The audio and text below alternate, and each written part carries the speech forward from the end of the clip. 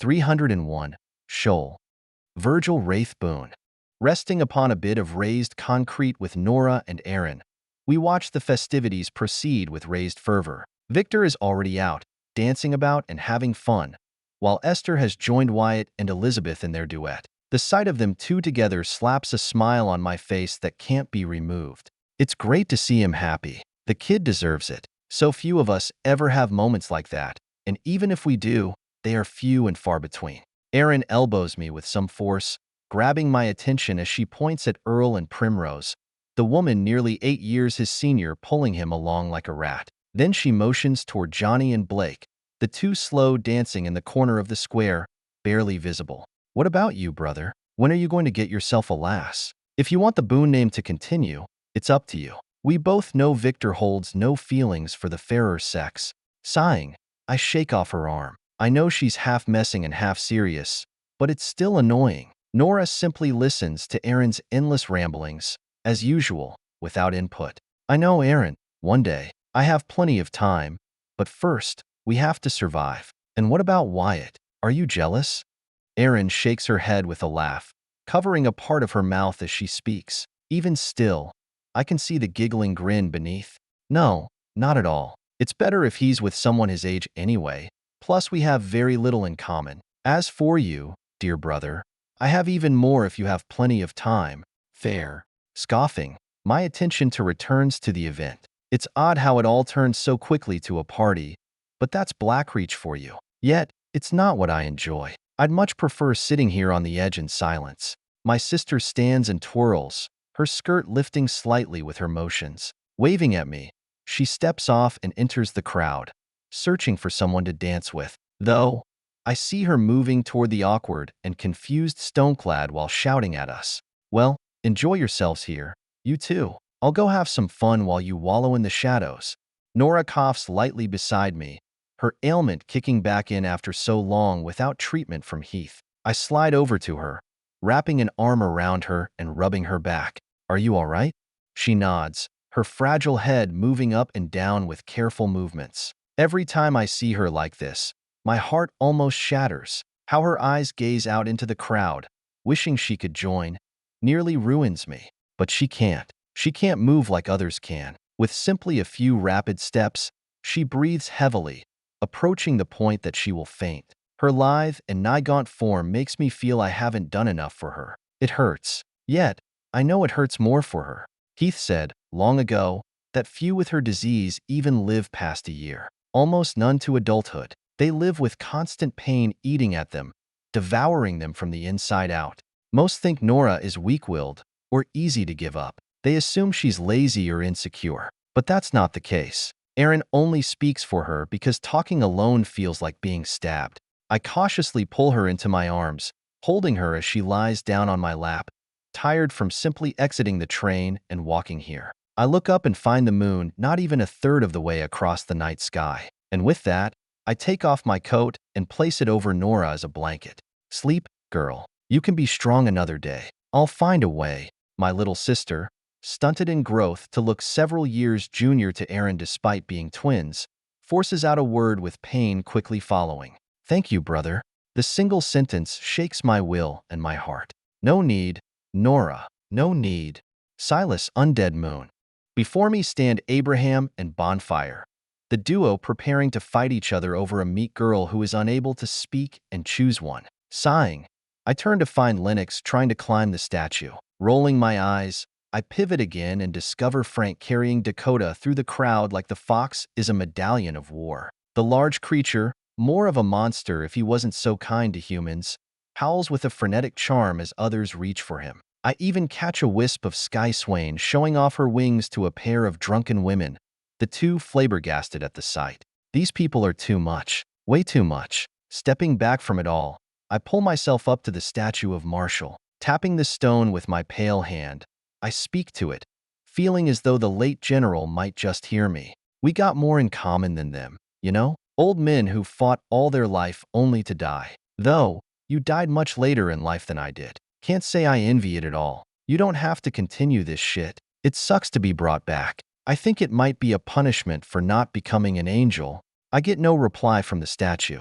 Leaning my head against it, I take a swig of the beer I've been carrying, only to swallow it without taste or sensation. Slowly, it's becoming too much. I can wish for nearly anything, but the only wishes I want are either impossible or will only hurt the people around me. I wish I could at least remember her name. I found the sun for her, but still, her name won't return. At least down there, I was with other sorry folk, all of us in hurt together. Here, it pains me to see such happiness. I'd rather them all be joyful than sad. But once dead, twice alive. What a joke. I'd rather be twice dead. Wyatt Graves. I groan, my head pounding like a drum inside my skull. Slowly, I crack open my eyes, only to be greeted by a pair of big, soulful eyes staring back at me. Dakota, now a massive fox greater in weight than myself from his old pygmy form, rests his head on my chest and seems completely unfazed by my discomfort. With a gentle but persistent shove, I manage to coax the fox off me. It lets out an annoyed sigh and curls up on the floor. How he got up into my cot, I have no idea. I don't remember him being here when I went to bed this morning. As I sit up, the throbbing in my head intensifies. The events of the previous night come rushing back to me like the train I rest in. My memory is partially blurred, but some things, like my time with Elizabeth, stay shining. Too much alcohol and a party that seemed to last forever. My surroundings are a chaotic mess. Empty bottles, overturned chairs in the walkway of the train, and a few fellow revelers who have clearly succumbed to the effects of the festivities. I quickly spot Elizabeth as her dark hair cascades down over the side of a nearby cot. She's similarly knocked out. Hoping to alleviate the pounding headache that's taken up residence in my skull, I stroke my forehead and eyebrows. The sound of someone snoring loudly nearby, definitely bonfire, only adds to the pain. Slowly, I rise from the cot, my legs wobbly and uncooperative. I stagger a little, grabbing onto the edge of a table to steady myself. Closing my eyes, I force ether into my body, having a simple adrenaline surge using gaseous ether to keep me standing without much effort. The flow of ether immediately revitalizes me for the time being as my body works the rest of it out. With a relieved sigh, I check the time, finding it to only be a few hours after I went to bed. It's still early morning. Damn bloody palm and its regenerative properties. At least this headache should be gone soon. I make my way through the mess, stepping over bodies strewn across the floor like discarded dolls. I pause for a moment as I glance at them, particularly Abraham, who is literally sleeping upside down with his head on the floor and his legs against the wall. A flicker of memory passes by as I imagine all these people dead and bleeding out. I quickly shake the image away, but it ruins my mood. The train car looks like a battlefield after the merriment that last night. After the funeral, Johnny forced the rest of us to return to the train, though Primrose said that was so he and Blake could get some alone time. The whole place is trashed, and I really hope I'm not the one to clean it up. Empty glasses, half-eaten food, and the occasional piece of torn clothing are scattered across the floor. I glance out the window, squinting against the bright sunlight of the rising sun that mocks my internal condition. However, I can feel myself rapidly recovering as the ether wakes me up entirely and gets my heart beating. The stone walls of Blackstone greet me through the window, and I bring myself to them and out of the train. Raising a hand to block the light of the sun, I set my sights on something in the distance. Edward has a complex that he lives in, with tunnels that reach nearly every part of the city for quick travel in case he's needed. According to Earl, those tight corridors let him speed up to incredible paces with his torrents of blood. I see no reason to find that to not be the case. It's early, super early, but something tells me Edward will be awake. Edmund was that way. I think it's safe to assume his son is the same. Pumping my legs, I move toward that complex, thinking of the future. I hope Edward can tell me more about Edmund. I also hope he can teach me that skill, the one from the memory I got of Edmund's back in the underworld. Shiver. I hardly even know how it works beyond the instant momentum change. Is it like Arbalest? Is it not? Who knows? I'm sure I'll find out soon, though. My footsteps shortly bring me to the large stone building. Bits of it are damaged by what look like bullet holes and a variety of other injuries, but it stands tall nonetheless. Yet, as I reach the entrance, two double doors, I hear a clashing from the rear of the building. Confused, I follow the sound, rotating my body around the structure. I slip away from the main street and find myself behind the massive building, its imposing walls shielding a hidden training field within. Simply rounding the corner makes my heart race, the atmosphere palpable. My steps are soft on the uneven ground as I approach the edge of the training field. What I see takes my breath away, two familiar figures locked in a deadly dance, their movements almost too swift for the eye to catch. The first man, a dark and elusive figure, fights as if he is born of shadows themselves. With a swift sidestep of a crimson edge that shines with a bloody ether, he conjures a clone of darkness that mirrors his every move, pressing upon his opponent as he abruptly disappears and reappears in another location with a single step. Upon landing his newly virtued step, Virgil flashes his wicked-looking daggers that gleam with a sickening purple hue. Opposite him stands the second man, a figure bathed in a light of crimson. His long sword, a straight blade he holds with both hands, is unlike any I've seen before, made not of steel but of what appears to be flowing blood. It shimmers with an unsettling shade as if it's alive and pulsating. Examining closer, I find a part of the handle that's stabbed into the largest vein on his arm. How odd. With each swing that Virgil either has the silhouette die to or flickers away from, the sword releases a shower of crimson droplets that seem to defy gravity, hanging in the air for a split second before shooting off toward the nightshade.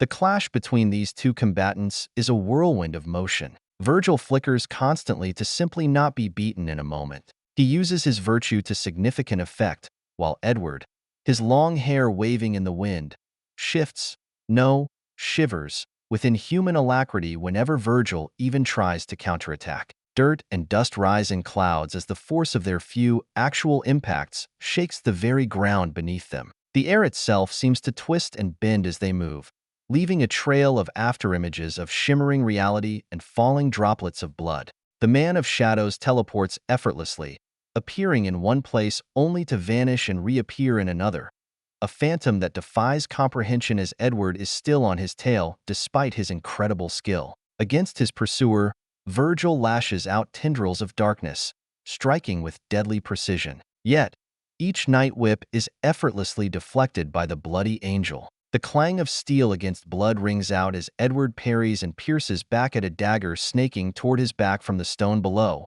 his movements fluid and precise. I watch with rapt attention that only grows. This fight is obviously for training, not a serious one, as I don't see Edward's signature bloody waves. But that doesn't mean it's not impressive.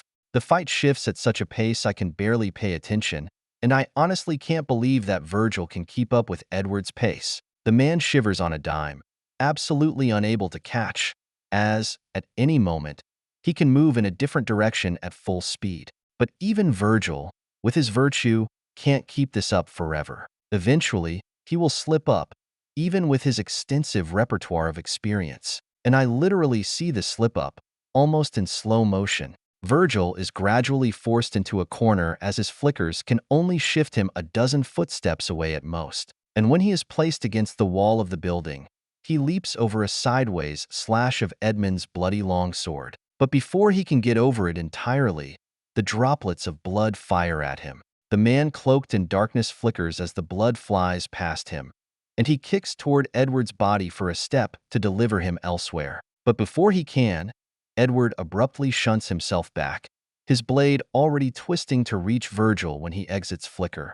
Yet, Virgil doesn't give up. He persists in the intangibility of his blooming power until he enters the ground below, exiting the view of us. This is his mistake. He left Edward a moment to finish off his silhouette without the time to make a new one or get away. Now, the man with the flowing blade of crimson stands above the dirt, waiting for his time to strike. And it comes as, while Virgil can flicker for longer than before, it's not infinite. The nightshade stabs at Edward from below, but he's simply too slow. Edward's blade cuts a thin line upon Virgil's neck as they both stop. The angel then calmly sheathes his blade, the blood falling to nothing as he places the handle into a scabbard. Squinting, I find ether emanating from the handle with dark blue sigils that wrap around its wooden form. A claymore? Quite the odd one if it has no blade. I suppose it's made especially for Edward. And the man in question bows slightly toward Virgil as he compliments him while motioning me toward the two. Well done, Virgil. For a fifth sigilled, you are skilled, powerful, and uniquely equipped. I see a brighter future ahead of you. That move to step on me was quite genius and would work on most without a movement zill. Ah, Wyatt. Wonderful. I always appreciate another early riser. I smile shortly, not telling him I usually sleep way later, and step toward them while Virgil thanks the man for practicing with him. When I near the two, Virgil falls onto his ass upon a nearby bench while Edward focuses on me. So, Wyatt, how much time did my father spend with you? A year? A few months? I hadn't heard from him in a long time before our meeting. Uncomfortably, I squirm and deliver an answer. I wish I had more time with him than I did. Nowhere near as long as that. We had a few weeks at most while running through the Andrice forest. My heart drops as I see Edward's face falls. The man speaks softly to himself, but not quiet enough so that no one hears it. All that for a few weeks? Why? Well, at least he got you out of that forest alive. His voice shifts partway through to address me. Edward steps forward and places a hand upon my shoulder, asking a question of his own. Might I ask you if I could see the artifact? The one from my father? I nod and retrieve it from my pocket, presenting the vial of blood that is the fill I am to Edward. Of course, Edward. Here you go. He takes it and grips it tightly, his knuckles going white. I can easily see that Edward loved his father despite their rocky relationship. Closing his eyes, the angel speaks again. Thank you, Wyatt.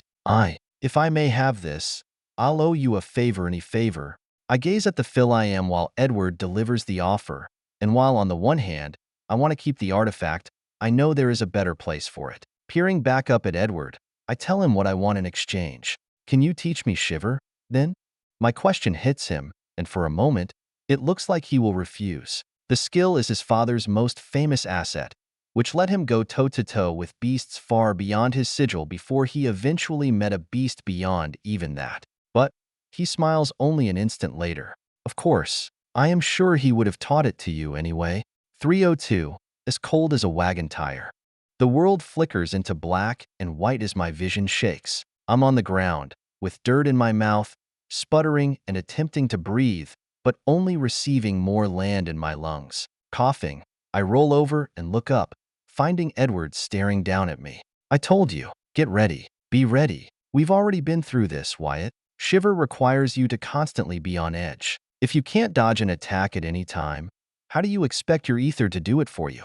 Sucking in breaths of air, I reflect on the past day and all that Edward has been helping me with. Shiver, the zill invented by his father, Edmund, allows one to instantaneously move their body at any point or position at their optimum speed. Even from a handstand where you hold your weight with only a single finger, the entirety of your form can move without a frame of hesitation. Edward said his father trained him for the skill all his life until eventually teaching him the final parts. Still, the most critical aspects are having keen senses and a body capable of evading danger at any moment. Once the body can do something, it is far easier for the mind and ether to replicate it. Only when one's body is so on edge and used to the constant danger can the ether follow. And so, that is why this is happening. While I do other things, whether it is eating, training with Virgil, or working on my own ether and concentration, Edward has been randomly attacking me to increase my awareness and danger sense.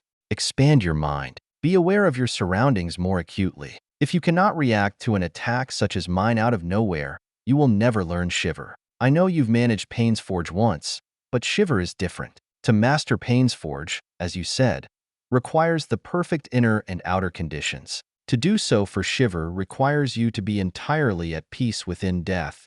Edward holds his hand to me, the leather-gloved fist gripping mine and pulling me to my feet effortlessly. The angel pats my shoulders as I speak up. I'm trying. It's just, I can't feel you coming at all.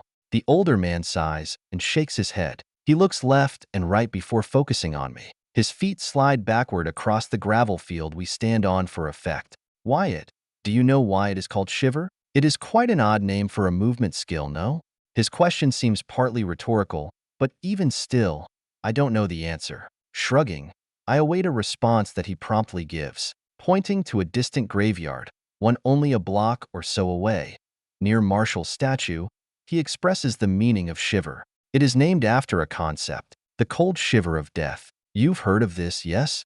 His words provoke a nod from me. I felt it. The coldness before death forces one to shiver, not even from fear or despair, but simply from the chill. It's the knowledge that if you don't stop something, you will certainly die. I felt it many times. Good. My father managed to find a way to overcome this instinctual response. Before he was a hunter. Few know this, but he was a miner, staying months at a time underground. Even under the Pale Lady's grasp during a cave-in, he could remain unfazed. But that is not a skill of ether. That is merely him. Edward's eyes grow distant as if gazing at a faraway figure, one that he could never hope to reach, let alone touch. My heart grows heavy, and my pupils wet as the older man continues past a short pause. My father. Time did him an injustice. I have half his talent and became an angel. Even when I went to him to learn shiver as a sixth sigilled, my old man beat my ass to an inch of my life with half my sigils. At the time, I thought he was seriously going to kill me, but it was simply a rite of passage for the skill. The bloodied beast draws his claymore, the handle bladeless and unassuming until blood flows into it, spiraling into a sword of crimson. Edward steps back from me, leveling the sword at my face. I raise my eyebrows as he does so, my brain beginning to pick up on what he means. Shiver means to not just be unafraid of death. It means to be unfazed by death. You must be ready for her, should she come to take you. A smile is your only reply. Only then can your ether move on instinct without your guidance. It is a paradox, a mismatch of meanings that have no meaning. Edward swings his blade lightly, leaving trails of blood in the air that hair as individual droplets that contort into spikes of red looming danger. Then, he places his claymore into the dirt, finishing his speech to me. Edmund discovered a whole new form of ether control, separate from the other 9. Instinctual ether. To have your ether move without thought. Shiver encapsulates it entirely, shifting your body before your mind even notices. At this point, slow attempts to bathe you with danger to provoke a sense of death will not work. I have heard much of your exploits, Wyatt. I've even heard of your once deathly acts. I know you are a Graves and that you feel no fear. But are you willing to die for this skill? His question hangs in the air as I fast understand just how serious he is. Edward's eyes gaze at me with complete determination, as if he's never been more sure of something in his life. I stay silent for a moment, gauging his meaning and his tone. Standing like that, he is preparing for something. And if his words are an indication, he wants to fight? No, he wants to kill me. That is obvious. But he just said that he was only beaten to an inch of his life. Unless, it is different. Edward mentioned that we can't take the slow way. For me to develop this, I can only do it difficultly and quickly. The painful way, the dying way. Is this skill worth risking death? No, unless I manage to learn it. He will kill me. It seems so counterintuitive, but I know it's not. We can't be sure I can't realize it until I die, so he will push until I do.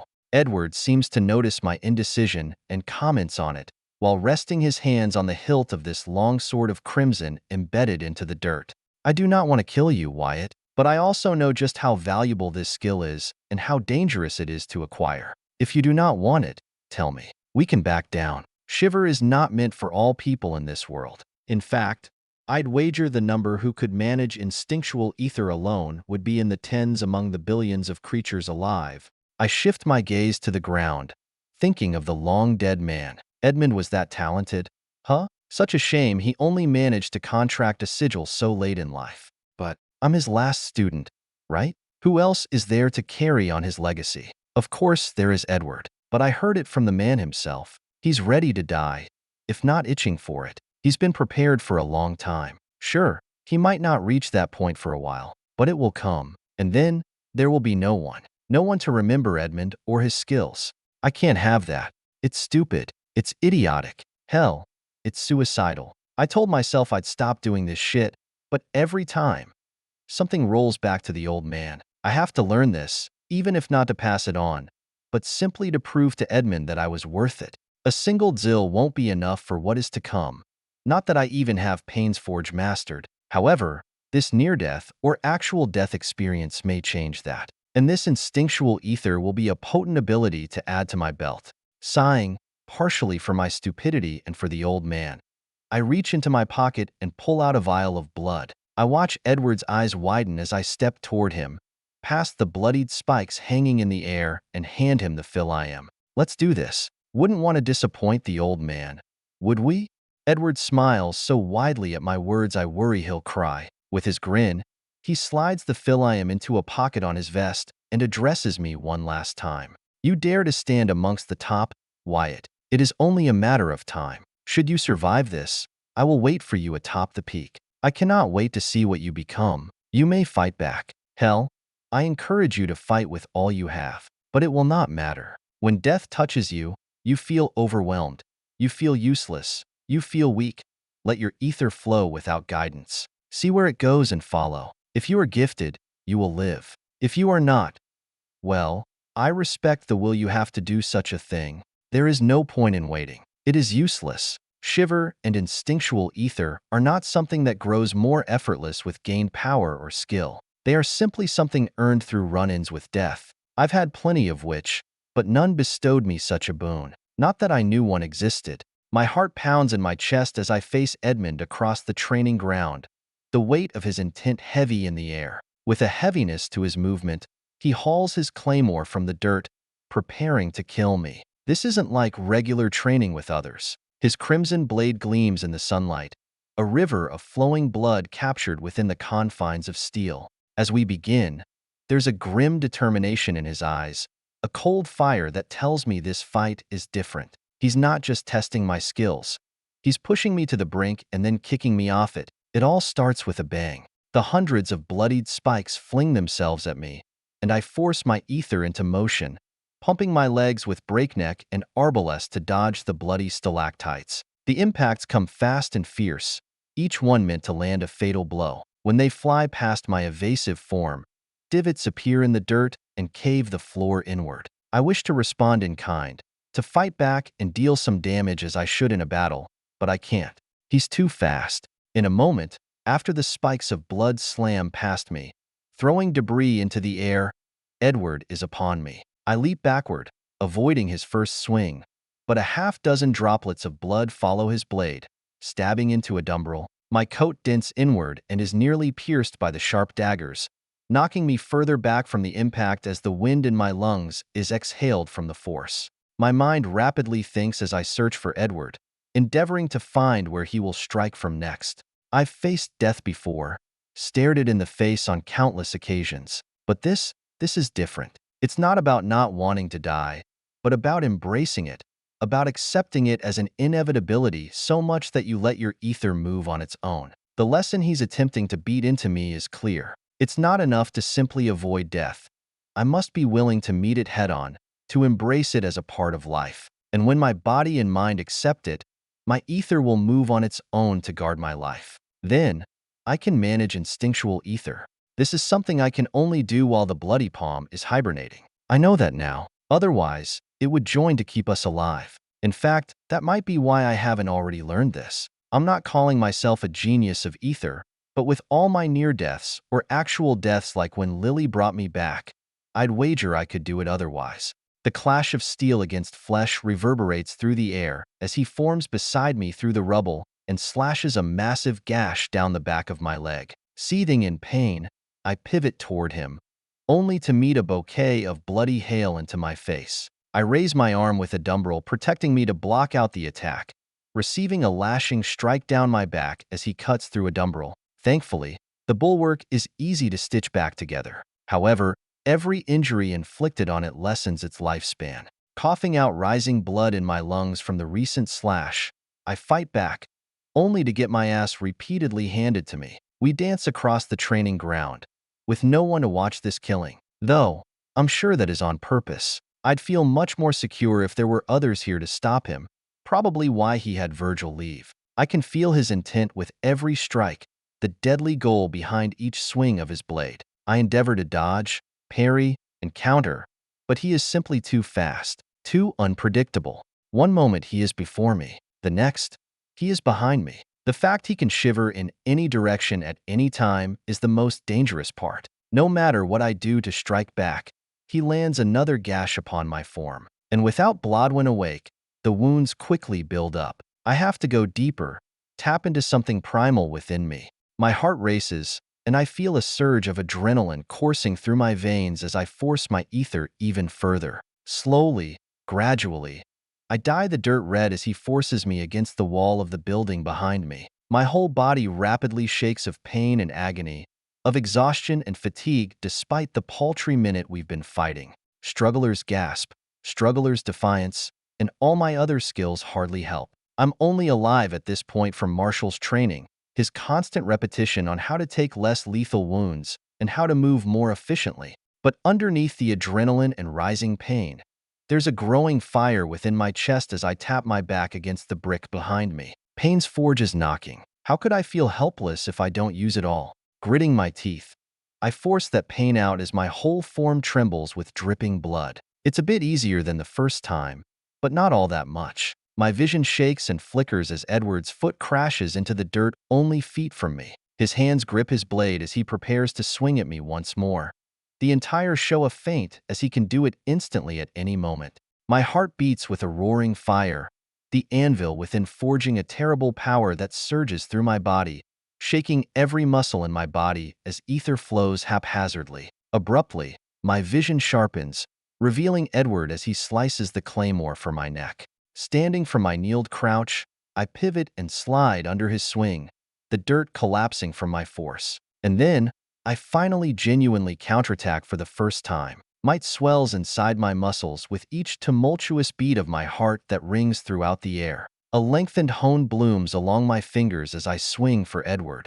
Expecting for him to dodge, I rotate and sway my arm behind me as well. And my prediction proves fruitful as the man vanishes from the previous location and appears behind me, only to take the honed hand to the chest. It seems Shiver does have at least one weakness. It's bad against those who can predict it, but Edward's chest, cut open nearly a full inch, rapidly regenerates and closes. It seems the weakness is not much of one for Edward, and after taking my hit, he retaliates with one of his own. Edward's claymore swings down for my skull, as if without weight, seeking to split it in half. Grunting, I raise my hand and catch it, feeling a mountain of pressure bearing down on me as the blade sinks deeply into my wrist. But Painforge beats my heart once more, turning pain into power. Edward's angelic significance is held back by me, but he has many other tools at his disposal.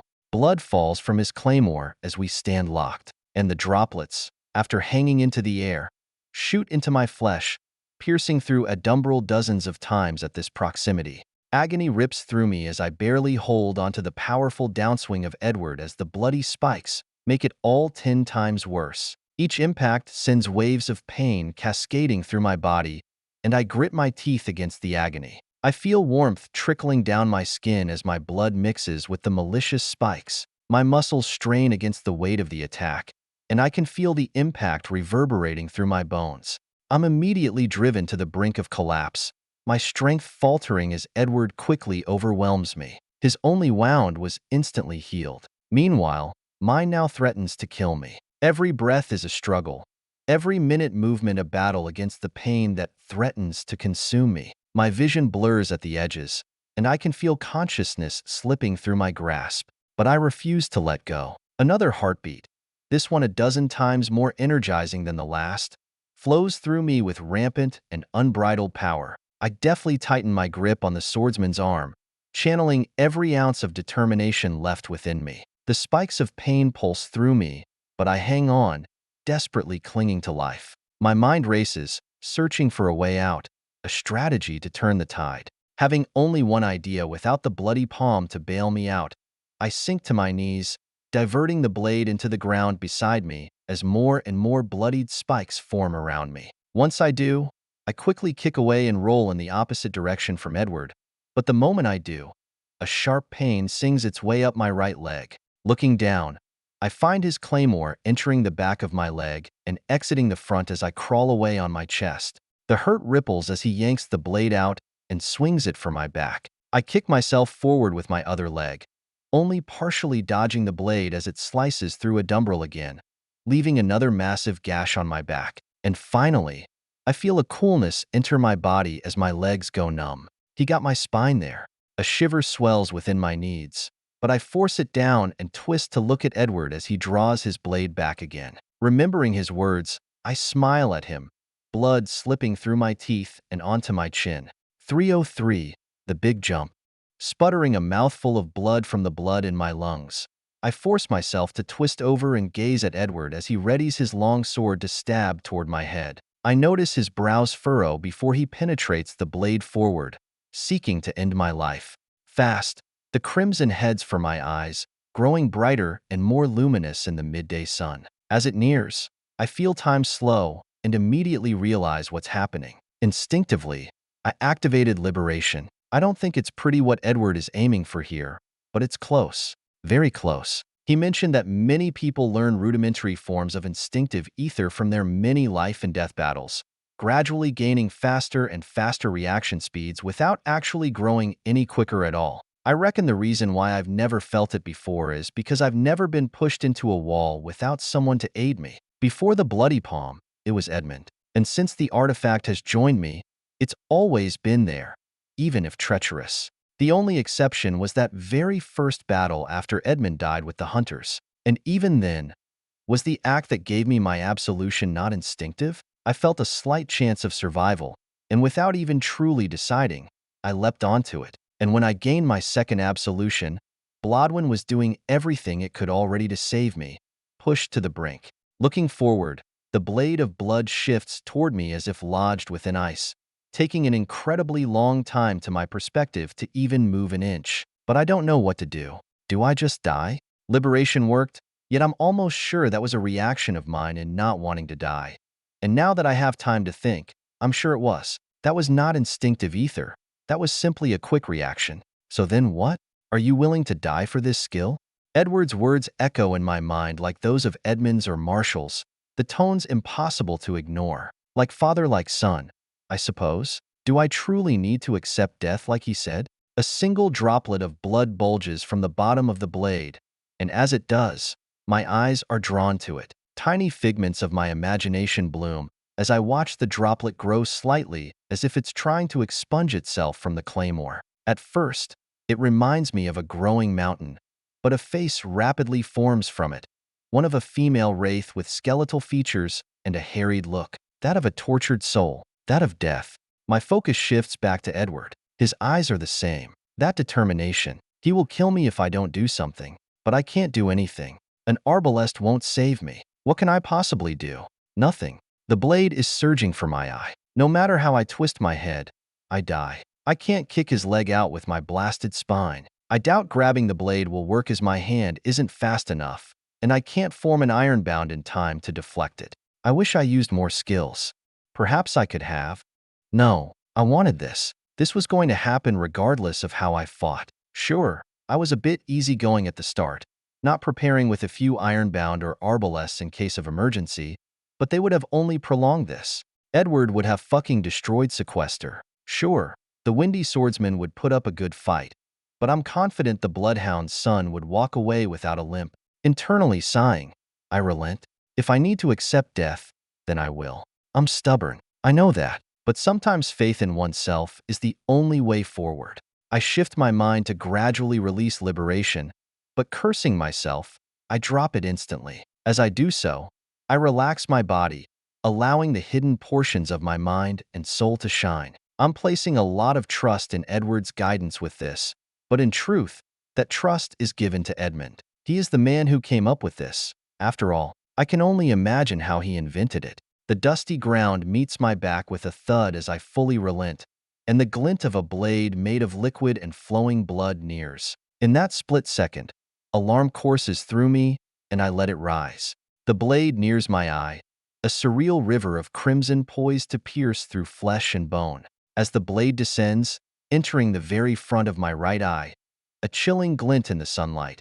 My body reacts before my mind fully comprehends. Pain spikes so highly that all I feel is a jolt before it fades as my skin crawls from the object, joining my vision. What I've been waiting for happens as I shut off my mind and allow the rest to go to work. My muscles tense, coiled springs ready to launch into action. My lungs gasp for air, and something within me stirs. Ether is siphoned into my chest, even as the blade enters my eye.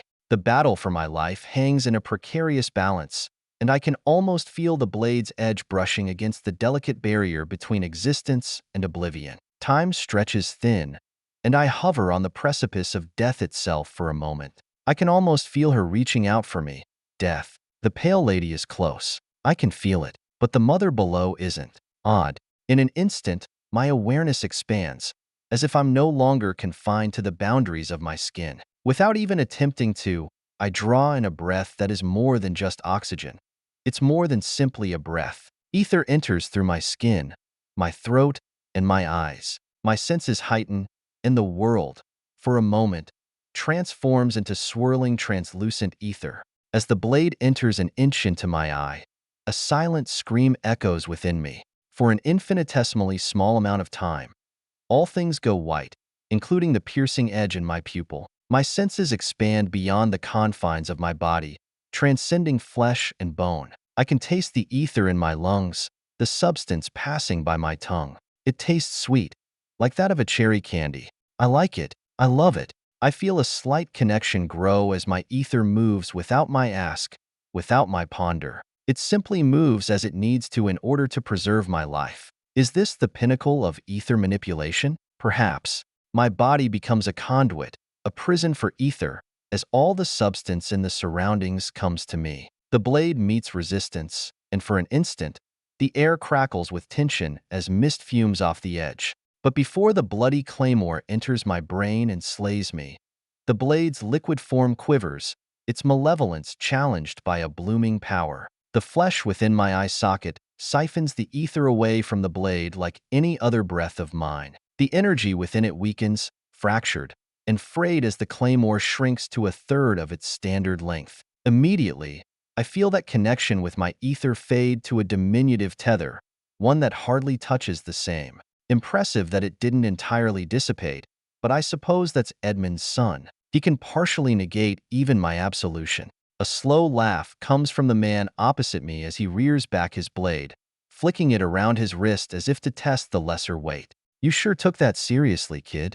You really thought I was gone, kill you? The blade begins to dissipate, thinning like mist before the morning sun. And just like that, the danger is gone, replaced by the sound of my labored breath and the pounding of my heart. But as the sounds of my innards and my pooling blood join the dirt, anger rises while I see him through only one iris. Shifting to scream at Edward, I stop halfway and fall, coughing out more blood as I finally begin to feel the pain. The darkness on my right is abnormal, and my missing eye is hard to ignore as Edward approaches me and crouches. Unable to speak or curse him, I let the asshole speak his piece. I was never going to kill you, just had to make you think I would. Edmund did the same to me, but we got it out of you, even if only a little. It seemed you relied on that artifact of yours too much in dire circumstances and never truly on yourself. Now, don't worry about that eye or your back. I got a gal that'll fix you right up. Just don't bleed out before I get back. Couldn't let her out here otherwise. She'd stop me before we ever started. Edward taps me on the head before nodding at me and disappearing into a cloud of dust as he moves with such speed I can hardly follow at my best. At my worst, with a single eye, he's simply a blur. And so, I lie there, a mixture of awe and exhaustion, the unfeeling and instinctual connection to my ether holding despite the passing seconds. It seems that the slight link will stay. It's odd. Is this what Edward and Edmund feel like? The world comes back into focus, the vivid blue of the sky and the rustle of the grass beneath me. I wait for only a few more seconds before the pounding of footsteps draws my pained attention. Looking up to see behind my prone form, I see a woman running past Edward toward me. Her form radiates a dark blue, a peaceful blue. Are you two crazy? I thought you said that you'd never teach anyone this shit? After all your complaints of your father, why? The woman whose name I don't even know shouts at Edward as she curves brilliant braids of ether in her hands before applying them to my wounds, pulling the flesh and bone back together. It reminds me of the bloody palm, only more intricate and less gruesome. Edward's response is simple as he steps beside us, gazing down with a smile at me. I had to dawn. Our old man needs us at our best. She glances away from me, almost unbelieving, before returning to focus on my injuries. Your bests? You blinded him, and you almost killed him? How is this your bests?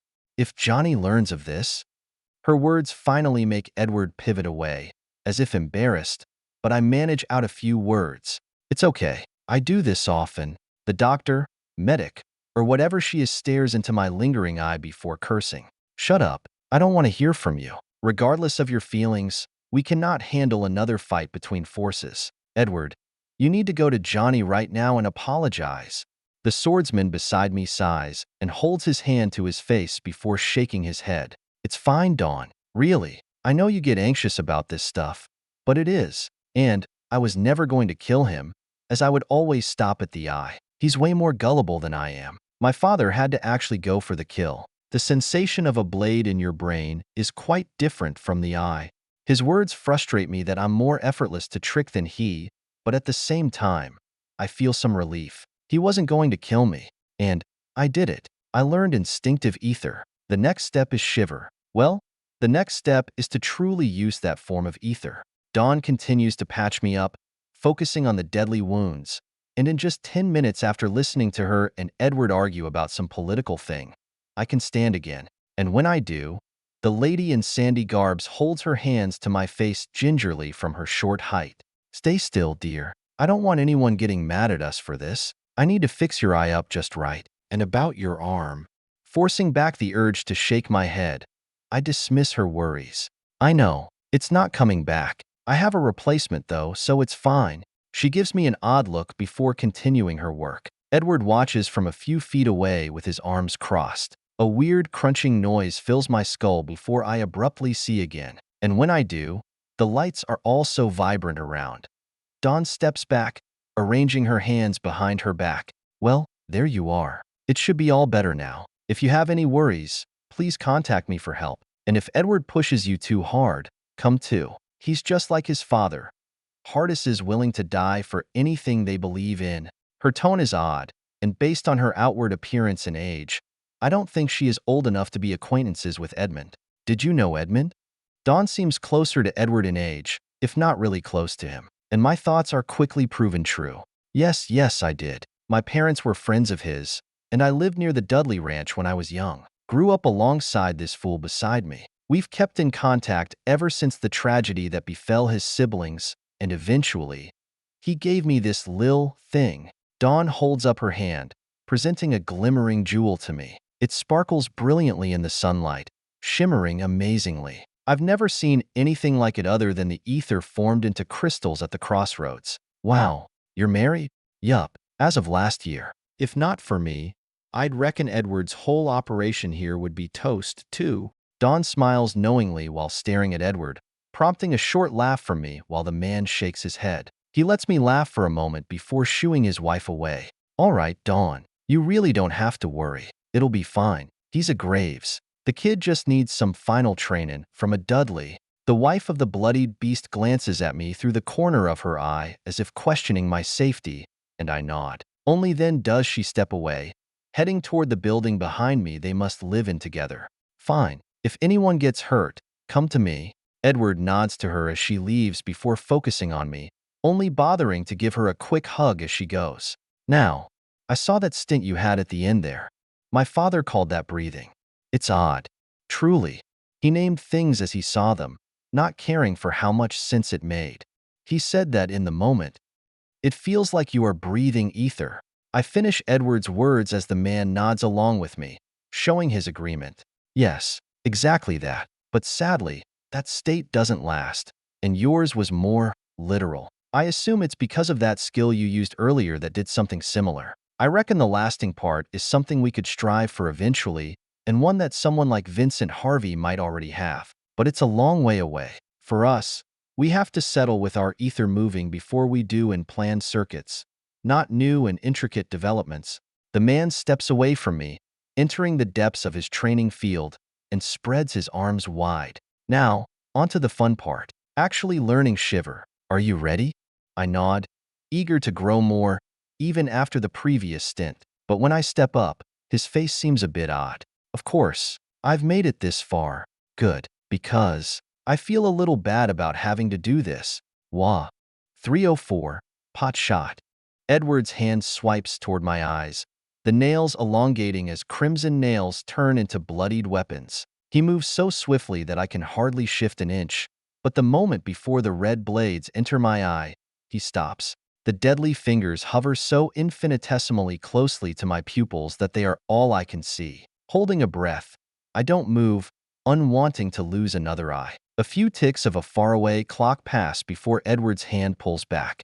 A deep sigh of relief exits me, but before I can even get angry at him for the sudden attack, the man moves again, speaking the whole while. His right leg lashes out, a tendril wrapping around my left. I attempt to resist, but his bloodied ether is far too solid, and I quickly eat dirt. Sputtering, I barely manage to roll out from a heel heading for my skull. Close your eyes. Shiver requires your subconscious to be able to detect incoming danger and death. And now that your subconscious can move ether, it can act on that whim. But first, we must train that to the extreme. So, do as I say. I will not kill you, but it won't feel that way. Edward's tone is calm, composed, and slow as I stare at him from the dirt. Grunting, I pick myself up off the floor and join him standing. You sure this whole thing will work? It's starting to seem to be a way to beat my ass. Did I do something wrong? I question him as I stand opposed to his form. The older man scoffs before drawing his foot back across the dirt, shifting small particles as he readies his stance. While he does so, the man stares me back in the eyes, unrelenting in his gaze as he addresses me. Yes, I have done all that you are doing, albeit slower and more spread out. Have faith, Wyatt, in me and in yourself. 5th sigil by 16, all in 1 year? Unheard of. That's the first type of legendary right there. Sure, much of it was luck, help from others, or that hand you got there. But it wasn't all such things. And even then, chance is a talent in itself. Edward pauses, his hand gripping tight enough to draw blood that runs down his hands to coat the entirety of them in crimson ichor. The liquid then hardens into a glove of deep sanguine with sharpened nails. I want to say something to refute him, to say I'm not that talented to learn such a difficult skill so quickly, but I stop as his voice grows louder with that hand in the air. You are an influential young man, one with an exceedingly rare sigil, of which I've only ever met 2 others to have, one of whom is imprisoned not far from here. The other is long dead, but his acts stand far past his death. I am sure yours will, too. You, more than any other I have met than perhaps the monster you brought with you, can reach the pinnacle. And that's judging you without the bloody palm. I pause as he finishes, focusing on the glove that is finally completed in shape as it extends up his arm to his elbow. It appears not to be crafted of blood, but instead finely smithied steel as it glimmers in the sunlight. Oddly, though, his other hand holds no such thing, instead carrying his claymore. What kind of method of fighting is this? Inwardly shaking my head, I focus and reply to him. This is my training. I can ask him more later. For now, Shiver is the goal. Sure, I'll do all I can, Edward, but you haven't really told me details of Shiver. Like, how do I move the ether? Where? What manipulation types do I use? Once more, the son of the bloodhound laughs, this time leaning his head all the way back, to the point that his eyes would meet the hovering sun. Frustration rises as he guffaws at me, but the man rapidly pulls himself together with an answer. That's the neat part, Wyatt. I don't know. I can only push your body repeatedly until you reach the point that it moves on its own. Shiver is more of a passive skill than an active one, at least for me. I can only use it to dodge, meaning I have to feel danger to use the skill. My father could use it for simple actions such as walking, but mine must be in combat. Otherwise, my body merely can't feel the urge. Perhaps with enough mastery, I will grasp its true meaning, but I believe that only adds to its usefulness and its danger. Edward raises his gauntlet hand to point at me, unfurling his fingers slowly as if to taunt me. This is a skill that cannot be merely taught. It must be bestowed, Wyatt. You cannot learn it from a book. You cannot learn it by words. You can only learn it by pain. Now, close your eyes. Sighing, I do as he says while I run his words through my mind. He's right. All this? No book can teach it to you. There is no simple ether method to follow. This is something that can only be taught from user to user. Edmund, just how extraordinary were you in ether control? Those inscriptions on your cabin? The way you fought at your age and your sigil? I don't think I could beat him if he wasn't so aged, even at his 3rd sigil. A burst of wind opens my right eye as a thin cut seeps blood over my eyelid, feeling nothing before the spiking pain.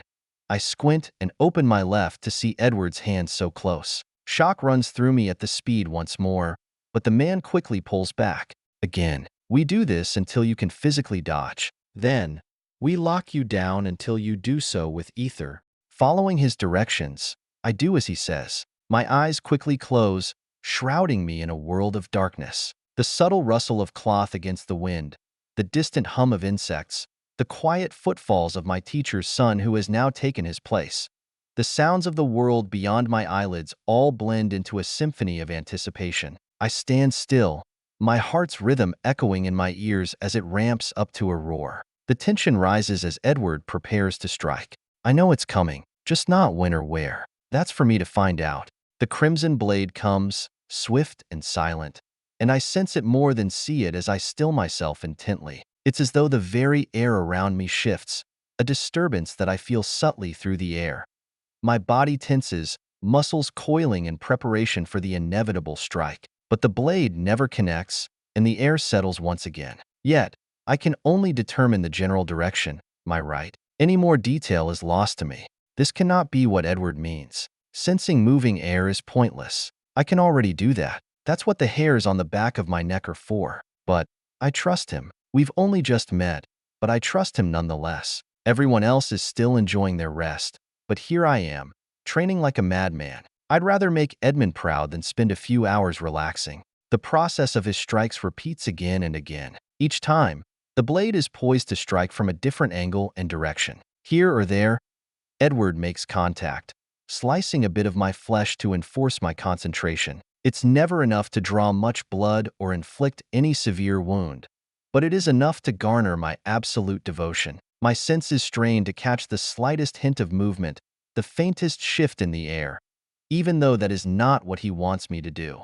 The tension is palpable, a dance of danger and awareness. My teacher's attacks come relentlessly, each one threatening to break my concentration, each one pushing me closer to the precipice of reaction. And yet, I still myself, trying to bring myself to calm. The blade grazes my skin, sometimes my neck, sometimes my eyes, sometimes my chest. The pain is sharp, a reminder of the perilous proximity of the blade. But it's not the pain that matters. It's the sensation that heralds the attack. Slowly, my heart begins to calm even after all the strikes and blood flowing down my form. I'm sure I look disgusting right now, with blood drenched all over my body, but in reality, it's not that bad. Time stretches thin, the seconds blending into one another. Failure hangs in the air.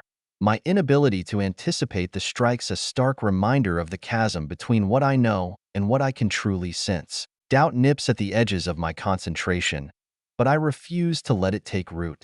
Every second I fail to sense the strikes as he wishes, my admiration for him and his father grows. People speak all about my blood, about that of my kin, the Graves. What about the Dudleys? The two who ever lived past adulthood are fucking monsters.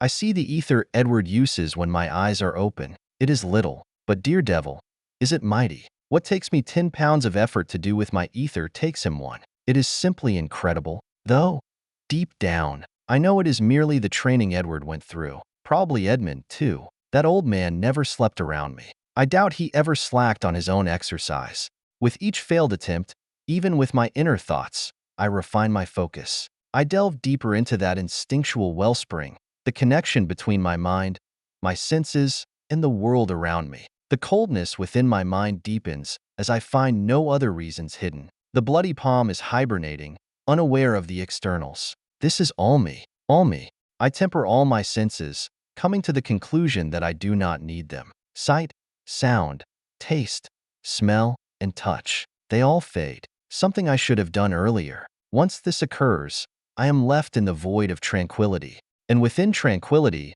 I fast look back on my prior failings, unable to see any difference. The strikes are impossible to determine their direction with my physical senses. Wait, that's it. Physical senses.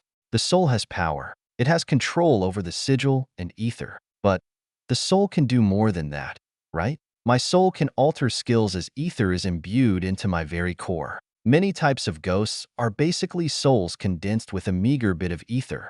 I need to sense it with my soul. And ether with the intent to injure or kill at least, carries some hint of emotion or will. That's what I need to sense. That's how shiver works subconsciously and so quickly. It comes straight from the soul. No body is required to transmit the order. Again, I calm my emotions and focus. How do I extend my soul to sense outward of my body? How did I do it earlier? I cleared my mind, right? I had to make it so nothing was in the way. Finding the way forward. I stare into the darkness birthed by tranquility. Thoughts prop up of doubt, of stupidity, and of childishness. But I wave them away. I am Wyatt Graves. I can reach the pinnacle. I may be a Wendigo, but alone, I am still mighty. I am still worthy. And then it happens. The smallest tremor, an almost imperceptible ripple in the fabric of reality as some part of me senses moving, dangerous ether. My body reacts before my mind fully comprehends what's coming. It's not a conscious decision, not a thought process. It's pure, unadulterated instinct born from the depths of my soul. I move, a dance with a blade that seeks some part of my body I have no idea where. Immediately, I open my eyes to see the result and find Edward breathing heavily, staring at me with wide eyes as his blade sits fully extended and unable to touch me. He aimed for my neck, yet only hit air. Night has fallen, and the sun has removed its grace, making it hard to see his exact expression. But as I look along his arm, I find the result of my action. The blade slashed through the space where I stood, a hair's breadth away from its intended target. My body tingles with a newfound awareness, the connection to the world that transcends the physical. I open my eyes, gazing at my teacher who stands before me, his blade held ready. Edward nods and speaks shortly before resuming his strikes. 4 days. Quite the ability to stand still you have there. People came and went. I shooed them all away. Again, I want to see you shiver. As my teacher launches another attack, I close my eyes again, entering tranquility again. Yet, I sense nothing as time passes. Quickly, I realize what he meant by 4 days a moment ago, and I minorly question reality. 4 days of training, and I didn't move? How fucked up am I? Does tranquility count as sleep for my body? No, I need to focus. Again, I clear my mind, seeking that state of instinct once more. Earl Garner. I gaze forward at the repaired arm, basking in its new glory. With the extra time and resources that were at Edward's disposal and Ernest's help, I managed to put another sigil into Wyatt's arm. This one's a mentalist. Hopefully, a decently powerful shield can be born after the next, which will be a freak. For now, however, it will allow him to pick up light objects with a wiggle of a finger from a distance. It is not that assertive, yet Abraham has shown just how influential a slight nudge can be. Plus, all the other effects have been enhanced, including the weapons. The steel should be able to keep up with him now. Probably not in another sigil, definitely not in 2, but I hope it could survive a few more than 3 or 4 fights this time. Sighing, I fall back into my chair as Primrose sits a few feet away, condensing gas into Wyatt's cannon within his arm. With the enhanced steel, she can put more in without risking structural integrity, meaning the bullet will be more powerful. Sadly, I didn't have the time to add any other new features, only improve the old ones. I know he'll love it regardless. However, the crazed man is basically being tortured by Edward for 6 days now. Sure, it's to learn some top-secret skill, but still, he's insane for doing all that. I can only hope he succeeds before the siege on Ed Summers' estate. We all need a huge boost in power. I realized that after the fight with Sequester, he handed us all our asses alone. Alone. I can't even imagine if it wasn't all 5 of us together. Sure, Virgil and Wyatt did most of the work, but Abraham and Bonfire got some decent hits early on. My eyes shift over to the other thing I've wanted to improve for the longest time, but it's caught first by the jars of ales. The many eyes beckon toward me as I take the time to focus upon 2. Daedric's Lightning and Blytraven's Haze. I'll never be a fighter. I'm built to be a supporter. Yet, these 2 are perfect. Able to create lightning with my eyes for the former, and an unseeable cloud of darkness with the latter? Sure, I'll go blind from overuse, but I've spent most of my life with glasses anyway. Plus, I can put new ones in after. The only problem is the vigor that they siphon away. Surely there must be a way to mitigate or lessen it. perhaps even distribute it to something else. All blood holds some semblance of vigor. There is a chance enough blood could fuel the eyes instead of the beholder's vigor. An interesting thought. I'll have to do some tests with Do. Do. The vessel quickly moves over to me from her position watching over me. She is quiet and waits for an order. I glance at Primrose before cracking my knuckles. We got shit to try out, Do. Grab those ales and follow me. Yes, sir. 305. Nighthawk. Virgil Wraithboon.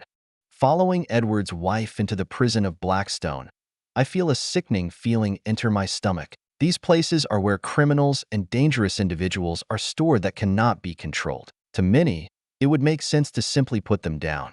But that is not the case. Each sigilled within here is a free advancement for any that may need it, given that they resonate with the sigil, of course. The only exceptions are when their captors are the damned. The targets of the damned never see the light of day nor the depths of a cell. Everyone is preparing for the siege on Eli's compound in their own ways. Blake, Silas, and Lennox are training together like usual, with the latter reaching the third sigil recently. The Stoneclad is quite physically powerful now. It seems as though his unlikely race is quite resilient to the throes of ether, capable of growing at a rapid pace. If only his personality took things more seriously, he'd be quite the powerhouse. Meanwhile, Abraham, Sky Swain, and Bonfire are constantly fighting each other, attempting to overcome their weaknesses. Tomas and Johnny are partaking in a similar kind of duel, both endeavoring to master their angelic ether. Elizabeth, Earl, and Primrose are busy working on new tools and strategies alongside Millie. As for Quakita and Lennon, I'm not sure. I'm relatively convinced I saw them having a practice duel not long ago, but the bladed monster is an odd man. Even before he killed a pillar, he was always known for being bizarre. And Wyatt? That crazy kid is getting a zill beat into his body by Edward. Admirable yet crazy. Shiver is a frightening skill, both for its potential in combat and simply for its ability to help one survive. Once he masters that and Payne's Forge, he'll be quite the monster himself, I suppose. Can't fall behind. Now can I? To improve my ether or combat skills in such a short time is unlikely. It's better I do what I'm ready for now after my most recent absolution. Maybe after that, I'll have the tools to form my own zill. Virgil, you ready? Behind this door, Dawn's concern for me is brought to light as we stand behind the barred door at the entrance of the prison. She doesn't know my past. Few do. Beyond this door are some of the most vile men to ever live. She worries about whether or not I can handle it. I wager it's better she doesn't know I should be the one to join them. I am fine. The men and women behind here will not affect me. Dawn's face twists, then nods as she motions to the controller of the door to open it. Gears grind and twist as the mechanical grate is opened, revealing steps that enter the depths of the earth. Most prisons are underground like this as, for reasons obvious to me now, being underground makes it harder to gain a new sigil. Though, curiously, it didn't seem like that was the case in the underworld for Wyatt. There must be something about the devil or death that stops that effect. My thoughts are quickly shunted away as the screech of the gears in the grate ends, and Dawn steps forward, motioning for me to follow. Come on, Virgil. Let's get you your sixth sigil. Forcefully smiling, I stride into the underground prison, a place of darkness and despair that seems to swallow the very light around it. I'm here to do something that tears me apart inside. Even if the outlaws within the caverns of this prison are vile, they are still human, and they haven't done anything to me or anyone I know. To kill them to devour their sigil feels wrong. Like they are being fed simply for harvest, like that of a fattened pig. The air is heavy with the tang of dampness and despair, as if every wall itself understands the fate of those who are imprisoned in places such as these. The inmates exist only as food for the stronger to get stronger or the weak to gain power. It's an awful situation for any man, regardless of their actions. The prison's layout is labyrinthine, a twisted web of corridors and cells designed to disorient even the most determined escapee. It's as if the very architecture conspires to keep the inmates trapped in this waiting and prolonged death. Each step feels like a plunge into the abyss, more akin to entering the otherworld than a physical place. As I tread deeper into the bowels of this hellish dungeon, I can't help but be reminded of the stories I've heard about the souls held within prisons like this. Darkrock isn't the largest prison in Blackstone, but it's not far off. It holds men and women who have committed unspeakable acts, people who should have long died for their actions. But while that fact exists in my head, simultaneously, the knowledge that they have been waiting to die for decades in some cases scratches at me constantly. The other thing that strikes me as I enter the first hallway of imprisoned is that many of those I met during my time as a damned came directly from such places as these. Shaking my head to break through the indecision, I follow Dawn without pause, and I quickly find the 100 or so outlaws on this first level. These men and women appear starved, weak, and hopeless. Their eyes are pleading, asking for forgiveness and saving. They are forced behind dark steel walls, the metal built here with simply bare steel. All those at this first level are first and second sigils who cannot break through such meager restraints.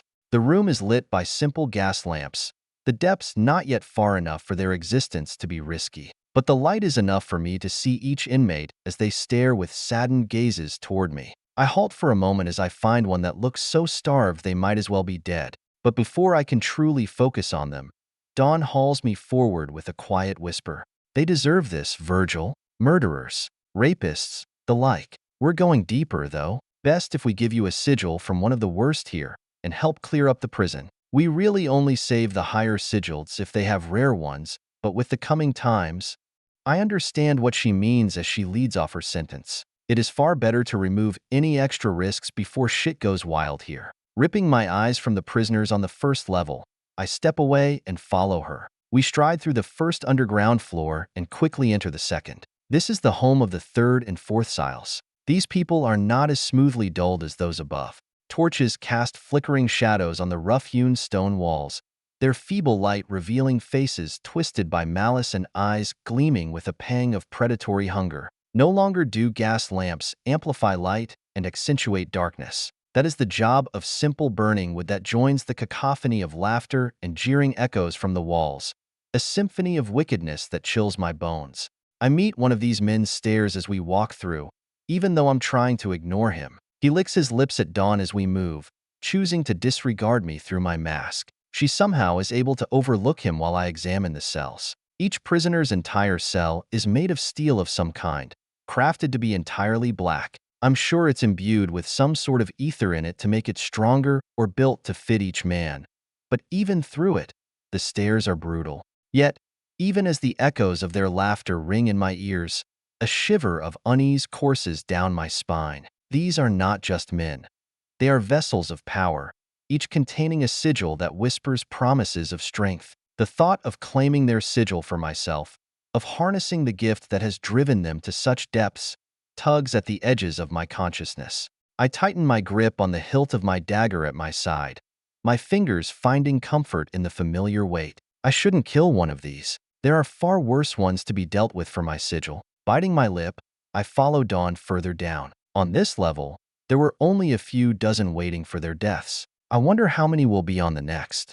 The torchlight flickers ominously as we continue to navigate through the winding passages, every corner holding the potential for danger or discovery. The laughter and taunts of the inmates from the second level quickly fade into nothingness as even the torches on the walls vanish. I glance at Dawn to see if this is normal. She doesn't panic and merely whips out a lantern from her waist, opening the slit for light. I can see fine in the dark on account of my night owls, but not everyone can. She waives my concerns as we continue. This is normal. All lights are off on the third level. Makes it easier for them to not recognize whoever feeds or imprisons them. Of course, some can see through the dark, but a level of precaution in case they escape is better than none. The only way you survive one of these bastards is for them to not know you or for you to be as strong as Edward before his ascension. I nod to her as she leads me further into this abyss, the dark growing even more profound. Yet, as usual, I can peer into even the deepest abysm. My footsteps echo through the cold, dimly lit corridor alongside Dawn's as we venture into the heart of the prison. The air seems to grow heavier with each step, carrying a sense of presage that settles uneasily in my chest. As I reach the deepest level, the darkness is nearly impossible to peer through, even for me. Yet Dawn has her lantern, biting into the dark and chasing it away wherever she looks. Yet, unlike the previous levels, this one is primarily unoccupied as we search around, her light finding inmates. Before us stand the only two remaining prisoners on this level within their separate cells. The only man stands unmoving, his gaze fixed downward as if the world around him holds no significance. His very presence feels like a void, an absence of light and life that makes my mind tingle with questions. He reminds me quite a bit of myself, and I instinctively know that he, too, is an idol, probably a rogue of some kind as well. My heart settles eerily as I clench my fists. It will be him, but it's the woman who captures my attention despite the man being the one I will have to kill for my sigil. Her eyes fixed upon me with an intensity that borders on unsettling. Her gaze is penetrating, as if she's trying to peer into the deepest recesses of my soul. The way her lips curve into a faint smile, revealing the barest hint of predatory hunger, sends a shiver down my spine. It's a gaze that lingers far too long, lingering with a mixture of fascination and longing that I can't quite fathom. The silence is suffocating, yet it only lasts for a moment as the lantern light flicks away from the two and onto me. Which one, Virgil? Dawn asks the critical question, and I open my mouth to answer, but the imprisoned woman's haunting gaze bores into me from the dark. Chose me. Me. Pick me. Me. The man's indifference is unaffected as the woman speaks, her words gradually becoming piercing shrieks that eat into my mind. I quickly grab my dagger with one hand while the other holds my head, racked in pain. I take a deep breath, forcing myself to break free from the woman's intense shout, definitively bolstered by ether. However, Dawn stops her rackets and forces her ether down as Edward's wife pulls a lever down on the side of the cell. A pained scream elicits from the innards of the small metal room, barred by reddened steel that I recognize from Earl's work. The woman quickly quiets herself, and I thank Dawn inwardly for not telling me their names. It makes it easier as I stand in front of the two, gazing back and forth. The man's stillness remains unbroken, a still proof of the weight of whatever has brought him to this forsaken place. It's a stark contrast to the woman's crazed and haunted presence, but in the end, only one will be useful for me, and I doubt the woman has a sigil I'll resonate with. Perhaps Abraham can take her when he has his proof. She certainly has a mentalist sigil. The man. Dawn merely nods as she hands me a revolver from her pocket, motioning for me to shoot the man through a small slit explicitly built for a barrel to fit. Sighing, I continue as due as she shows me. Even as I aim at the man, he doesn't move to look at me, preferring to sit still, unmoving and uncaring. It feels wrong, like killing a disabled animal. Not that of a horrible being, but I've done worse. Technically speaking, this is one of the better things I've done. I pull the trigger, and as usual, when lead enters the skull of a man, he dies, falling limply to the floor. My heart trembles only slightly in mourning for the man as Dawn opens the gate and addresses me. Get your sigil, Virgil, then we can leave. I know neither of us likes this place. Nodding, I stride forward into the man's tiny cell. A bucket is all that he has, not even a bed or chair. Poor sap. I wonder, could I have been in his place? If in any of those tasks I was sent on, if I was caught, could this be me? Normally damned are to kill themselves as per the contract, but not all are able. I stare at the man's lifeless eyes before crouching beside his limp form. Then, I reach down and place my right hand against his flesh, finding it already cold. Bizarre. My left goes for my dagger in case this is some kind of trick, but it's not. The man's sigil floats within the back of his spine. It takes only an instant for me to wrestle it away and devour only the idol within. And in a similarly short amount of time, I am flung to the cabin. The eerie place beyond reality shakes me to the core as I see what has happened to it. The boards on the floor appear rotten and damaged, and flickers of purplish light sneak through the gaps. My heart skips a beat as I worry dark light will seep through, but it doesn't. It seems we still have some more time. I wonder who will be the one to pay the price of that knowledge, though. It's going to suck for whoever is the first to advance after the mother below takes the lighthouses. Shaking my head, I focus myself and step forward toward the tome atop the oddly colored wooden table. My eyes trail the book as I flip it open to a random page, instantly finding the page that is mine.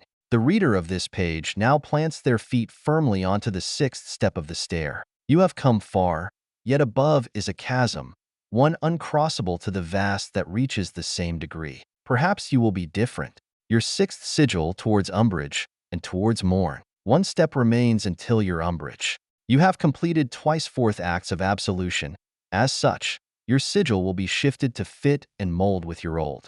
The penumbra, the closing night. The walker behind the darkness that builds the foundation of reality. Able to follow behind the shades of the past and the future. Able to turn the night into stepping stones for your rise. Your connection to the gloaming has deepened. The closer it is to nightfall, the darker your surroundings. As night encloses, your coattails become impossible to catch.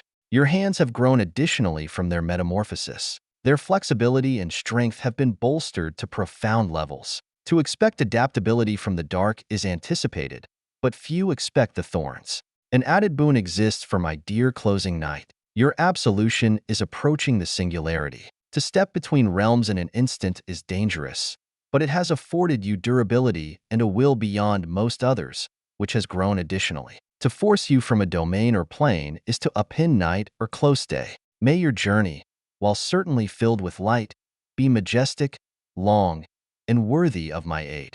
I finish reading the aspects of my sigil and take a few moments to commit them to memory. The bit from my absolution is quite odd, but I figure it has something to do with spatial or spiritual concepts. As for my metamorphosis, the boons are always small but welcome. My flexibility and movement are always dependent on what I can move with. Climbing is typically faster and less expected than running.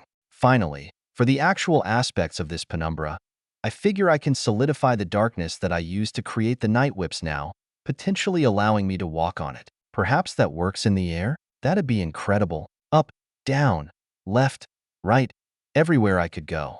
The other bit about the shades of the past and future is probably simply allowing me to see ghosts without any skill, or more likely to sense them. I've heard of others being given the exact phrase before, and that's what it did. It is useful nonetheless.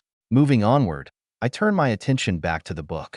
A penumbra is able to ride the night as it falls, denoting and calling for its darkness. But for a penumbra to darken further and achieve their night, they must umbrage themselves. And to be umbraged, the penumbra must prove themselves. But this proof is unlike the others. You must not prove a previous metaphor. You must depict to the world, yourself, or a god is worthy of the status beyond. To continue, my closing night, place your mind within the sigil and return to whence you came. 306, the Tenderloin. Blake, death-scarred nightingale. I stare perhaps a bit too long at Johnny while we sit at one of the few still open restaurants during all this chaos. He wanted to take me out for dinner, and I almost cried. I don't think I've ever done anything like this before. And it's so close to perfect, if not for one little thing. Sue, what's this say? And this? Oh, that looks good. I want that. Johnny pats Lennox's head, laughing at the stoneclad stuck with the mind of a child. I'm not angry at the kid. I take care of him so much. Silas and I are the ones to watch over him the most. I'm not sure why I took the mantle, nor the undead man either, but we both enjoy it. It simply becomes too much sometimes. But Johnny was too kind not to bring him. I suppose that's why I like him so much, though. Get whatever you want, Lennox. But you know you can't really taste things, right? My heart shifts immediately from frustration to sadness as Lennox's head falls. He can eat, and he can taste. But, like the undead similar to Silas, their tastes are dulled massively. Unlike the undead from the underworld, though, Lennox can taste more than just spice and alcohol. It's just all muted.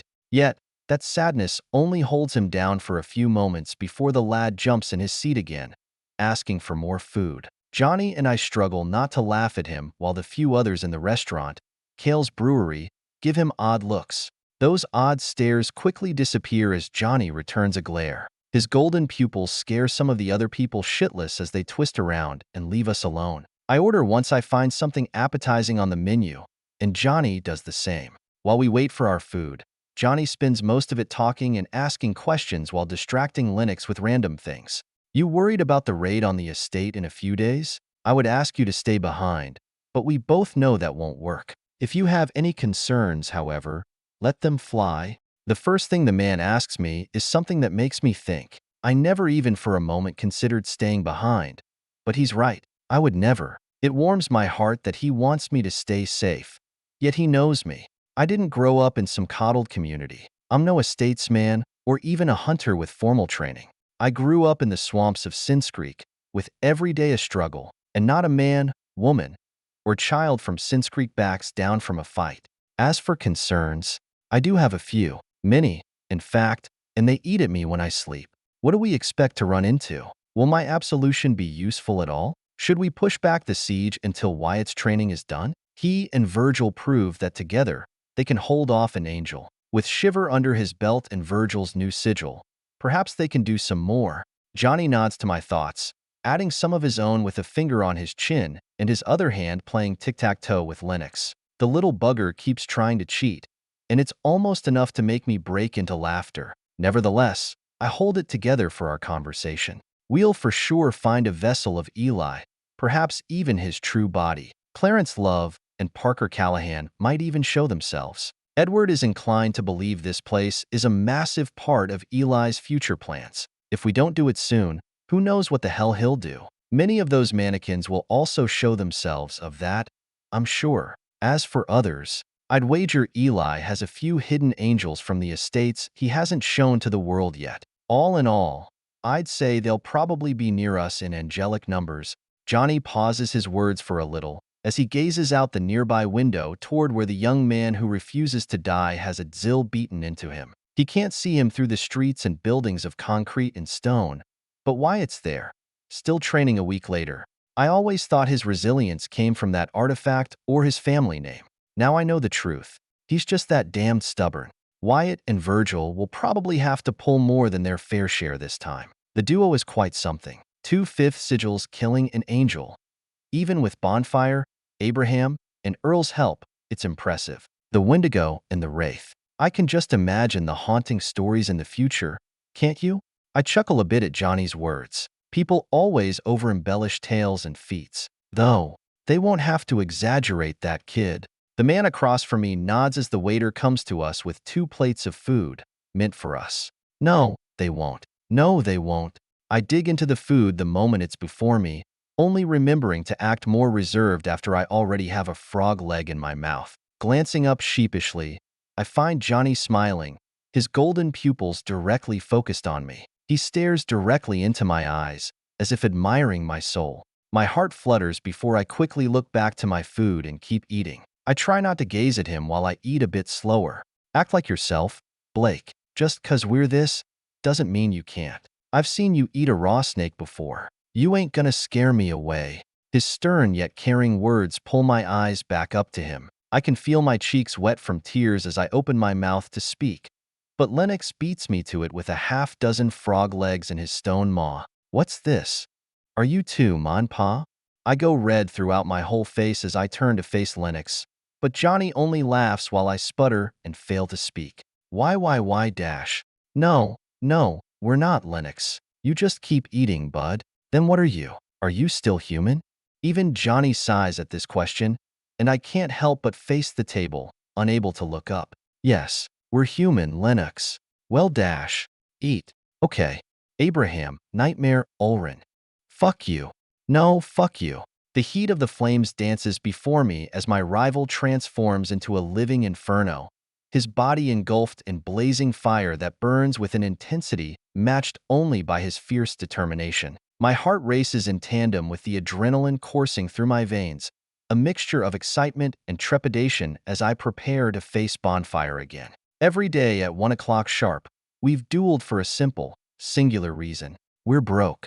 We literally have no money. So, we get the people of Blackstone to bet on us, and we make a little bit of money to eat with. Sure, we could ask Johnny for help, but that's no fun. Plus, he wouldn't give Bonfire any, knowing he'd gamble it away. And I'm not all that much better, but at least I'd save money for the essentials. I'm not that boneheaded. Several dozen figures watch us from afar while we stand over 100 feet apart, preparing to fight. Also, that fight with Sequester taught us something. We're weak. Virgil and Wyatt, 2 people who used to be below us in sigil and might, overtook us. That ain't gonna happen again. Why not get paid while training? A whistle from a man in the crowd prompts our duel to begin, the piercing shriek howling into both our ears like a gunshot. With a quick, fluid motion, I summon forth the figures of my nightmares from the depths of my mind. Over the past months, they've become more accessible to conjure than before, and soon, I might even manage a fourth. They materialize around me, a trio of knights, each embodying a different aspect of my fears. Cern's manifestation wields a massive greatsword, its blade gleaming in the fiery light with apathetic ambition, while the second, Mislo, draws back the string of a bow with the steady precision of an uncaring killer. The third, Silo, a nightmare I rarely use due to his challenging-to-wield weapon, wields a sinister scythe, its curved blade glinting as it catches the ambient glow with hints of joyful suffering. As the nightmares take form, they move with an eerie unity under my command. I have them fan out in a circular motion as they mirror my thoughts and intentions. Bonfire, however, is not a man to let himself get trapped.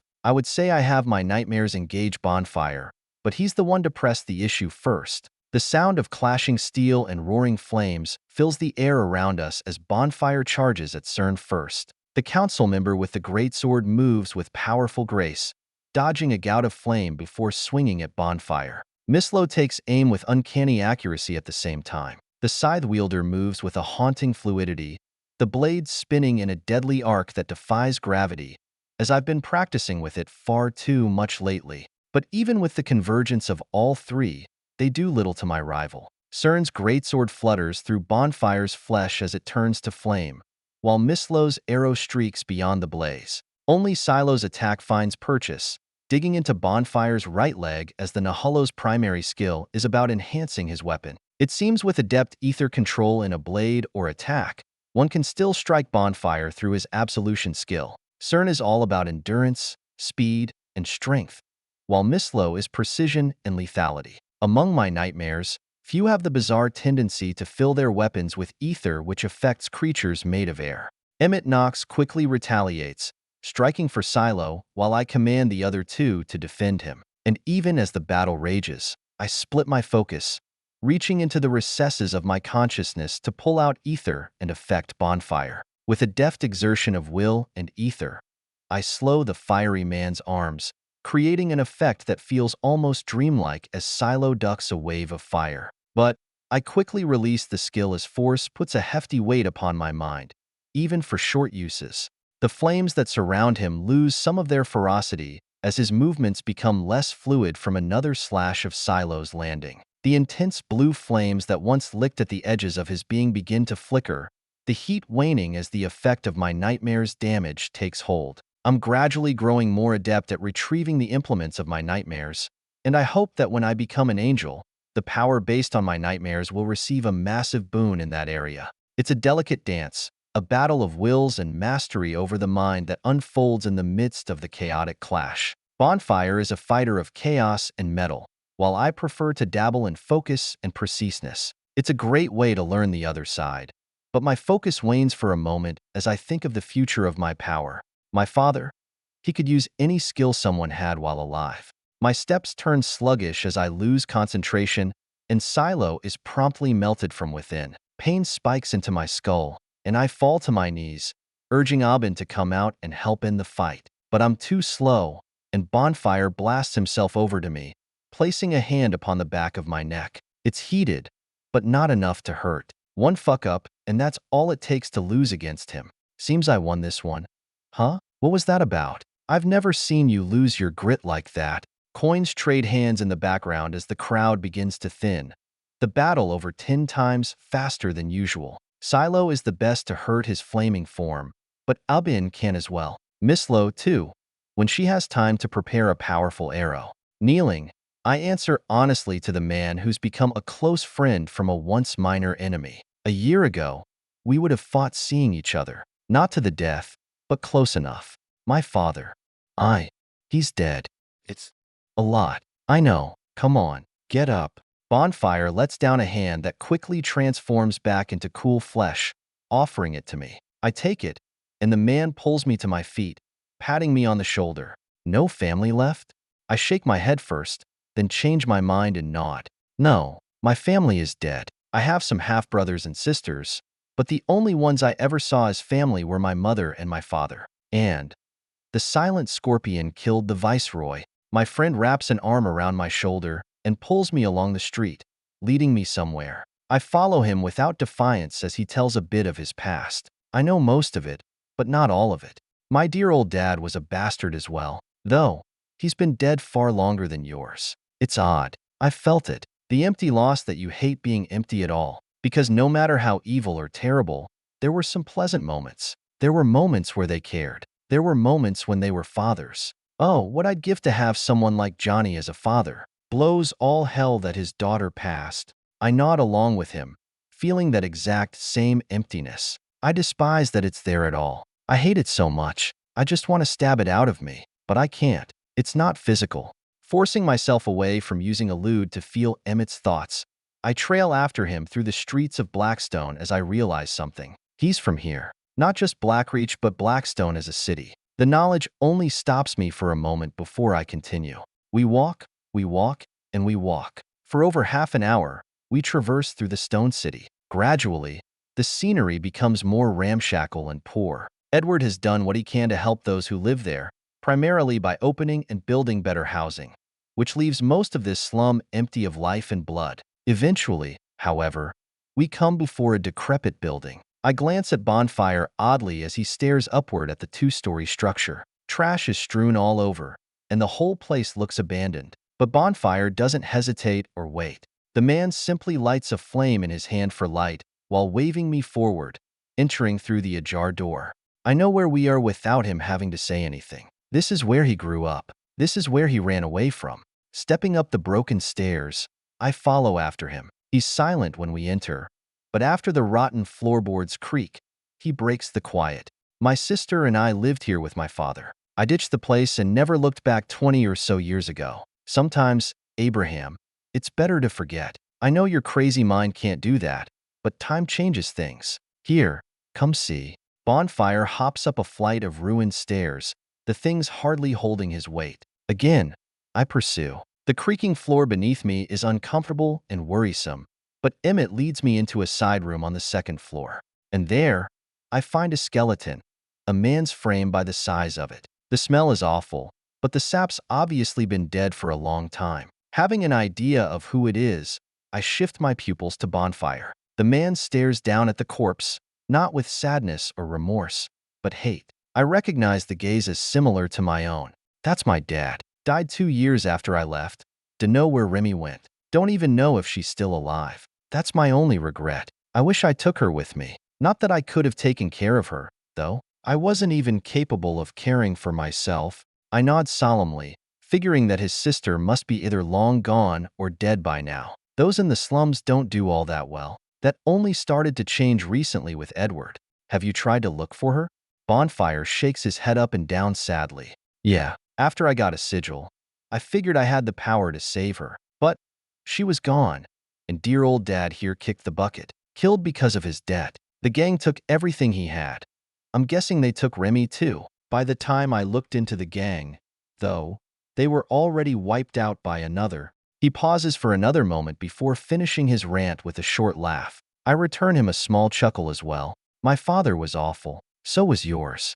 But dear devil, will Wyatt never stop talking about Edmund? Silence falls as we stare at the skeleton. Some minor strips of flesh still present. Even 20 years of decay wasn't enough to rid him of this world entirely. On the other hand, people like Edmund and Johnny, slowly, I feel why Bonfire brought me here. He's showing me that, in the end, our fathers mean nothing if they were terrible after they pass. But the good ones, the good people who don't even need to be a proper father, remain long after their deaths.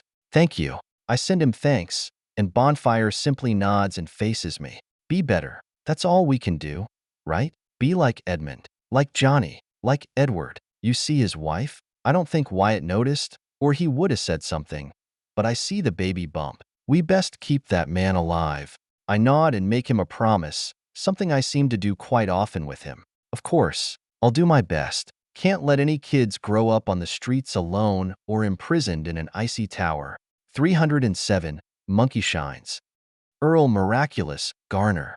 I seat myself on a bench not far from Wyatt's still form. Looking down for a moment beside me, I see a glint of metal sticking out of the duffel bag with his arm in it. It's all ready to go with 4 sigils in it. He just has to finish this training. And dear devil, is it awful? For the past week, he has stood unwavering in the face of untold punishment and torture, all in the pursuit of mastering a skill that seems almost otherworldly. I know he can take it. I know he can. But still, it's bad. The bloody palm isn't even helping him with this one due to its hibernation. This is all Wyatt Graves' brand of stubbornness.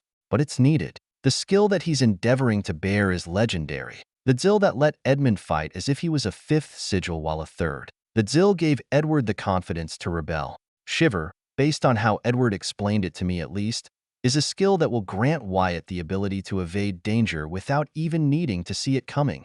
A sixth sense of sorts forged from the depths of his soul. At higher levels of mastery, it will even activate whatever skills one may know to remove them from danger. My gaze remains fixed on my friend, his form battered and bloodied from the relentless onslaught. He stands, his eyes tightly closed, the intensity of his focus etched into every line of his face. He's cut away all his senses, leaving nothing left to discern danger apart from his soul. Across from him is Edward, the only other living soul with this unique Zill. He strides around Wyatt, taking only a few seconds in between short slashes and stabs toward the young man. Most of the time, Edward pulls back before making contact, but not every time. If he did, then there would be no danger. The week has been a relentless cycle of strikes without any evasion. It is opposite to most fights, which are dances of danger. It is simply a beating testing not only Wyatt's physical stamina, but also his mental resilience. Edward said, "We do not have time for a second attempt to learn the skill for Wyatt. Soon, we have to attack Eli's compound before the Nahullo come. We recently killed their viceroy, and the Pale Northerners are pretty vengeful." That's an understatement, though. They are the most vindictive of all races. So this is the only chance Wyatt will get for a while, and possibly ever, to learn this Zill from Edward. 7 straight days of torture. Blood covers the ground around Wyatt, and his clothes are torn in so many places I see more skin than cloth. And yet, my friend persists, driven by a determination that goes beyond mere stubbornness. But throughout the 7 days, it's not as if there has been zero progress. Every time Edward swings at him, only those that deal actual damage, I see slight shivers along Wyatt's body, a type of tremble that hints at something more significant. I watch for almost an hour while Edward relays orders during his onslaught on Wyatt. Had this been any other figure, I'm confident they would have given up or died, but not my friendly Graves. As tough as artifacts, they are. But as I observe, hoping silently that he succeeds soon, I find Dawn stepping up to Edward, exasperation in her very stride. The bloodied beast shifts his head to meet her as the man's arms are covered in the blood of Wyatt. "You need to stop this, Edward. You're going to kill the kid. I know this is training, but this is too far." 7 days? He hasn't moved an inch. Take a break. Let him rest. We are sieging the compound on Monday, remember? 2 days. Give him the 2 days to rest, and then he'll be fine for the fight. My eyes flicker back and forth as I feel a need to say something, but Edward does it for me. He's close, Dawn. I can feel it. Those tiny shivers when I strike. He's so close. Just a little more time. If we stop, he'll lose the feeling, and we'll have to do it all over again. But who knows when his artifact will evolve? It's now or never. The second that thing wakes up, he's never getting this skill. Dawn scoffs and steps around Edward to be in between him and Wyatt while putting her arms out. The woman stops Edward for a moment with her actions. He's also close to death. You're medically trained past reading heartbeats and bandaging wounds. His limbs are infected. His bones are broken from the impacts. He has to be at a lethal level of blood loss. This boy won't handle enough to get this skill, Edward. Just let him live. It's okay if he can't follow after you and Edmund. He's only a kid. Watching the two, I find Edward pause, the claymore of flowing blood in his hand sinking into the dirt as his head twists. I can see his face gnarl in indecision before finally shaking his head. The moment I notice his choice, I stand and walk over. Fine. You're right. I shouldn't risk his life over the skill. He can always try to learn it over the years.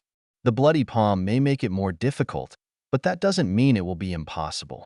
It doesn't have to be now, even if now is the best time. Let me wake. No, continue. He can handle it. I break into the conversation, standing beside Wyatt's still form. This close, I can see the injuries perfectly. The flesh is torn all over, and blood drips from every patch of skin on Wyatt, from his forehead to his fingers. But Wyatt can't die. Edward and Dawn stare at me weirdly, immediately voicing their thoughts. What do you mean? Do you want your friend to die? I answer Dawn in the middle of her sentence, not wanting to wait in case the seconds of pause affect Wyatt's training. He can do this. I've seen him with far worse wounds. When I met him, he was thrice as injured and weighed half as much. I've seen him pull himself from immolation. I've seen him pull himself out of a stopped heart. I've seen him have his spine blown in half and still fight. Until he hits the ground and stops moving, Edward. He can't die. Dawn's eyes grow sadder and more depressive as I speak. But I see that Edward finds his mettle. The angel glances back and forth once more before hardening his gaze. He turns back to Wyatt and places a hand on Dawn's shoulder. Maybe Earl's right, honey. We are thinking through this as if he is an average human. He is a Graves. The legends of their family are not exaggerated as those of the estates are. They do not need to be. Dawn sighs, slapping her face lightly as she steps aside, relenting. But as she moves, the woman places a condition. The moment he trips or stumbles downward, this is over. I'll immediately heal him with my ether. I nod to this, and Edward does as well. The bloodied beast retrieves his claymore from the dirt. While he does so, I move around to stand beside Dawn and observe the training. Come on, Wyatt. You got this. Just a little more. Wyatt, Wendigo Graves. I stand somewhere in the training ground, all my senses deliberately muted by tranquility. It's an odd sensation, existing in a detached and distant world. My ears pick up not even the faintest echoes of sounds. My eyes perceive a world shrouded in darkness, and even the sensation of touch seems muted and remote. Pain hardly exists, but is the only reminder that I am still alive. Even time stretches and weaves oddly. Which day is it? Has it even been another day? I don't know, but my focus refuses to waver as I feel another tiny lash of pain that hardly pierces through tranquility. I have been enduring this training for what feels like hours, though the passage of time is nebulous at best. The goal is to tap into a sixth sense, a connection to my soul that transcends the need for traditional reactions. Only then can Shiver genuinely shine. The skill is absurdly difficult, and even when I master this part of it, I won't be done. I'll simply be mostly there. For, after sensing things with my soul, I still need to have that work in tandem with the instinctual ether. This whole skill requires a wide weaving of techniques that come together to create a fantastic zill. But that's precisely why I need it so badly. As I stand here, I feel a vague sense of unease, an instinctual awareness that something is about to happen. This happens again and again, but time seems to flow in fits and starts, and I am left in a state of perpetual anticipation. Every fiber of my being is attuned to the energy around me, waiting for the slightest shift that might indicate danger. My body tenses as I sense a disturbance in the air, a subtle shift in the energy that surrounds me. Without conscious thought, I move to dodge, yet quickly stop as the disruption fades instantly. The oddness of time and the disconnect between my soul and my senses are what make this so difficult. Damn it, so close.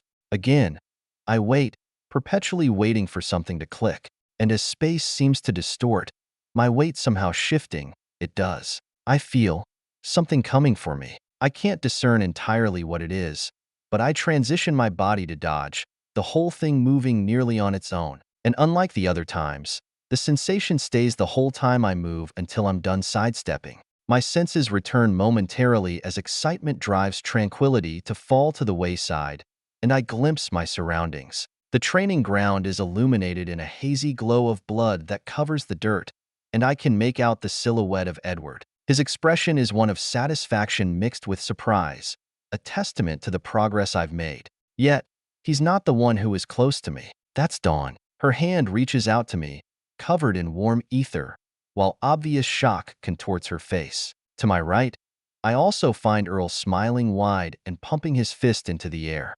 The bloodied beast's wife speaks with an exasperated sigh as she moves closer to me. I let her lay a hand on me as her ether tunnels into my flesh and reconstructs it quickly. You really just managed a rudimentary shiver when I came to heal you and stop you from falling? Insane. Absolutely insane. I laugh as I look down at my wounds while Edward and Earl come closer. I'm fucked up bad. I can feel the weakness within me, but at the same time, I can feel my heart beating powerfully, Pain's Forge keeping me together even without my knowledge. A great smile rips itself onto my countenance as I realize I finally mastered the skill. I can turn it on and off whenever I want by tightly clenching the winding ball of hurt in my chest. Of course, the more pain I'm in, the easier and more effortless the process is, but still, the progress is incredible. Shiver is nearly at the starting floor that Pain's Forge was a while ago. Two zills? Oh ho ho, yes. While I sit here laughing to myself in my head, Edward knocks me down a peg. Good job, kid. But you're not done yet. You managed it once, but that doesn't mean it's reliable, and with your current mastery, I'd say it's less shiver and more danger sense, an abbot sigil skill, another while of practice, and I think you could get it to that level without me. The only thing you need to be aware of is letting your ether flow as it wants to. Don't force it. I nod as my flesh continues to constitute, and my bone lengthens back to standard shape in my arms and ribs. Dawn is good, very good, but I suppose that's what one would expect from a 6th sigiled medic. It's a much smoother regenerative process than that of the bloody palm. No pain, no hurt, only a warm and pleasant sensation that encompasses all of my wounds, which is virtually my whole body. As Dawn does so, I can see her visibly get tired from the effort. While I feel bad, my emotions are quickly upturned by Earl stepping up to me and gritting his teeth to lift a duffel bag. The moment he gets close, however, I notice a sparkle in his right eye. Is that? Earl nods at my question pointed toward his face. Then he opens the duffel bag at my feet, grabbing the item within. I somehow smile even more comprehensively as I see the silvery bronze that exits the cloth. An ale? Yes. This one conjures lightning. Perfect for me, don't you think? I figured out that as long as I pour blood over the eye of a living or recently dead angel, it won't take vigor from me. So, it lets anyone with a decent amount of ether control use one. The next step is to upgrade the coil to handle the electricity this I can put out. Ah, and here you are. The newest upgrade is a freak. I was also torn between Trapper and Mentalist, but I figure it could use the toughness and strength most at the moment. Next will likely be Mentalist, as Trapper will have little use without it. Dawn steps back after Earl finishes his nearly minute-long rant that includes much more than I understood. I can only nod along as he puts the arm onto my side, gradually granting me its benefits. And when the spike at the shoulder connects to my body, I feel a warmth flow into me even greater than before. Blood flows back and forth with a more tremendous amount, likely the feet of the freak. Shifting my body backward as Dawn and Edward speak between themselves, I clench my fist, feeling the greater power hidden within my prosthetic fist than before. It's incredible the strength that Earl can put in these things. However, some of that can be attributed to Eli, as Earl studied many of the things he found in that laboratory. It's amazing. Thank you so much. Don't worry about it. I'm just happy you're happy. And now, you better be even better at kicking ass. Can't have you dying on me, okay?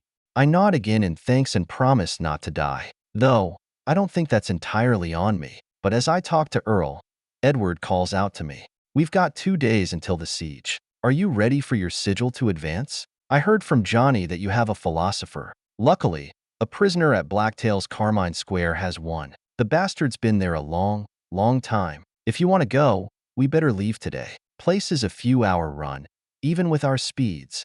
My heart hastens, each beat filled with the power of Pain's Forge. The idea of reaching the 6th sigil is something I want dearly. Then, I'll be at the doorstep of becoming an angel. Earl pats me on the shoulder before grabbing his duffel bag. You go do that, Wyatt. I'll see if I can come up with any tricks for the siege. Who knows? I might just matter more than you in it. I smile at the genius as he quickly shambles away, heading back to his workbenches on the train. And as he leaves, I take Edward's offer. I'm ready to go now. Dawn scoffs, and she immediately shuts me down. No, you're not. And neither are you, Edward. Go sleep. Then, you two can go. Edward and I share a glance before we shrug. Dawn then leads us into the house just beside the training grounds. She guides me through the massive house, obviously meant for many more than just the two they have in their family, before depositing me at a guest bedroom and bathroom. There's a pump in the bath. Use it to fill up and clean yourself off. Then, sleep. I'll wake you both when I head to bed, and you can leave under the cover of night. It's best if no one knows you two are gone. Edward's presence keeps a lot of the peace between former gangs. I nod and follow her directions, closing the door to the bedroom as I enter it. But damn, does the bed look good to sleep in? Sighing, I drag myself to the bathroom first. Don't want to make Dawn Dudley angry. 3:08. A nice bucket of blood. As the sun starts to paint the sky in the hues of morning, I find myself dashing through a landscape carved from stone, concrete, and the occasional wood. Dawn woke us early in the morning before the sun even rose, and we left shortly after. But the concrete of cities like Blackstone is not all we come across. Because while Blackreach is known for its dense and highly populous cities, there is a reason for that. It has both the most generous water supply in the territories from the Amon River, but also the most incredible collection of building materials for mankind.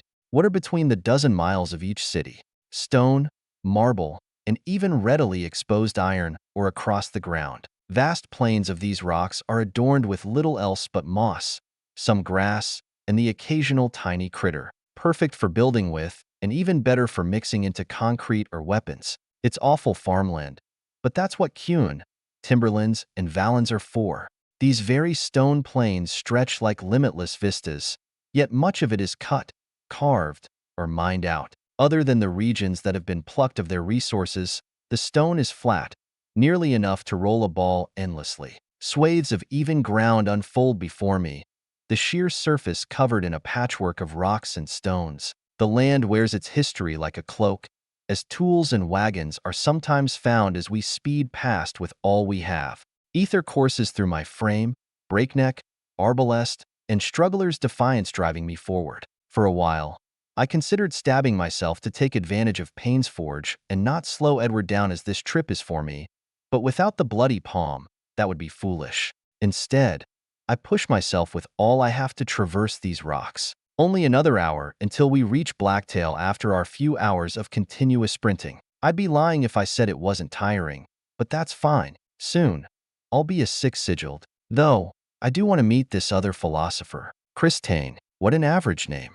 I want to meet him, not just kill him and devour his sigil for more than the obvious reason. He's the only person I'll truly get the chance to with my sigil, but he also has another incredibly rare sigil. The Wayfarer. Simple, succinct, confusing. That is how Edward described it to me. Apparently, the Wayfarer has only ever been recorded twice, once by a former prime who held it as his base sigil and by this man, Hongon Creed. Hongon has managed to keep the source of both his unconfirmed sigils secret until now, but mentalists have ripped the effects from him. Spatial distortion, teleportation, two highly dangerous abilities where simply the latter takes the entirety of Virgil's power and virtue to perform at a lesser form. It's thought by Edward that this sigil comes from far out in reality, far beyond any plane we've ever reached.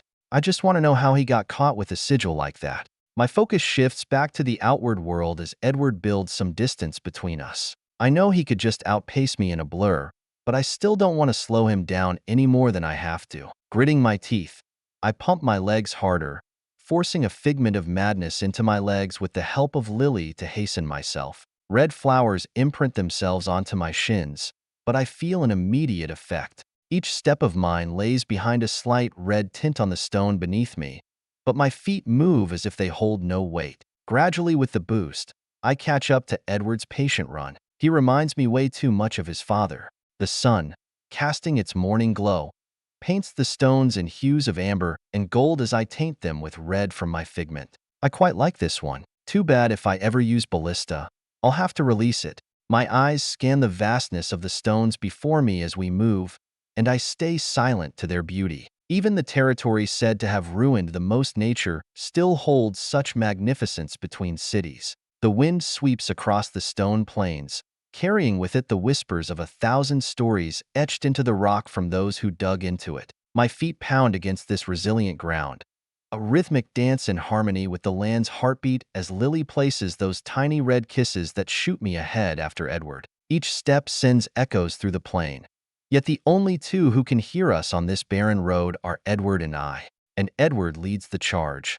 His coat, so red that it is nearly black, billowing like a raven's wing caught in the breeze. He moves with the swiftness of a specter, reminding me of Virgil's movement with flicker simply from the speed. Edward says he can only use shiver to dodge attacks, but I find that suspicious. Perhaps even he doesn't know it flows unconsciously through his movements. Every muscle in my body strains as I strive to match his pace, my determination melding with the ether within me and the figment from Lily. And in a few short moments, something appears in the distance. Our destination beckons like a distant star on the horizon.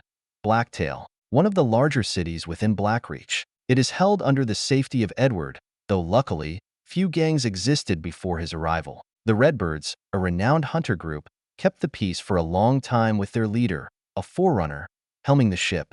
Within, and from here, I see our goal. Blacktail's prison is known for its grim reputation of holding some pretty crazy outlaws and rare sigils. Apparently, the gambler that Johnny bought long ago in an artifact likely came from a prisoner from here. The prison's walls loom like monoliths, even from a mile away. I can see why this place is important to Edward. The outlaws within are likely direly wanted by Myriad with his crazed approach to revolution, but luckily, the Carmine Square houses an arca to both protect and restrain those within. With each stride, I draw closer to Blacktail, and as we near, I hear the noise from the city grow in volume this early morning. The world is still waking. The cities are alive.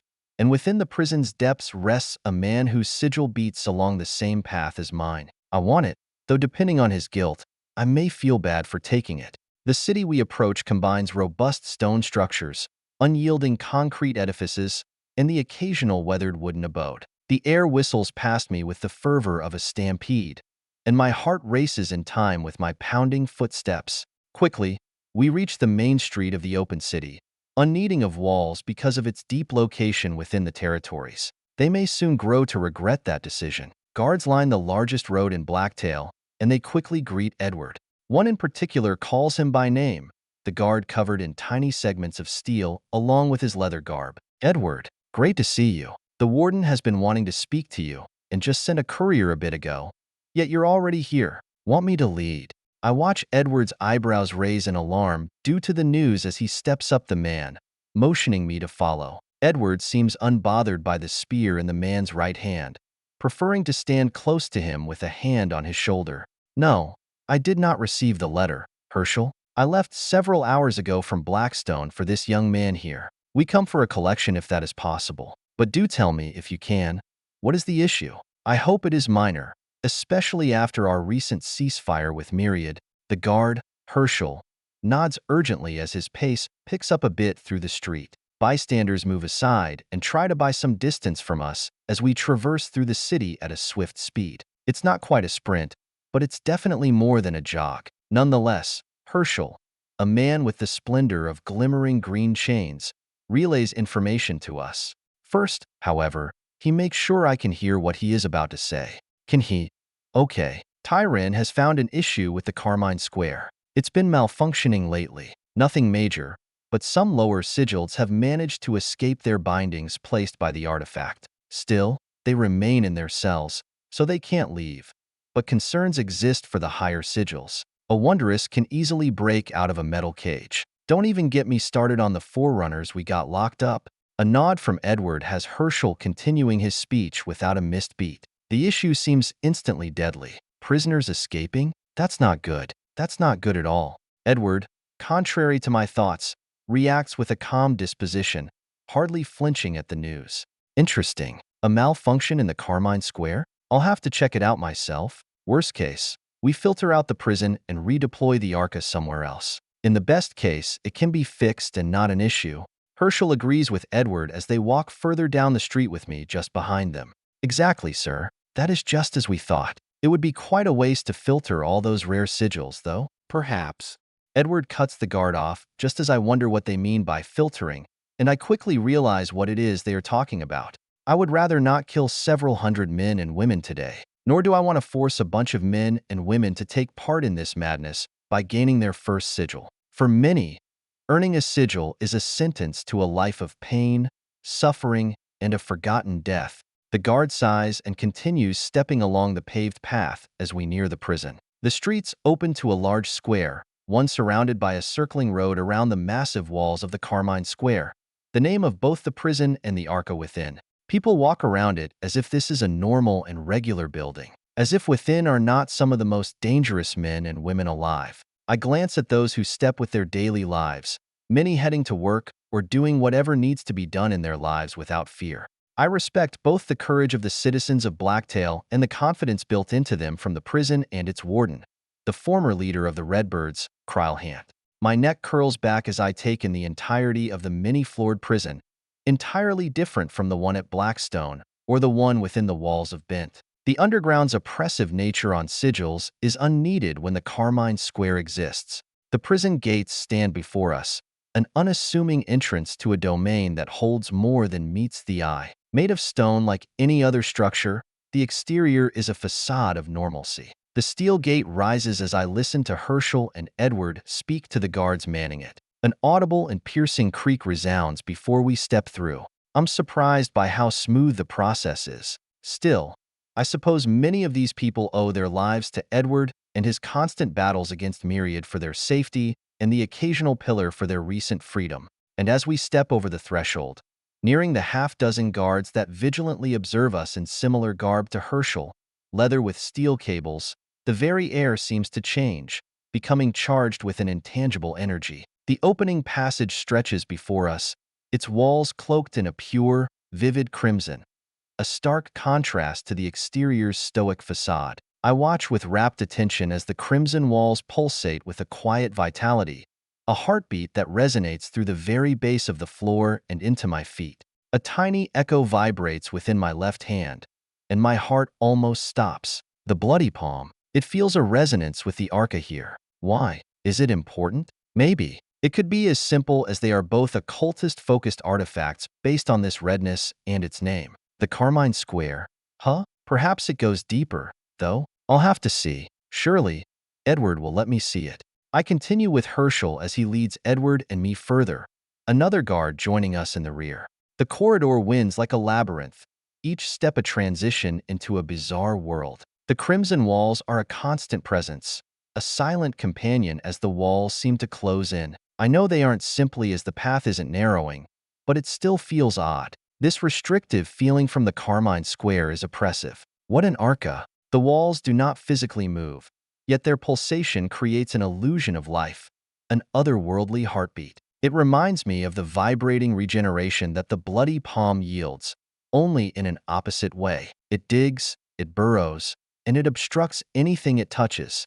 I hate every single step I take in these halls, and I think Edward is similar. Even the guards. No one seems happy walking through here. Krylhant was one lucky bastard to find a forgotten arca within an old ruin. Finally, however, we arrive at the warden's office, a room that appears as solid and red as the rest of the prison. However, the crimson is even swarthier, nearing the dark sanguine that comes straight from the heart. Herschel opens the door, stepping aside as he gives Edward and me space to walk in. The man doesn't speak at all, preferring silence, just as he and the other guard did during our walk. Edward steps into the abode of Kryl, and I shortly follow. Striding inside, I expect to find a burly man, one powerfully built and wielding weapons upon his hips. Instead, I find the opposite. A short, lanky, and bespectacled dark-skinned man smiles widely as we enter. Upon his shoulder, inlaid into his chest plate of dark steel, is a contraption, some sort of sanguine square. As he speaks to Edward, I rationalize what it is precisely as magenta chains and clasp the corners of it. The Carmine Square. Edward, wonderful. I was hoping you would be here soon. Oh, and who may this be? Did you and Dawn speed up your family building already? Edward chuckles at Kryl's attempt at a joke, but shakes his head. My focus cannot leave the cube as they converse. Edward, however, introduces me in a curious way. No, no, no. This is my little brother, Wyatt. He's come for the unconfirmed sigil to reach the 6th sigil. Christane, correct? Kryl is taken aback by Edward's words, and the man looks at me with a severe gaze. As he does so, Edward shakes my shoulder to refocus my attention. Little brother? I thought you were the last Dudley, Edward. Edward side-eyes me as if trying to communicate something, and I follow along. The instant he does, I remember what he told me before we left. Kryl has a massive grudge against my father. One large enough that his friendship and debt to Edward won't matter in the slightest. He said it's best if we play off that I'm not a Graves. He doesn't want to choose between a close friend and me. I have nothing against it, but I'm curious about what my father did. Edward refused to tell me what Killian Graves did to Cryle. Not quite. Our father hid Wyatt. That's why he wouldn't join the revolution earlier. He was training this lad. Cryle squints his eyes in suspicion, but rapidly blinks them away, choosing to trust Edward. Interesting. Quite the trick he pulled. Makes sense, though. Edmund always loved to hide things. He knows Shiver, too? Edward nods, then steps forward. He does. Now, I'd love to stay and chat, but it seems we both have urgent issues before us. Could you take Wyatt to the 6th floor and get him his sigil? I'll stay and check out your Arca. Can't be having it break on us after all these years. Cryle agrees by removing the steel chest plate from his body and placing it on his desk. The short man, several inches shorter than my relatively lithe frame compared to some like Marshall, then knocks me lightly with his knuckle. I hardly have time to compute that he is a 6th sigiled before he hauls me away. Come on, kid. Leave your brother to work on my precious. We can go and get your sigil. Maybe the Dudley blood will spew out 2 angels this generation. Wouldn't that be a treat? Ha ha ha. The warden guffaws as he leaves the room, not even looking back to see if I'm following. I glance back at Edward, but he's already entranced by the Arca, his hands covering it gingerly as he treats it carefully. Sighing, I follow the former leader of the Redbirds deeper into the prison. But we don't actually go deeper. Instead, we go up several flights of stairs, only pausing at each one for a guard to let us ascend further through a reddened steel gate. 10 minutes later, we reach the top floor, the 6th floor of the Carmine Square. Looky here, lad. This is where the real baddies be. Nearly 24 6th sigils in here, many of 'em with the rare ones. Come, let's find your mark. I'm sure you're here for one of the special ones, after all. We got a few gamblers if you're interested in that. The diminutive man, not quite as short as a pygmy but undoubtedly odd for a human, especially one in such a position, leads me along the many rows of cells. I attempt to look inside each one, but the only thing that lies where the bars should be is a red pulsating film that blocks my vision. That is until we reach a film with a sign beside it that reads, Chris Tane. Cryle taps a hand against the pulsating flesh, and it becomes transparent for a moment, revealing the man inside. Cryle doesn't stop his words as I take in the man I'm about to kill. This is Chris. 2 unconfirmed sigils, philosopher and wayfarer. Typically, fellas have to pay a fortune for this sort of thing, but I owe Edward big time. I nod and spark a quick thank you as my heart sinks. The man's eyes, which I'm sure were once vibrant, now hold a shadow of their former light, and his gaze remains fixed upon the ceiling as if seeking solace in its neutral expanse. As I observe through the pulsating membrane that separates us, I can see the tension in the man's posture. His shoulders slump with the weight of his existence, and his knees are bent as if to keep himself from collapsing entirely. His gaze doesn't waver from the ceiling, as though the answers to his unspoken questions lie within its confines. Perhaps it's a form of escapism, a way to retreat from the harsh reality of his situation. Or maybe it's a silent plea to something beyond those crimson walls, a hope that some force might intervene, granting him a reprieve from the fate that awaits. Either way, I feel sorry. That is until I notice something hidden within his pupils. In his eyes, I see not just weariness, but a spark of defiance that refuses to be fully extinguished. This man isn't just willing to die. Who is? I twist to my side and speak to Cryle.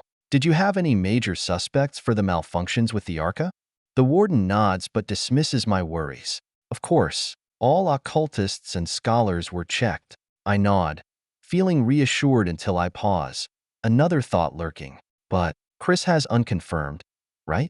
Did we prospect them all? Perhaps he's hiding one?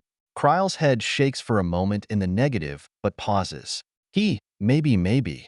Can you? As if hearing us speaking, I find Chris staring straight at me, dead in the eyes, as if piercing through the space that divides us. Fuck. Why can't anything ever be simple for me? Even Virgil got his 6th sigil without effort. 309. Standing the gaff. The man in the cell before me holds my gaze for several moments, as if calling for something through me as a catalyst. A trembling rumble suffuses the entirety of the prison, nearly knocking Cryle and me into each other. Nearby guards raise their weapons toward the closed cells, prepared to fire at any moment. Kryle then steps back from the cell's edge we stand next to and hauls me with him, a harsh whisper on his lips. As he does so, the figure in the cell, the one I am meant to kill, stretches his lips even wider into a great smile. Something's wrong. That was an internal tremor. What is Edward doing? The warden questions Edward's actions while I stare ahead, quickly grabbing his attention. The man in front of us, Chris Tane. I think he has something to do with this. Do you see that smile? Kryle twists from ordering a guard to get Edward to my call-out, and he, too, notices the odd grin on Chris' face. As the warden speaks, I can feel the ether in his body swirl in preparation. What the hell you laughing at, inmate? You think this is funny? The warden releases my shoulder and speaks to the man inside the cell, prompting a response. Chris Tane stands, his body thin and emaciated from the years spent in the Carmine Square. But I instantly detect the power yet hidden within those scrawny muscles. His outward appearance matters very little if he has a philosopher at a high sigil. What truly matters are his chains. I stare vigilantly at the dark blue fetters that coil around him, waiting for them to shift at all. He seems so suspicious. Today is the day? Huh? I saw it coming a mile away, Kryle, and I don't know about you. But I'd instead not be fed to some privileged calf, let alone two, if you managed to gamble my death to the same instant. Thank you for your hospitality these years. Being beaten half to death is quite the pastime. Chris Tane speaks low, his voice venomous yet calm. Every word that elicits itself from his mouth, however, shakes the warden beside me. Kryle shouts at the cell, speaking through the thin film that guards us from the inmate. My left hand tightens on Lily for confidence, while the prosthetic prepares to fight if need be. What did you do? What did you do? The inmate smiles slightly with a curl at the right of his lip as he steps forward, nearing the film. Kryle already has a rifle that is missing its stock raised and loaded, aiming it directly at Chris. Not a step further. Wyatt, get ready to kill him. Nodding, I wait for Chris' move, which is almost guaranteed to come. Ether flows through my figure, loosening my chains and preparing multiple arbalests alongside an iron bound. I glance around, checking out the other prisoners, only to find numerous of them out of their jail cells, gaping intently outward. Kryle, this is bigger than Chris. The warden nods just as I see the dark blue on Chris recede, lowering around his upper body as the man yanks back one arm. Kryle quickly speaks while his ether roars to life as well, a tiny little bird of red ether forming on his shoulder. I know. Chris is the most dangerous, however. I've already called all guards to attention. If this is a prison break, we'll just have to kill them all. Now get red. I can visibly feel the ether billowing around Chris' arm as the man throws it forward. The instant before he impacts the film, another tremor encompasses the entirety of the Carmine Square, and I can discern how it weakens the film on the cells. Chris Tane's cell is the first to be broken open as we all reel back, including the guards already holding onto something for stability. Chainlink boots quickly recover my balance as I notice Kryle's bird fluttering toward Chris without a moment of hesitation. The warden, resolute in his authority, unleashes the bird as it quickly ignites, turning into a pyre of burning flame. It blooms with a minor explosion as it barrels forward to thwart the escaping prisoner. The bird streaks towards its target with incredible speed, reminding me of a bullet ripping through the air with trails of flames behind it. It moves so fast that Chris hardly has time to react, but he doesn't seem to need much. In an instant, the prisoner takes a single step and vanishes, reappearing beside another cell. The fiery avian, undeterred, continues its relentless pursuit as it twists in the air, leaving behind a trail of fire as it hurries for Chris. I race to catch up with the Kryle's bird as the man fires at Chris with his Colt, each bullet missing due to the prisoner's teleportation. Desperation and the want to gain a sigil lend swiftness to my steps alongside my ether. But before I can intervene, the prisoner deftly sidesteps the bird and teleports away, a dance of ether that defies reason with such a unique sigil. In the fleeting moment between his vanishing and the bird shifting directions again, the bird collides with the cell as it tries to twist around but can't in time, causing a fiery explosion that covers the entire cell. A colossal tremor rocks the prison alongside the explosion, sending shockwaves through the crimson walls. The very ground beneath me quakes, and I nearly stumble, even with chain-link boots. As I glance up, I see Chris in front of another cell as a muscular woman exits the cell where the bird detonates. My focus shifts between the two prisoners as Kryle shouts at the nearby guards, and they surround the woman, attempting to restrain her, but she quickly proves her mettle. This is the highest floor, after all, filled with powerful sixth sigils. Bullets inundate her, but she doesn't drop. Like me, she is not immune but highly resistant to even high-speed lead. Stumbling from the impacts, she reaches one guard who tries to pull out a claymore, but swiftly has his head crushed by a right hook from the woman. The man drops instantly as I hustle over to her, wanting to put down this threat as fast as possible while Kryle conjures another two flaming birds. But as I move, another man exits his cell with Chris' help, leaving only 3 more imprisoned sixth sigils. And these aren't any old sixth sigils. These are the ones saved for incredibly dangerous missions, or to be sacrificed for sigils. Even the dead man switches placed inside them will take time to kill them due to their aptitude with ether if they aren't already disabled somehow. The domino effect is immediate. Whether it is from this many escaping at once, or something to do with the Carmine Square that keeps everything running being tampered with, I'm not sure, however. The prison trembles as if rebelling against the chains that bind it. With each passing second, the arca that powers this prison loses its strength, its essence slipping away like sand through clenched fists. Before I reach the woman, she manages to kill another guard, and the other 3 sixth sigils escape from their bindings. I notice them step out of their cells, glancing around before smiling toward Warden Kryle. Cursing, I near the woman killing the guards and arbalest at her. She twists to face me, not realizing how swiftly I can move in a single moment. Her eyes widen as she raises her arm, meeting the blade extending from my right arm. She barely catches my forearm before the arm scythe enters her skull. A moment of terrible contested force passes between us as I suck in a gasp of ether. As I breathe in, I notice the plaque beside her cell. Sarah Hart. Interesting. I never heard of her before.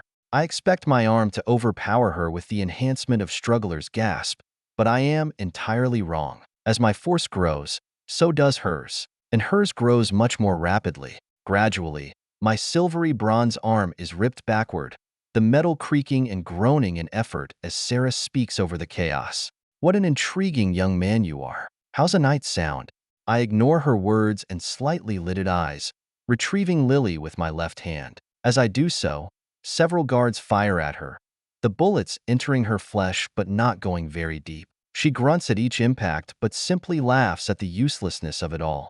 Unable to speak, I merely point Lily at her chest. It is a feint. I won't shoot this at a sixth sigilled, but she doesn't know that. And as far as I'm aware, all decently high sigils hold fear in this weapon. My expectations prove fruitful as Sarah twists away with a shocked gasp, releasing her grip on my right arm. She frantically attempts to dodge Lily's incoming bullet, but I don't grace her with it. Instead, as she kicks against the ground with enough force to crack the floor, I arbalest at her again, wrapping the hibernating bloody palm around her arm as I holster Lily in the same motion. Then, while she rears back her arm to swing at me, I sheath the hidden blade of Earl's sinister design into her chest. Torquing the tiny edge of Mercury, it breaks off in her chest, and I jump back before she can land her punch. Simply based on how she hit the guards, I'd rather not get touched by her at all. The woman's eyes widen as she steps back, glancing down at the hole in her chest I made.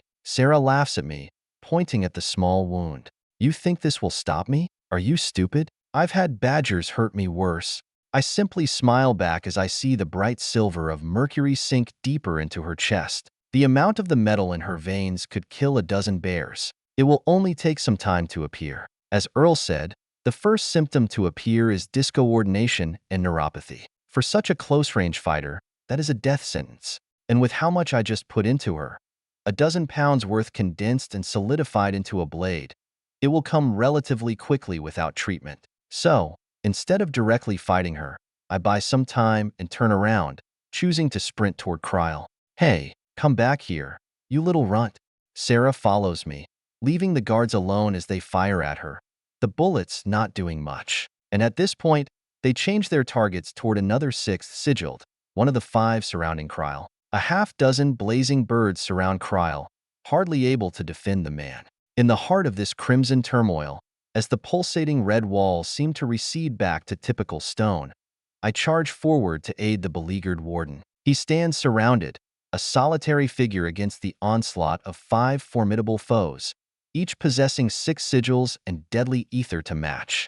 But Kryl, a former leader of one of the largest hunter groups in the world, conjures more and more blazing birds of flame. These fiery avians explode into existence, one after another, as they seek out the prisoners. Even as I race toward him, he proves his mettle, wounding 2 of the prisoners despite the offset. Terrible burns cover 2 of the prisoners as they stagger backward. Kryl is the warden of the Carmine Square for a reason. He isn't weak, even if he's retired from the wilds. But Chris Tane's scheme seems to break past that by overwhelming the man. Hopefully, Edward can get here soon. As I escape Sarah toward Kryl, I notice her movements become slower and less controlled, the poison taking its toll. It takes several seconds, but once it starts, it builds rapidly. Twisting around, I find her incredible strength waning, and I exploit her vulnerability, dodging her weakening hooks from her fists. She seems confused as she moves slower than she should, but I don't let her recover. Weaving under a swing of hers as she's slow to recover, I unleash an explosion into her chest. Unlike most, however, she is not ripped in twain by the detonation of ether as my prosthetic from Earl vibrates from the force with a hum. But just because she isn't decimated doesn't mean she isn't damaged. Sarah tumbles backward haphazardly and slides against a wall as a cavity shows itself in her chest. Not quite deep enough to reach her heart, but enough to put her down with the poison. I observe her carefully momentarily as she tries to stand but can't. Her arms flail out, uncoordinated and weak. Nodding my head, I turn back to Kryl. The warden, though outnumbered, does not falter. With each explosion of his fiery birds, he sends shockwaves through his adversaries, buying him the precious seconds for me to arrive. He's diving, ducking, and slipping through attacks just barely while he relies on the flames of his ether to save him. The warden's creatures conjured of ether explode and are destroyed repeatedly, but he summons more, an unending barrage that serves as a shield against the overwhelming odds.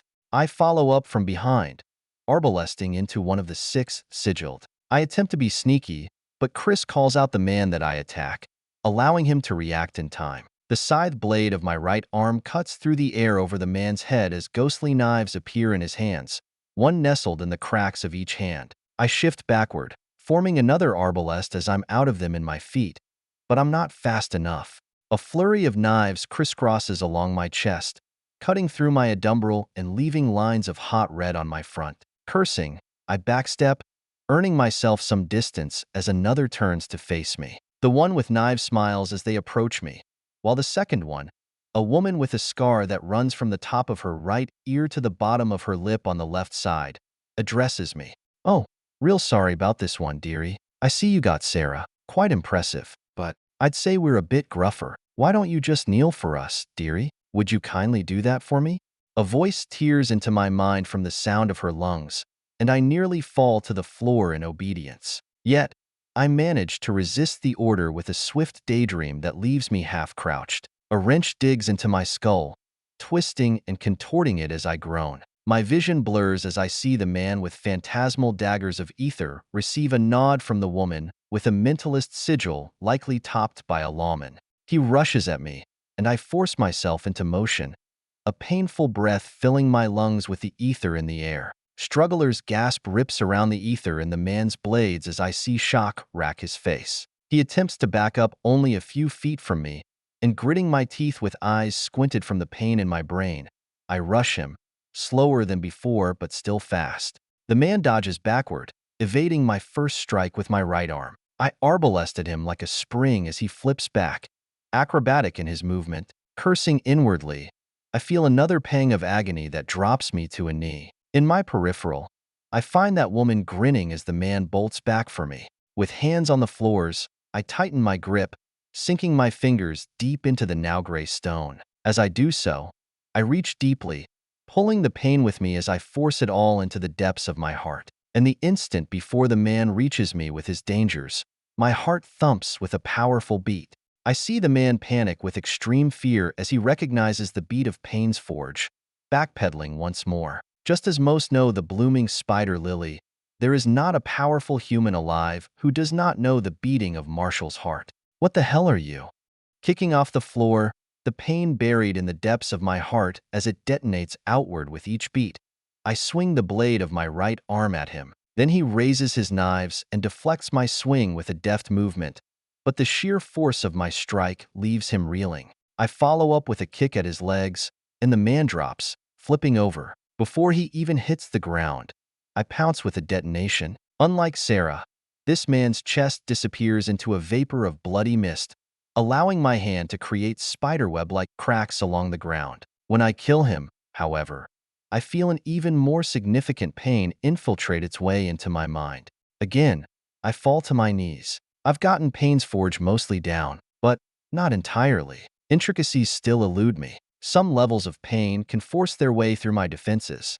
It feels like 1,000 ice picks are digging their way into my brain, cracking open my skull a dozen times per second. Everything trembles and shakes as my Pain's forge falters. The woman with a mentalist steps toward me, picking up one of the dead man's daggers as it begins to fade. You are quite the nuisance. 2 of us dying to you? That was not a part of the plan. Well, Kryle's luck comes to an end here. We figured he'd bring 2 or 3 nobodies.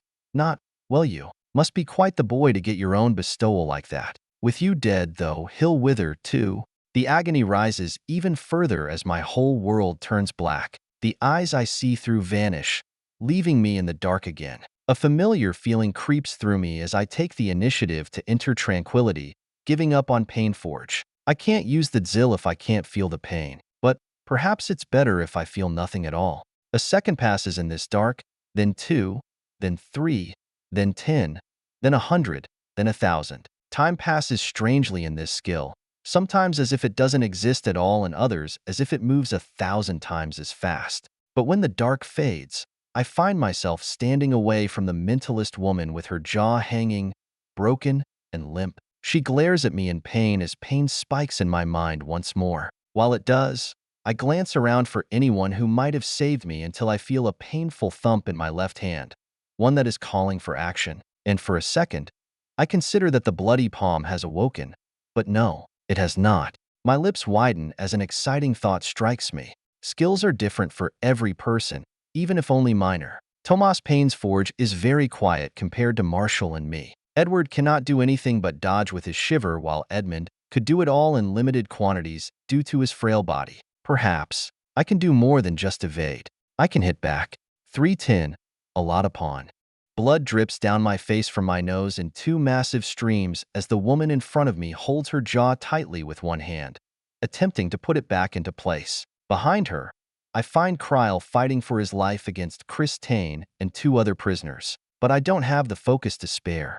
The warden is strong, and with my help taking these figures down one by one, surely he'll be fine. Otherwise, he wouldn't be the warden of such a place. But as I raise my head to step forward, to finish the woman off after Shiver displayed itself, another bolt of lightning enters my mind. It feels like she is ripping open my skull, shredding the brain matter inside and eating it ruthlessly as I fall to my knees again with warmth running down my face from my eyes. I grasp for Paine's forge, the ether within shifting to bear my weight, but it's not enough. I can barely see her through my squinted eyes and lowered head. She can't smile anymore with that broken jaw, and instead, she stands away from me, as far as she can, screaming words into my mind with hers. Why won't you just die? Die, die, die. I want to be free.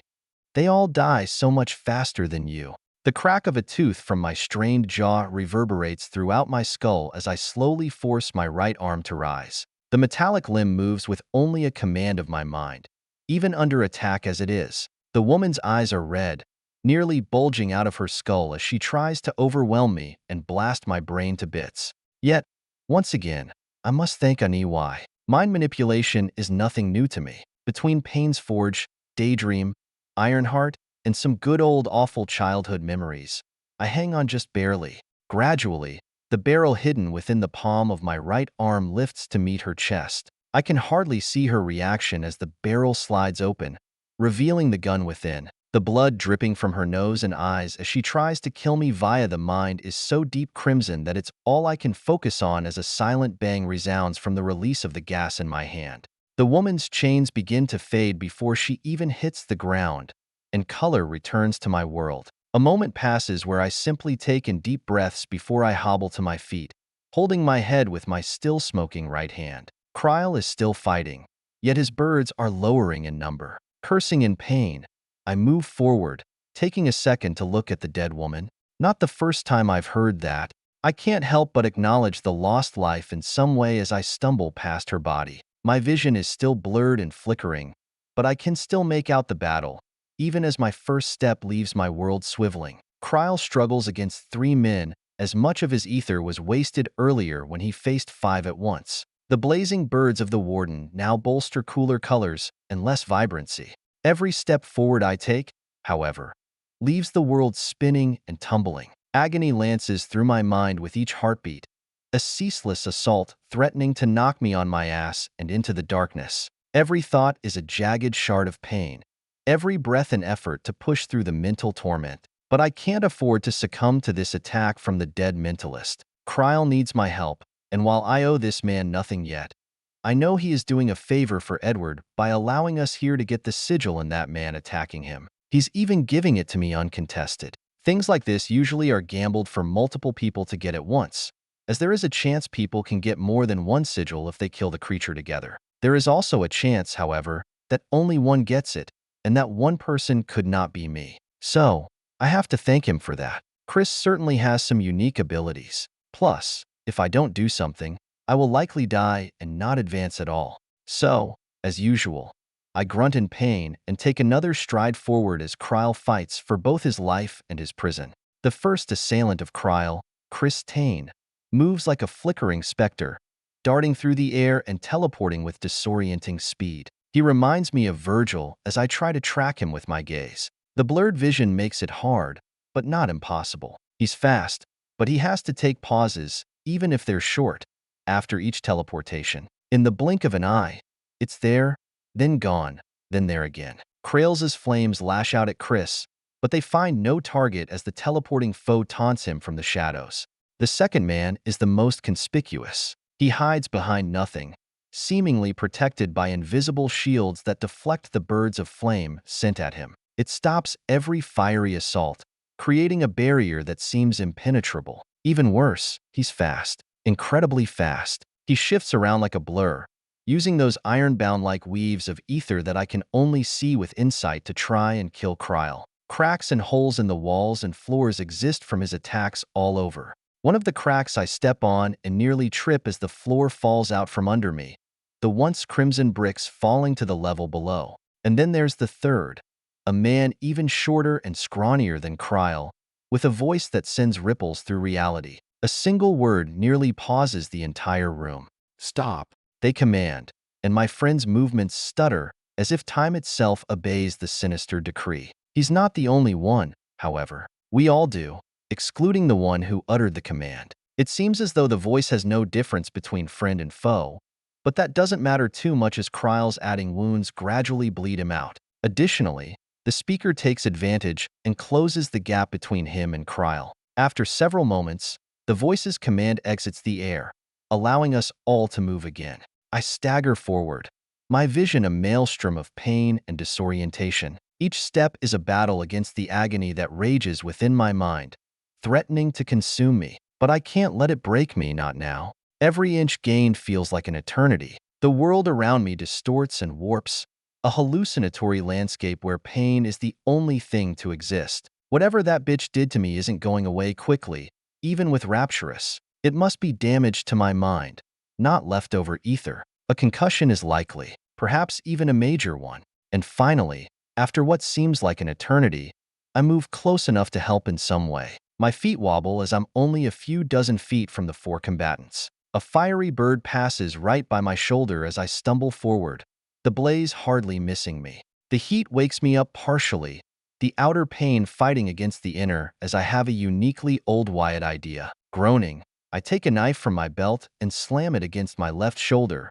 staying away from any major arteries. The pain is minor compared to that of what is in my mind, So I take it up a notch, twisting and stabbing deeper as the world sharpens. Warmth drips from my arm, but only in small quantities, as I didn't nick anything big. Pain's forge manages to take both injuries into my heart, and with my ether, I compress it deeply, invoking power and endurance from the agony. Smiling a bloody grin of pain, I stride forward toward Chris as I juggle the blade in my left shoulder. The escaped prisoner finally pays attention to me with a curious gaze, admitting something to Kryle as he teleports beside him, striking out with a hand wrapped in revolving ether. It appears you did not bring me a babe. You brought me a feral beast. I take it as a compliment as Kryle ducks under the strike, a fiery bird exiting his hand and flying toward Chris, who teleports away with a quick sidestep. He's the main threat. My focus shifts entirely to Chris Tane as the other two press Kryle, forcing him through a jail cell with the pure force of the one with the invisible shields of ether. As I focus upon him, I reach deeply within my eyes for insight, looking to see through his gaze. I've learned from Virgil, you can't catch someone like that if you don't know where they're going. You can't hit what you can't see, but once you do, you can. A harsh pressure meets my mind as I nearly buckle from the pain, but with trembling knees, I force my way through, opening his eyes within my mind. I can't garner a single aspect about the man, not a thought, not an emotion, not even a tick, but I can gaze with his pupils. That should be enough. So many people have protections against their minds. I shouldn't be too surprised that a first sigil skill is this limited, even if metamorphosized. Hopefully, I'll wait a moment to observe and strike when I'm sure I know where he will go. Seconds pass as I watch the battle deteriorate faster and faster, with Kryle on the losing end. 3 versus 1, when each is a notorious and potent fighter, is brutal. Not to mention when a bastard like Chris is there with his adaptability and foresight. But something I quickly notice as they fight is that whenever Chris teleports somewhere, his eyes look to the location. It seems he has a restriction, just as Virgil does. Where Virgil has both a distance limit and has to take a step, Chris has to see where he is going. My friendly shadow doesn't have that problem due to the fact he can simply flicker through any object he might end up in due to his movement. I doubt Chris holds a similar luxury, so I wait a little longer, gradually stepping closer as I prepare my arbalest in my feet. All the while, the dagger in my shoulder and the pain in my mind battle each other for sovereignty over my mind while I dance along the edge. Chris hasn't shown the capability to immediately teleport again after his first. There is usually a delay, and I will capitalize on that. So, I wait until I spot the moment. His eyes shift to a spot only 20 or so feet from me as a single bird of flame rages toward him. Anticipating the act, I move a needle of time afterward, arbalesting myself toward his landing point. And my scheme proves correct as I instantly tackle into Chris, not wasting a moment to move the dagger in my arm into his neck. As I do so, however, an invisible shield builds itself before me, but I do as I do with all constructs of ether in the air. I breathe them in. Struggler's gasp shatters the shield as I explode the edge of my hand holding the dagger, shoving it into Chris' chest. Half of the man disappears from the force of my motion. Pain's forge and explosion are a dangerous combination. But the instant after the dagger leaves my shoulder, the pain sinks to a dismal low compared to that of my mind. Chris lies dead beneath me as I fall to my side, hitting the floor warm from Kryle's flames. Again, my vision shakes and tussles itself all over like the waves of lawless lake. For a second I wonder if he's truly deceased. But he must be. Not everyone is like Alexos or me. Some break easily. As I endeavor to fight against the pain, a humming noise from my side calls out to me. Gradually flicking my eye over, I find an invisible yet existing call toward the back of Chris' skull. His philosopher. The call moves my hand on its own, the bloody palm not acting but staying in hibernation as the damaged arm falls limply onto Chris' head and slides off. Then, the call touches me as I feel what resonance truly means. At this point, with 5 philosophers and 2 absolutions, I'd wager my resonance with my sigil is staggering, and it shows here. I don't even have to touch Chris as I simply long for the sigil, and it responds to me in turn. I'm called so deeply that I can't even resist. My hand moves entirely on its own. The notion worries me for a second, but I don't have time to ponder. What I do find odd is that his entire body slides slightly to meet my hand, as if my resonance is having a physical effect on the world. It has to be some concussion-induced hallucination. However, it has to be, in one moment, my vision is trembling, and the next, it is calm, organized, and within a dark cabin. Once again, after several months, the longest stretch so far between visits, I have returned to the cabin. I take a moment to glance around, even as many have told me not to investigate the cabin. It appears even more ramshackle than before, damaged and injured. Planks were splintered here and there, while more violet light slips in than the last time I was here. Indeed, we are running out of time. Sighing, I step forward, and the book turns to the correct page before I even get close, as if it already knows. A part of me wonders if it does know. My eyes cannot focus on anything else other than the shifting and luminous words that crest onto the page. They are indecipherable until they enter my soul. The reader of this page now plants their feet steadily onto their sixth step of the stair, and for that, I congratulate you. Your sixth sigil towards freedom and toward limitlessness. One step remains until your freedom. The departing, the intrepid strife. The departing of a prison without an exit. Able to run away from all burdens. Able to release your soul to the utmost, extricating yourself from the limitations of mortality. Temporarily, the prison still exists, and it holds all down. Soon, freedom is possible, yet the chains still extend, though it is much further than they once did in preparation for the jailbreak. You stand at a precipice, the walls broken, the field open, and the sky clear. You have completed a twice-fourth acts of absolution. As such, your sigil will be shifted to fit and mold with your old. Your eyes have grown furthermore. 3 figments remain to be the peak. However, soon, 3 more shall bloom. In rehearsal, they have extended to become more solid. An added boon exists for my dear intrepid strife. Your absolution is upon the doorstep of the impossible. You near that which is undone, that which is unachieved, that which is unthought. A gasp of defiance needed to be from the lungs. Sometimes, a heart adequately defiant will suffice and accomplish more. May your journey, while certainly filled with manipulations, be glorious, long, and worthy of my aid. I finish the text on the left half of the page and take a short break to think it over. As usual, the skills gifted to me by my sigil are incoherent and hardly understandable. I don't know what this new release does until I try it. The first, the physical, was about strength, speed, or flexibility. The second, the mental, was about thought and planning. This third, however, is a bit odd. Free from burdens? What does that even mean?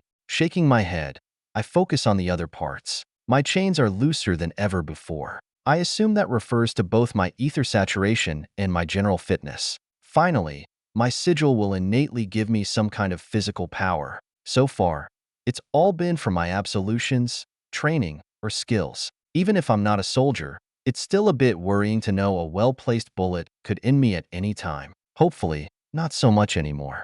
The enhancement to my figments will likely make ballista that much more powerful, and that much more difficult to draw. There goes my hope of using Payne's Forge to do it while the Bloody Palm is in hibernation. I'm sure the Arca version of the Bloody Palm will still possess the force to pull the bolt back, though. And finally, the part about my struggler's gasp is a relief, even if I'm not entirely sure what it means. Replacing a breath with my heart is curious, and I can only imagine it means that my heart somehow supplements that ether. I wonder how it will do that. Maybe it's like what I did with Edward, only more powerful, siphoning ether through my flesh. Or maybe it's something entirely different. Shaking my head, I turn to the other side of the page, finding the new aspect of my sigil. The shape burns its many chains and sextuplet of glaring pupils into my mind. Each pupil doesn't gaze at me, but instead through me, as if seeing the deepest recesses of my identity. Shaking my head, I follow it down the page to the final section of the cabin's guidance. A departing leaves no one behind even as they exit the stage of the world's suffering, remembering the bonds and losses underneath the curtain of iron. But for a departing to entirely rid themselves of the prison they exist under, they must free themselves. And to be free, the departing must prove themselves. But this proof is unlike the others. You must not prove a previous metaphor. You must depict to the world, yourself, or a god is worthy. Yet, he, born twice, once of which as a philosopher, holds themselves under no lens other than their own. You are the only métier that can decide yourself as worthy. The most difficult challenge comes from within, not without. So find what makes you worthy within the depths of you. To continue, my intrepid strife, place your mind within the sigil and return to whence you came. The terms of reaching the next sigil are strict, far harsher than any other. Yet, mine are different. However, I suppose proving myself to anything other than myself is odd, as I am a philosopher, as it says. So, I have to find what makes me worthy. Worthy in what way? I'll have to ask Edward and Johnny about this whole thing. Their proofs were the most challenging parts of their ascensions, while Tomas was simply finding the right foe to push him to the brink, which was, ironically, an angel. My focus falls back to the tome as I find the silence of the cabin odd. Never before have I, as it usually creaks and groans. Yet, this time, it is wholly silent. My hand falls onto the tome as I leave the cabin and return to the burning pain of my mind. The crippling agony floors me, and I can't even blink. The only thing I can do is reach for the newest sigil of mine. Indeed, removing my burdens will help me with this, right? The instinctive tug of a sigil skill hauls my ether toward the space in between my eyebrows as reality turns white for a moment. All I see is a pale canvas until the world returns. Yet the pain still exists, eating its way through my mind while Cryle battles the two remaining prisoners. I can hardly pay attention, but it looks like he's recovering now that Chris is dead. What I do notice, or notice the lack thereof, is the pain of my ether saturation. It's all gone, all of it, as if releasing my soul removed all the ether within my body. It must be some trick of the mind, though, allowing me to push past my burdens. I sense deeper into my body, expecting to feel ether burrowed deep into my flesh or bones. But I find nothing except a white fog covering my entire form like the mist from the crossroads. Wait, it actually did it. 311, lickety-split. Agony still drills into my brain like a searing spear burning its way through me, but the exhaustion of using too much ether is gone. Entirely gone. Other than the pain I feel in my mind and shoulder, I'm energetic and spry. Standing up slowly, allowing Pain's Forge to hold the burning mass in my head for me, I find Cryle as he lands a flaming hawk onto one of the prisoners, sending them spiraling away. Wafts of white mist cloak my form, and I wave my hands to remove the fog. It refuses to leave me, however, and I pause for a split second as I feel at home. The fog feels like Ma's cooking, her tender touch, and a night of sleep in my bed all at once. It's so peaceful. A sensation I didn't even know I felt has left me. The gaze that has been staring at me since I got my first absolution. I didn't know it was there until it left. I think I know who it is, though. However, I would rather not call attention to her. Freedom. This is a taste of it. It is quite addictive. Will my seventh sigil be that powerful? Will it be that comforting? I hope so. Johnny's seventh sigil made every act of ether even more focused and powerful than before based on his stress. Tomas strengthened his organs to the point a bullet won't even phase him unless it comes from a cannon. Will mine be that amazing? The mist swerves past my sight as I see one of the prisoners hit the ground from Cryle's fire. So, I hop to motion and pounce toward the toppled prisoner with Arbalest, the one with the paralyzing words. The scythe blade on my right arm swings outward as the prisoner slides away from me, dodging the edge only because my reactions are slowed by the pain. He stands swiftly and glares at me as I recover from the overextension. But I don't wait a moment before striking as the man dives to my side, shouting at me, "Stab yourself." The words dig deep into my skull, fighting against the pain that already exists, and I quickly lose. The scythe in my hand falls, stabbing into my left leg. It doesn't go deep, likely because of my rough skin from Pain's Forge, my second absolution, and my newest sigil, but it slices through enough to slow me and draw flowing blood.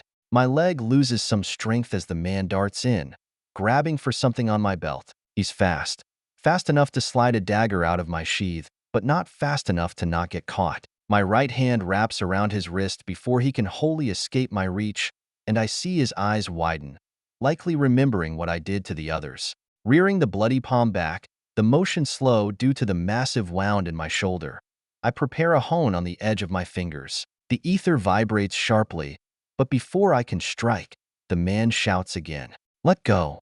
My hand releases him, allowing the back to retreat sharply as he quickly rubs his throat. After his shout, though. I find myself recovering far faster than the last time and dash after him. I reach for him as he shouts at me again. Stop!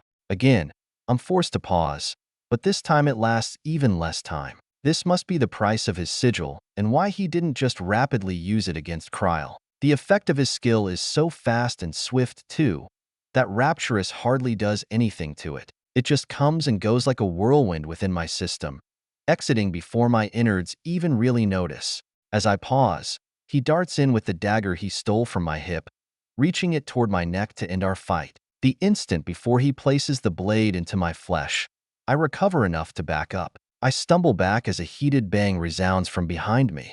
Not having time to turn around, though, I raise the lily again, only to find that as the wrong answer against this man. Stop! He's panicked by my actions but has a countermeasure, forcing me to pause and not pull the trigger as he slides in close. His dagger digs toward my neck, right as the tip of the blade enters my flesh. Having some issue entering my flesh due to my many enhancements, a ball of fire slams into the prisoner's side again, burning him once more as he's sent tumbling. Once I recover a moment later, I find Kryl hobbling toward me and already throwing another bird of fire at the man with a third forming in his hand. Before I even turn back, I find the prisoner with the commanding words burning alive with his flesh lit ablaze. The man screams in pain before a gunshot resounds, and then he falls entirely silent. Kryl hobbles over, one of his feet severely damaged and nearly hanging off as he releases 5 more shots into the still-burning man. Bitch, I knew you bastards were planning something, but this was a bit much. I even had more guards in today in case it was building-wide. I simply watch Kryl while the pain in my head only continues to bulge, and the man quickly fades from his anger. The warden then waves at the guards at the edge of the room, who didn't join the battle. I can see from here that they are only first sigils, and would likely only get in the way. The guards are primarily for feeding the prisoners, as the Carmine Square used to hold those imprisoned with little effort. Until now, that is. Kryl turns to me and holds out his hand, offering it to me. A smile hangs on the edge of his lips as the guards near and start cleaning things up and making sure each of the prisoners is dead. Bullets intrude on his words as he speaks constantly. Thank you, kid. I appreciate the help. You are quite the fighter, if I may say so. Without you, I reckon these disgraces for flesh might have gotten me. Not as strong as I once was, you know? May not look it, but I am pretty old. I nod and take his hand, being as honest as I can. No problem, Kryl. I can't just let one of Edward's friends die before my eyes. Plus, I wanted my sigil, too. Kryl bursts into laughter, his lungs arching back before the man stumbles back, the wounded ankle under his legs giving out. A nearby guard catches him, however, before the man can fall to the floor. Careful, warden. The warden laughs a bit more, this time more subdued. Then, the older man shambles with the help of the guard to a nearby bench on the edge of the cells meant for the guards. Once he sits, the man opens up a bit more to me. In truth, I knew they would do something soon. That's why Edward isn't here. He's calming the other floors. Any minute now, and he should be here. It's also why I brought you here alone. Didn't want to risk a newbie. My eyebrows rise as my confusion follows, even as I recognize the fact he was willing to risk me. What? What do you mean? I thought Edward was dealing with the Carmine Square? Kryl nods shortly but explains a bit further. Kind of. I knew that one of these bastards had been watching me, so I wrote a letter to Edward so that he'd come and help. The letter he mentioned not receiving was a part of the instructions, so they would be less suspicious. The man laughs a bit harder as I glance at him sideways. He really just risked his life for this? You almost died? Where are your powerful guards? Your hunters from your old group? Where is everyone that could help in this battle? Kryl's smile breaks as I ask him these questions, and he looks downward. He pauses for a moment before taking a bandage from a guard and wrapping it around his foot. The blood still seeps through the dressing, but at least it's some staunching. All my mighty guards are gone. I've sent them to aid Edward in Blackstone. We need to prepare as much as possible for when the Nahullo, Pygmies, and demons come. Only the first and a few second sigils have stayed. That's why I knew they would pull something. They would have the confidence to kill me alone, and I was prepared to die as long as Edward managed to quell the uprising. Yet, Edward brought you. Kryl smiles even more exhaustively, some bits of blood seeping through his teeth. I gaze at him more carefully and see many instances of wounds that dig deep. Are those from that man with shields? The one with the phantasmal daggers? Or from Chris? It was probably from all of them at once. Sighing, the pain starts to ramp up now that adrenaline isn't flowing through me, and I grab onto my head, cradling it. Kryle pats me on the shoulder as he comments on it. Alexis had quite the mind. She nearly knocked me out, too. If not for the artifact I keep in my pocket for things like that, I'd be long gone. We old men have to keep as many tricks, trinkets, and baubles as possible to stay in the game. I remember Phineas having almost a dozen artifacts between him and Judas before they fully retired. Times like these make me wish I joined them. Even the Furious Mountain retired, but not me. I'm really getting too old for this shit. You should be fine, though. As far as I know, however, the damage isn't permanent to the mind. Give it a night's rest, and with your toughness, you should be fine. I nod to his advice and his ramblings, but by the end of his words, his eyes change from caring to inquisitive. Kryle's focus falls upon me, as if the man puts two and two together after watching me fight. His eyes shift over to my shoulder and linger there for several moments before he speaks again. I stay silent as I worry he realizes who I am. Did Edmund teach you that one? Distract one type of pain with another? Did he teach you Pain's Forge as well? An unreleased sigh of relief stays within me as I shake my head in negative. No, that was on the fly. And Marshall taught me the latter.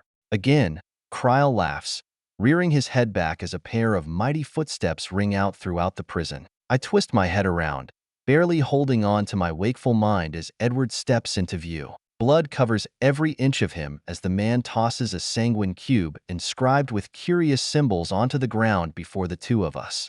I notice Kryle's gaze harden as he looks at it, almost as if he is remorseful. I handled the lower levels, Kryle. You're free to leave now, retire, or whatever you want to do. That thing, though, Chris ruined it. I don't know how, but he did.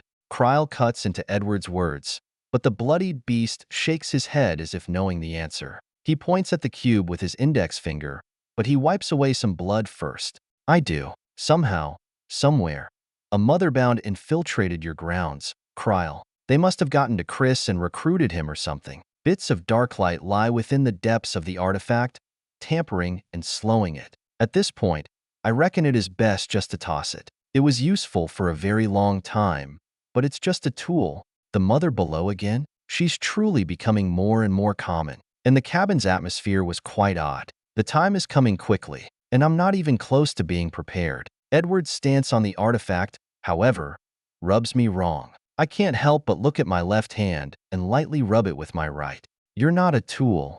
My whisper only draws a slight look from Edward. I don't like that look. Kryle reaches over and grabs the carmine square, holding it aloft as Edward rubs his own shoulder as if he was hit. A jolt of determination flows through me as I stand beside him, forcing my way past the pain and meeting Edward's eyes. The words do come out with a bit of difficulty, though. I got my sigil. We're good to go. Edward nods at me before focusing on Kryle, who stands with the help of a guard. The warden gives Edward an answer to a previous proposition.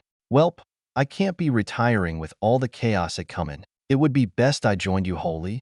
Don't you think, Edward? Give me 2 days, and I'll bring whoever else is willing from this dinky town of mine. Anyone else? I'll send them to Canyon Sift and Gravecross. I heard he's taking in refugees. As for the Carmine Square, it's been put through good use. For 2 decades, it helped new hunters train against the inmates and prepare them for their sigils. So that's what else it did. It was for training. I knew there had to be a deeper meaning than just holding a bunch of living men and women as future sigils. They were for practice and training. Apparently, the Carmine Square made it easy to do so, likely by suppressing the inmates. Edward lifts his thumb toward Kryle before slapping my shoulder softly. The older man pulls me in closer, and unable to resist due to my pounding brain, I let him. Sounds good to me, Kryle. I'll always take in another forerunner like yourself. If you can get in contact with your old team, too, that'd be amazing. The Redbirds would be a great addition. As for you, Wyatt, I can see that you're fucked up. Let's get you back and resting. Can't have you tired for our attack. I go to nod to him, but my consciousness quickly slips. I nearly fall to the ground, but Edward catches me. Kryle's voice rings out in the echoing darkness as I pass out. He got struck good by Alexis. Should be fine as he didn't just straight up die, but you should watch him.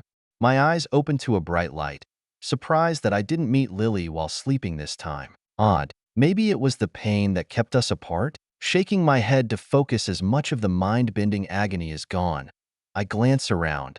The midday sun beats down upon me as I lie somewhere in the flat Rockies of Blackreach. Quickly, I sit up to find Edward noisily maintaining a firearm of his. The Colt clicks and clanks the pieces as he reassembles them, watching me out of the corner of his eye. Good. You're up. Wanted you awake before we went into town. Can't let anyone think anything is different in case Eli is watching. We return to training tonight, and then, tomorrow evening, under the cover of night, we strike Eli's compound. I would like to wait for Kryl, but something is eating at me. My instincts tell me we don't have time, and any time I've gone against my gut, it hasn't ended well. As I stand, I motion my head in understanding, stretching my muscles and joints. The man must have carried me this far. I spin around, only to discover Blackstone in the far distance. The city is large, visible from a mile away, but it doesn't even hold a candle to the city that bears the same name as the territory. I wonder if I'll ever get to see it.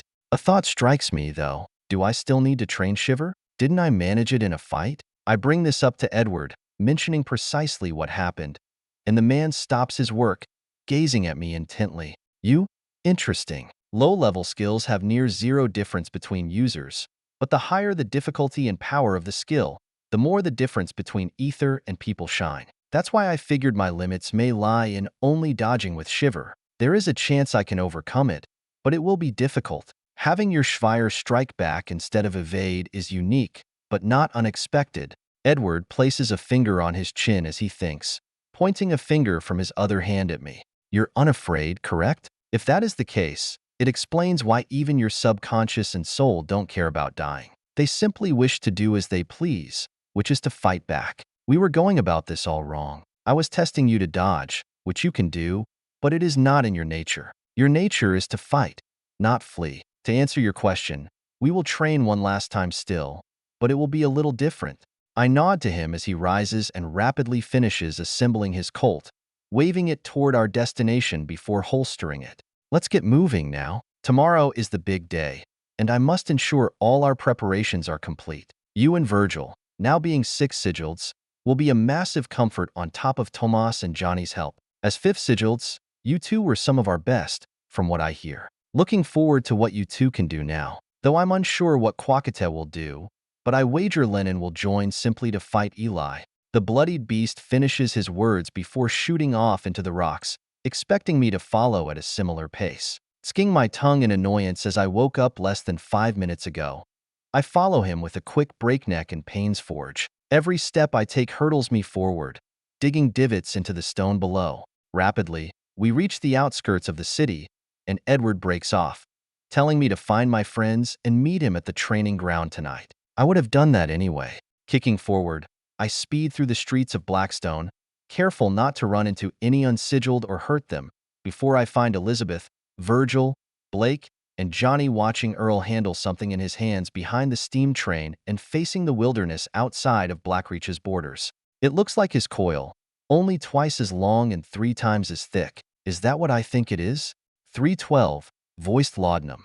Earl smiles at me and nods before aiming down the barrel of his newest contraption. As he does so, his eye ignites with a brilliant blue, sending bolts and sparks of lightning along the wires that coat the back of the rifle and toward the front. This lightning holds the current for a half-second before a thunderous bang resounds, nearly knocking Earl off his feet. I hardly catch the movement of the bullet from his invention as it hurtles away faster than anything I've ever seen, even faster than Kai's charge. It dives toward the endless horizon west, and far, far in the distance, a cloud of smoke rises from it, assumably slamming powerfully into a distant stone face. Earl regards the effect of the rifle before turning around and lifting his invention for all of us to appreciate. It's not broken, ruined, or damaged in any way like his old coil. This one is simply smoking from the barrel with a reddened tip showcasing its heat.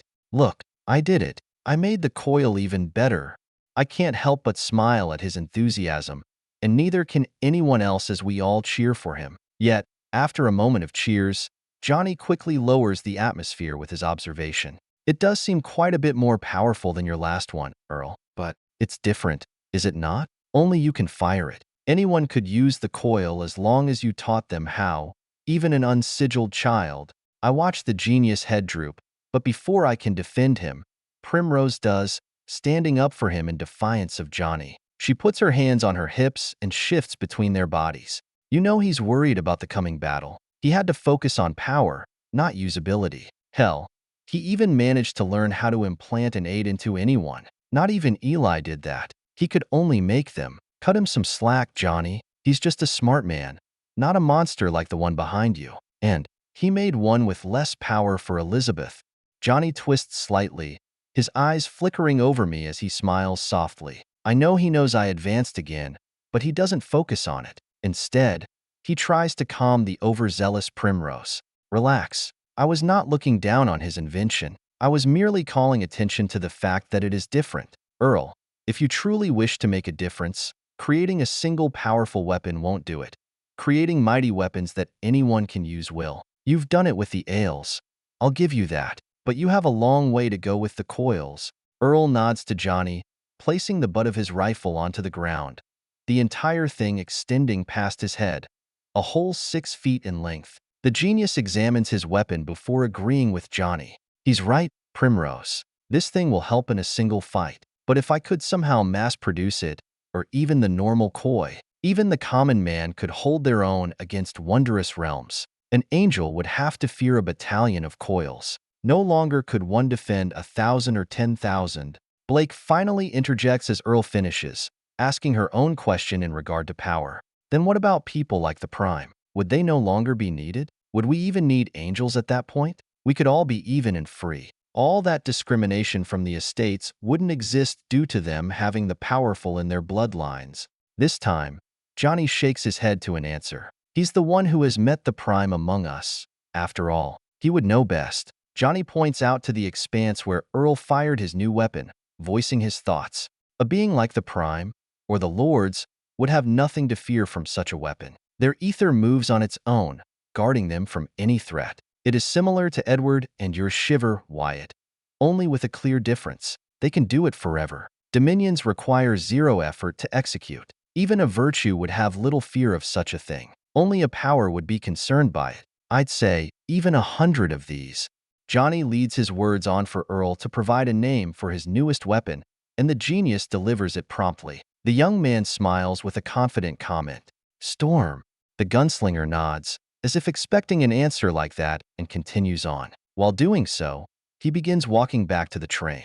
100 of these storms wouldn't even reach Vincent's skin. Storm's hand, within its most potent part, its core, did not a damned thing to our eldest. And he didn't even show an ounce of effort, of ether or physicality. But that's enough grim talk. Tonight, we will celebrate, though not too hard. We celebrate for our advancements and creations. Wyatt and Virgil are now 6 sigils. Earl has created 2 new weapons and mastered the implementation of ales. Even Primrose managed to get one. Kudos, Rapture. So, let's have some fun, everyone. Drinks on me.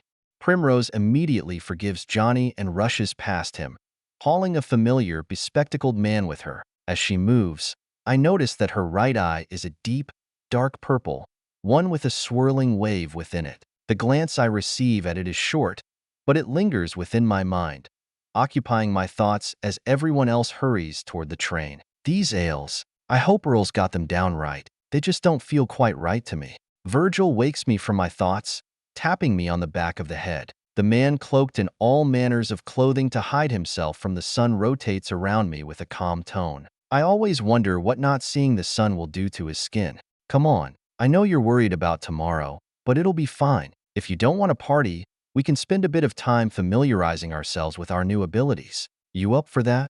He knows me too well. I glance at Elizabeth and Earl's parting backs before nodding. I would much rather do this than party. I would never forgive myself if they died because of my callousness. Yeah, let's do that. I can't see Virgil smile, but by the way the cloth around his face moves, I know he is grinning. Good. Follow me. Between passing out on the way here from the Carmine Square and burdenless, I feel pretty comfortable. My ether saturation is relatively low even after the last jaunt of the sprint here, and my wounds aren't too bad. Most of it was mental. After all, the little cut here or there is standard for me, and I can virtually ignore them in favor of focusing. So, Virgil and I soon find an open field of stone away from the city, positioning ourselves away from each other. We make sure there are no trees nearby for apparent reasons. And just as a test, I reach for burdenless, only to find a spiking agony that boils from the deepest part of my mind and my soul. It's so crippling that I don't even have time to grasp it with Pain's forge and force it into my heart. Falling to my knees, I heave out a painful breath as Virgil's head twists, and a step brings him before me. Are you all right? Did something go wrong? Coughing terribly, I gradually recover as I tell him what happened at the Carmine Square. Regarding personal details, including those of my sigil, I don't think I trust anyone more than Virgil. I trust others like Earl and Elizabeth, but could see it being tortured or ripped from them via some kind of sigil. Johnny and Abraham could try to cleverly use the information for an advantage in some scenarios. But Virgil? He'd rather, and would, die before spitting out a lick about me. I know that because I do the same for him. I promised Vernon to take care of his older brother, after all. So that's what happened. I'm not entirely sure what my new sigil is all about, but the skill is great. That pain I had just now was an attempt to use it again. I reckon I have to be clear of ether for some amount of time before it comes back or wait for my soul to cleanse itself. I'm not entirely sure, but it sounds likely based on my other ones from the Wondrous Realm also having downtimes after use. Virgil nods at me before backstepping and resuming his preparations for fighting as he thinks over my new skills. He even lets me in on some of his own. That ether saturation wiping thing is quite unique. I've heard that pure abbots at the 5th sigil get something similar, but it's less pronounced. Other than that, I can't recall any other skills like it. I do wish we managed to save that man's wayfarer. He probably had some other crazy sigils to do what he did. The rare ones are always the best, as so few know how to counter them. My newest things are mainly that my teleportation has become even faster and more flexible.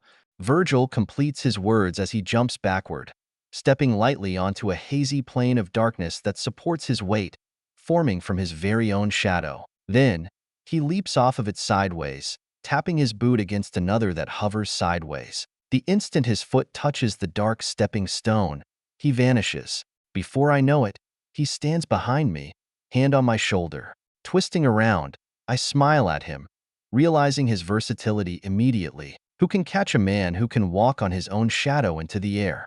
My smile widens as I twist and push him away from me, readying to fight as the pain in my head fully fades from attempting to use burdenless again. My hands extend outwards as ether flows through me, and I prepare all my skills. Pain still racks my shoulder as even the bloody palm's natural healing is slowed, and I use that to beat the forge within my heart. Virgil's sigil might have given him some extraordinary abilities recently, but I found some of my own in addition to those from my sigil. Abraham, Nightmare, Ulrin. Sitting atop a building and kicking my legs loosely, I watch the city below. Everyone else gets along with each other or fits into their own group. The humans all party, play, and fight alongside one another, while even the once-humans like Silas and Lennox find commonality with outcasts like Blake. The Bato still have a large enough group to feel like a family, and the two Rougarou prefer to be alone in their section of the train. As for me, I don't have a group to turn to. I'm not like them. I'm only half human, a monstrosity to many who call this world their home. Sure, I have Bonfire, of course, but sometimes that buffoon is too much. Wyatt and Johnny are kind to me, but I never truly feel as though I'm wanted. Everyone feels so lively, even when we're so close to death. At least, the nightmares of my father are gone. Those terrible visions of my mother's death and the many incidents of torture he forced me through no longer haunt me at night. Emmett helped me through that partially, but I'm more inclined to believe my father has been overshadowed by a more terrifying threat. The Nahullo, my kind, don't do well to deaths of their people, especially not their vices. A storm just as big as the one Marshall conjured, if not greater, is on its way. The Viceroy's daughter, Daxter, is dead, and so is the Viceroy himself, Iram Ulrin. Indeed, absolutely, the Viceroy and possibly even the stalwart Spine himself will arrive for vengeance. And that has nothing to do with what may or may not be arriving from the Prime. Vincent Harvey. Talks are that Tanyuan, the Pygmies' creator, will join the Lords to assault Vincent the moment he takes the step forward. And something deep down tells me that Etern will join them. Our War Master is an odd man and very different from the rest of our kind. He doesn't seek war. He only seeks to end them. He wants a better place for all Nahullo, even if many only desire more battle and adrenaline. And the easiest way to end the war between Nahullo and mankind is to strike when Vincent leaps forward. Sure, there is a chance it damns us all, but each of those at the gate, as Vincent put it to Johnny, have the confidence that they will be the next god, even the creator, even the lords. And over the years, I've wondered how the lords are free from the Mother Below's influence, but the reason is likely regarding that exact confidence. Only Behemoth and Leviathan exist from the powers, virtues, and dominions of legends of millennia ago. Only those two rose above all the others and remained at the peak. Their wills and motivations must be absolutely frightening. Where others fell like Mammon, they stayed. I just don't understand why they don't all work together. Isn't the Mother Below a far greater threat than each other? I mean, I can get the past few centuries where she was relatively inactive, but now? Are our grudges that deep? Gazing down at the party on the train from the top of my building, I can't help but draw a wry smile. If only someone could make us all peaceful. I can even imagine a world where Vincent, Leviathan, Behemoth, Etern, and Tanyuan all ascend to godhood and fight the Mother Below together. Along with all the gods she is under her control, the decrepit things gradually fading and dying. It would be a glorious future, but it will never happen. Behemoth is too stubborn. That old fucker will never let humans live, even if he must die, too. Leviathan? She might do so under the right circumstances. She's clever, not in technological thinking, but in a strategic mind. If we could offer her something worthwhile, she just may not battle against humanity. As for Tanyuan, I can't imagine that pygmy relenting. Humans and pygmies have the most decisive battles as we fight for the very same territory that we both need to live. Our rivalry is one that goes to the bone, far too deep to be reconciled. Etern, maybe. I don't think he'd want an object or anything tangible, however. That is not the kind of man he is. I just don't know what he would wish for to make this a reality. And finally, for Vincent Harvey, the legendary old man would pounce on any opportunity to help rise to godhood. I know he would. Flickers on the edge of my vision imitate my inner thoughts as images of my fears and nightmares temporarily materialize. My heart beats at a higher pace, even though I know they aren't real. I just can't help it. The massive, darkened, and furred form of Behemoth shakes me to the core while Leviathan's serpentine feminine figure freezes my gaze. Etern, tall and ominous with a heart in his hand, and Tanyuan, adorned with the most powerful suit of armor in the world, catch my heart in my throat as I struggle to breathe. And the final figure, a lone man, absolutely ordinary in all ways but name, with a cane, brings the harshest tremors. In a world where terrible monsters roam all over, it is the lone, normal, and singular human that strikes the most fear. So many ask the same question. How? How does he do it? How does Vincent stand against these foes? I feel a weight join me, another body placing itself on the edge of the building beside me. I turn, expecting to find Bonfire, but no, it's Sky Swain who sits beside me with her wings furled. You should get some sleep, Abraham. It's not good to speak to the shadows. I nod slowly to her as she repeats my advice to her back at me. Groaning, I twist around and place my feet back onto solid ground. Yeah, I should sleep before we fight. It's been a while. Sky Swain smiles beside me, her lips extending in that odd manner Bados do as their eyes follow the motion. Her hand lands on my shoulder. Why in such a hurry? It's not even nightfall yet. Stay a while. Watch the sunset with me. It's not the same at our spires at this height, but it's close. I want to refuse for a moment, a singular moment as sleep beckons me, but I don't. This is what I wanted, to feel wanted. I pivot back around and stay with Sky Swain on the ledge.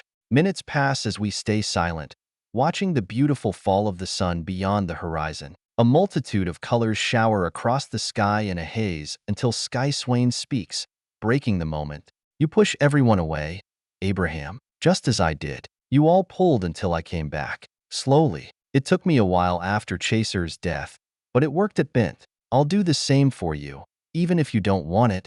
Skyswain stops speaking as I open my mouth to refute her, but she continues before I can. You are human, Abraham. They do not care if you are part Nahullo. They don't even care that I'm not human at all. Can't you see that? All you do is hold yourself back. Sure, the average human in the city might care, but not those who matter. I fall silent, unable to find a way to retort her. Instead, I look down, seeing Bonfire argue with another man. A short chuckle comes as I witness both conjure fire, one turning into a glorious blaze and the other with a dozen birds of flame surrounding him. Thanks, Skyswain. After my father's passing, I suppose I needed something to reorient me, because I never knew how much I wanted him dead. And now, I know how much I want to live. I can't wait to be free of these nightmares and sleep soundly. Skyswain smiles again with the typical Bato grin that stretches only the sides of their beaks before patting me on the shoulder. Now, go be with your friends. 313. Betide to. Blake, death-scarred Nightingale. My feet hop lightly from side to side as I cannot stop myself, the excitement, anxiety, and everything in between boiling underneath at once. Fear settles itself under my ribcage while Lennox nestles his stoned body beside me, the carriage carrying our small group along the many other vehicles. I'm the secondary party, the ones to infiltrate and attack Weiss compound after the leading group. I'm fine with not being in the main group. I'm not the most powerful or most useful in a fight, and I know that. I just wish I wasn't so far behind the others. Lifting the cloth on the carriage as we speed through Blackcrink, the centermost city of Blackreach and its de facto capital, I take a gander at the sieging party. First are the big shots, standing at the front while their vigilant eyes scan the surroundings for any ambushes, the three men who lead us all. Surely, Eli knows we're coming. The only question is if he wants to ambush us before or after we enter the compound. Edward Dudley, the bloodied beast, son of the Bloodhound and the inheritor of Shiver, stands at the forefront. His blade of crimson blood is already drawn while the sanguine liquid he's known for leaks down his fingers coated in that red armor he forms with his own essence. The bloodied beast sends a shiver down my spine despite the fact I know he is a good man. He's respectful, kind, and a loving husband. I've seen it all, but some people simply exude a different type of aura. He is one of them. The way his blade digs into the top of the carriage they stand on irks me. I don't know why, but it does.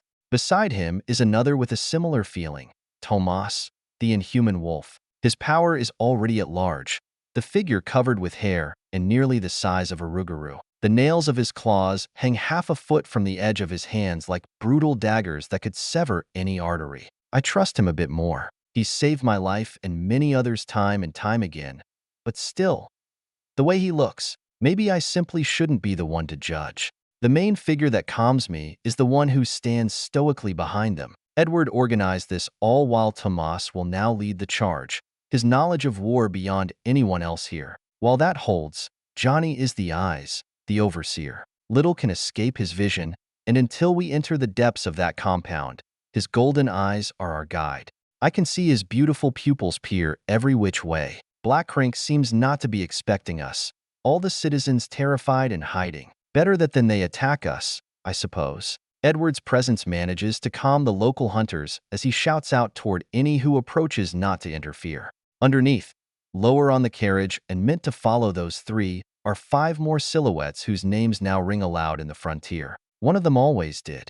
Lennon Hull sits with lidded eyes, uncaring of the movement and motion around him as he peacefully caresses the blade he stole from Sequester's corpse. As he put it, it was quite nice. I've seen Rougarou and Letitia's in person, but that man is a different kind of beast. A drop of blood, a hint of challenge, and he pounces without ceasing. He is only with us for that very kind of challenge. I worry about when Johnny grows, or Wyatt. Undoubtedly, Lennon will see them as worthy opponents. The bladed monster does not lose a fight.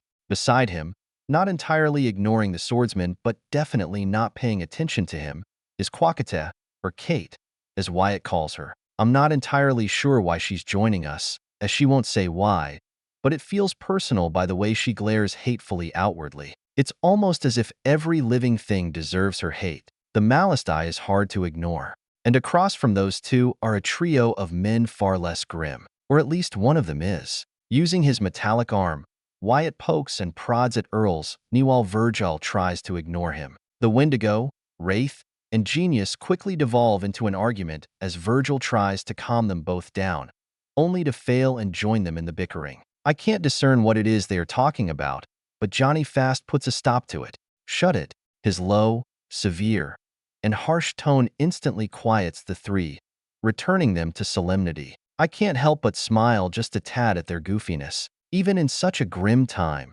there can be some happiness. Glancing to my side, I find Silas hauling Lennox to gravity just as Johnny did to the other trio. I keep my focus on the undead man for several moments as his gaze falls to the floor. He's been getting worse lately. Slowly, he's been getting up later and later, wanting to do less and less. When he first reached the surface, he was ecstatic, but I think it's getting to him. I just hope he doesn't lose what makes him human.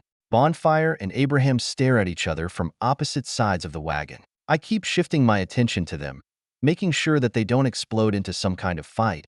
But luckily, they manage to calm themselves. And beside my legs, ruffles fur as Dakota sits patiently, gazing up at me in earnest. I know he wants to be with Wyatt, but it's too dangerous for him to follow that closely. A pitter-patter above me helps me locate Sky Swain as she tops our carriage, vigilant of any threat. Her other job is to forward any orders from Elizabeth and Millie within our command center, not far away. She and Abraham share the job, but there is always a chance one or both methods are cut off by some devious trap from Eli.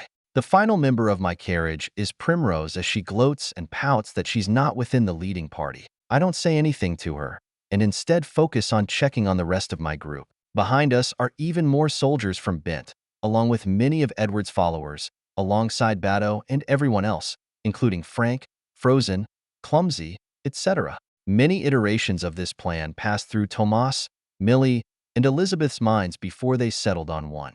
In the original plans, Wyatt, Virgil, and Earl were supposed to be the first, second, and third to enter in that respective order. That was because many of us thought the Bloody Palm would be back in time and more potent than ever, but sadly, that is not the case. The artifact is still dormant and unacting. So, instead, the plan has changed. Tomas will be first, with Edward and Johnny behind him. If anything genuinely crazy happens, Johnny will be able to glitch it. Not far behind them will be Lennon and Quakete to handle most of the mannequins that are sure to be here. And finally, Wyatt and Virgil are meant to protect Earl as he helps guide everyone through. Then, that's where we come in. We, as in Silas, Primrose, Lennox, Bonfire, Abraham, and I, are meant to help clear any dangers with our versatility while aiding the group in front of us. I sit after pacing and shifting about too much, locking my gaze ahead as we near the compound.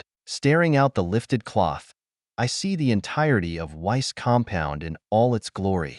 The walls rise high, constructed from weathered stone and robust bricks that have withstood the test of time. It is obvious that this place was built even before Eli Weiss came to power, the genius taking it long after its prime. Moss and vines cling to the outdated facade, obscuring most of what lies within. The entirety of the thing is an enigma and the biggest worry about our plan.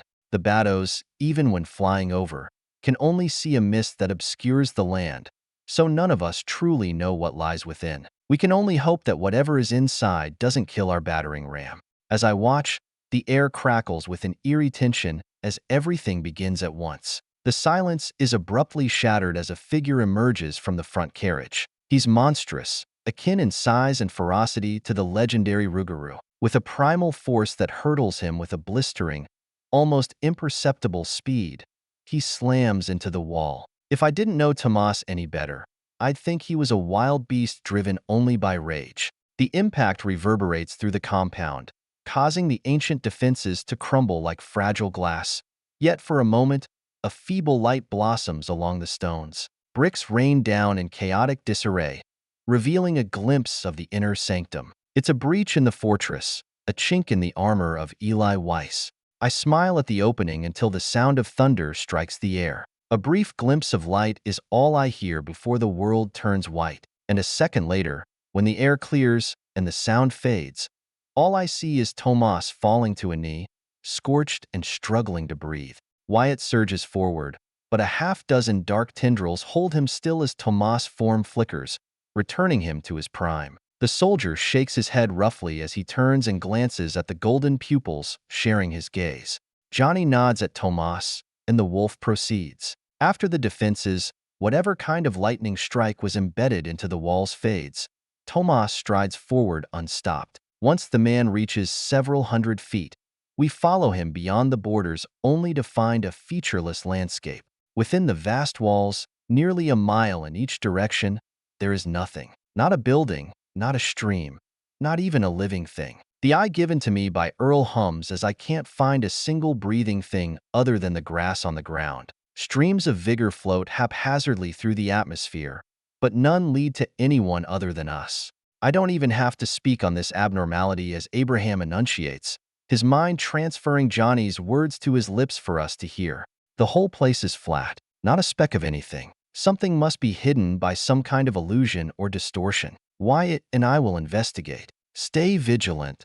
Johnny wanted Abraham to stay behind for this very utility, as the mentalist recently expanded his limit for eludes distance many times over. He could act as a commander who could reach every single fighter at once from afar, but Abraham refused to do so. I can't say I agree with his decision, but I can understand why. He hates no one more than his father, and that is precisely what his father did all the time. He'd lead from afar before showing up at the last minute for the spoils. Only when forced to fight would ear him, and that was his downfall. Nevertheless, I nod to his words as I trail Johnny with my eyes, watching him and Wyatt move forward. The silvery bronze arm on Wyatt's right is hard to ignore as it is so brilliant. Truly, I cannot fathom how Earl does it. The greatest thing ever to happen to Johnny's little rebellion was those kids showing up at his doorstep. I know they lost some along the way, but those who remain are vital to everything we do. Elizabeth the commander, Earl the inventor, and Wyatt, the face beater. He's really good at beating people up and killing them afterward, of course. The two stride forward while glancing everywhere while our vehicles stay still, unmoving, yet not inactive. Each person scans the horizon and the faraway walls for any sign of a threat, yet nothing comes. Seconds turn to minutes until Johnny gives Wyatt the go-ahead, and with permission, the young man spreads his arms outward before the air itself seems to falter. Unlike before, when he had to breathe, creating an inherent limit in his lungs to how much ether he could siphon, that limit is now much higher. I can see bends, currents, and rivulets form in the air as it all hurtles toward him. 1,000 different colors shimmer as the ether in the atmosphere twists toward the young man. And as it does, the very essence of our surroundings shifting, an object is revealed to my eyes. A massive, gigantic, metallic hatch lies under Wyatt's feet, invisible to him and Johnny until he breaks the illusion. If Wyatt could shatter Alexo's illusions, then no one could hold him back from seeing the truth, especially not anymore with his newest sigil. Though, all that additional potency means the cost is just as detrimental. A pang in my heart resounds as the man buckles over, falling to his knees as he coughs out blood and phlegm from the effort. Johnny holds onto him before pulling him back and waving for Lennon to come forward. The bladed monster steps up to the challenge, striding past Wyatt's coughing fit and Edward's oversight as he draws his blade. A slick sheen of the sword leaving the scabbard is heard even from my location, several dozen feet away. Then, the man steps back while Johnny pulls our friendly Wendigo back. And as he does so, Lennon Hull raises the blade in his hands over his head.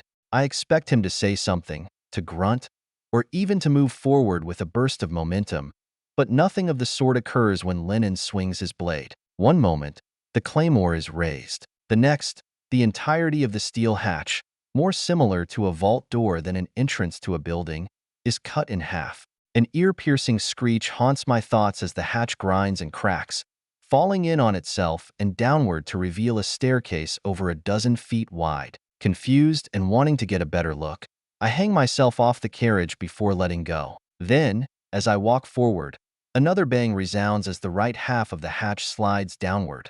I motion my team to follow me. They do so without hesitation or distraction, except for Lennox. It's a risk to take him, I know, but I have to. He will join this battle with or without our permission, and at the very least, I can be here to protect him. Plus, the undead that I can call oft calm him down and keep him more sated. I hate to shift him back to that terrified and jittery boy he was within the underworld, but if that keeps him alive, then I will.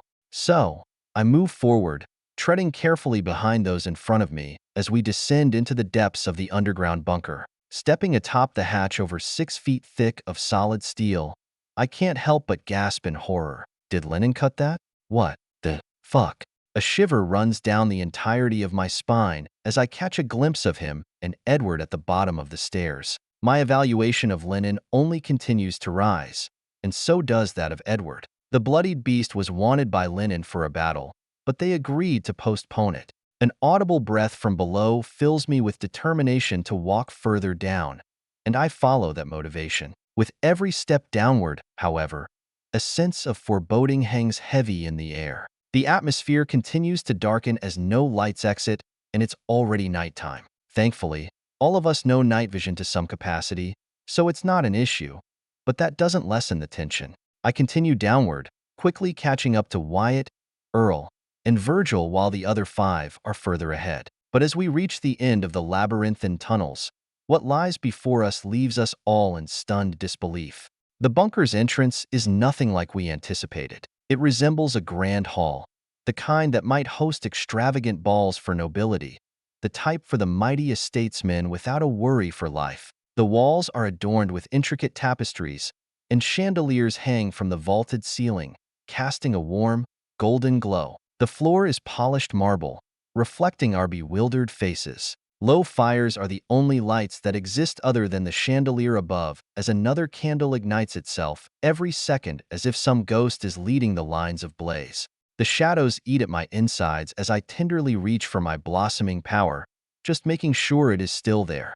I glance at my comrades, and their expressions mirror my own confusion. We stand together, both behind and in front of me, struggling to comprehend what we are seeing. Wyatt seems lost in his own little world, still coughing as he stumbles to realize our surroundings. Johnny can't glitch him when he's like that. So much ether is in his veins that it disrupts Johnny's power. While that's partly a bad thing, it also means that it'll disrupt other powers as well. Whispers of uncertainty ripple through our ranks as we exchange bewildered glances. Abraham is the prominent voice of concern, pleading for us to retreat. But just as Tomas raises his hand, likely to call the order as this is not at all what we were expecting, all the lights in the chamber ignite at once, revealing the totality of the marbled insides.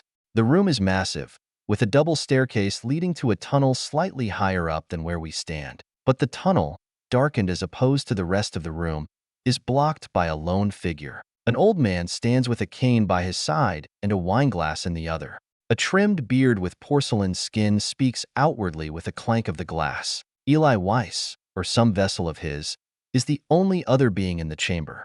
Welcome all. This is to be a great ball. Your associates infiltrated the other entrance. I'm afraid he isn't doing too good. I know you all come here for a man, one that I understand wanting to save. But, you see, the problem is he isn't all that good of a man. He's done unforgivable things. Things that no man ought to ever do. Isn't that right, Kate? Or should I say Quakate? Heh. You know so little about your adoptive father. Quakate bristles angrily as her hand slides to her blade, but Johnny stops her with a firm hand, whispering something to her. As he does, Eli continues. Meanwhile, Lennon, Tomas, and Edward gradually near the virtue, stepping closer and closer toward the stairs. No need for violence. At least, not so soon. I'm sure you all know a great change is coming. I recommend you all run as far as you can. Saving this man, even if you succeed, will change nothing and only doom you all to death. Johnny is the first to speak on our behalf, the gunslinger able to keep his calm under any storm. If he couldn't, his shaky hands would have killed him long ago. And why is that, Weiss? Why should we run? Why can't? Hell, why are you even doing this to Summers? Is there a purpose? Is there a way around it?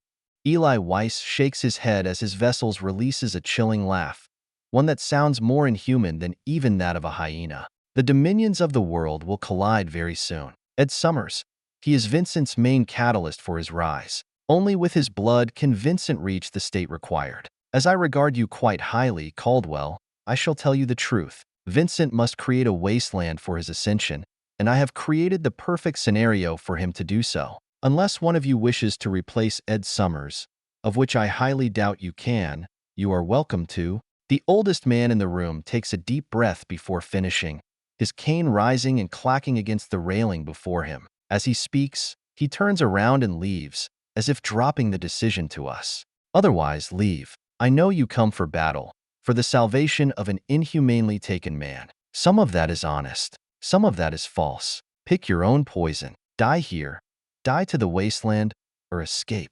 If you somehow ruin these plans of mine, we all shall die to the rising tide of dark light. The greatest power we possess is freedom. I won't force you all to do anything, even if it kills us.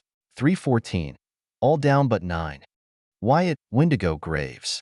My teeth grind against each other as I stare up at the vessel of the old man not far from me. According to Earl, he has multiple of these bodies, each working towards some goal he finds more important than the lives of the many. His eyes are hollow, lifeless, and evoke some kind of callousness I didn't think was possible in the gaze of a human. Though, I suppose like that, he's not quite human anymore. I attempt to step forward, to near the 3 angels that stride forward confidently, Tomas, Edward, and Lennon. But the pain deep within my core bites at me. Using my flesh to siphon ether from the air is both extraordinarily painful and exhausting. Neither Johnny nor I wanted me to do it, but after an hour of searching, we had no other choice. If we waited any longer, Myriad's group, which was attacking from the sewers, might have acquired too much heat from Eli. And it seems we were too late anyway. From his words, Myriad must have been hit hard, possibly even taken out of action for the time being. I'm sure he'll be back soon, but probably not until the end of this battle. Should we retreat? A broadcasted allude from Abraham reaches the multitude of us at once, while Eli Weiss twists around and heads deep into that tunnel atop the stairs. His body quickly falls behind the railing, making it impossible to see him any longer. I half expect someone to attack him as he leaves, but no one does. Instead, Johnny holsters his weapon and Edward sheathes his blade. The organizer of this attack sighs and looks out at the group gathered before him. Seeing his expression, I stand tall, appearing strong as I force down the already fading pain from my struggler's gasp. My ether saturation is already high, but it's quickly vanishing. Earl, the genius in every case, found a recipe from the almanac from the underworld that makes the human body expel ether faster than usual. He only had enough for 2 doses. Johnny forced me to take both. To him and Edward, I hold a unique position in our group. As he speaks, my mind flashes to his words from before, shortly before I focus on his meaning. Unlike most, your strength is directly correlated to how much ether you can toss away. The more we give you access to, the closer you come to the strength of an angel. And a 5th angel in our team would make it viable to fight even virtues. Now, I know you can only hold that strength for a few moments, but it is better than nothing. This is a decision we must all make together. Johnny, as I'm sure you all know, has met the Prime before. Vincent Harvey is preparing for his apotheosis, and while I hope he succeeds for the survival of humanity, some things are in question. Edward pauses, stepping closer as everyone within the first 2 carriages that managed to enter the bunker first gather, listening to him speak. Weiss could be lying to us to buy time. We don't have any idea what Vincent truly needs for his wasteland, but we can guess. I, however, doubt that it includes the life of one of his most loyal men. The Prime Sigil is about decay, not usurpation or corruption. Yet, I think we may want to discuss withdrawal. A stern, unnegotiable tone interrupts Edward with a harsh shout. Turning, I find Kate staring up at the empty tunnel, her eyes still hidden behind her blindfold. Underneath, however, I know an artifact and an ale hide, allowing her to see perfectly, if not better than most. You can't be serious. Eli Weiss is mad. The man has split his soul into fragments, allowing each to work independently without any control. He needs to be put down before he kills a man like Ed Summers. Her enthusiasm for the man's death is odd, and Earl quickly follows up, trying to explain how the vessels work. His soul isn't split. He's put. Yet, Kate twists around, pointing a finger at Earl aggressively as she yells even louder. What do you know? Did he tell you how it worked? Why would he tell you the truth? You think yourself a genius, but he has you around his thumb. You use his tools like a fool, revolving as he wants you to. Earl's head hangs slightly at her reasoning as it seems she strikes a nerve, and I stand up for him. The footfalls of boots behind us grow louder, but I don't care. You have an ail inside your head, remember? You use the tools too.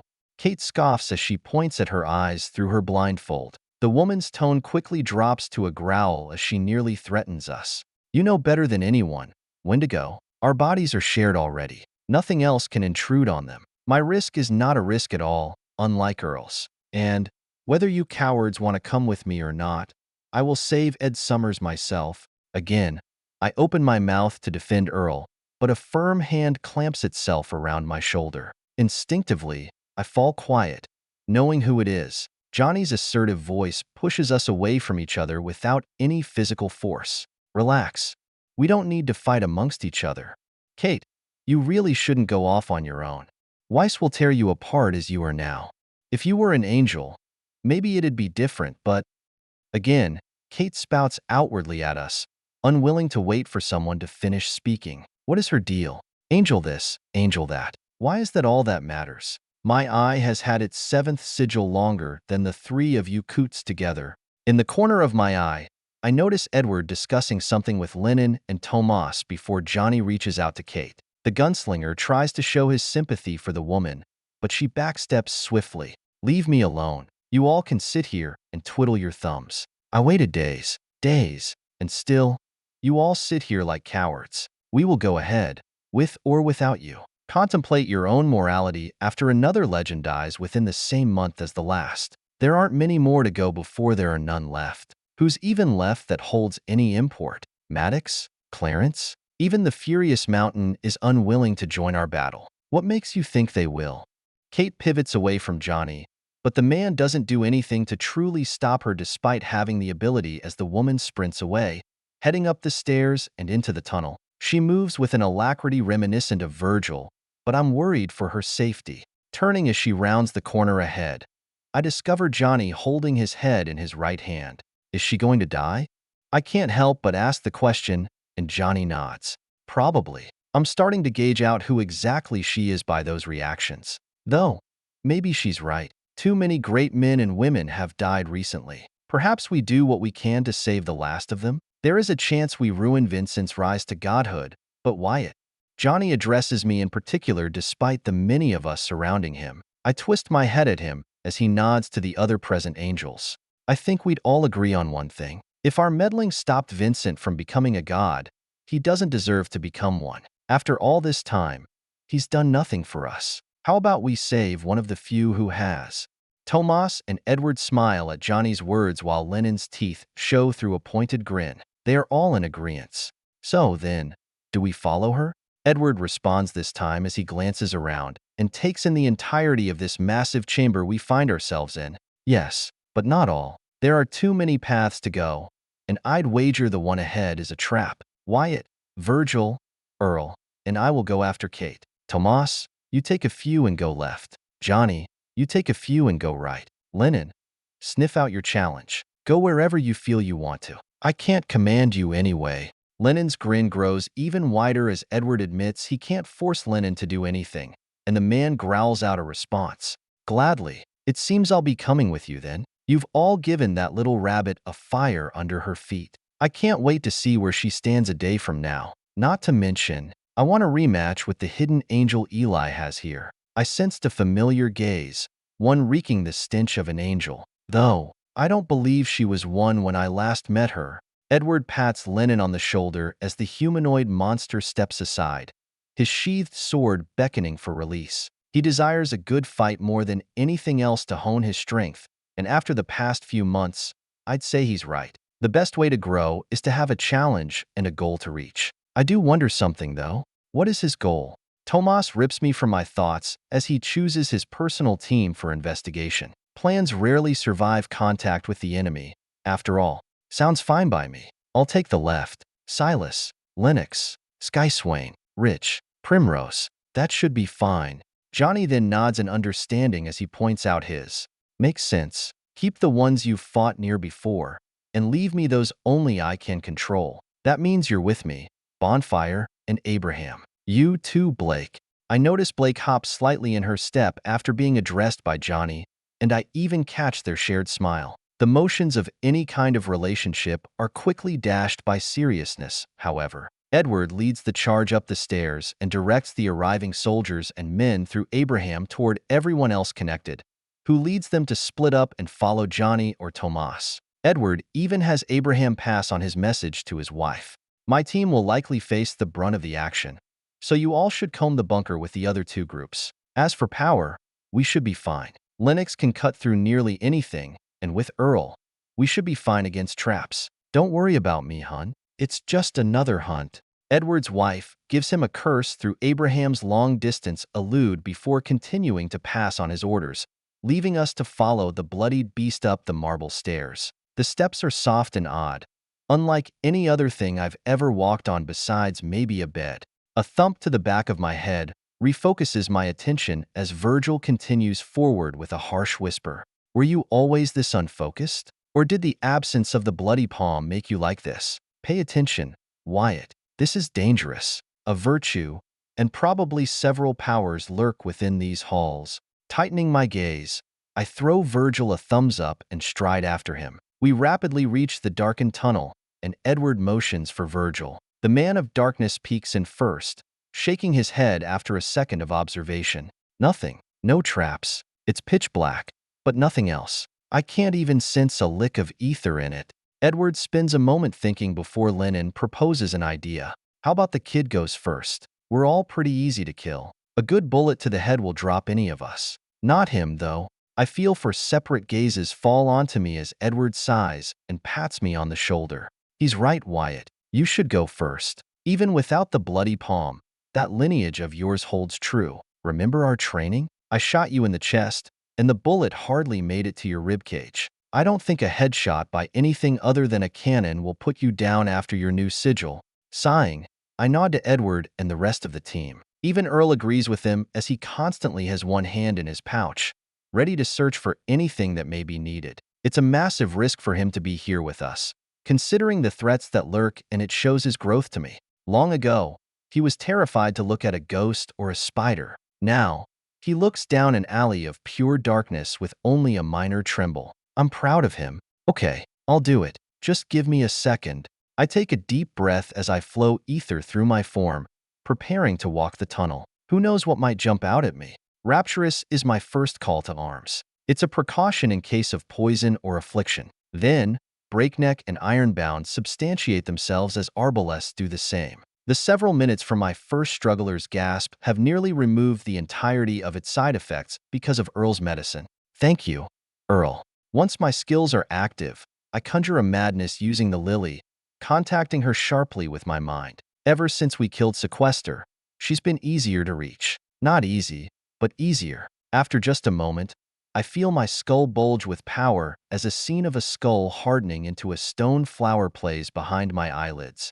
Good. I'm ready now. Struggler's defiance blooms as I step forward, entering the darkness. With each footfall, including the first, I'm prepared to use Struggler's gasp and siphon ether away from everything, but nothing happens past the first 10 steps. Yet, as I turn around to gauge my distance, I find nothing behind me. Not a soul. Not the tunnel I came from. Nothing. What the fuck? My heart accelerates as I twist back around, and all that remains is darkness. My feet still stand on solid ground, though, so I step backward, attempting to reach Edward. But it doesn't go as planned. Instead of finding that grand ballroom, I find myself within some kind of sick, twisted theater.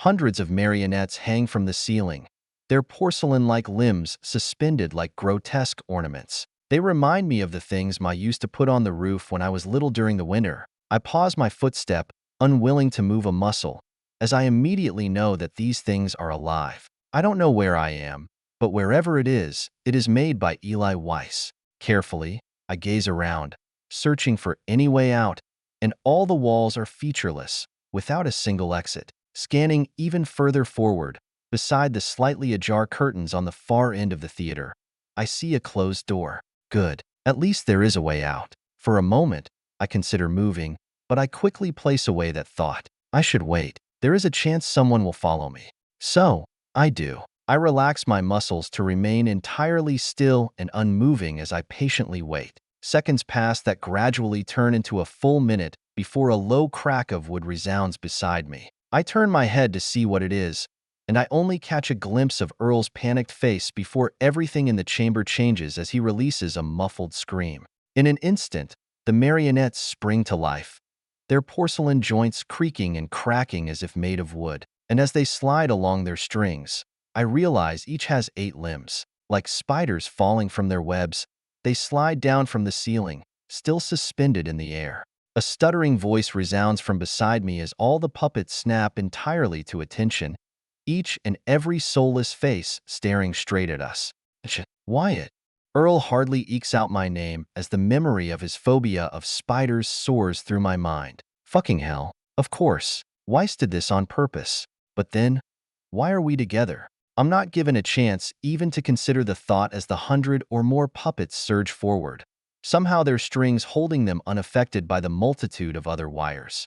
The room is filled with the echoing sounds of porcelain against porcelain that pierce into my ears with each grinding movement. Each marionette shifts with the speed of a dozen men into one, and they move with an inhuman synchronicity. It's as though I'm surrounded by a legion of malevolent twins. Swiftly, I retreat, grabbing onto Earl as we backpedal, but the puppets surge forward even faster. Earl brought Dew, but she wasn't transported here with us, leaving just the 2 of us to deal with these hundreds. Only a moment later, we hit the wall with nowhere else to run. I move in front of Earl, but there are just too many. Meanwhile, the man is shivering in fear. He needs to get it together. I know he has issues.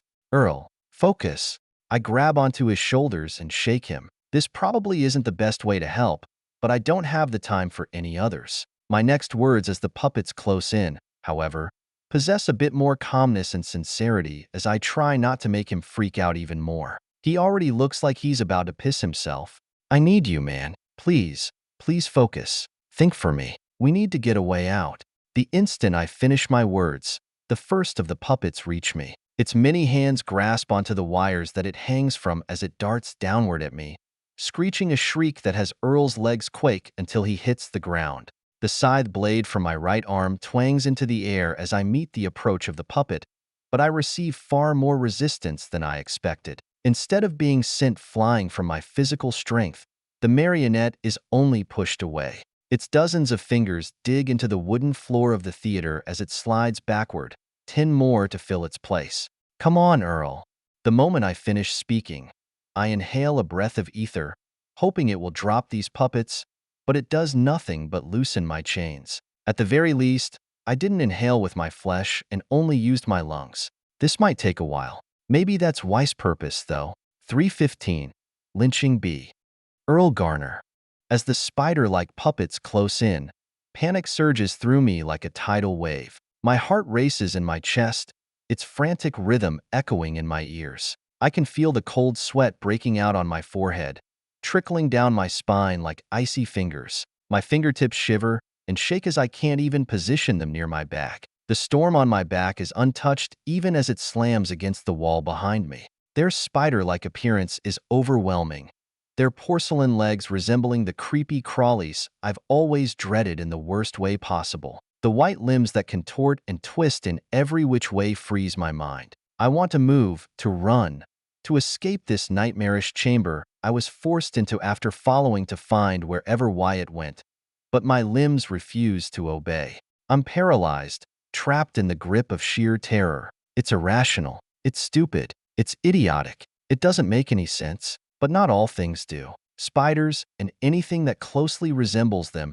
have always shattered my resolve. I don't even know why. The marionettes dangle from the ceiling, their movements synchronized and uncanny. They sway like macabre dancers, their strings weaving an intricate web around Wyatt and me. Each puppet spider seems to taunt me, its porcelain limbs tapping against the floor like a sinister percussion as they finally near us. Wyatt's shouts pierce through the fog of my panic, but they are distant, barely registering. I watch in horror as he strikes one aside with the arm I made him, but then a dozen more charge at him, creepily moving across the many seats and aisles toward us. He bursts forward with such speed the wooden floor below us cracks, throwing splinters into the air. I can't even look at him as he fights for his life. But even as he fights with all his might, it's clear that he's being overwhelmed by the sheer number of puppet spiders. The room becomes a maelstrom of chaos, a nightmare from which there is no escape. My companion's every movement is a blur,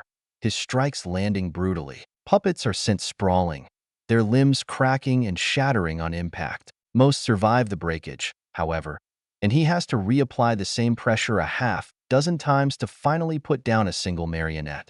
As he wages war, keeping the horde away from me, my teeth chatter, bouncing off each other. I try to get a grip as he shouts at me again, but the many limbs call my gaze, stopping anything from passing through my mind. But despite his immense strength and determination, the sheer number of marionettes begins to overwhelm him. They swarm around him like a relentless tide, their porcelain limbs striking with the collective strength of a dozen men. And to his credit, Wyatt can take a beating better than any I know. He is taken down several times, but he stands again with a roar, breaking even more of the puppets in his rage. Yet there are too many. Far, far too many. When he shatters one, 5 take its place.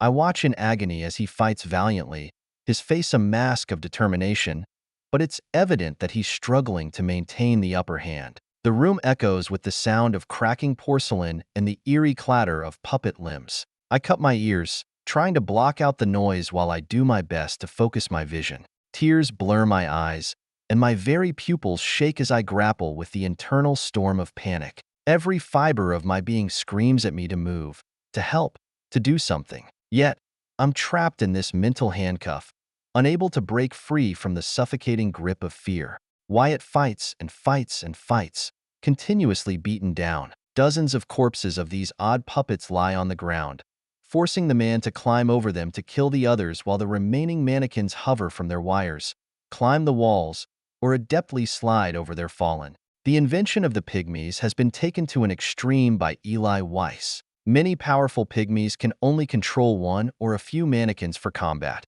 yet Weiss has nearly 100 without him anywhere in sight. Time passes deafeningly as I endeavor to block out the noises, to find even a single moment to gather my courage. But the incessant clacking and cracking, along with the moving of the wires, holds me frozen. That is until a crash beside me nearly topples me over. My pupils slide over gradually until I see Wyatt exhausted, with his head slammed into the wall behind us. The stone wall is dented but relatively unfazed by the massive force just now distributed to it. More clacking resounds as it gets even louder while Wyatt rubs his head, attempting to refocus his gaze. But as the noises get louder, I realize that his irises are shaking. His head got rocked. He isn't thinking straight. He can't fight like he has been.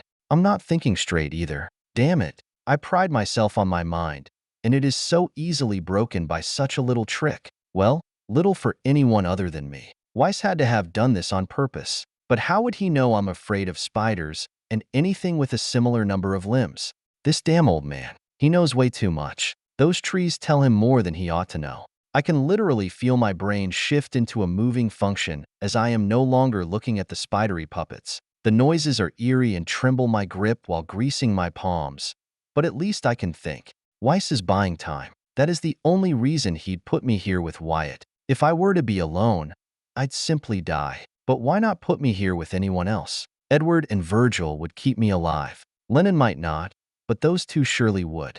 There has to be a more profound reasoning. Everything he does has one, and as much as I hate to admit it, those ails given to me likely serve a similar objective. They must have a hidden goal or backdoor. So why would Wyatt, specifically, be here with me? Think, damn it. It has to be the key. The noises become even more deafening as I shout at myself and hit my thigh to help me focus. The pain hurts and nearly deviates my thoughts as I'm not at all like Wyatt, but I manage to concentrate nonetheless. I'm definitely not doing it again, though. Wyatt and I, what do we hold in a combination that no other duo does? Age? That's our first similarity. We're only a year or so apart in age. That doesn't make any sense, though. Why would Weiss care for our age? He doesn't. That isn't it. Fear. That's it. Maybe Eli Weiss isn't trying to kill us. He's simply buying time. And the way to do it is to put a fearless man with one terrified by the thing you throw at him. The fearless one will throw himself recklessly without considering a way out as he must defend the fearful. But it must go deeper than that. This is the underground tree. If he doesn't want to kill us and is buying time, then what does he want? What is that time for? The prime. That warning. Vincent Harvey is on his way. And if he is, then so are his adversaries. Blackreach is soon to be the battleground for 5 dominions. A battle at this level hasn't occurred since the second prime.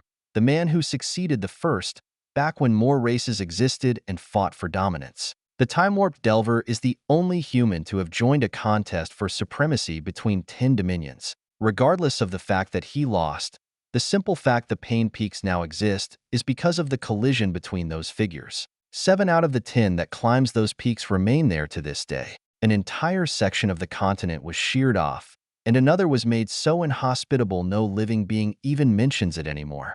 Fights at the level of dominions usually shake entire territories, the very skies shaking and crying. The records show that the move Marshall left behind equaled that of the Lords or Vincent at full strength, but only that of a single strike. The depths of the wilds are full of that kind of wilderness because the Lords care little for their land. At least the primes cleanse the land after, if they happen to fight in the territories. Pinching my thigh, I pull myself from the detour. I think fast, but not fast enough to be this distracted. So, if he's only trying to buy time, we can't give it to him. Vincent is coming to Blackreach, and so are his enemies. This whole place will be ruined. He is making a wasteland, right? What better place than the most populated section of all of humanity? Onyx Gate is close, but when it comes to raw population, Blackreach in its entirety far surpasses Onyx Gate, Cune, Seaside, or Gravecross. Knowing how brutal and awful absolutions are to achieve, I can only imagine whatever act is required for godhood is 1,000 times more arduous, both on the bearer and those around him. We need to get out of here as fast as possible before we are all sacrificed for his apotheosis. Finally, the clacking reaches me as my thoughts are outpaced by reality. Slowly, I turn my head to meet the puppet hovering over my body. It's taller than I thought, nearly 8 feet tall as it towers before me. Its 8 limbs grasp for me as my body freezes once more. My heart accelerates, sounding more like Wyatt's heart during Pain's Forge than a normal human heart. I can hear my blood rushing as I welcome death, but the mannequin reaches right past me, preferring to go after the recovering Wyatt. I can feel my insides sink as the realization, I'm not a threat, so they won't even finish me off. Instead, they want to kill Wyatt. A powerful thump resounds in my chest as I feel my hand reach behind me. I don't even think as I move, and my right eye opens fully. A crackle of lightning covers the entirety of my vision before a whole line is cleared of the puppets, the bullet fired by storm shattering dozens at once. An instant later, however, I fall back to my knees as my head pounds in pain. The use of Daedric's lightning in my eye is painful and dangerous without a daily dose of blood from Sigils. My storm collides with the ground as I falter, and the remaining puppets advance. Again, I panic. My heart thumps with a near-painful cadence as my fears get closer. But even when the clacking and lifeless face of the nearest puppet reaches for me, I don't move. That miracle of instinct and desire to defend my friend doesn't repeat itself. Wyatt, however, has been given enough time to recover. Stumbling almost drunkenly, he rams into the mannequin who is threatening me. It doesn't break but rolls away as it uses its many limbs to rebalance and creep back at us. Nice one, Earl. Hope you have some more of that in you. My friend speaks to me with a heavy breath as he holds onto his skull. A bloody gash runs down his right eye, heading toward the bottom of his cheek that's split open. Seeing wounds linger on his form is odd, but the bloody palm is still absent in hibernation. More enemies lunge at him, and he replies to their attacks without pause, evading to the side with a swift counterattack that sends 2 reeling back at once. But even though he's managed to pull himself together, there are just far too many. I have no doubt he could defeat a dozen of these at once, or maybe even 100 one at a time. But like this, with our backs against the wall, he's getting lashed with wires, beaten by fists, scratched by claws, and dogpiled constantly. As I watch him get beat worse and worse, as more and more blood falls from his form, gradually, the simmering anger and self-hate burns through the fear. My hands don't stop shaking. It's only that the trembling's cause changes as I lunge for my storm. Grabbing the weapon, I fall backward, hefting its heavy form, using the wall as a lever to easily aim it. I scour my hand over its shape, swiftly reloading it with one of the many bullets stored in my bag. But as I lift it up to aim, I pause.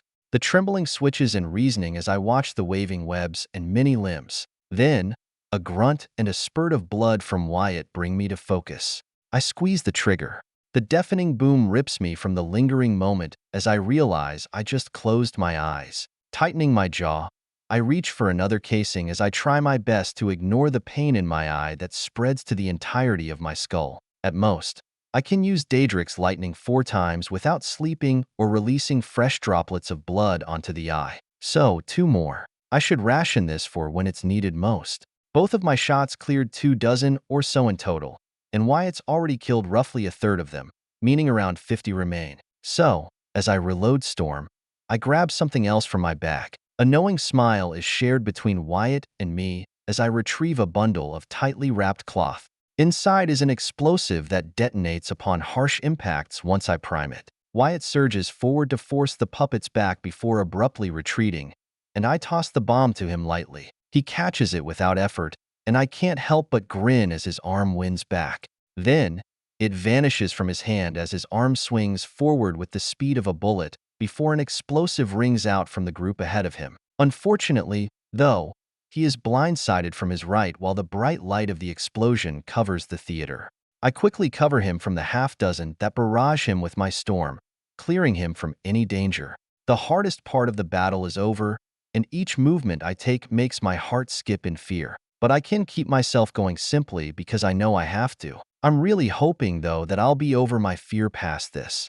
Minutes pass as Wyatt continues to fight at the front, while I conserve the last bullet I can use before nearing the limit. Anything past 4, and I risk the eye devouring my own vigor and eating me alive. I'm not an abbot like Blake, so I can't handle that stress, nor am I very high in sigil. While he fights, I help with bombs, greased oil to slow the puppets, and at the perfect moment when he lines up several mannequins, my final shot from Storm. At least the requirement for the weapon is making the ale better or more efficient, meaning if I grow powerful enough to handle it, I could shoot it many more times. But it still hurts like hell. Panting and gasping for air, I fall to my knees while using the long rifle for stability. Ahead of me, Wyatt stands tall as his body slightly bends backward so that he can look up. His chest rises and falls rapidly while a powerful tempo resounds from inside him. The beating of his heart vibrates tiny pieces of rubble around him in a rhythmic motion. I scan around while I try to recover my breath, and I don't find any moving puppets. Instead, the only thing left of interest is the pedestal on the stage and the door behind it. I cough and drink some of my revitalizing solutions as I stand and stumble to Wyatt. We gotta get moving now, Wyatt. Shit is about to go crazy. Coming here was an awful idea. Wyatt turns, blood dripping down his body as he raises an eyebrow. I continue speaking as I apply bandages to his wounds from my back. These have several rare herbs, some even more challenging to find than the mandamin, that help internal recovery. Vincent Harvey is on his way. Dominions are to gather here and fight against the Prime as he jaunts for godhood. We cannot be in the middle of that. Ed Summers must be a sacrifice, bait, or some other twisted thing for his apotheosis. We just need to get out. Saving Summers would be ideal, but we just need to live. I watch as Wyatt's face runs through the realization of how fucked we are, trusting my intuition wholeheartedly. His face falls into sadness once it dawns on him just how many will die when this battle between dominions starts. He doesn't even question me, and I appreciate his trust in my thoughts. There is no need to continue the panicking thoughts, so I grab him by the shoulder as I sling Storm over my shoulder. Let's go. We can check the pedestal before we go to that door. I really hope it's not a fake one or something else, as it seems we were somehow transported here without one. He nods with me, and we step over the piles of dead mannequins as some kind of silvery liquid drips from their wounds toward the pedestal. Once we reach it, hopping up to the stage, we find a neatly written note. I hope this ordeal has shaped your mind. Fears should not be present in the thinkers. They hold back our creativity, our power. I wish for your survival, both of you, but that is on you. Leave as fast as you can. You will not get another warning. I gave you all the time to rest when you arrived here after felling a major threat. I know you see me as that very same major threat, that you see the man held here as someone who must be saved. Remove those trivial thoughts. This is a battle between demigods and gods. All we can do is be the stepping stone and aid Vincent. I wish the other races would want to work together, but they all want to be the ones with a god in their ranks. And they all see Vincent as both the key and the guard to that. It has been literal millennia since any knew of the way forward. Run, children, run. Let the old men play their game of chess. It started long before either of you were born. You will not get another warning or free peace. 316. Amputating mahogany. Virgil Wraithbone. After following Wyatt into the tunnel, worried for his safety without the bloody palm awake, I find myself in an entirely white room, a suffocating void of relentless luminance that appears to seep from every angle. And yet, it has no discernible source. The brilliance engulfs me, wrapping around me like the sun, only that it doesn't burn. The light simply bears into me, disrobing me of the power I've grown so used to from my sigil. Several layers of clothing always cover me, preventing any light from stripping me of my strengths, while also protecting me from the sun's harmful rays. But this light is different. It burrows through my clothes into my skill.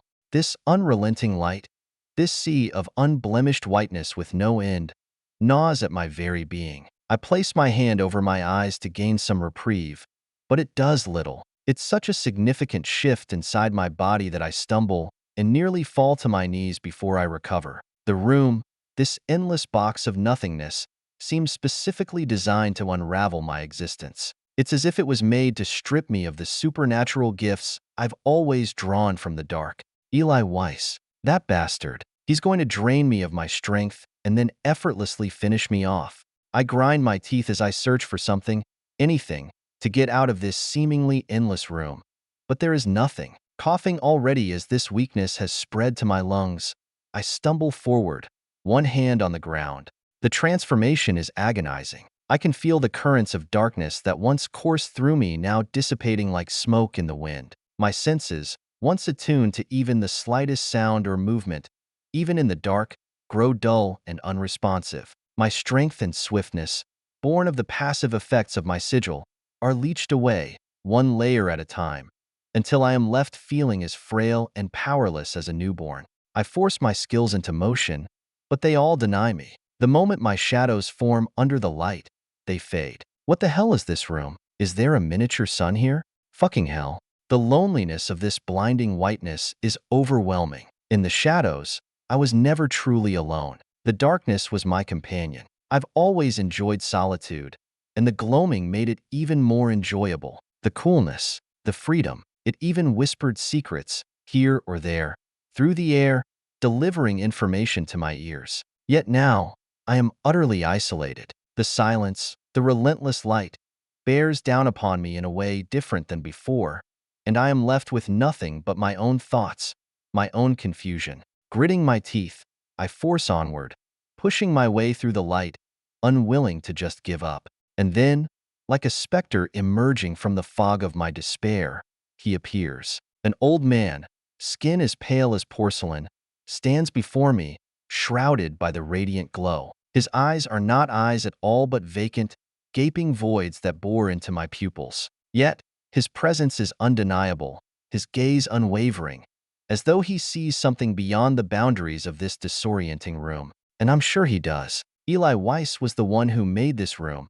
After all, coughing again, my lungs trembling to function, I stand as Weiss stares at me as if peering right into and through me. I wait a few seconds to see what he will do before growing impatient due to the light and his stare. What? What do you want? If you're here to kill me, then just do it. Eli shakes his head as he stares at me, the porcelain reflecting the light like a beacon.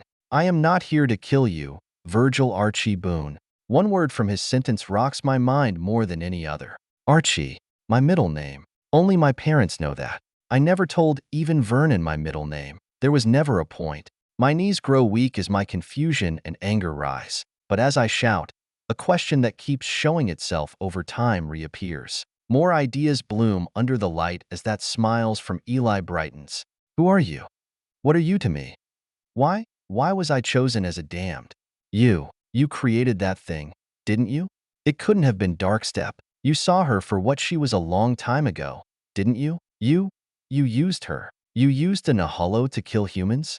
The growing smile as I shout at him tells me all I need to know. Small pieces developing into a massive whole. How much of this world is under his thumb? What has he not controlled? Does he genuinely see through every single tree?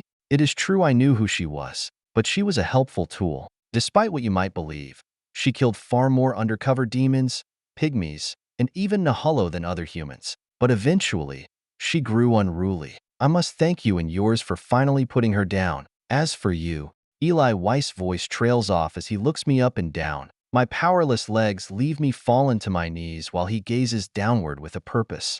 I am pretty good at spotting potential. Many of those chosen for the damn program were those sentenced to die anyway, either for being useless wastes of resources or criminals who ought to die. Some were talented young men and women. I hope to train you all secretly, and it worked for quite a few of you. My own personal soldiers. His words don't sound right, and I question him on it the moment he pauses for even a second. What about Dennis? My friend? The one from the Harvey estate? I catch Eli on a note, and he sighs sadly, his head shaking in apparent remorse. Some sacrifices must be made. For me to be able to have the resources to do such a thing, I must keep my sponsors happy, and the Harveys wanted that one dead. I figured we would use him as a final test for you. I freeze as my heart skips a beat, blood rushing through my veins. The rage building is almost enough to help me stay upright. You?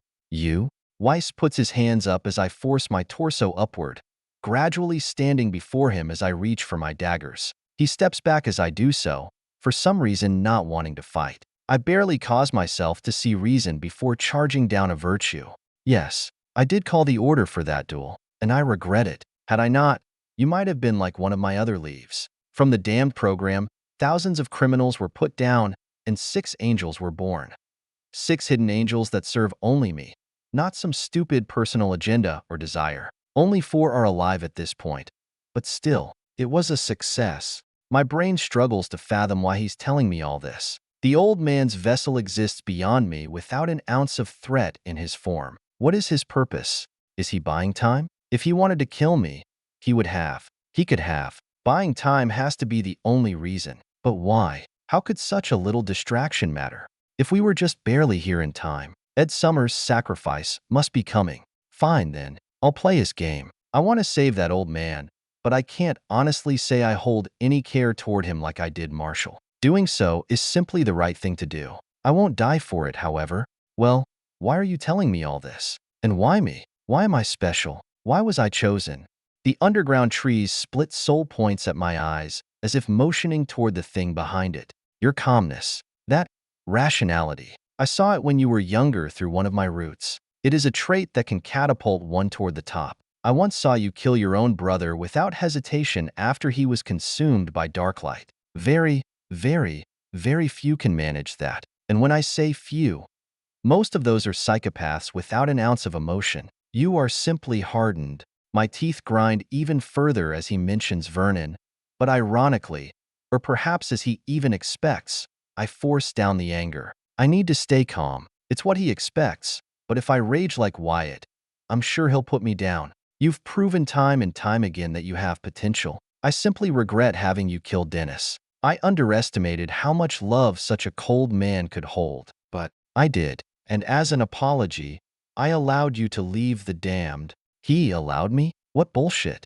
I had to do an impossible task to gain my freedom. As third sigil, I assassinated a wealthy and powerful 6th sigiled while they slept. Just getting into his mansion was nearly impossible, let alone getting close enough to kill him. Though, I never heard of anyone else getting out, even the opportunity of doing so. Again, I grind my teeth, accidentally biting my lip hard enough to draw tangy blood that only serves to concentrate my focus. Still, why are you telling me all this? Is it to buy time? A slight grin pulls itself onto Weiss's face as my question hits him. The older man opens his porcelain mouth, wide to spew some more bullshit. When I was younger, roughly my late 20s, I saw a quartet of famous men and women. Back then, we called them the Horsemen based on how resilient and loyal they were. They were traveling through Pridestead at the time, past my metalworking shop, to fight in Bone Dunes. At the time, they were almost all already 7th sigiled angels. I tighten my brows, not understanding where he is coming from. I've never heard of these people before. How have I not? Marshall was the horseman of war, Ed Summers was the horseman of famine, Annie was the horseman of death, and Colton was the horseman of pestilence. They were powerful and moved together like a rampant storm. Marshall was the front line, the fist that wouldn't tire. Ed worked upon the sides, aiding Marshall as he could. Annie was the greatest doctor ever, able to put Marshall's head back on after it was removed before the tough bastard wholly passed.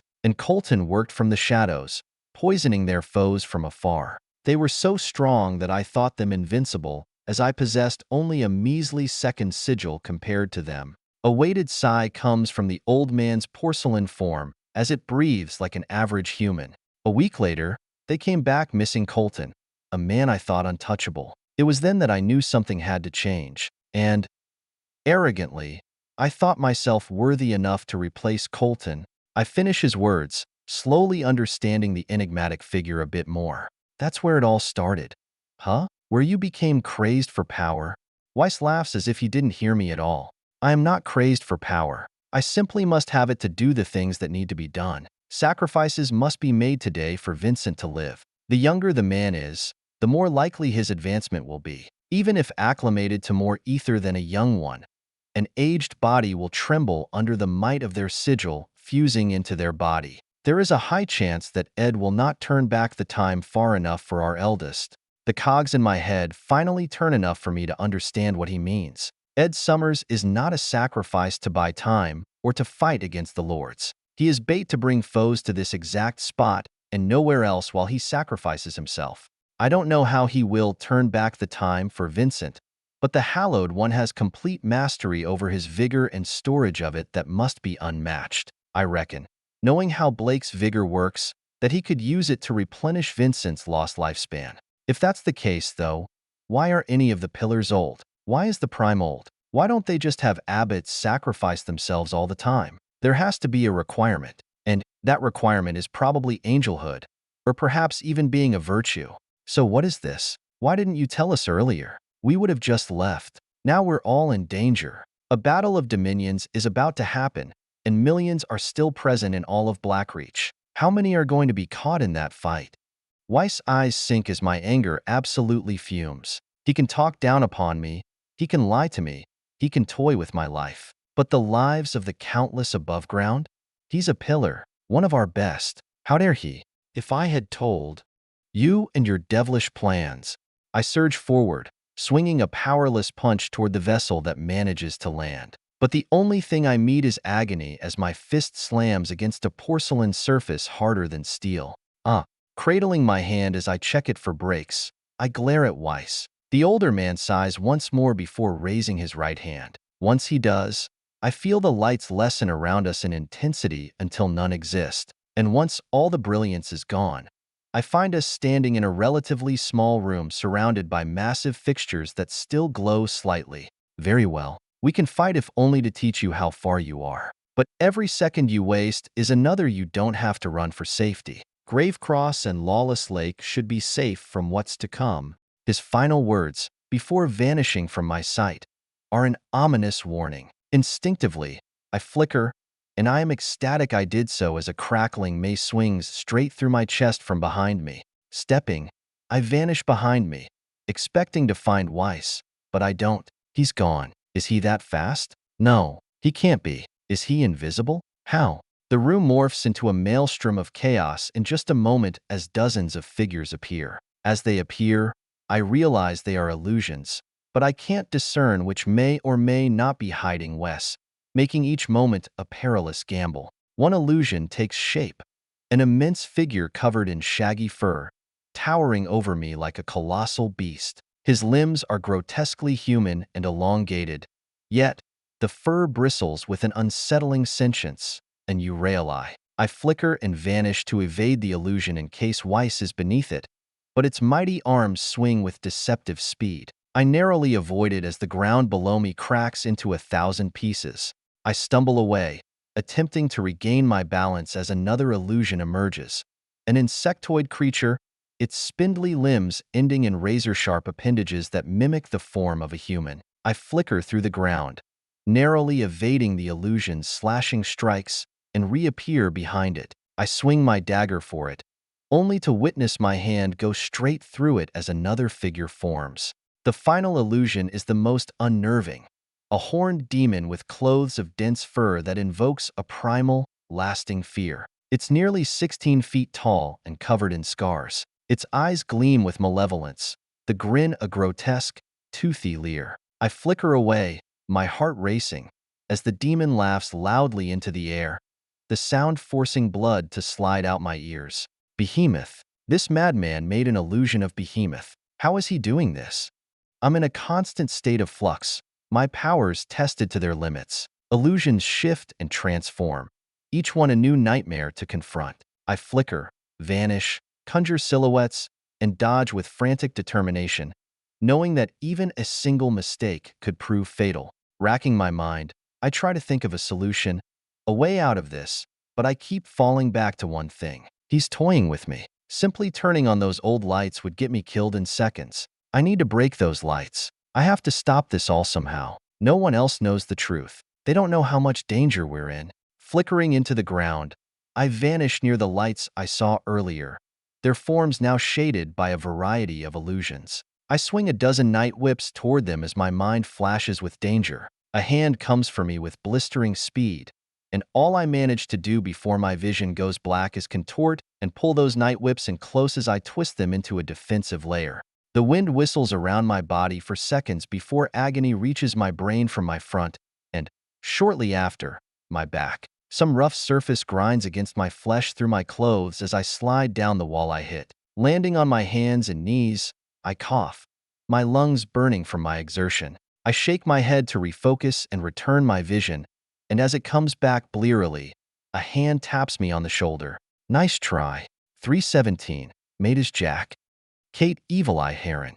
That was stupid, Kate. What are you thinking? Do you seriously expect yourself to save Father? Are you mad? You need them. Stop. Wait for at least someone to catch up. That Wyatt kid was seriously considering running after you. So was Lennon. You know I can hear their thoughts if I focus. I'm sure he'll come.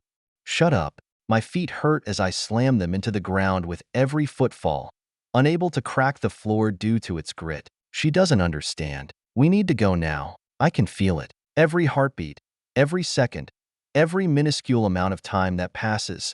Ed is nearing his death. I don't know how, but I can. Time is running out, and if those pansies don't want to help, then I'll do it myself or die trying. Despite her grievances, I know she is the same. He's the only father we've ever known. When we were younger, our time was split for more favorably toward her side. Most of the time, I'd be sleeping while she watched Ed. As a babe, she just observed him, learning for years quietly. When we got a bit older, she spoke to him constantly. She could talk, walk, and read by 6 months while I was still struggling to sit up. Ed knew the truth, so he was careful in what he taught her, focusing on stories, books, and knowledge. The incessant need to learn and desire to read that she has is probably from that. I still remember as a little girl hardly understanding what they were doing as they played chess against each other constantly. Miette didn't win for several years, but once she did, she never lost. Not even to Eli those few times they played. Though, who knows if he was ever going all out. That rat prefers to keep his secrets so close to his chest that not even his allies realize them. Shaking my head as Mia continues to shout, I reorient myself. We're here now, Mia. I know you are worried, but we can do this. Have confidence. I might not be an angel, but you are. I'd rather have you than any of those chumps. My lifelong partner falls silent at my words while I feel her squirm in emotion. I rarely compliment her, but I mean every word. She doesn't thank me, however. She is too shy. A small smile pulls onto my face as I tread cautiously yet swiftly through the gloomy underground bunker, my heart pounding with the urgency of our task. The narrow corridor is flanked by unyielding steel bars that seem to press in on me from all sides. They only add to the whole grim and foreboding atmosphere that the tree has going on with this bunker. Where's his detail? His artistic design? Everything is so dark and metallic that it all looks the exact fucking same. The sound of my leather boots echoes through the confined space, starkly contrasting the suffocating silence in the air. Every step feels like a race against time, and I clutch the hilt of my sword, ready for whatever challenges may lie ahead. I have Mia at my side. We can do anything. We can save him. Demon's Bane cries out for blood, wishing that I draw it, and I calm it for now. It will need to be fed shortly, but I have a feeling I am about to see a threat. That hallway transported me into a room of barrels full of food. I have no idea why I was put there, but I quickly ran out into a long series of hallways without a soul. Not yet. Soon. My words echo to Demon's Bane as it growls, and the remarks follow me as I round a corner, stepping into a large, dimly lit room. Candles slap the edges of the room, gradually bringing my vision into the center of the chamber. My breath catches in my throat as my eyes lock onto the nightmarish scene before me. There, suspended on a crude cross in the center of the room, is the man who raised me, my adoptive father. His face bears the marks of suffering, etched with lines of determination and pain. His mouth is covered with cloth, and his head hangs low, obviously unconscious, while his hands are covered with some weirdly blue handcuffs. Dad! My heart aches at the sight, and Mia can't help but shout into my mind. Her voice is so powerful that I even notice it being broadcasted outward. Another figure resides above my father, and his face twists in pain at Mia's shout, likely not used to her painful mental powers.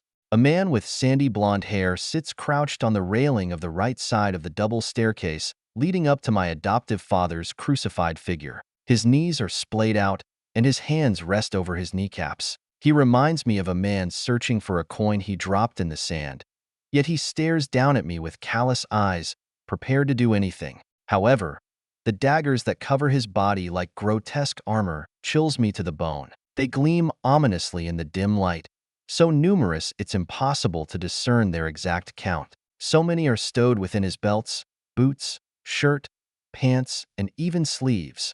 I wonder how he moves with them all. The man is a walking arsenal of lethal blades, and the menacing aura he exudes is palpable. Even with the pain on his face from Mia, we take a step back, realizing who this is. Clarence Love, the Silent Scorpion, Eli's own personal assassin. Again, we meet, my love. It has only been a few short weeks. Were you that wanting of me?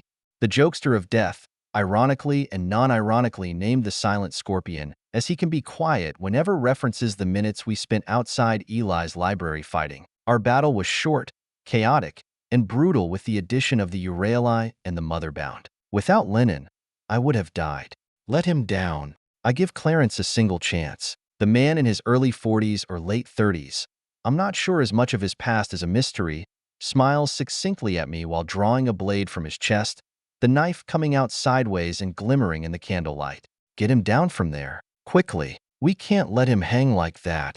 Are you so sure you want to do this, my flower? I've set us up a perfect night upon the candlelight. Mia shouts into my mind while he speaks, and I juggle the two voices at once. I can't help but grind my teeth at his joking attitude. He's either assassinating an enemy of Eli or laughing it all up. Psychopath. Absolute fucking madman. We'll get him, Mia. We'll get him. I promise my best friend and raise my sword, the grim reality of the battle ahead settling upon me. Squaring my shoulders, determined to confront this angel and add one to my tally, I step forward into the candlelit room.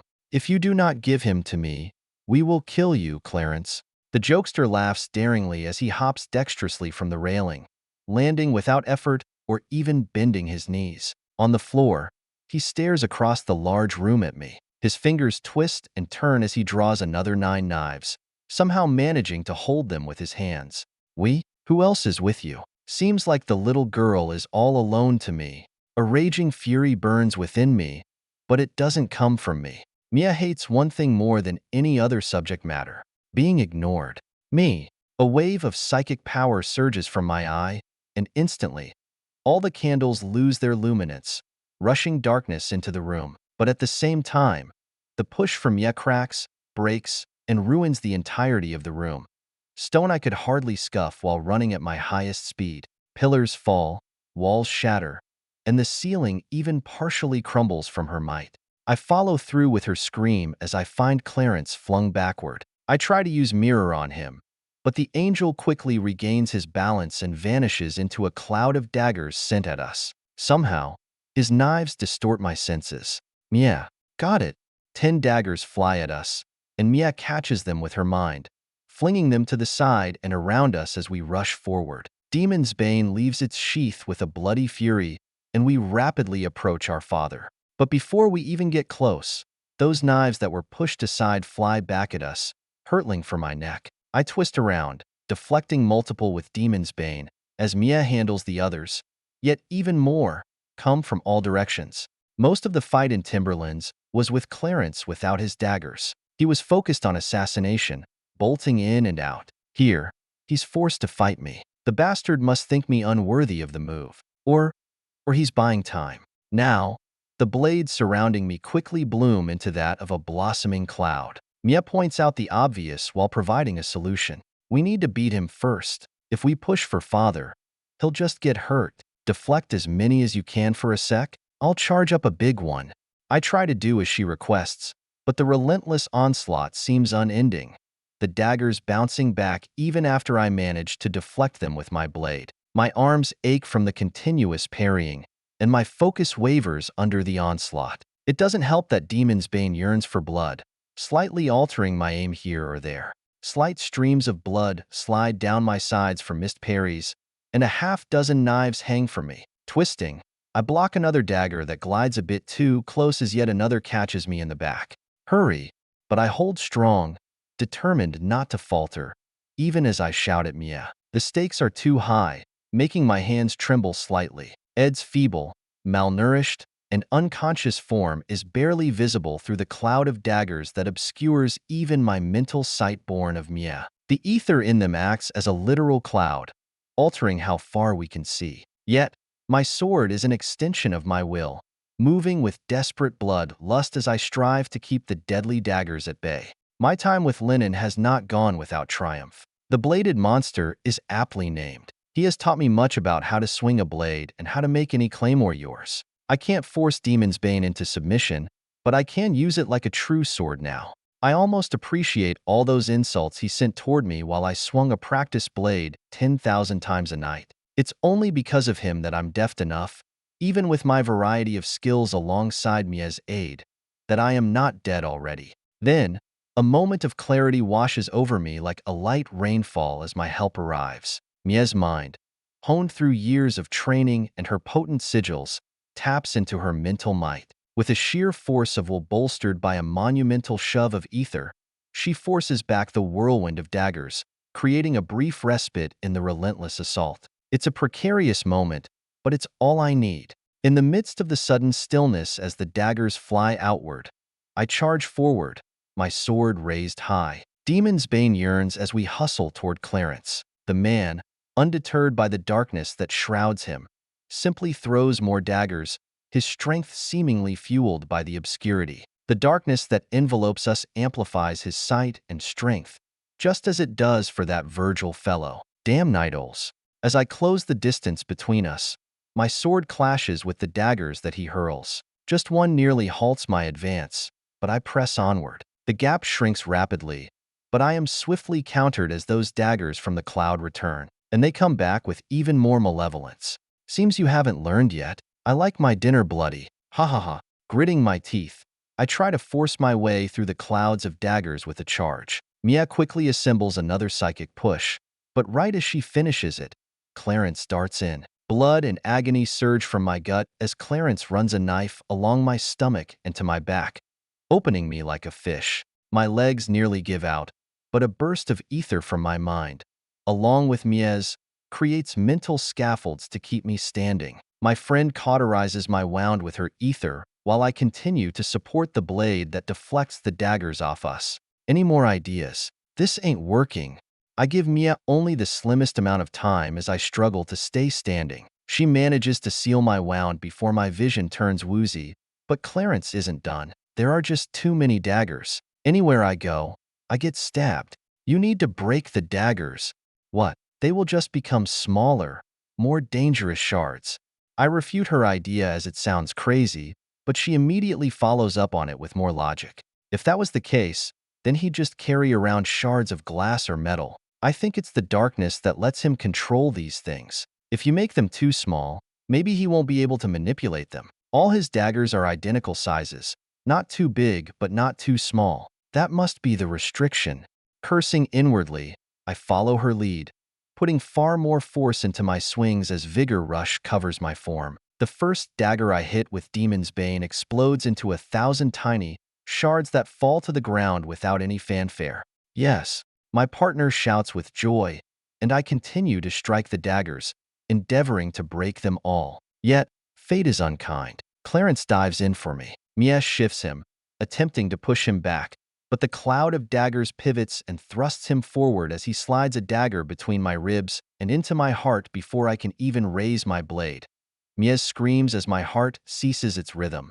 No, I can feel my mind pause as the world shakes. Rubble falls from the ceiling, and pillars collapse far worse than the mighty shift from earlier. Mia, without my mind in her way that weakens her ether, goes all out. Steel beams distort as I find Clarence lowered to one knee, his other leg broken with the bones sticking out. Things rapidly turn black, my connection with Mia fading as she screams for me. I can't even communicate with her as my mouth won't move, and the only way we speak mentally is through our connection. Everything falls numb, including my hands, as even the usual pain that infiltrates my sickly body fades. The chill of death suffuses my limbs, something I recognize from way back as a child. The constant teetering on the pale lady's doorstep due to my condition. Na-na-na-na-na-na-no. Beat, beat, beat, beat, beat, beat, beat, beat, beat, beat, beat, beat, beat. A force covers my chest, and I feel a compression begin as Mia rips my ruined heart from my chest through the open wound and replaces it with her skills. Shift pumps my blood in a routine as things grow in detail once more. Yes, kill him. My fingers regain purity immediately as energy fills my veins again, and they swing outward, both of us kneeling. Demon's Bane sings through the air for the fallen silent scorpion as he struggles to move, fear omnipresent in his gaze. But the blade draws no blood. A gloved hand leading up to a porcelain arm and face captures the edge. The mug at the end of the arm makes hate bloom more than I ever thought it could. Down, girl. No need to kill a pillar today. He was here for your own good. Eli Weiss releases Demon's Bane as I'm flung back onto my ass and roll several feet. The moment I hit the ground, I'm already twisting, and Mia is preparing another shift, her ether roiling. But as I look ahead, I find Eli tossing the glove he caught the blade with to the ground as it turns to ash. I can't help but raise an eyebrow, and the man takes advantage. The more he speaks, the more I can't help but listen. Don't listen. Get up. We have to kill him. We have to kill them both. Save father. He simply pulls me in with his words while the fallen man beside him gradually hauls himself to a corner and stands with help. That's when I realize that Clarence's left leg is absolutely ruined. It looks more like a stake than a limb. You have been seeking a way to reach dawn? No? Well, now you have it. My research into other artifacts and the few remaining hollows has proven that the main obstacle is congruence. You and your artifact are so friendly that you take turns piloting your body, but you did not reach dawn. I was so curious until I remembered something vital. Your father's artifact replaced his heart. After some testing, I confirmed that by an artifact replacing a vital organ, whether it's the heart, the lungs, or the brainstem, via their willing skills, dawn is reached. So, you're welcome, Kate Heron. Become an angel, my darling. Uncle Eli would love to see your true potential. My teeth contort and twist under the pressure of my jaw, while Mia keeps my blood flowing, entirely replacing the organ that has fallen to the ground. And when she speaks, it's clearer and louder than ever before, lending credence to his claims. Not to mention her words. Even she is convinced by our archenemy. I hate to say it, Kate, but he's right. My ether is moving much smoother. It's like there is almost no difference between me and you. Sure, it's a bit odd, but it's not bad at all. But that doesn't matter. Charge. Kill them while he's distracted.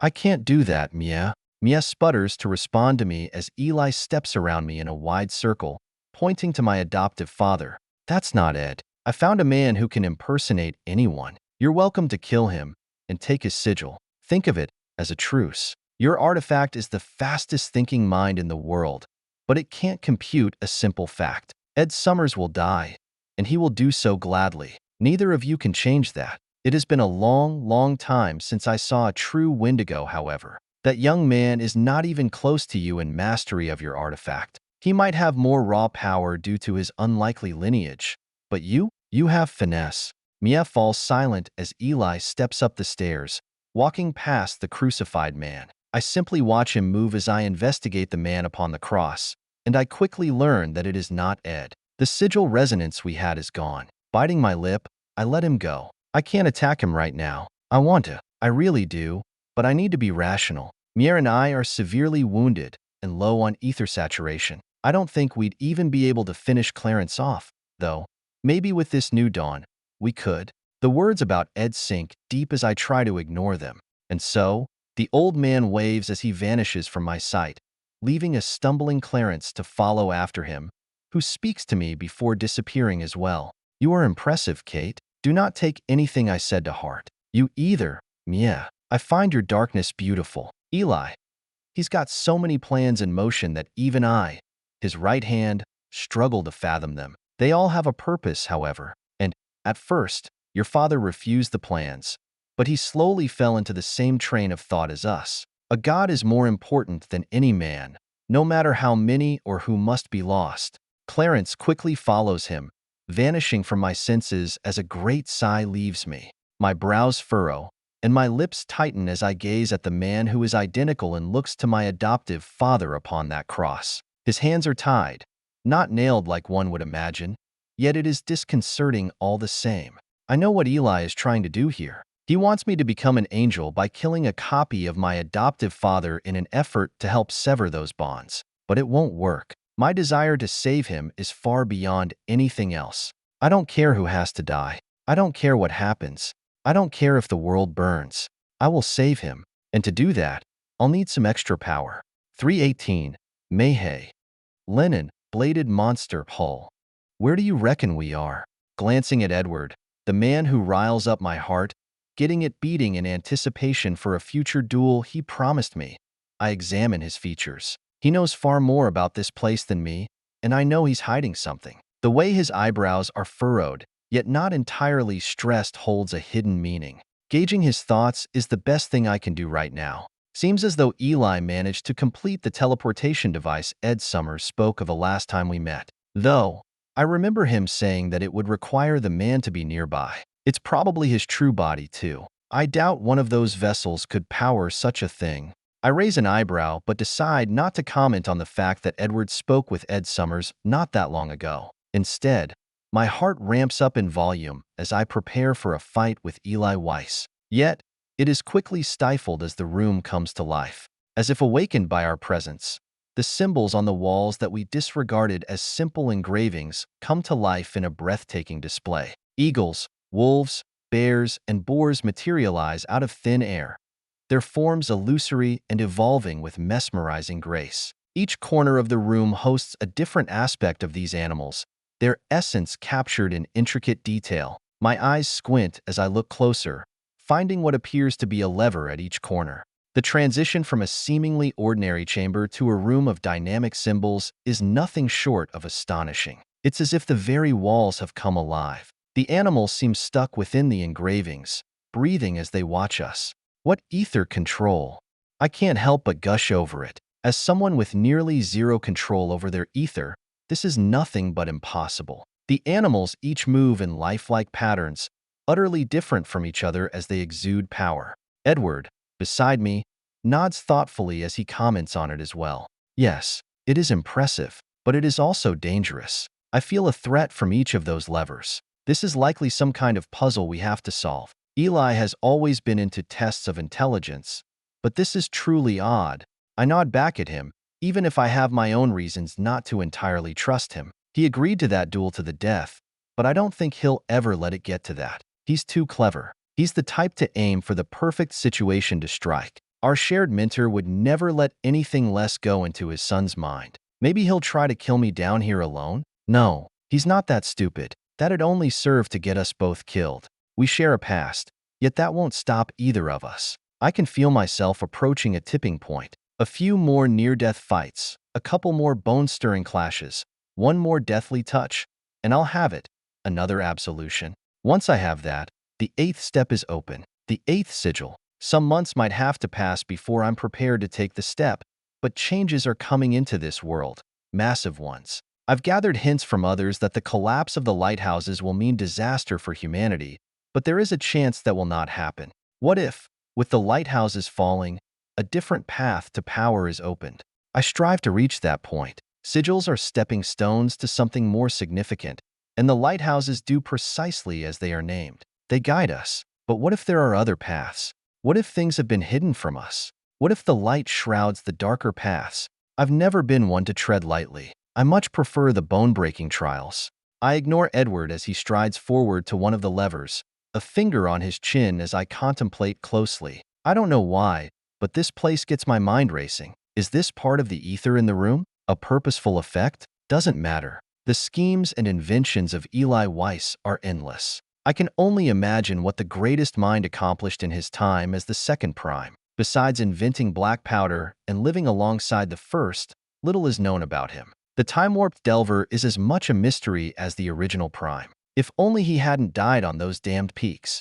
Shaking my head, I refocus on what I want to think about. This room must have some mental effect, as I usually don't get distracted easily. I won't remove it from my system, however. The insight it brings is welcome. The current paths available to us are restricted heavily. There is only one. That is to grow sigil by sigil, gaining absolutions and proofs along the way. Surely there is another way forward? The world is vast, near limitless, in fact. For it to be so heavily limited, I worry it is not the universe that does so, but it is instead the mother below that does. We already know she suppresses and limits us, but how far does it honestly go? Do the lighthouses merely ignite the path that is easiest to follow? I think that may be the case. The Motherbound do not follow our rules. Their strengths far outweigh their sigils, and while that may be from their god, it might not be. If there is a more arduous path to follow, then I should follow it, right? I've never known anything easy. Nothing I have ever touched has been effortless. The sluggish, agonizing, and burdensome climb is all I've ever known. That has to be it. There is another path for me, and that is why this one has always felt so odd. I don't know what to do, but once those lighthouses fall, I'll stumble my own way through the dark. The light of others simply blinds me from my own path. The luminance in my mind suddenly dissipates, and I almost feel it leave. Gazing around, I examine the room with a hurried pace, wondering what happened. The chamber's walls are adorned with a mesmerizing display of shifting symbols, each one representing a different animal. Eagles, wolves, bears, and boars dance across the stone, their forms constantly morphing. In the corner of my eye, I witness Edward pull one lever down, the man's brows furrowed and thoughtful. The moment he does, however, I see his whole form flinch as he vanishes and reappears a foot backward. A gout of flame replaces where he once was, shiver, saving his life. At our level, zills are expected. Not all angels have them, but without them, they are lesser. That is why I do not think of Johnny as a challenge. Tomas could be, but he's too young. A few more months and our fight could be plentiful, but I worry I'll have far surpassed the level where it would matter by then. A small silence hangs as the flame sinks, and then Edward glances at me. Any ideas?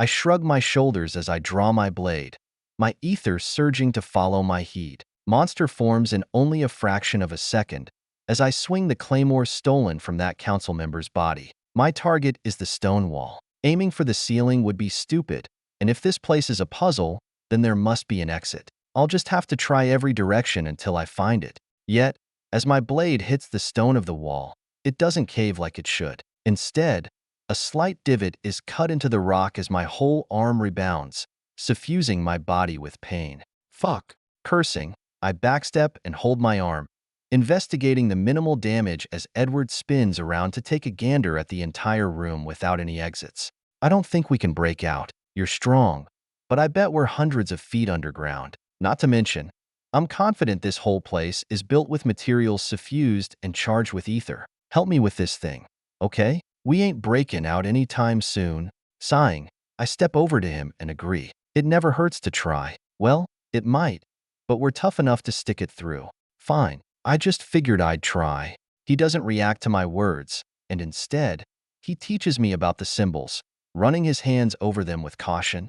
I'm not sure what each means, but I think it's based on location. The symbols are constantly shifting, with bits and pieces of animals replacing each other, but every once in a while, they combine to create the complete animal. Just then, I tried to pull the lever on the eagle, but misjudged the timing of the lever. Makes sense. I walked toward the corner opposite him as I watched the symbols flash and shift, most of them composing a bear. So, we just wait till they are all correct and pull the lever? Edward nods from the other side. Yeah, it's not much of a puzzle, to be honest. I don't understand why we were put here. Do you feel that? His thoughts mirror my own, but Edward mentions feeling something odd. I shake my head to indicate I don't know what he's talking about, and the man cuts a slight line of blood onto his thumb that he spreads on his forehead. Odd. Sancture didn't stop it. It's like, my mind is being enhanced. Are you doing this?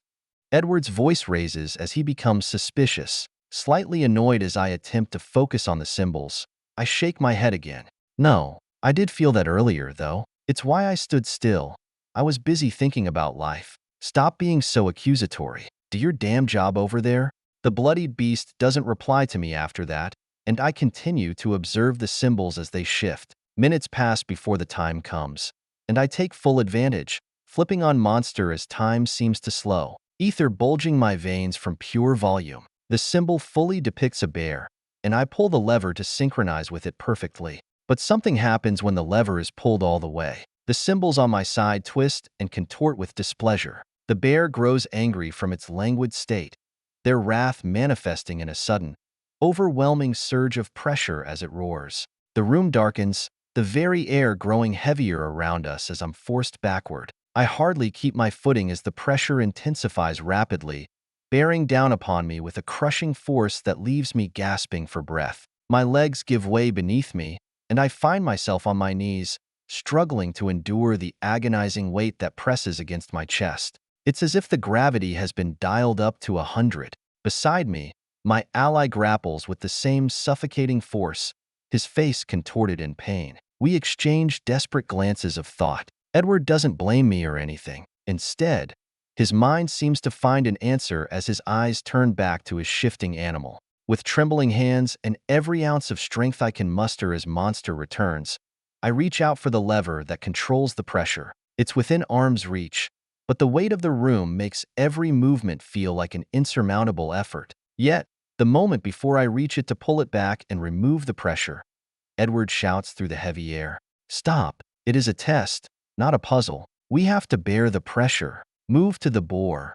The pressure, relentless and unforgiving, continues to grow with every passing moment. It is a palpable force that threatens to consume us. I can hardly think as my mind questions Eli Weiss. What a monster.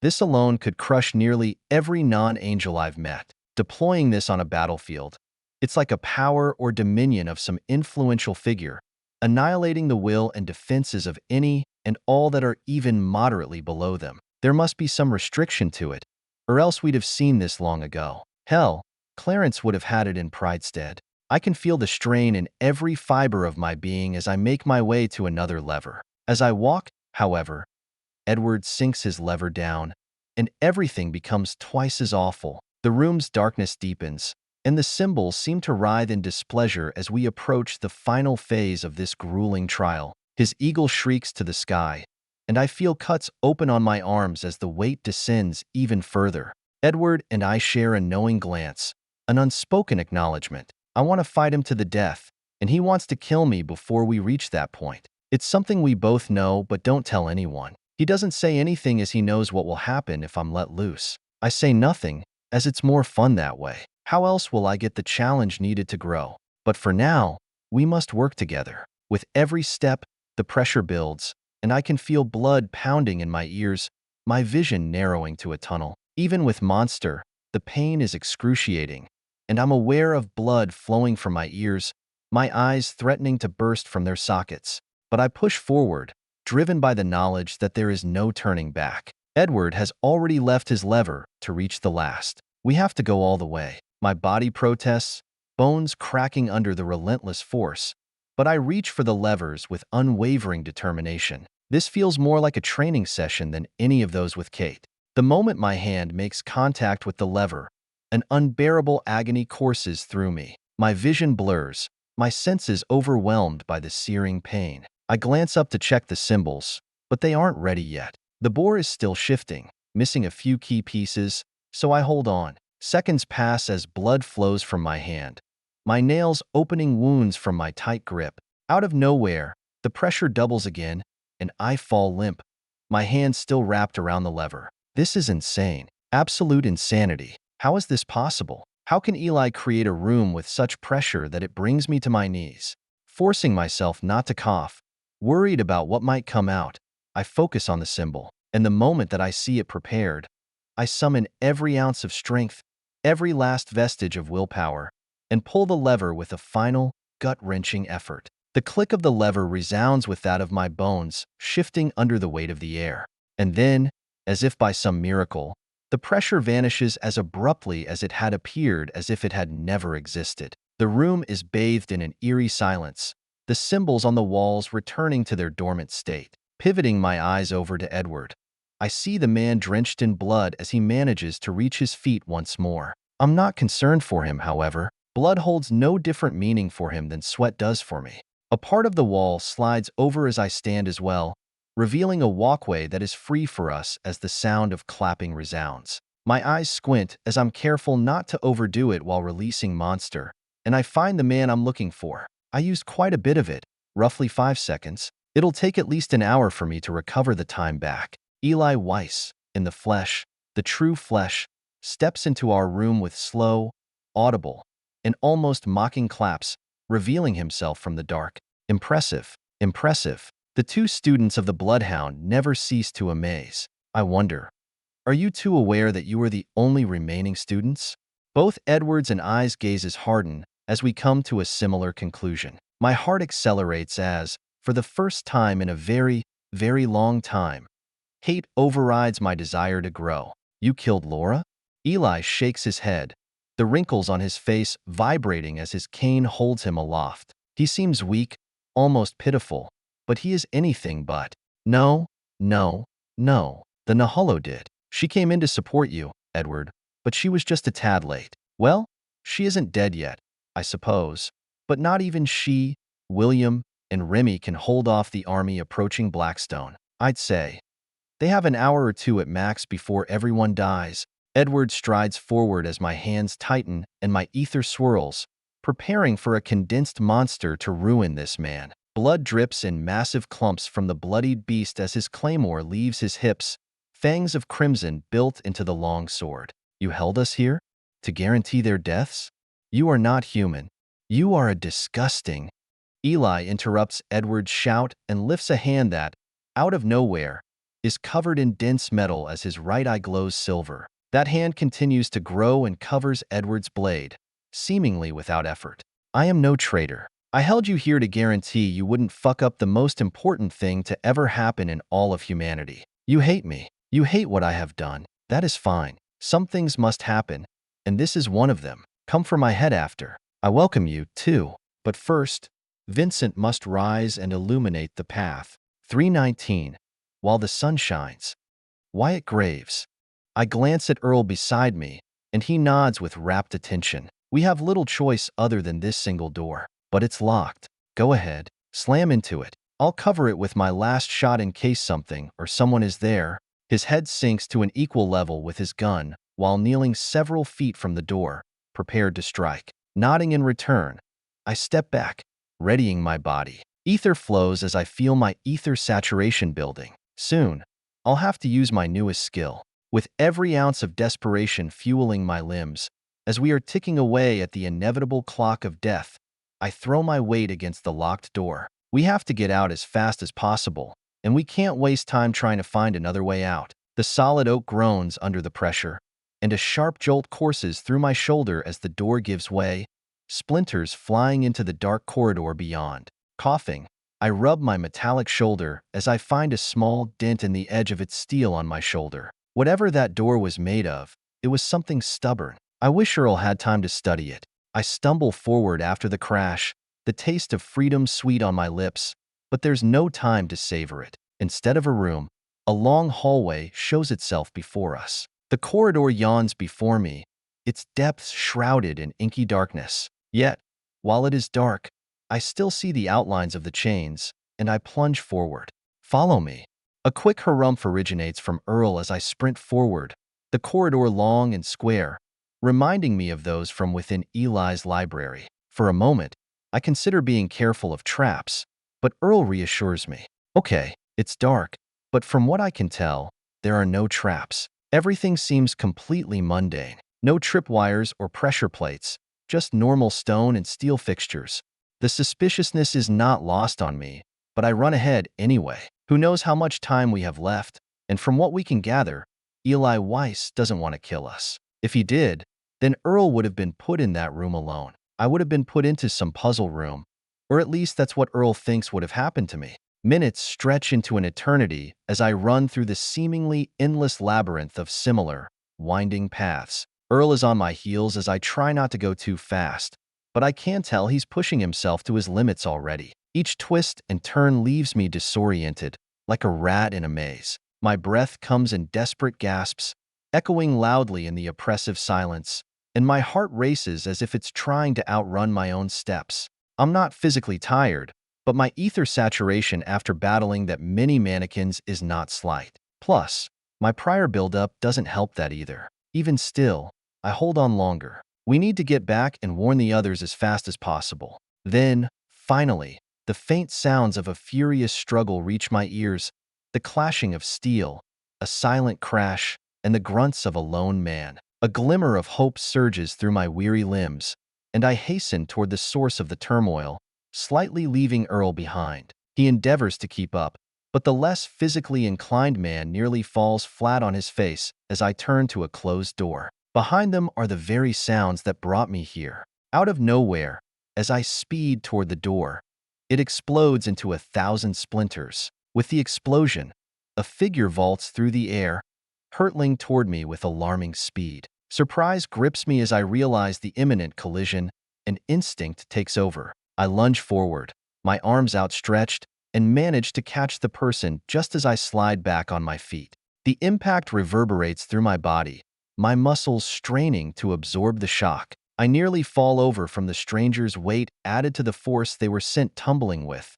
but I stand my ground. The figure quickly flips itself off me in a twirl of torn and damaged clothes, landing with one hand on the ground, another hanging limply, and a dagger in its mouth. The bloody teeth and tense eyes of Virgil meet mine as I see him visibly release a sigh of relief. A quick phrase exits the side of his mouth through tightly bound teeth as he twists back and faces the doorway. We need to go. Now, Gravecross or Lawless Lake are the only safe places, but before I can even ask him a question about the words that are similar to those I wanted to say to him, the slow and unhurried voice of a man enters through the broken door. As he speaks, Earl manages to catch up quite a bit, ending only a few dozen feet behind us.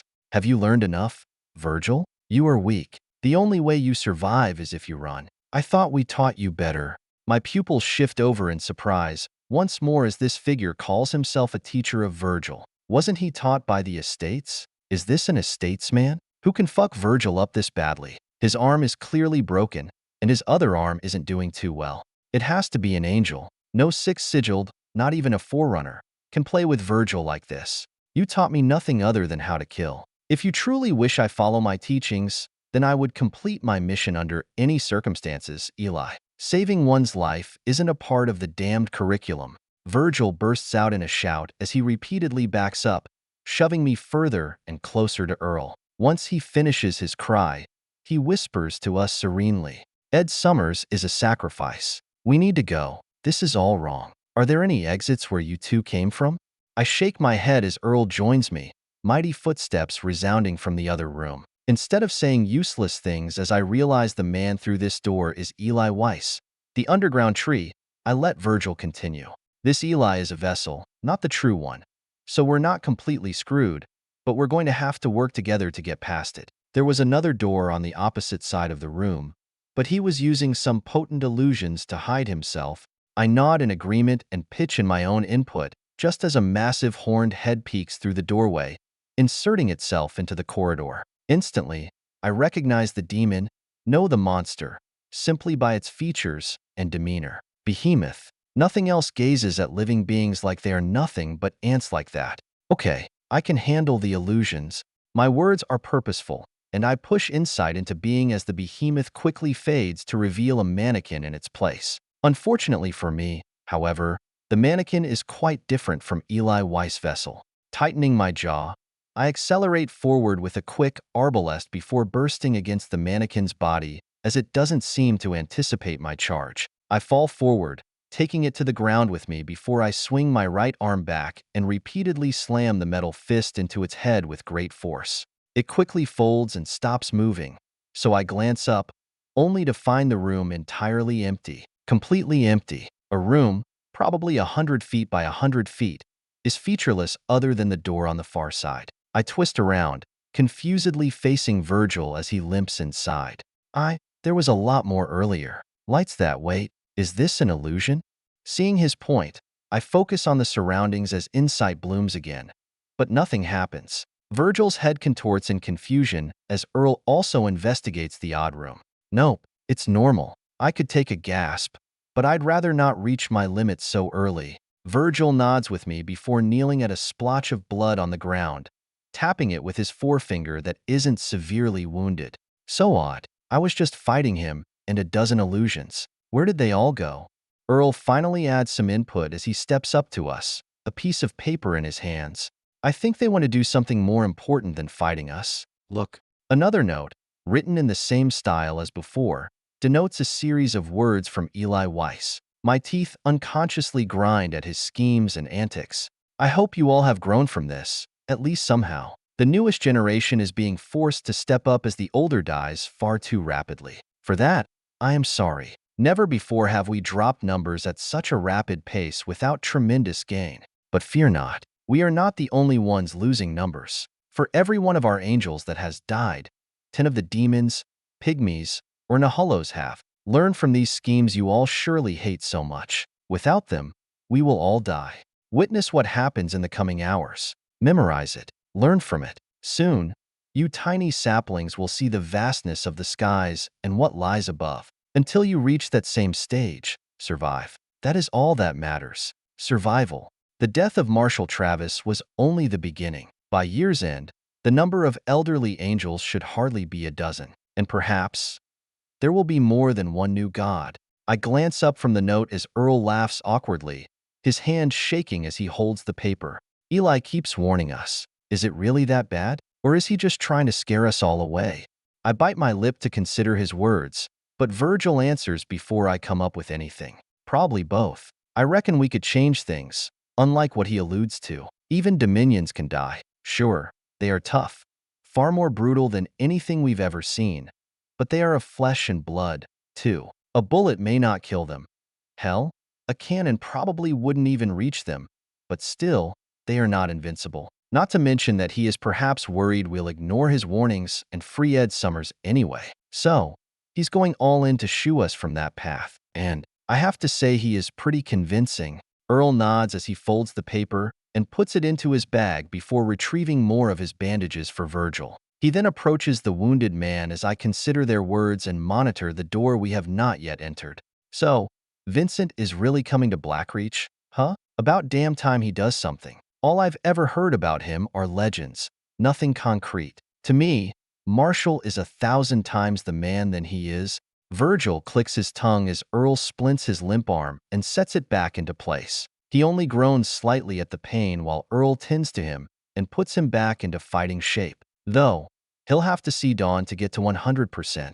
That's how it's been for all of my life as well. The estates and pillars have done a great job at articulating the terror of the Wastelander, but I have to say they aren't far from the truth. Just the fact that he is alive has kept the binary lords from attempting attacks into humanity's depths. 2 centuries ago, when his predecessor reigned, that was not the case. It usually took the prime and the deaths of several pillars to push back even one lord. Vincent Harvey's simple existence has been enough, even if his whereabouts are unclear. When he's done, Earl taps Virgil's shoulder and points to the door ahead. We start walking toward the door, and I finally realize the difference. Most demons, at the same sigil, have an innate advantage due to their bodies and lineages compared to humans. Now, not all do, as many humans can possess their own gifts, but the 2 demons at the 9th sigil certainly would. What kind of monster is the eldest human?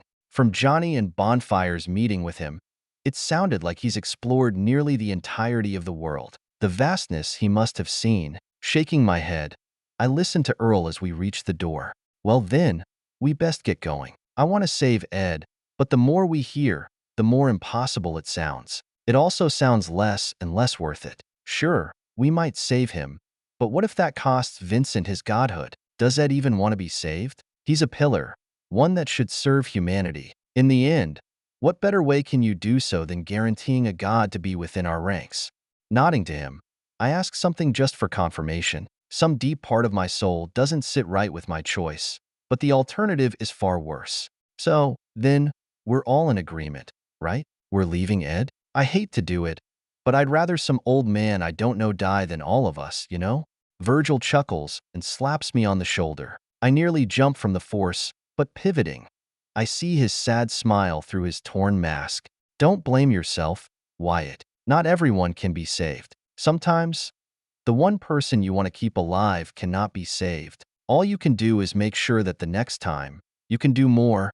Knowing he is mentioning Vernon in a passing manner, I slightly close my eyes and look down. He's right. I already knew this, too. It's just becoming too much. All the people I want to save have died. Edmund, Lonnie, Leonard, Vernon, Blightraven, Skychaser, Woody, Cigar, Marshall.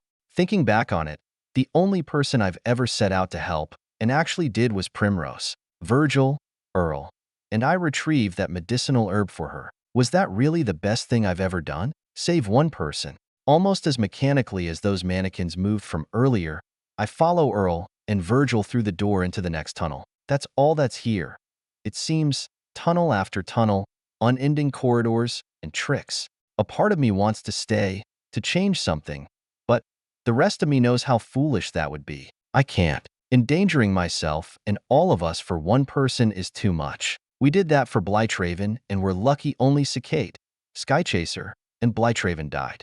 I suppose that is just the way things will be. I refocus and follow after Earl and Virgil with greater alacrity than before, slowly passing them as my simmering anger begins to rise. After just a few short seconds, I swoop Earl and throw him over my shoulder. He shouts in frustration, but I ignore him and share a glance with Virgil. We then speed up massively, using ether to guide our steps. Corridor after corridor, we pass, disregarding all the side rooms and potentiality in favor of speed, gradually increasing in height until we come across a massive vault door. It's nearly 30 feet in height and width. The steel is a dark red, reminiscent of the metal present in Earl's inventions. A curse comes from Earl as I set him down. Virgil is already ahead of us as he flickers through the vault before shaking his head when he comes out the other side. The two speak at nearly the same time. I know I'm slow, but damn you. And what the... is that all Crimfear? By the devil. No way to open it from the other side. Some kind of key is needed, and I obviously am not leaving either of you behind. Nodding at Virgil, I focus on Earl. The genius stares at me with greed in his eyes, and I quickly shut it down with Virgil's aid. I know what he wants. He wants the metal, but we don't have time to wait. The best I can do is settle. No, don't even start. Just get us through it. I'll try to break off whatever I can while you do so, though. Okay. He sighs as he moves up the vault, searching through his pack. He mumbles as I saddle up beside him, forcing ether into my hand for a hone. I then slowly grind away at the vault door, dropping slight fragments with every scratch that I gather in a bag. Blodwyn might be sleeping, but with hone, its nails are better than any blade. Every piece of dust of this can be melted down, and if I get enough, it could be useful. Not explosives. We're too far underground. Crimfear. Heat. What can I make to get hot? Yes, the metal powder and the red iron. Together, they react into heat. Not a word of his makes any sense, but I continue my work as he grinds off the rust from a brick of iron into a bowl before grinding it up with some other things. Shifting away, I get quite some progress into the vault as Virgil does a similar thing on the other side. However, he gets far less than I do. Minutes later, Earl spreads this paste-like red substance over a small square outline, one hardly voluminous enough to fit Virgil. I raise an eyebrow at him as he calls for us to step back before lighting a match. Then, he tosses the match at the paste, and it immediately is set aflame before brightening to such a level, I have to raise my hand to keep it out of my sight. Seconds of this insane radiance pass until it finally dies out, and when I look back, there is a deep gully in the steel where the past was put while a red liquid is flowing down. Earl, using a pair of thick gloves, quickly puts the liquid into a large flask that he smiles intensely at before nodding at Virgil and me. Go on. You two can surely break that part now. 320, from the Marble Orchard. Kate, Evil Eye Heron. I breathe in, and the air feels so much more clear. It's as if the world itself has opened itself to my mind. Every sense is ablaze, feeling things that have never been felt before. Yet, as my surroundings shimmer and quake, the snippets of my few seconds in the cabin leave me shivering. Without Mia. It's okay, Kate. We're fine. We're fine. I nod but quickly become confused. What is she talking about? Why is she confused? What do you mean? What happened? Mia begins to speak, but cuts off abruptly. You don't remember. Wait, what happened? Why do I sense 7 sigils from you? I open my mouth to question her, but our minds quickly fall to the same conclusion. Something is wrong with the cabin. Something is wrong with the cabin. Clenching my fist, I feel newfound power, but I'm unsure where it is. It's like whatever was told to me was wiped from my mind, as if it never was shown to me in the first place. I can only imagine what would have happened if Mia wasn't there. Without her, I think I might have been turned into a motherbound, or kin as the Nahullo call the cursed creatures. The thought makes my breath and heartbeat hitch while Mia tries to calm me. It's okay. Even if something wiped our minds, we still know it did. That means it wasn't a complete success on their end. We resisted it enough to survive. We'll just have to watch out for each other from now on, just in case something odd appears, okay? I nod to the air, knowing that Mia will sense it as I gaze at the dead man with our mental connection. Even after his death, his ether lingers and keeps him in the same condition as before his death. The caring eyes of my adoptive father, soulless and depressing, stare into mine. Can we go? I don't like seeing father like this.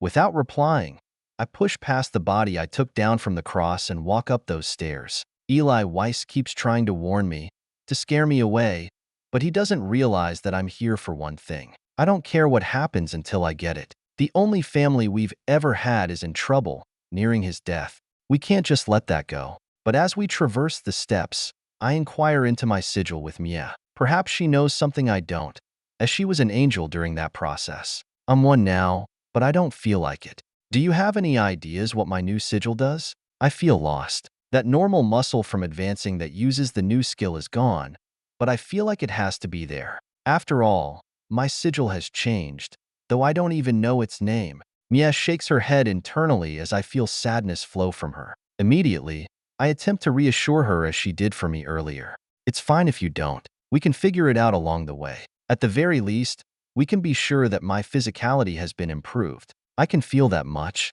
probably close to twice as fit as before in every category. My words make Mia beam and feel a bit better, allowing a slight grin to form on mine. I hate when she's in a bad mood. I think she's the same, so we do what we can for each other. Once we reach the top of the stairs, she speaks again. Let's go get Dad. They try to stop us with words and minimal force. Now, we bring the hurt. I don't care what they say or what they do to us. We gotta save Dad. Yeah, we do. I formulate our deal of determination just as a wave of pain strikes my mind, and I nearly fall over. Stumbling, I grip the railing on the staircase with my hand as the world spins and rails against me. It feels like my brain is exploding, and 1,000 incomprehensible colors overtake all that I can see. Mia? Mia? I scream for my partner, but my words don't even leave my mouth as my legs go numb. The ground weirdly grows in my vision before all turns black. Mia, the mind's eye. Kate. Kate falls to the ground, and I'm the one who feels the full brunt of the impact as she leaves the focus of her body, falling into a deep sleep. Our heart accelerates even as she sleeps, and I push us to our feet. Quickly yet carefully, I check every part of us, from our pulse to our wounds, in case of some poison, but I find nothing. All that I discover is how much more smooth it all is. Piloting her body is nearly instinctual. I want to move, and I do. A command isn't even needed. Is this how all bodies feel? No, I can't think of that. That's not fair to Kate. She does her best. But I count to 1,000. I can't do this right now. Kate needs me. Push down the emotions. 1, 2, 3, 4, 5, 999.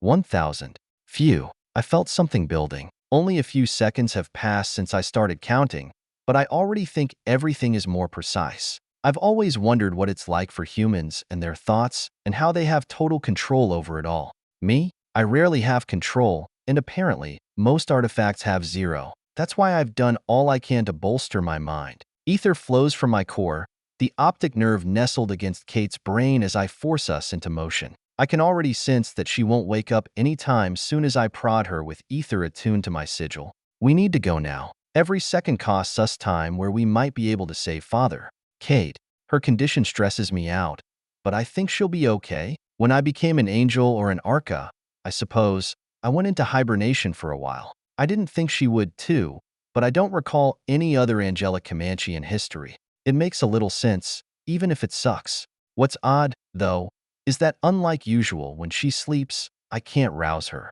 My nudges do nothing but reinforce the fact that she's still there. A part of me worries that this isn't hibernation, but instead some sinister side effect of whatever happened in the cabin. The sensation of teeth grinding becomes clear as I force myself to stop. I don't want to overdo or damage Kate's body. It's hers. We simply share it. Our feet carry us forward into the dark corridor, reminiscent of the one we first entered that transported us away, and I prepare for it to happen again. Eli and Clarence vanished in a way that provokes that reasoning within my mind. I'm not as physically inclined as Kate is, but her body is actively remolding itself as I flow ether. The process of reaching angelhood seems not quite finished yet. Psychic brace covers her skin with a temporary barrier that I hold as I form small springs beneath our feet of my ether, tainted with my sigil's touch. Footspring prepares us for quick movement in case an attack arrives when we land. Both of these skills are innately difficult for me to do without being in control of the body, but I think that may no longer be the case with our arrival at dawn. Kate's heart, the origin of life, melds seamlessly with my ether as I keep the blood flowing in replacement of her most vital organ, pathways of psychic ether used instead of her heart. She trusts me with her life, and I have faith in her just as deeply. She's my sister. After all, we might not be blood related, but there is no possible way two people can be any closer than we are. Attached at birth, more than to the hip, to the soul. Several more skills form before I step forward, taking that leap into the unknown. A flash of light covers my eyes before I'm thrown into a new chamber. I find myself transported into another room within the bunker, my senses instantly alert as I take in my new surroundings, my feet stumbling beneath me as I grow comfortable in Kate's feet. The chamber is shrouded in darkness, with only a solitary light hanging directly above an old man bound to a chair. His head hangs limply as if in a profound meditation, and the room is engulfed in an eerie silence. Father! My footsteps echo in the darkness as I hastily approach the chair, but I pause after just a single step. The old man remains utterly still, a statue of serenity amidst the shadows. His stature reminds me of all the sculptures in our old home. Disappointingly, he doesn't react to my arrival, as if oblivious to my presence, lost in the depths of his contemplation. Something immediately gnaws at me as I run through 1,000 scenarios simultaneously. Why is he in such deep meditation? What is he gathering vigor for like this? Shouldn't he be trying to break out if he's no longer restricted from using ether? I shift my senses outward, without need of the light. The room feels expansive, extending far beyond the reach of the single light that casts a pallid glow upon the old man. Yet, after 100 feet, solid stone walls are all that meet me. No doors, no exits. This is a hole in some dark recess of the earth. A sense of unease washes over me as I stand in the presence of this silent figure, bound and unmoving, with the situation so vague. Is this truly my father, or is it another trick? My hand falls to Demon's Bane as it growls in hunger. It was unable to kill the prey it wanted to, Clarence, and had to settle for the other bastard that could shift faces. The growl comforts me slightly. Worst comes to worst, it'll help protect us. I only hope I'm enough to save Father. Ideally, it would be the two of us, but this wouldn't be the first time one of us was out of commission for a fight. That's what we do for each other. After all, we're each other's lifeguards. A deep inhale fills our lungs with air before I expel it into the darkness, calling for my father. Father! No response comes from the figure. Unmoving, he lies, the potential lookalike or imposter. The meditation does seem quite authentic, though. The slow, almost non-existent breathing and inaudible heartbeat with low brain activity feel. It all feels like our father. I try again as I step a bit closer. Father! Again, nothing happens, and I take a few moments of indecision before moving closer. Father! This time, my voice is a bit louder, and I notice his body shift a bit. It's hardly discernible to any who sees with actual eyes, but I detect it through my mind. But he's still not awake. I step a bit closer. Father! His body shakes, crackling all across his many bones, as if awakening from a deep slumber covered in ice. I can't help but smile as the familiar face of the man who raised me opens its eyes. Dad. Yeah. He recognizes me instantly, probably because of how I address him, but he could always tell who was who when we were younger. He never once got us confused or was unsure of which was which. Tears fill my eyes as I partially lose focus, my senses blurring. I open my mouth to say something, not sure what, but he beats me to the chase. Come here, baby girl. I fall to my knees as his hands leave the knots that hold him down. The firm yet caring hand of the one who kept me sane all my life pats me. A slight chuckle escapes his throat, which only makes me cry harder. It's been that hard dealing with your sister, huh? I shake my head at his question, sputtering out the truth. I can't hide anything from him. No, I've been so worried about you. We've been looking all over. You sent us away. You knew this would happen. Why, we could have helped. A sniffle, something I've never heard from my father, resounds as he rubs my back. The gesture is quickly overpowered by his words.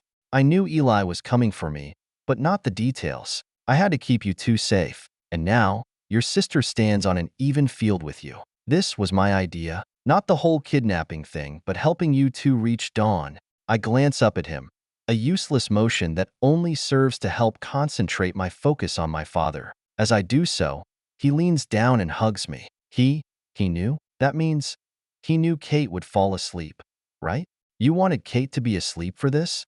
He nods slowly without much other emotion other than the shimmering tears that fall down his cheeks. Yes, I thought she may fall asleep just as you did all those years ago, girlie. Anger blooms as I push myself back from him, releasing myself from his hold. The fact he calls me girlie only makes it worse. He knows I hate that. I point at him as I can't believe his scheme. He's worked that deeply with Eli?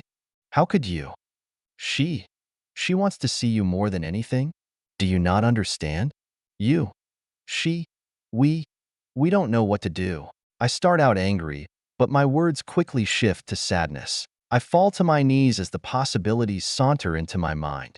If Father planned this meeting, then he has no intention of being saved. Maybe once upon a time, he wanted to be saved. He could have been saved, but we were too slow. For all the times he was there for me, I wasn't there the one time it mattered. Teeth grind as the thoughts carousel further and further. Father wants to die. He is meditating to store vigor for something big. He rarely meditates anymore as he says he has too much vigor. Anymore and it will age him faster as his body is too weak, and any less and he'll age faster without it to suppress his wounds and the ravages of time. If Father wants to die, then what is the point? What is the point of any of this? Why? Why shouldn't I get angry? Why shouldn't I get sad? Why shouldn't I get murderous? Those instincts are the only things that ever feel good other time with Father. A pair of warm arms wrap around me as I realize I've fallen to my knees again. Sizzling hot liquid falls onto my face and joins my tears. I'm sorry, baby girl. It just has to be this way. Kate, she isn't strong like you are. She can fight. She can stare down any threat without shivering, but she can't say bye. I need you to say bye. Can you do that for me? I pivot my head, facing my blind eyes to his cataracts that have been slowly blinding him in a similar way. I sniffle and nod. I'll do it for Kate, but I have to know. Why? Why do you have to die? Who is doing this? Is it Eli? He's so insane. How can you follow his plans? A nod of the head against mine is my answer to my final question. He is mad, yes. But, yeah, to make a god, isn't a little bit of madness needed? We've tried the conventional method for centuries, but it's never been enough. And we have our best candidate ever right now. I say, it's time we try some more unconventional methods. All of us virtues must play our parts in Vincent's ascension. If we're lucky, 2 of us will be alive by the end of today. If we're unlucky, humanity might be left with only its powers, not counting Killian, of course. That bastard is somewhere, and not even Eli knows where. I need you to be strong. Strong for your sister, and strong for the world. It's never treated you, or your kind very well, but you're not alone. You have Kate. I nod as I sniffle again, trying to keep the snot in my nose. Kate wouldn't like it if I got it all over our clothes. Blood is one thing, but snot is another. Okay, I'll miss you, Dad. More than anything, I'll do as you ask. I'll be strong. He smiles softly before letting out a series of bombshells that shake me to the core.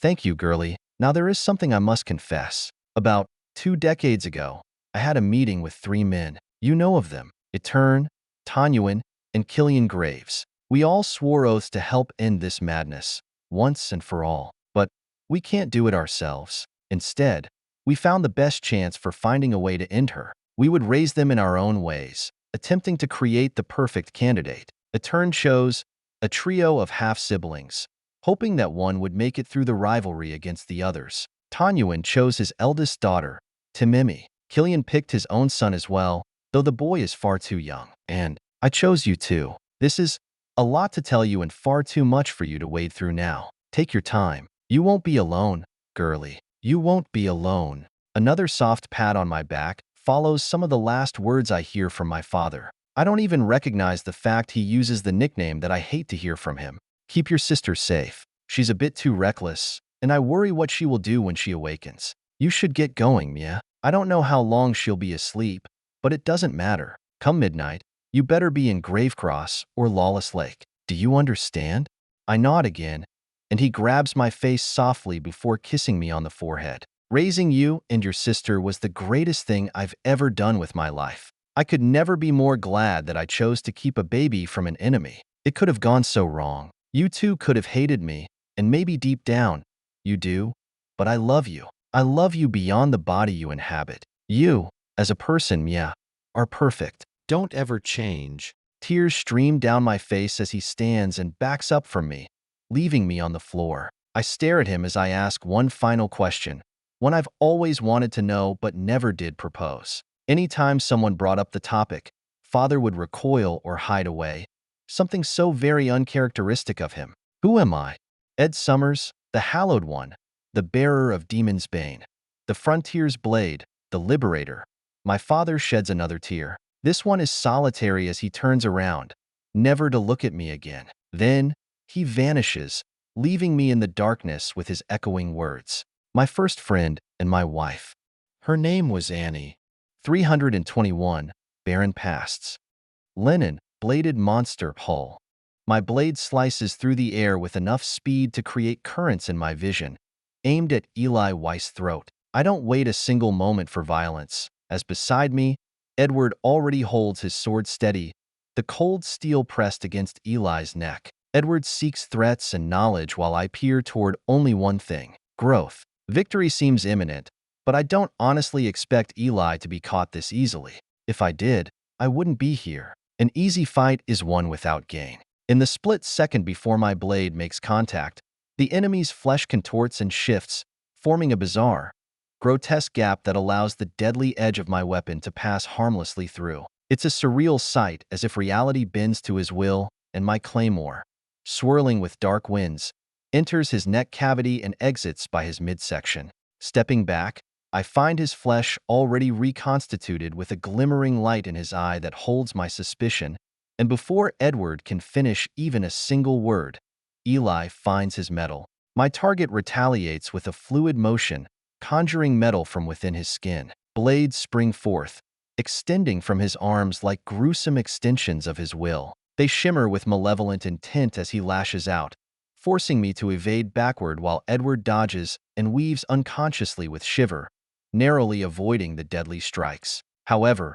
a single moment after the blades miss, a dozen barrels of steel emerge from his flesh, silvery light in his other eye. Instantly, my mind computes the answer as I twist my blade, shifting it to deflect the bullets as fast as I can by placing my blade in front of the barrel before it fires, still managing to get hit by a few due to their naturally fast speed. Eli has two ails within his eyes, one that does some reality or flesh manipulation, and the other that turns flesh to metal.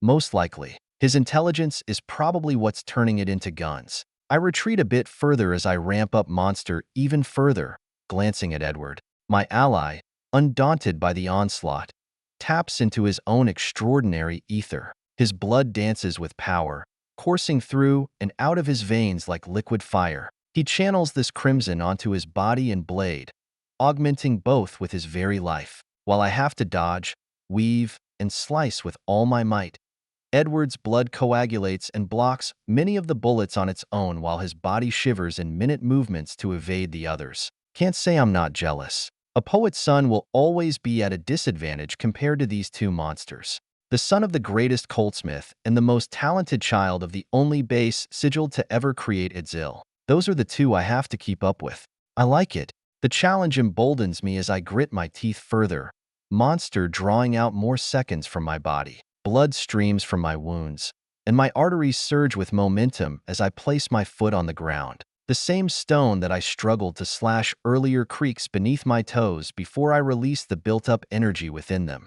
The battle with Eli quickly intensifies as I approach him, a whirlwind of clashing steel and crackling stone. I move with blinding speed, my strikes a tempest, literally, as I dive into the ether and sigil hidden within this claymore. Yet, it matters little. Eli's hand shifts into a shield before he deflects my blade, and his kneecap shoots my calf as I return a secondary attack with my hand. Falling to my knee, I twist, kicking out with my other leg as Edward returns to the close-quarters combat. His long sword of blood sings with crimson over my head, swerving right for Eli. The old man, however, is never out of tricks. His left eye shimmers with a swarthy darkness, allowing Edward's blade to pass through him harmlessly. Meanwhile, my foot phases without effect as well. Grunting, I haul myself to my feet as I backpedal, the dull pain present in my leg as I grind the lead out of my bone with my free hand. Edward lines up beside me as we both catch our breaths. My veins lower as monster takes a break. Ails. Edward simply nods to my single word, understanding what I mean. Then, he follows up with a plan. Then we can't let him see us. I go high, you go low. The enemy, an old man with seemingly limitless tricks, remains quiet with a simple, infuriating smile as he watches us discuss our plans. But it doesn't matter. Eli knows his weakness just as we do. He would never use something without researching it at least as much as Earl, who is probably being manipulated in some way. Not that I'll tell the kid, though. Not my place. Not my worry. So, we continue. Edward, his blade dripping with as much blood as a man has in total, makes a daring move, lunging high to obstruct the enemy's vision. It's a diversion, a spectacular show designed to draw Eli's attention upward. As long as the eye doesn't see what it wants to manipulate, the ail won't work. That is the most significant rule Earl found with the eyes, and he made sure to let everyone know in case we ran across them again. Clever man. As Eli's gaze is momentarily obscured and he strikes at Edward, I seize the opportunity to hit low, the genuine threat in our coordinated assault. I close the gap with lethal intent. Monster hurdles me across the stone with near impossible to see speed, my blade poised to deliver a decisive blow. But Eli is no ordinary man, nor even an ordinary angel. He reacts with a shocking display of power, his flesh contorting again. Bullets erupt from his body with a grotesque, squelching sound, striking Edward with brutal force. I hardly notice Edward even having time to shiver as the bloody man goes tumbling backward, falling over me. Furrowing my brows as sweat drips down, I press forward, determined to reach the enemy before he can recover. If I'm fast enough, I can still do this. Crouching down so low I almost touch the ground with my knees, I slide beneath Edward's flying body and thrust my blade. My blade ascends with lethal precision, poised to end this all. Yet again, I'm forced to the brink, just how I've grown to like it. But it's never enough. In the blink of an eye, he twists his hand with an almost casual ease. A blue light materializes, crackling with electric fury, and slams into me with searing intensity. My eyes lose their sight as my fingers tingle in agony the instant the impact sends me sprawling. My body racked with pain as I tumble haphazardly across the stone. But the years of training have not failed me. My nerves simmer and burn as they refuse my commands. Yet my muscle memory kicks. All those times of getting my ass kicked and thrown to the ground fly through my mind, as even in the darkness, I move. Without even trying, I grip my fingers into the rock, flipping myself back onto my feet as I stand, smoky and in agony. But I still stand. That is all that matters, and even Eli commends it. Quite the acrobat, Lennon? I've never seen anyone get struck by a lightning bolt and stick the landing. Grunting in reply, I force my leg forward while a clank behind me draws my attention. You ain't ever fought me then. Edward hauls himself to his feet, too, his claymore being used as his cane to get him up. His legs are shaky and frail, but I raise an eyebrow at all the holes in his torso. I run my tongue across my teeth, tasting the iron in my blood as I smile. Edward scoffs as he limps beside me, his long sword still against the ground for support. He's more damaged than he's willing to let on. Same as me, I suppose. You battle-hungry maniac. My father would be so disappointed. I laugh right back at him, replying in what I genuinely believe. You so sure? Your old man loved fighting, too. Why else would he have joined that war as such an old man? The last Dudley shakes his head, nodding forward. Enough. We need to get serious. A chuckle coughs up some blood from the lighting, burning my insides as it tears its way through me. We weren't before?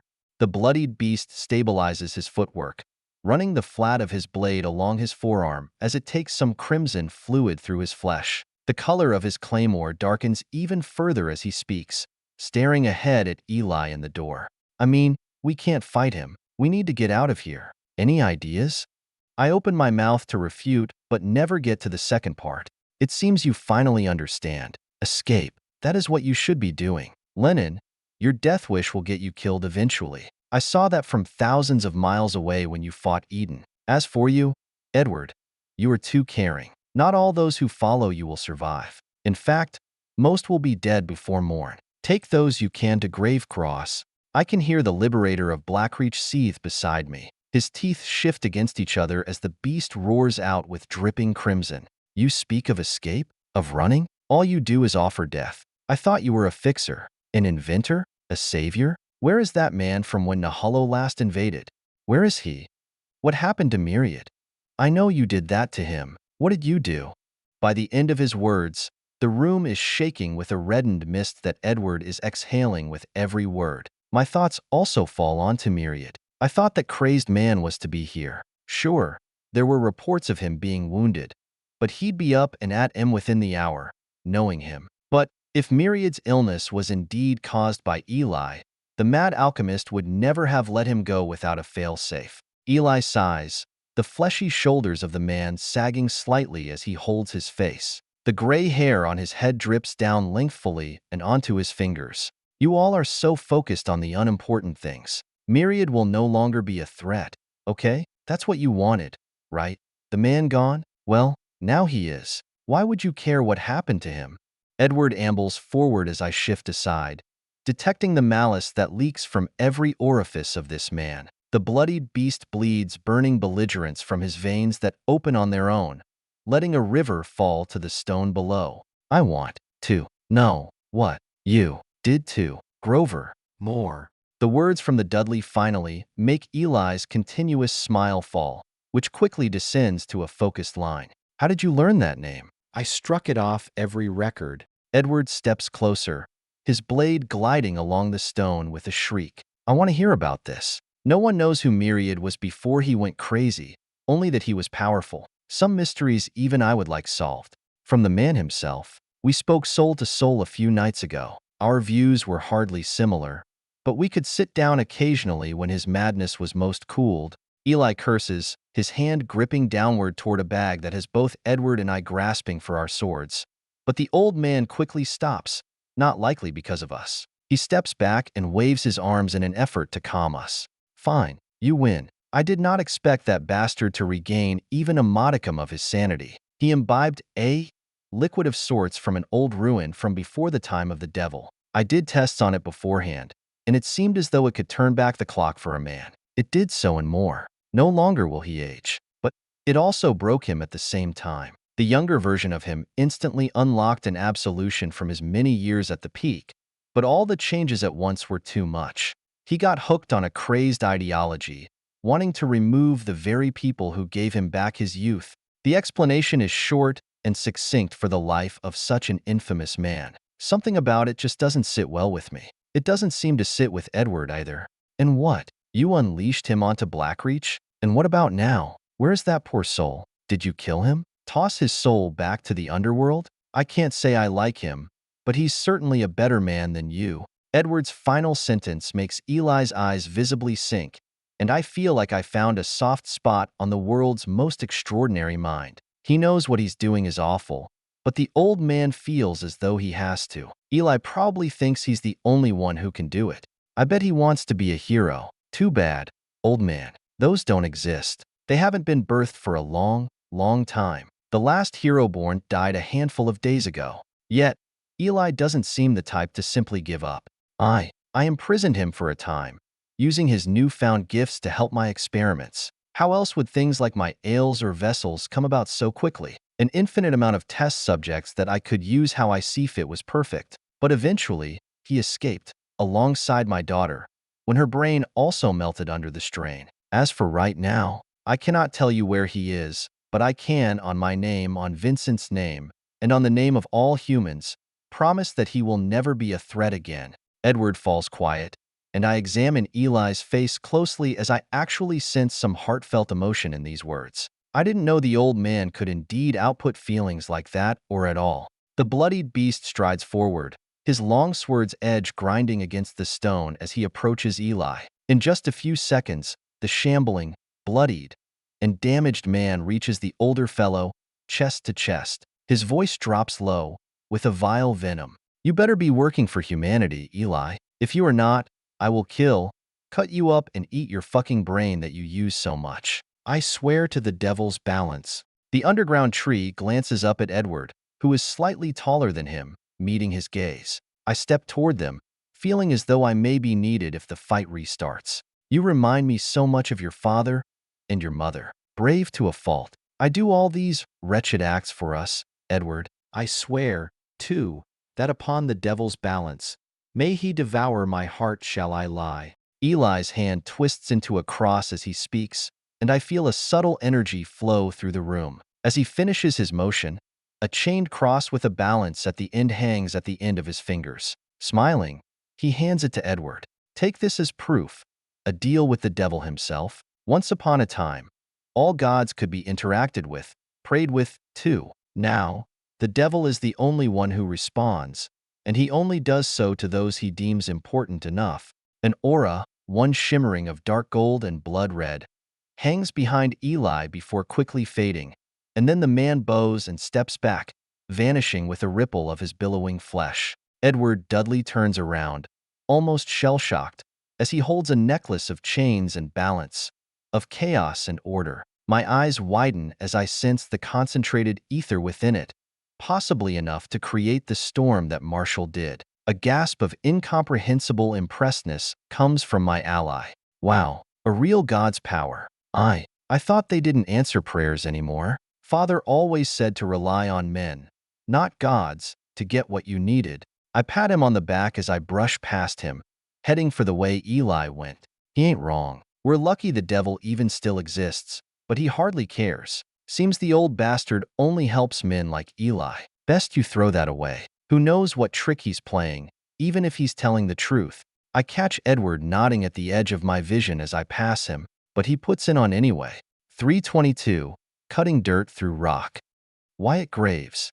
With a powerful kick, I break through part of the weakened portion of the vault door that has been heavily melted with Earl's weird tar-like substance. The door, though partially damaged, is still challenging to shatter as it bends and contorts, but it yields to my foot after the fourth kick. I peek through behind it, finding our long-awaited exit, or what appears to be an exit. A long series of stairs heads upward with a door at the top. It's exactly as Virgil said it would be. I glance back at Virgil and Earl, waving for the both of them to follow me, and they quickly squeeze through the hole in the vault with me. However, Earl takes a bit as he has to move the clanking and heavy canister of the melted vault's steel. Only moments pass before I'm at the top, and I place my hand on the door handle before opening it. As the door swings open, a rush of anticipation courses through me, only to be quickly dropped as I find another long corridor. I step into the tunnel beyond, the walls rough and rocky, a stark contrast to the coziness of the theater underground. Of course, after all the puppets were destroyed, the darkness surrounds me, but I press on, guided by the hope of finally escaping this underground labyrinth. We need to be out of here as fast as possible. I hope Edward, Lennon, and the rest aren't as stuck as we are. Each step feels like a journey toward freedom, the tunnel stretching ahead like a lifeline to the surface. The path is treacherous, uneven, and unforgiving, just like the path to this tunnel. I'm really starting to hate the darkness, even if I can see through it. I'm sure Earl's furious at being able to see for only small portions of this entire venture. As I reach the end of the tunnel, the wall abruptly stopping for no reason, a sense of confusion surges within me. A dead end?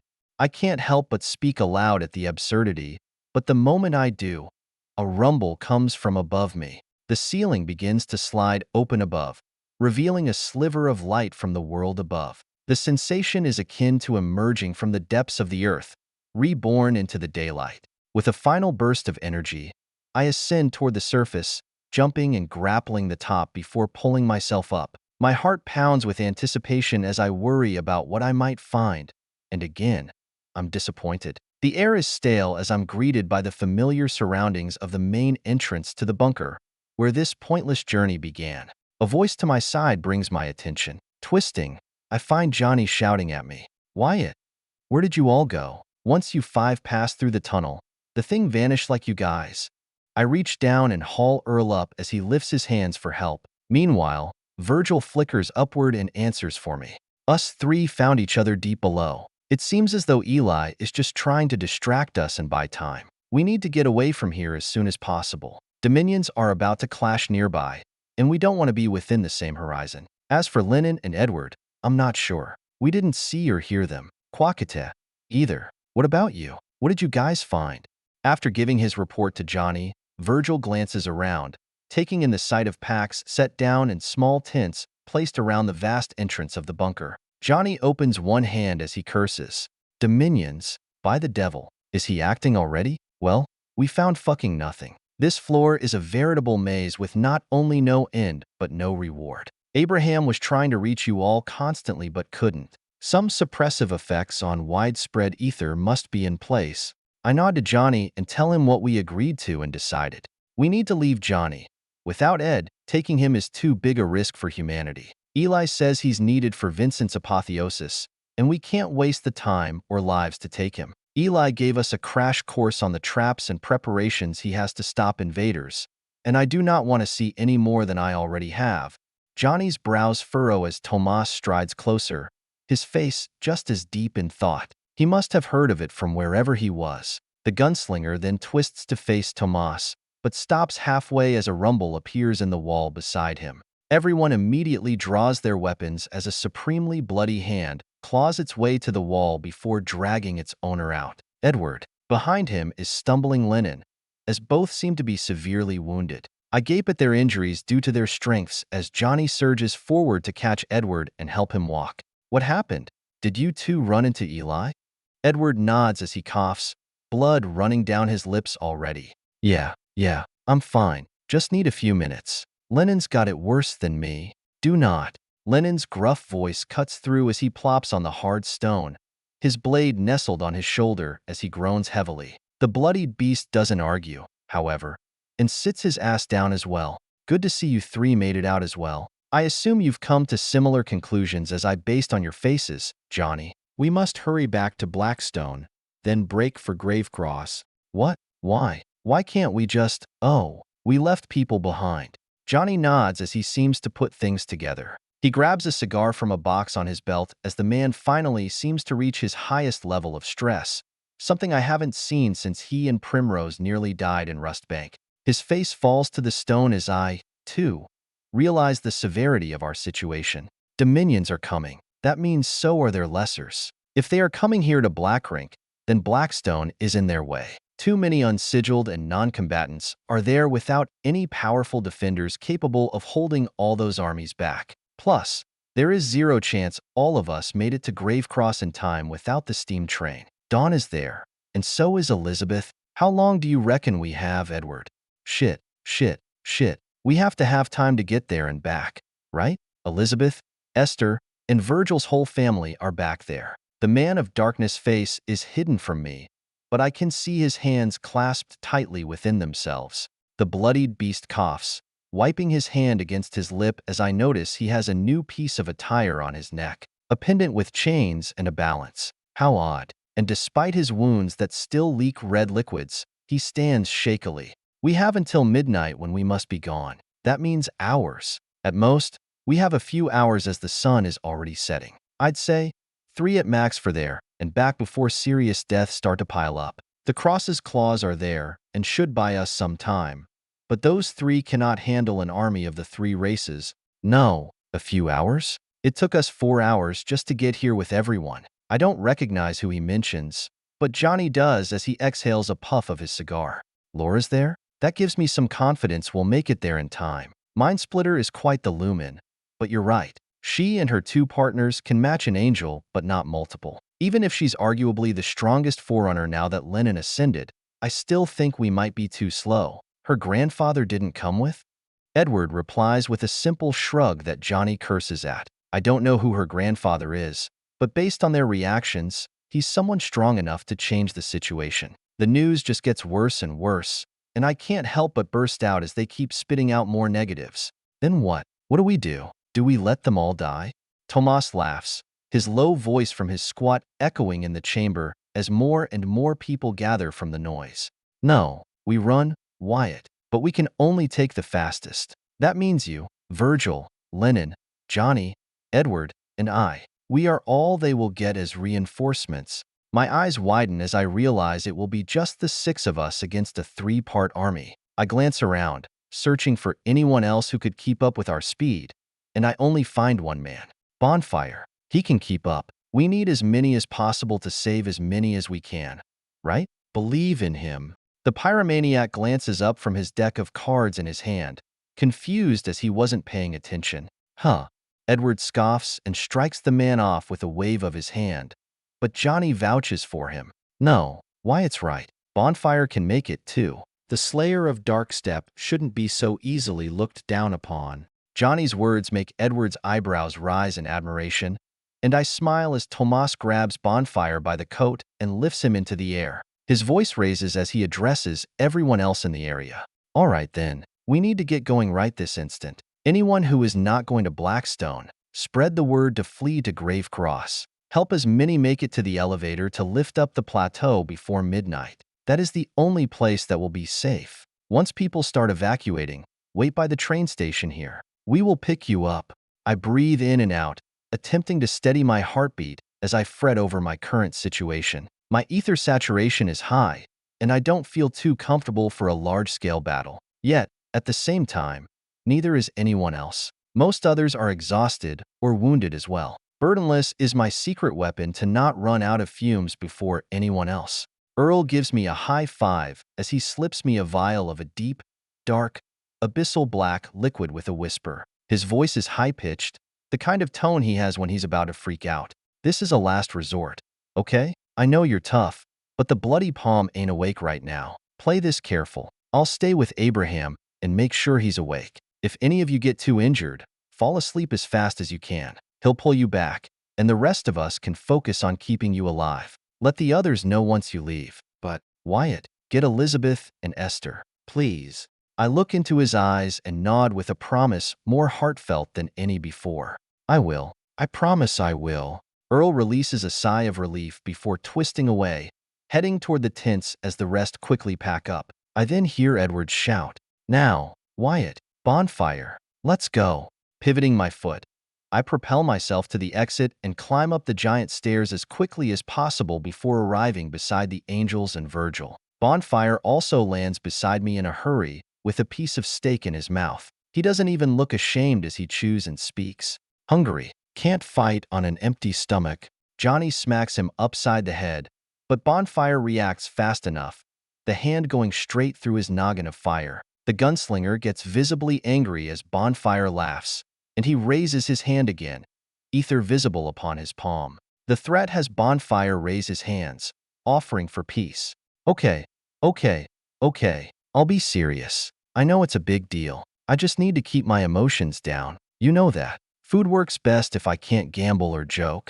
My head sinks as I understand Bonfire's silliness. His anger is a threatening thing to himself, us, and his enemies. The worse it burns, the more it hurts. And even if he can combust and turn into fire, there is a limit. Those violet flames do, in fact, hurt him. His burn wounds are only getting worse as time passes.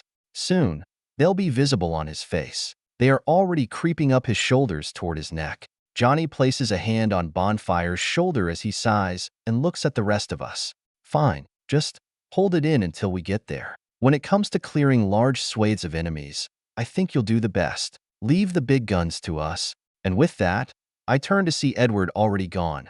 The man racing through the streets of Blackcrink with bloody footsteps as the few people are ushered out by Earl and the others who are staring. I wave to Blake as she bites her lip, seeing us leave. She waves sadly back at me before turning and focusing on her task. An audible flame explodes beside me as Bonfire soars to the roof of a building with fire on his heels. Then, he bursts forward, another explosion sending him hurtling through the air. It's not entirely flying like that of a bird or a batto, but I don't think it's that far from it. Speaking of, perhaps Sky Swain should come with us? I completely forgot about her swift speed. Yes, she's perfect.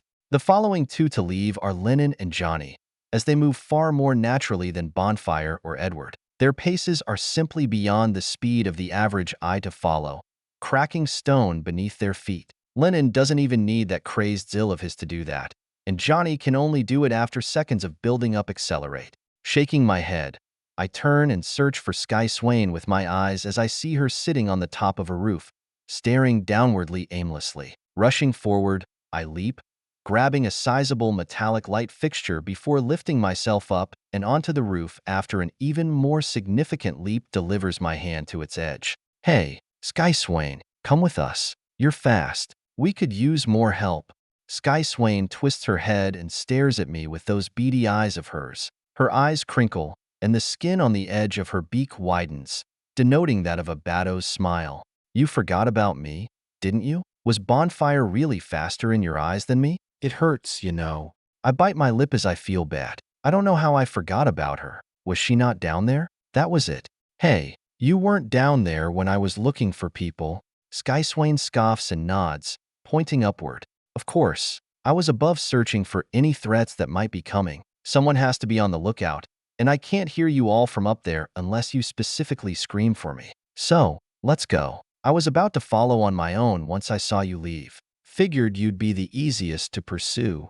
Huh, I'm the easiest to track? That doesn't make sense. Why am I the easiest to pursue? Sky Swain stands, her wings unfolding with all the splendor Skychaser's wings once had. Only now do I notice she possesses a sixth sigil, her chains dark blue, the same pigment as mine. Everyone is growing with the pressures pushing down on us. The thought makes me smile even as she makes fun of me. Well, let me see. Edward, Johnny, and Lennon are far too fast to follow. At best, I could hope to keep up with Edward, but he left first before I was ready. Bonfire is too dangerous to track. I'd rather not get hit in the air by a stray bolt of fire. And that shadow behind you? Fuck that. I ain't finding him in a bright-ass desert with a compass that points to him. So, it's you, kid. Twisting around at her words, I find Virgil leaning against the part of the building that comes out for an entrance to the roof like a shack. He shakes his head at me. I knew you'd get distracted somehow,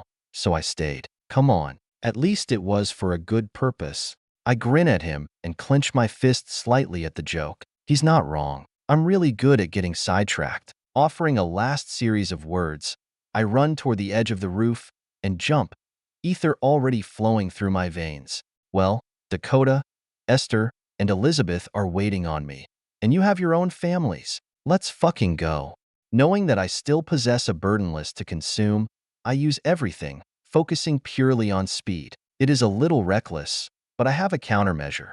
Madness is with Lily as the core contorts my flesh, bone, and muscle, shifting my legs to look more like grotesque flower stems than legs as I move with even greater alacrity. Breakneck, struggler's defiance, and pains forged from my lingering wounds from the earlier fights pump with my heart as the center, forcing me over the buildings with an extreme speed. I move faster, faster, and faster as I ramp up my ether. The sound of Pain's Forge roars through Blackcrink before I exit the city with a great leap that lands me on the flat stone of Blackreach. The urgency of the situation fuels my every stride, the weight of exhaustion a secondary concern to the looming threat. The many hours of travel to reach the city quickly fade into a singular hour as I accelerate to a pace that nearly matches Johnny's, as I don't have to worry about ether saturation. Time is shed away in our haste, our minds focused entirely on moving through the terrain. Gradually, I approach the city's boundaries,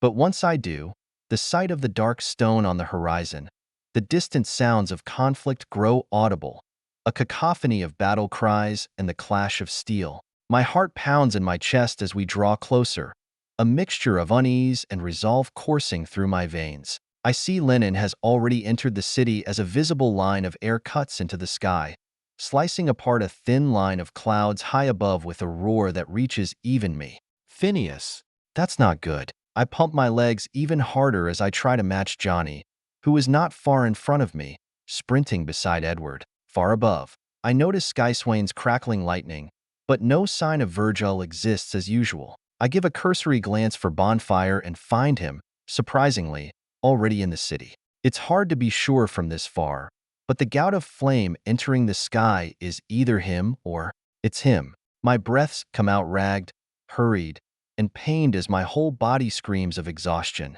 My brain pounds like that of the deadliest maul that bashes me to pieces, but I hold it together with the cool steel of my right hand on my forehead. I can handle physical exhaustion. That is something I have always been able to push through. It's the ether saturation that's truly bad. Soon, very, very soon, I'll have to use burdenless. There is nothing inherently wrong about that either. It's just that once I use it, I have no more secret or hidden tricks to rely on. Shiver isn't mastered, and Pain's Forge works best with the bloody palm to keep me at a certain level of injury. Gritting my teeth, I force myself onto the cobbled streets of Blackstone as I twist around a corner, the sounds of an imminent clash screaming into my ear. The battle occurring nearly brings my mind to a pause. 323, stoved up. I round the corner, my breath catching as I witness a colossal battle unfolding before my eyes with effects that span the entirety of the city. The sheer scale of destruction is overwhelming, with once proud buildings of Blackstone that reach many stories into the sky now reduced to mere rubble. 5 formidable figures dominate the scene, each engaged in a desperate struggle as Lennon, Edward, Tomas, and Johnny rush toward them. Bonfire and Skyswain are nowhere to be seen in this contest of strength. I can't help but pause for a moment as I am surprised by the figures present. None of the humans fighting already are angels.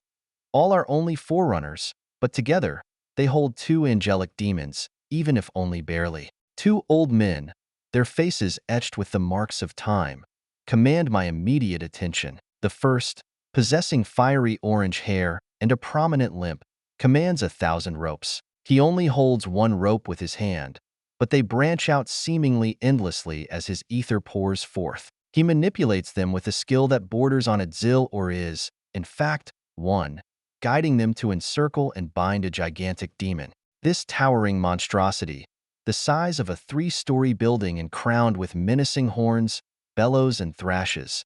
Yet the old man remains undaunted. The air is thick with the acrid scent of scorched rope, dark orange flames wafting off of the demon's back as it reminds me of Bonfire while the threads strain against the demon's fury. For a moment, I turn away to focus on the other, but I realize that Lennon's scream must have targeted this man, orange-haired old man. His left arm is missing, and a bloody patch on the demon's mouth is the only hint of where it has gone.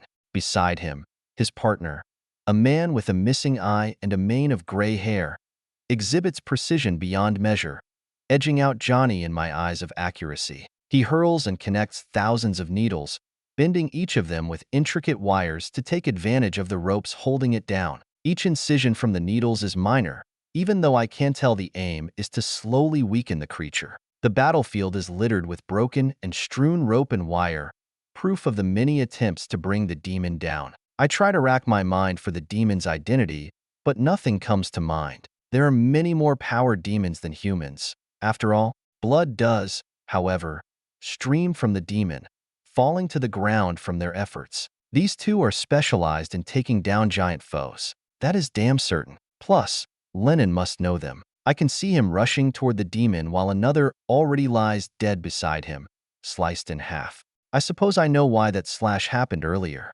But these aren't all the people fighting, and I find Johnny, Tomas, and Edward rushing toward another group. Amidst the wreckage, a trio confronts another demon, more minor in size but no less destructive. This one seems to be condensed strength made manifest as it swings a lamppost outward, forcing a woman to dodge who wields only a revolver with a blade at the end. A voice enters my mind the moment I bear notice of the weapon, Lily taking an interest in it. That is a strong one. I can feel him from here. Careful, Wyatt. Blodwyn is still sleeping. My lips tighten as I realize what her appearance in my mind means. A lot of people are dying. Battles on the other side of this rubble ring out, and I can even see gouts of flame come from that side. Glancing back and forth, I rush toward Lennon, looking to help that group fight as they seem to have fewer numbers. The only shitty part is that they are nearly a block away, meaning that, unless I want to blow burdenless right now, I'll just have to take some time to get to them. But as I approach them, my focus falls on that Colt. Examining the battlefield is a good use of my time, but I can't do anything but look at the Colt for several moments. It is an imposing weapon that emanates a vague mental energy. With each shot, the air seems to vibrate as my headache tightens from just being in the sound wave's path from the gun. The Mind Splitter. Arnold Pilner truly made some incredible weapons. That means that the woman is Laura Crease, right? I think that's her name. My brain can only focus on one idea as I rush toward the demon, the scythe blade on my right arm extending as I prepare an arbalest in my foot. The lumen-wielding gunslinging woman is not alone, however. She has two other partners helping her hold back the demon. The first is a warrior, reminding me of Sakate with spiraling tattoos down her uncovered back, who bears a gleaming spear. They move with the grace of a seasoned dancer, narrowly avoiding every attack. I can't help but be impressed, yet the last figure, armed with a halberd with vines that extend from it, strikes as the front line. Cuts embezzle the man's entire form, but the vines seem to cover and prevent the bleeding. Despite their combined efforts, the trio is pressed closely by the short yet powerful demon. I hardly catch the one with the halberd getting struck by the light pole across the street before I get within attacking range of my current foe. The sick crunch of the man's bones is audible as a fiery roar is released ahead of me. Gazing forward, I find a splash of literal magma soaring through the air. Running along, I slide on my knees, keeping my head down as heat passes over me. Grunting, I push myself forward with an arbalest that delivers me only feet away from the massive demon. Once in front of him, I hesitate, not because I don't think I'll be helpful, but because I don't know what to do. How do I fight something this large? A voice from my shoulder answers my question as Lennon and the two old men attack the giant sulfuric creature. Get it in the face. Lennon probably just needs a good shot. If you can stun it, we've got it killed. I'll work with old man Phineas to hold it down. The moment the voice ends, a shadow hurtles forward as its silhouette splits off and heads in another direction. I need to get to its face. Okay.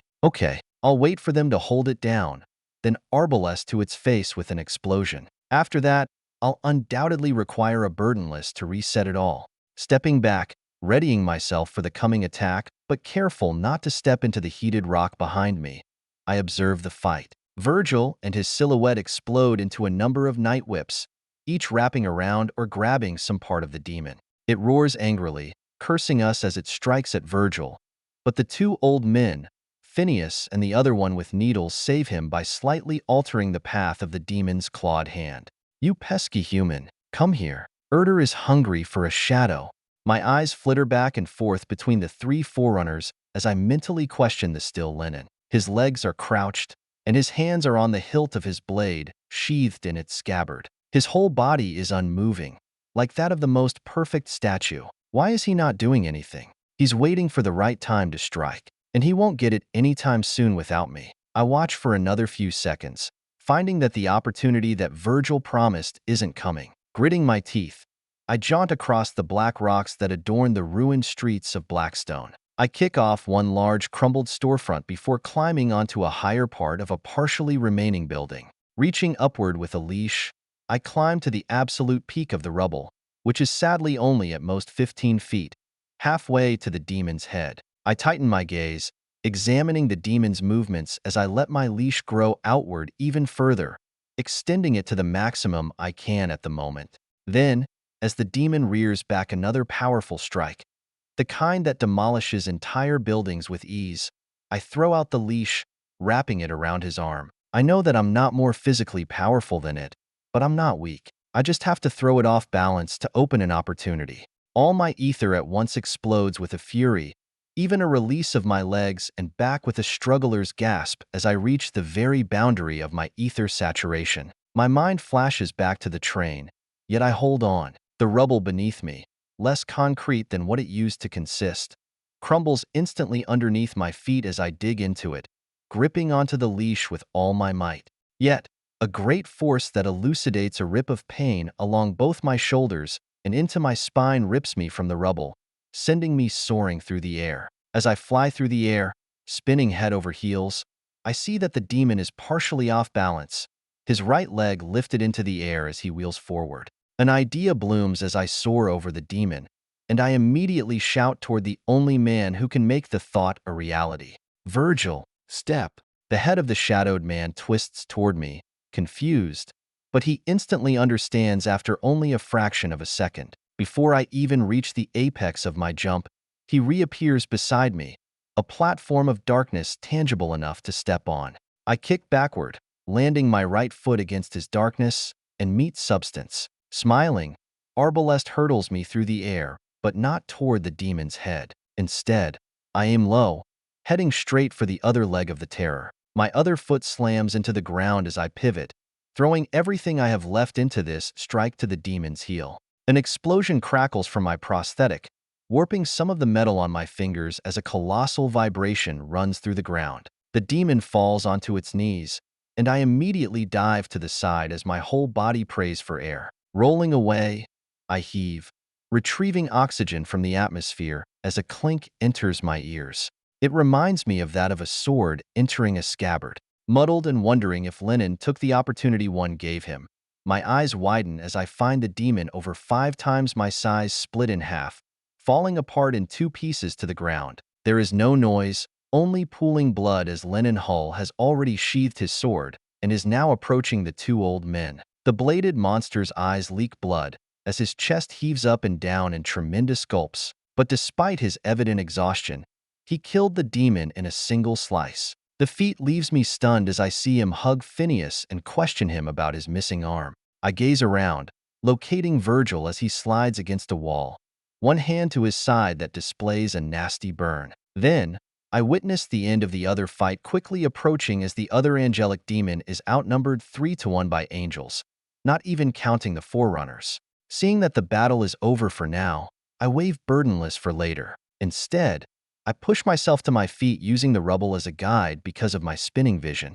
I'm right on the end of saturation, the very brink, but I can wait. The medicine from Earl is still working. A few minutes, and I'll be able to fight a bit more. I have to make the most of it all. As I step forward, I hear Lennon nag Phineas and the other old man, who I learn is named Judas. Phineas, Judas, what are you two doing here? You should be back in Seaside living out your retirement, not dying in this shithole.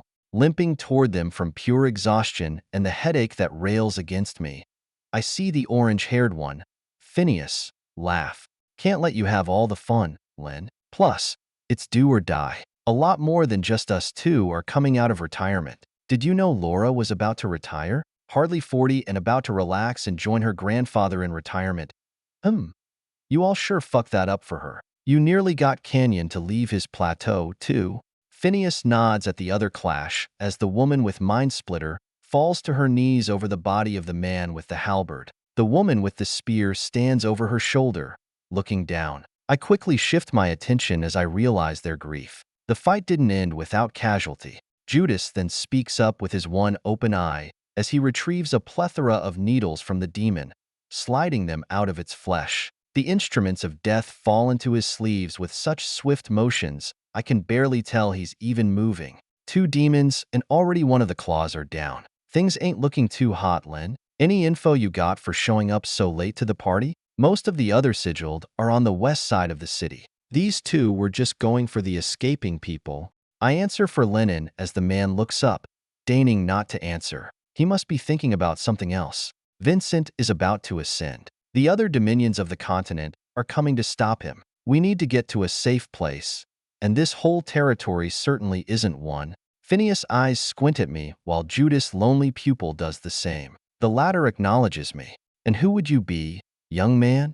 Limping forward, I stretch out my right hand. Better I know who I'm fighting with than I don't. Wyatt Graves. The instant I say my name, the 2 older men smile a grin I don't think I've ever seen the equivalent of. Wonderful. I thought your whole family was gone for good. Maybe we really do have a chance to save all these folk then. Phineas nods toward me as Johnny, Tomas, Edward, and the other 2 figures that they were fighting with step up with haste. Edward quickly introduces them before being interrupted by a landing sky swain, her wings bloodied and ashen. Laura Crease and Sidney Donald of the Crossclaws. I'm sure you know Phineas, Lennon, and Judas, but these 4 are Wyatt Graves, Johnny Caldwell, Tomas Travis, and Virgil Boone. Now that introduct. The west side needs us now. Elizabeth and Millie are working on evacuations, but 10 angels just steamrolled their way into the city. One of them is a virtue as well. Her words come out anxious and hurried, but they sink the entire atmosphere as I see even Virgil's head sink. 10? Fucking 10? How? How do we even? Edward breaks the silence after only a short moment of thought. He starts pointing and divides up responsibility. We don't have much time for discussion or elaborate planning. We need to split up and handle these angels while the rest escape east. Sydney and Laura, can you 2 handle one? I'm not sure what we're coming up against here, but Judas, you might have to even force Lance back on his feet with your puppetry. I glance at Laura, a woman with bright yellow hair tied up into a bun with her gun at her side, as she wipes her brow before peeking at Sydney. She takes a deep breath before nodding. No need, Judas. Give Lance the poker, Sid. He'll be furious we used the artifact, but better that than we die.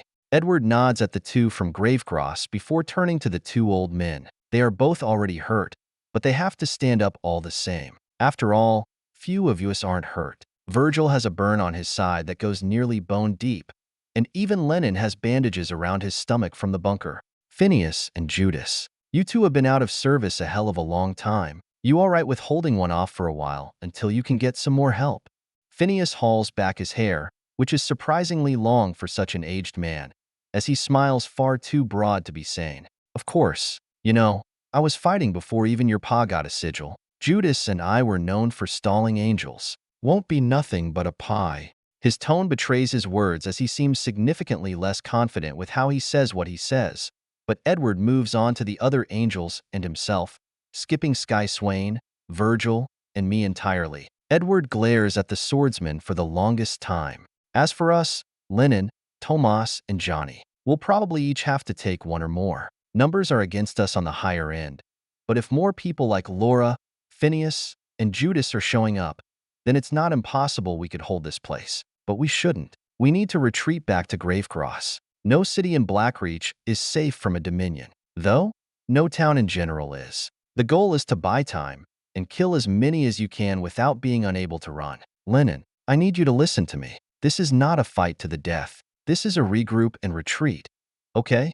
Lennon sighs with a nod, but I don't trust his agreement at all. Then, Edward shifts and stares at us 3, the remaining few without orders. But as he speaks more and more, the flashbacks of Bent start replaying. The escape with only losing lives. It leaves a sour taste in my mouth, and I don't want to repeat that at all. Sky Swain, Wyatt, and Virgil, you 3 need to focus on protecting the unsigiled and getting them out. I know you'll focus on your families and friends, but don't be so discriminatory. Everyone deserves a chance to live. Edward finishes by leaping up onto the edge of one of the few remaining buildings around us, using his feet as they dig into stone as footholds. Once upon the top, he puts a hand over his eyes to guard from the setting sun as he shouts for us. Move. The angels are tearing through the people. Bonfire is there, too, fighting with the other sigilled. Let's go. 324. Swait. Elizabeth Stroudwater. Amidst the throngs of gunfire and pained howls that engulf the city, I find myself surrounded by more sigilled than ever before. Almost each and every one of them are more capable than me, but many listen to me anyway. It's an odd sensation, but they don't have much of a choice. Neither do I. Blackstone is under siege, and I am determined to play my part. I don't know when the others will be here, but I can't run on my own while these people fight. I have to help the weak escape, just as others have done for me in the past. My hands tighten around my weapons, the Colt and Claymore that Edward taught me how to use, as my eyes scan the war around me. That is the only word for it, a war. The streets are a frenetic battleground, filled with brave souls wielding an array of weapons: revolvers, rifles, swords, spears, and countless other implements of war. It's basically whatever the hunter, sigilled, or whatever they identify as had on them when the bells of war started to ring. Humans are equal under the crunch of a beast's fang or a demon's claw. Their courage is palpable, their resolve unwavering as they confront the relentless demonic onslaught. I envy their steadfast nature. I can't say I am the same. The screams and bloodshed, as usual, leave me shaking, but I can't fall back or to my knees. I can't remain in that stone tower that Marshall put me in to lead from. He used me because he saw my talent, while I think he was simply low on other commanders. Nevertheless, I have a job to do, and I cannot fail it. My role is clear: to guide and protect those who are not equipped for this fight. I'm no close combat specialist. While I can fight, I'm under no delusion that I'm as vital to the defense as the fiery storm in front of me. While Bonfire rages against a field of enemies hundreds of times his number that puts the battle at Rustbank to shame, I rally the weaker among us, urging them to flee to the east, to seek safety beyond the city's boundaries. Bonfire's flames are several tints higher in color compared to the day Vernon died, and they spread dozens of times further, providing me some comfort. Go east through Burrowsden Street. We'll hold them here. Flee to the nearest city east. The urgency in their eyes mirrors the dread that grips my heart as I call out my directions. The women, children, and the unsigilled without combat training run for the hills through the streets. Seeing their backs, specifically Esther's short frame, gives me some pause, but I do not falter. I raise my voice, infused with ether that resonates through the air like a clarion call. My words inspire those who stand firm, infusing them with renewed determination. Hold. Keep the Gatlings firing. Someone get the cannons in storage. Together, we form a resilient line of defense, with Sigilled at the forefront. Their abilities a formidable shield against the encroaching horde. But it's never enough. Some slip past Bonfire's warding blaze. As I direct the evacuation, a minor demon lunges at me, its human-like form twisted by some higher calling. I don't know whether it's Leviathan controlling these demons to attack as her psychic prowess is that terrifying, or the mother below. Either makes sense, as both would want humanity dead, but I don't consider the thought for very long. With practiced skill, I fend off the creature, my blade flashing through the air to meet its advance. Edward taught me quite a lot in my time with him, and I learned even more with my time at Bent. The sword is no longer something I find myself unfamiliar with. I'm no Lennon, but I for sure can use one better than Wyatt. Though, he doesn't really need one. I backstep as it lashes out at me, only to slash it in the leg as it trips and falls. Another sigilled ending its life for me. I nod in thanks before shouting again. Where are those cannons?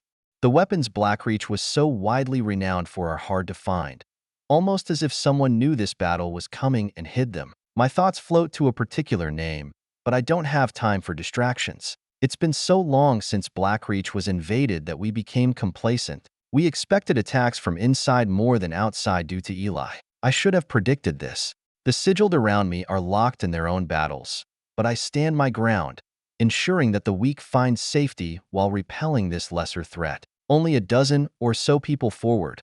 Our foremost defender lies who recently joined the battle. I have no clue where Bonfire came from, and the man took no time to explain himself before entering the fight. I can only assume that others are not far behind him. The greatest threats have been diverted, for the 3 angels that lead the demons were moved to a different section of the city by the saviors who showed up out of nowhere. I appreciate their aid, but I worry for their safety. 5 forerunners against 3 angels is not good numbers. I don't even think I'd trust 5 Virgils against 3 angels, and he's the strongest 6th sigil I know. But just as I start counting my lucky stars, prominent figures appear on the edge of the horde, composed of 1st to 6th sigil demons, pygmies, and Nahullo working in tandem. However, the only reason we've held this long is because that cooperation is heated and not well functioning. Many of the Nahullo kill demons just because.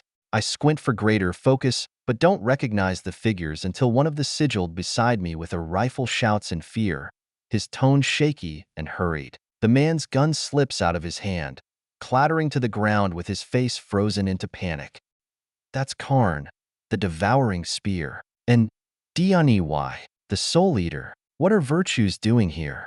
My heartbeat skyrockets as I realize he speaks the truth. Karn, a virtued Nahullo, one of the very few among their race, a master of the spear, and Aniwai, Wyatt's mother, are absurdly powerful. Though, I don't remember her being an 8th sigilled in his stories. I suppose that's a recent advancement that I haven't heard about. Looking closer, I find them leading 8 figures, and my heart plummets even as it speeds along. The only figures virtues lead are powers. My hands go numb as I twist and clamp them over the man's mouth before he shouts any louder. Panic will only get us all killed. Some of us need to stay to divert their attention. Others will run. Shut up, you'll get us all killed. I push the man away as I shout to the air, empowering my voice with as much ether as I possibly can to reach the targets I need to. There are men and women among this crowd I can trust this to, with myself, of course. My breath shakes as my hands sweat with clammy indecision, but I hook my nails into my skin for the pain to make me focus. This is not about me, some no-named girl from the frontier. Thousands live in this city. I am just one. Soldiers of Marshall, hold. Anyone unwilling to give your life, join the unsigilled.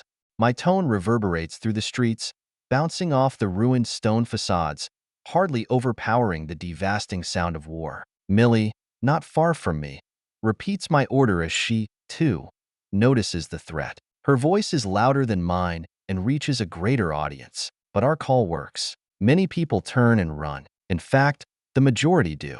Those not of bent turn tail and run for their lives, many of which are even powerful, one even reaching the 6th sigil. But not a single soldier groomed by the world's only hero bats an eye. They lift their weapons higher, swing faster, and yell even louder. Seeing them fight with an even greater reverence with fewer allies fills me with such a deep profoundness that I cannot possibly explain. Gripping my long sword, gifted to me by Marshall from my time in Bent, I charge ahead. A leader has to be in the front, and I cannot possibly let Bonfire lead. As I sprint past the fallen and the rubble, I witness Dawn frantically attending to as many influential figures as she can, getting them back into fighting shape as fast as possible. I nod to her and continue, joining the front line. Dawn doesn't say anything back to me, and she can only blink in encouragement.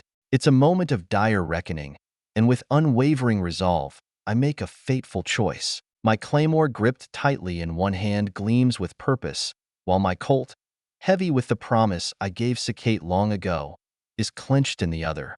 Swift and precise, I engage the foes alongside my brethren from Bent. Carefully, I exploit openings with lethal efficiency, just as Edward taught me to do. A duet of blade and gunfire amidst the cacophony of battle is how he once fought and is now how I do, too. Every move I make is a constant battle against my training, as it all focuses on duels and one-on-one battles. These chaotic skirmishes were never something I had to physically experience, and I'm hardly hanging on. A gash opens up through my clothes along my abdomen, and I step back as I pivot toward my other prowess. My voice rings out, tinged with ether. It inspires the weary to find strength and the faltering to stand tall with simple words. I'm not as influential as Millie is since she's a far higher sigil, but I do my best. Together, the groupings tighten as more people fall, most never to stand again. Grunts, groans, and curses are the only human voices I hear other than mine and Millie's calls.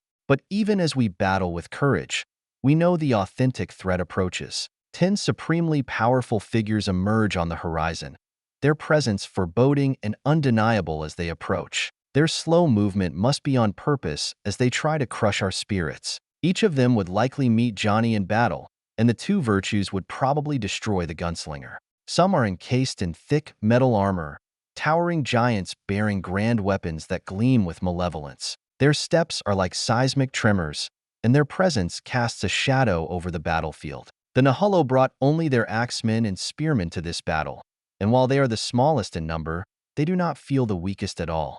Others are of shorter stature, but no less formidable. They wear bizarre contraptions that adorn their forms, mechanical marvels of destruction that defy comprehension. These figures move with an unnatural grace along the many bodies before them. They don't possess a virtue, but something about the pygmy within a grand set of armor sends chills to my heels. And then there are those who are a grotesque manifestation of terror itself. The demons are hideous and towering, with bodies that resemble the most vile and loathsome creatures. Even Aniwai, a figure I only recognize because of Wyatt's descriptions, chills me to the core. She is massive, a figure at least 4 times my height with a cleaver large enough to slice a building in half. Brutal blades and weaponry extend from the other demons' twisted forms, and their very presence inspires dread and despair. My foot slips backward, and I stumble as the beings get closer, but just as the virtued Nahalo draws his spear from his back, a great roar enters the air. Glancing left, I find a streak soar through the air, ending at that Nahalo's face. I suck in a gasp of air as Lennon Hull stares fearlessly against a virtue. His voice is clear as day even through the chaos. Karn, what a lovely day for a duel. How about I make your race find yet another runner-up for Viceroy? I can't help but cringe as Karn replies with such a tempest of force that all the other living creatures around him sink to the floor, drained of energy, as Lennon somehow remains standing despite the effect. Do not speak of such insolence. I shall slay you where you stand. Puppet. Sounds like a date, then. Lennon darts in, and the moment he takes his first step, the two figures of him and the virtue vanish from my vision. Then, a building crashes in the distance, and then another, and then another. My focus quickly shifts to the other people who join the battle after Lennon. Edward collides with 2 angels, diverting them off the path with a river of blood that hauls many other threats alongside him. Johnny shoots at the remaining Nahalo, shouting for them to pick on someone their own size, while Tomas tackles another into a cellar with his heartbeat echoing along the street. Then, those 5 men and women from earlier split as they deal with 2 demons just as they did before, using their wits and teamwork. Beside me, startling the fuck out of me, is Wyatt, alongside Virgil and Sky Swain. Elizabeth. Is Esther safe? What? I appreciate his care, but I cut him off. We don't have time for this. 3 more angels still remain, one of which is Aniwai. Shut up. We need to run. More angels are coming. There are 2 powers and a virtue. Get away. I see Wyatt jump, glancing over my head as he raises an eyebrow. A virtue? I don't see one. There are just 2 angels up ahead. 2 demons. Wyatt then gets his sentence prematurely ended as one of those angels he speaks of charges right at us, an opulent shield forming as they approach. He twists and glances at Virgil without a moment's hesitation. Lily is ready. I stretch out a hand to stop him, but he's already gone by the time Virgil replies.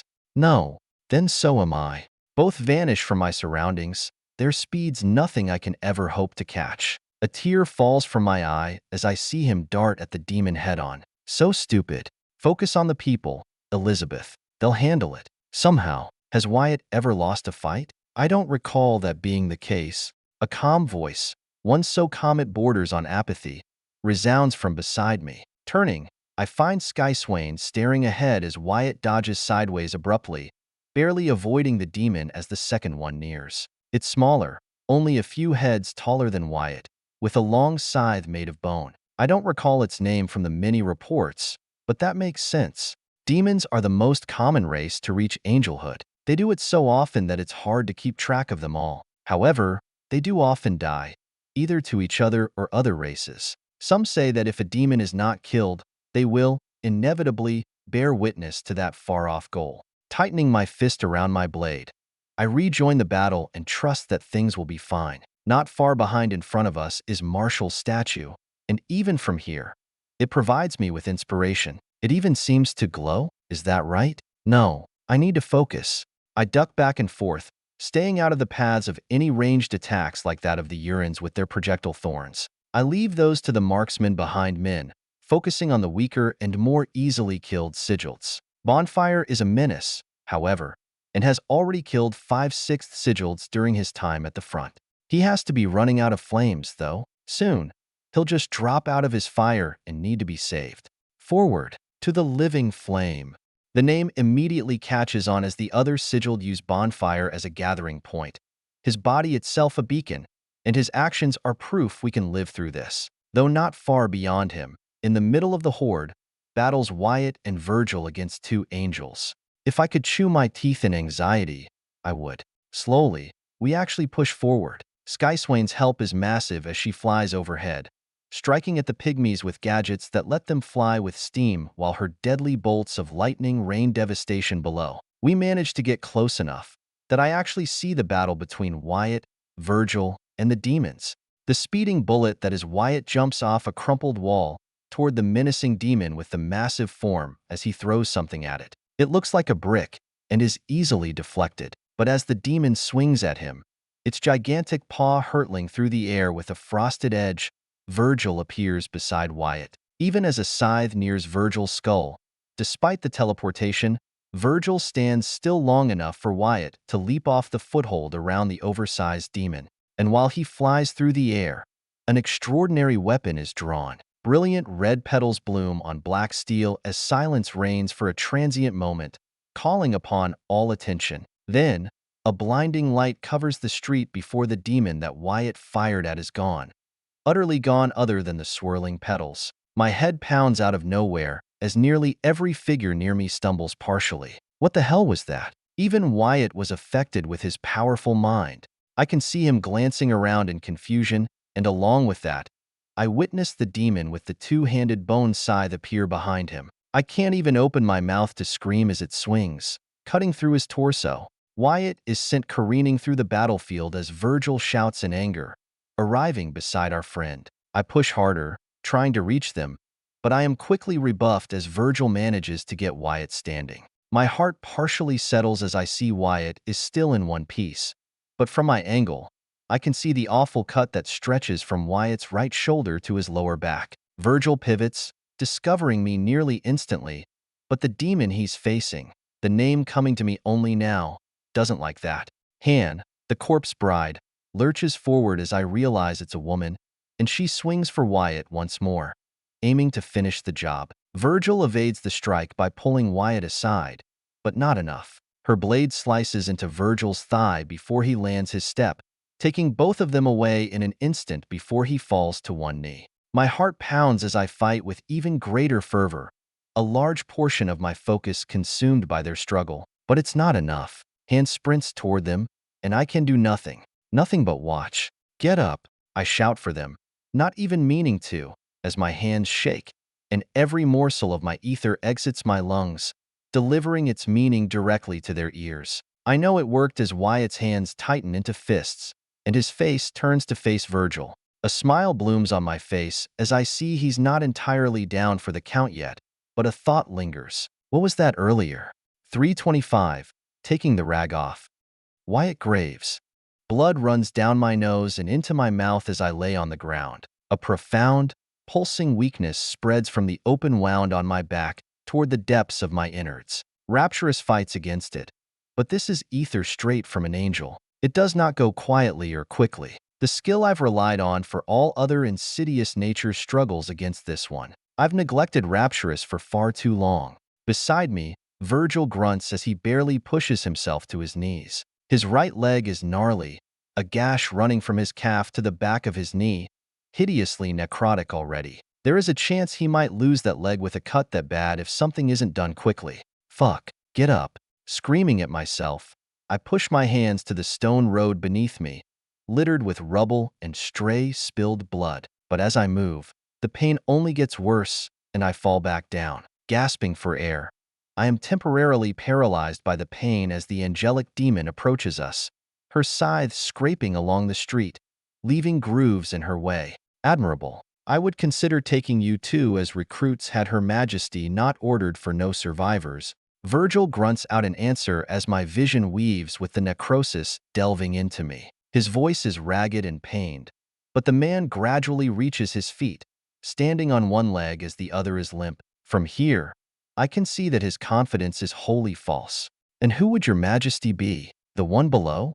A high-pitched, nearly squealing laugh echoes across the streets as the other nearby demons spread out further. Various languages from English to Enochian and even the Sarian of the Gymes ring out around me as they run from this demon and charge forward, leaving us to her. Oh, no, I serve Leviathan. She has freed me from the chains of our birth. Only she can free others. But you don't need to worry about that, little one. Soon, you'll see only darkness. The pain spreads even further as my hands loosen. My ether saturation is at a limit, and I can't manipulate Pain's Forge to bear the pain. I can even delve deep for burdenless to take away the strain. From my bones to my mind to my wound, it all aches so thoroughly enough that my hands won't move. Virgil kicks me lightly as he steps past me, holding his stomach from where he was struck earlier. The sound of his ribs breaking resounds in my head like an echo as he speaks. He's buying me time. May I at least know the name of the one who puts me to rest? The demon stretches backward, her scythe curling over her shoulder in an esoteric and arrogant pose as she smiles. The tip of the scythe curves around her shoulder like that of the soon-to-rise moon. The thought reminds me of something as the bone mask that covers the entirety of her face shifts to show her smile, and how her nightmarish flesh filled with piercings contorts with a grin. Some call me the corpse bride. Others, Leviathan's scythe. Virgil's buying himself time, too. Everything about him improves when the sun falls, and night is not all that far away. Yet, Hen sprints at us the second she finishes speaking, and I rail against myself, attempting to get up. Virgil wavers back and forth before stepping forward with a deep limp, but I can't move. The pain, it's not even agony. It's an internal disruption. I can't focus. I can only lay here, waving back and forth between life and death. That is until a shout from afar reaches me, shoving a wave of ether into my body. Get up. The command settles in my bones as, for a split second, I regain control of my body. The pain is wholly ignored, like that of a hypnotic order. Tightening my fists, I haul myself to my feet as I delve deeply inside my core. I dive deeper and deeper within the fraction of a second I'm given until my innards, my soul, the only thing that it can possibly be, siphons the ether lingering within my body outward and inward simultaneously. Burdenless frees me from the unholy condition of ether saturation, and a frigid mist rises from my skin. Looking deeper, the fog is composed entirely of ether, obscuring my senses as I stumble through it. If it obscures my senses while being made from me, I can only imagine it is worse for others. I can use this. Pain's Forge meets and momentarily halts the pain as I gather my resolve. Then, without hesitation, as Virgil meets Han, I jaunt forward with an arbalest from the fog, forcing Virgil out of the way of Han's scythe. Her swing leaves behind a dark current in the air that soars ahead, leaving a deep cavity in the stone as we roll away. I glance at my friend and then to my left hand. He raises an eyebrow and whispers hurriedly as Han's waving dress begins to flutter. I thought you couldn't. Biting my lip, I nod. I'll have to try. He replies with only a grunt as several dozen night whips lash out from around him like the tentacles of a kraken. I acknowledge his agreement by darting forward, delving deeply for Lily's aid. She just ate. Not that I know what happened there, so she can't shoot again. She can still communicate, though. Make the thoughts for Ballista, and what happened back there. Sprinting ahead as Virgil flickers ahead, performing short teleportations with each step, I see him shift her right foot around in a circle, creating some kind of design in the ground with the blood dripping from her scythe. My mind instantly rings of warning, but I have few other options. I thought we needed Blodwyn for that, and I'm not sure, but it was something mental. My mind stuttered, then returned after a split second. I don't remember it all, though. It's like I forgot what was happening. I furrow my brows as madness forms, each part of the ballista hardier than ever. Stuttering mind? Forgotten events? Is she? No, she can't be. Transitioning my right hand to my left, I focus on the pain in my back, allowing Pain's Forge to dig even deeper into the wound gracing my spine. The ballista, on my hand, is formed, but the physical strength required to set it up is, frankly, ridiculous. Only the bloody palm eater, Blodwyn, who can contort its flesh to better apply force, could prepare it. Pain's Forge won't be enough. I take a deep breath while focusing all my ether with Daydream and Struggler's Defiance upon my right arm. The prosthetic groans from the mountain of ether bearing down upon it as I force the winch back. It moves slowly only with all my effort, which is ruined by hand. Her scythe taps the ground as the blood on the ground lights up with a fiendish glow. My heart skips a beat before I feel a pressure build in my wound, forcing my strugglers gasp into all my bones from my lungs. I scream with all the worry in the world. Virgil, stay and flicker. I can only pray my words reach him as that pressure surmounts nearly instantly like that of a volcano. And without even a modicum of preparation, it explodes. I tumble forward as I lose feeling in my legs, rolling along the stones as blood, flesh, and bone lie all across the ground. Things turn gray as I try to keep my eyes focused, searching for Virgil, but the only thing I find is Han. She towers over me before raising her scythe.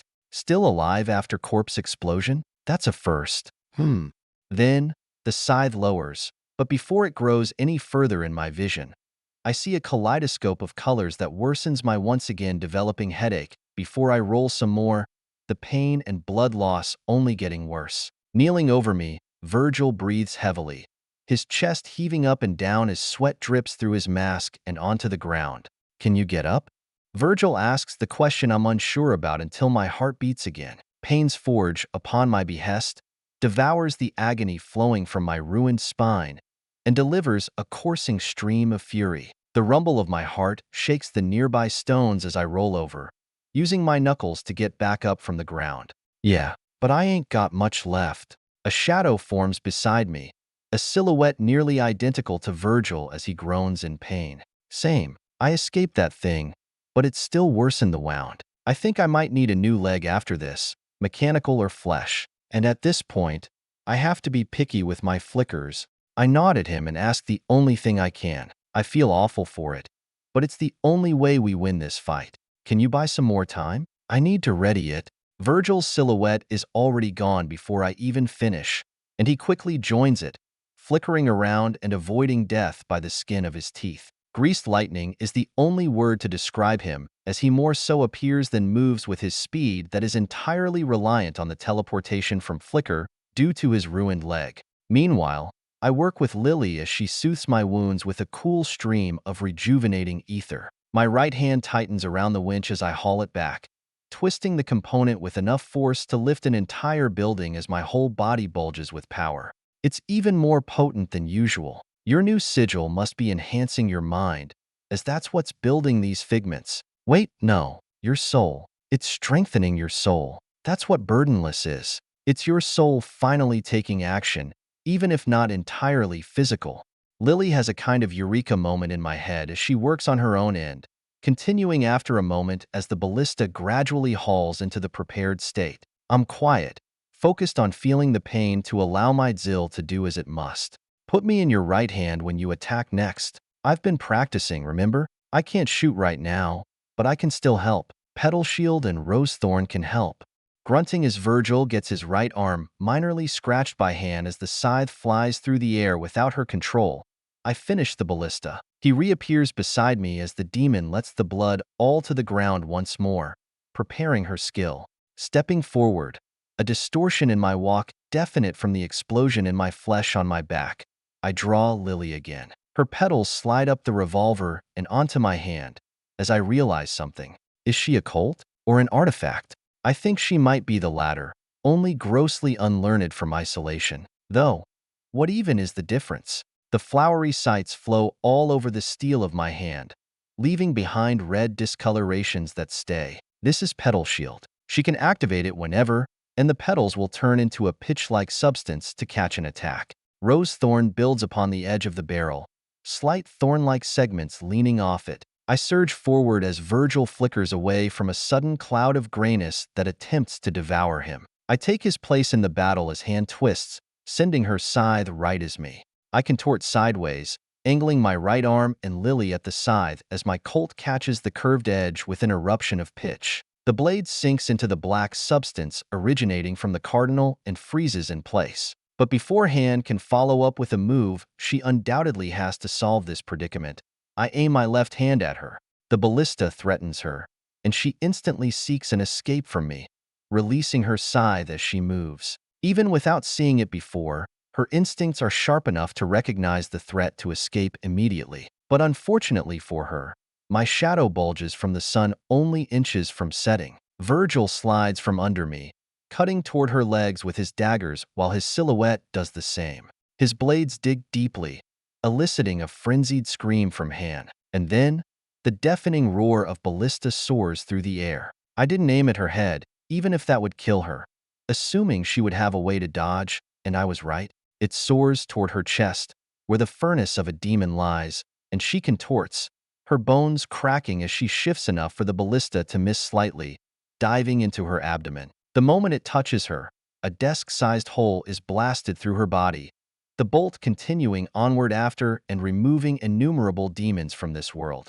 Han is more noteworthy in size than the average human, but not that big. At most 8 feet tall, a desk-sized wound is nearly lethal, even to an angel. She stumbles backward while Virgil hurriedly follows up with his daggers, stabbing, cutting, and reaving through her flesh. Meanwhile, I swoon back and forth, the effort of using ballista nearly flooring me. But the corpse bride recovers pretty quickly. While Virgil goes for her neck, she reaches out her arm, and her scythe returns. And the moment it does, blood flows from it toward her abdomen as if hurrying to recover the wound. Pushing myself to my physical limits, I stride forward. My ether can only bring me so far. Each step is weighted by 1,000 pounds despite the nearly endless skills that bolster me. Payne's Forge is the only reason I'm even awake. I raise Lily again as I get close, swinging the Colt at hand, and she retaliates ruthlessly. We try to finish her off in one go, but the angel isn't dead yet.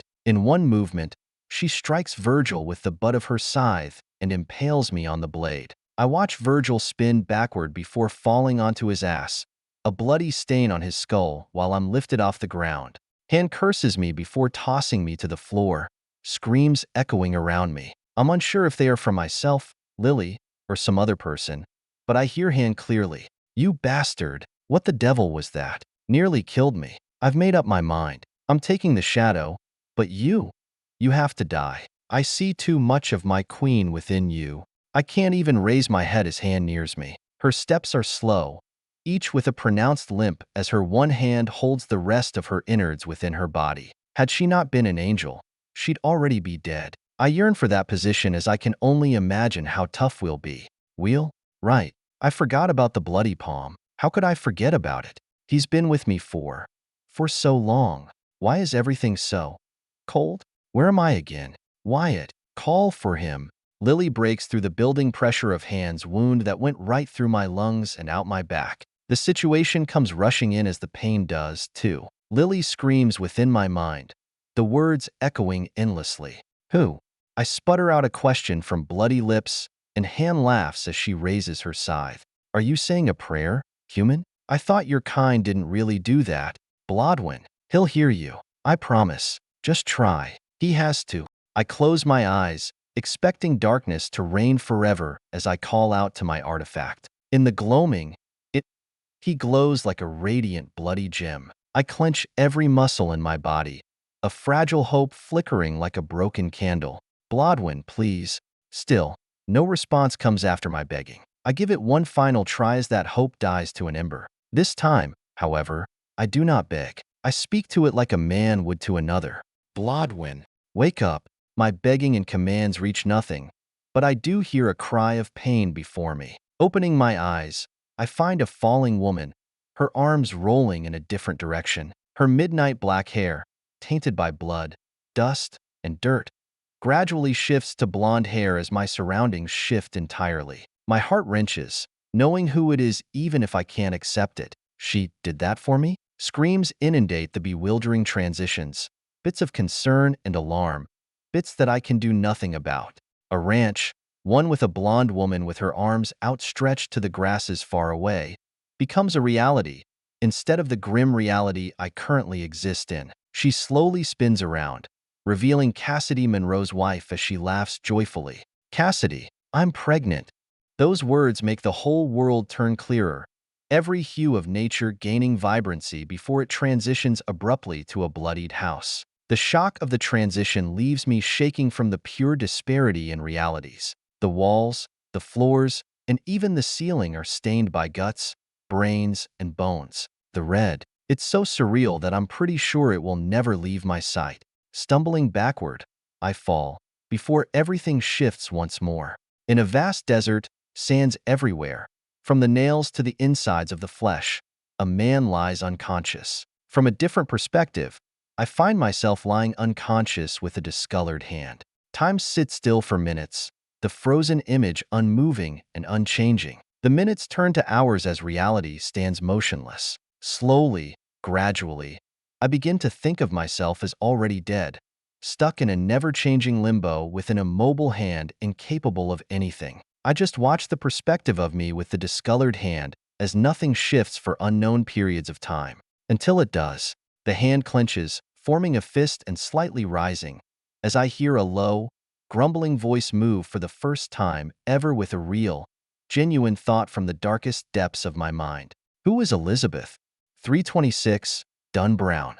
My sight fractures into 1,000 pieces, each and every perspective originating from a different location upon my flesh. It's disorienting and so dearly damaging to my mind, but it rapidly switches, forcing me to see myself from an outer view. I lay broken, shattered, bleeding from dozens of gaping wounds. I didn't even realize I lost my left leg. Blood pools out of it with a torrent as a low growl punctuates the broken streets of Blackstone, filled with the bodies of men, women, and other races. As it echoes against the stone alongside my heartbeat that accelerates to hundreds of beats per minute, I see my back creak and groan, shifting upward, all within the span of a split second. Then, a symphony of bone cracking resounds as hand raises her scythe once more. I try to move, but I do not own my body right now, even as Painforge hurries to keep up with my heart. Yet Painforge is not controlled by me. The pain, it comes from and is changed into raw power by another being dwelling within my flesh.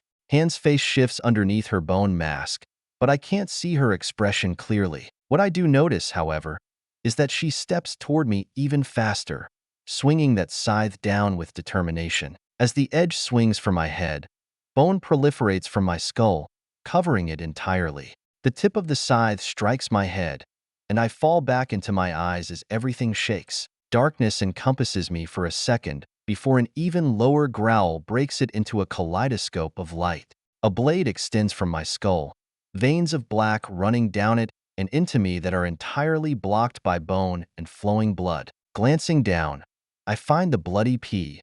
I find Blodwin missing. He's doing that thing again. Pawed him. Even with the pressure bearing down on me, the blade endeavoring to sink deeper with veins of infiltrating ether, the bone upon my face extends. From my face, it grows downward, covering my shoulders and my missing left hand, creating one of pure bone in a moment. Then, the hand moves on its own as I'm forced to only watch. The bony, interlaced segments wrap around the blade with a creak as my head twists upward. From this angle, I can see the lower half of the angel's face. It's a skeletal woman's face contorted into a grimace of effort, and Blodwin forces us to stand. As if puppet upward, we wrench the scythe up and stand. The missing leg is already back as if it never left. The demon growls out a cry of repulsiveness as I fully recover within the moment it takes to stand. As I do so, strips of bone continue to cover my arms, creating long nails that hang from my fingers like blades,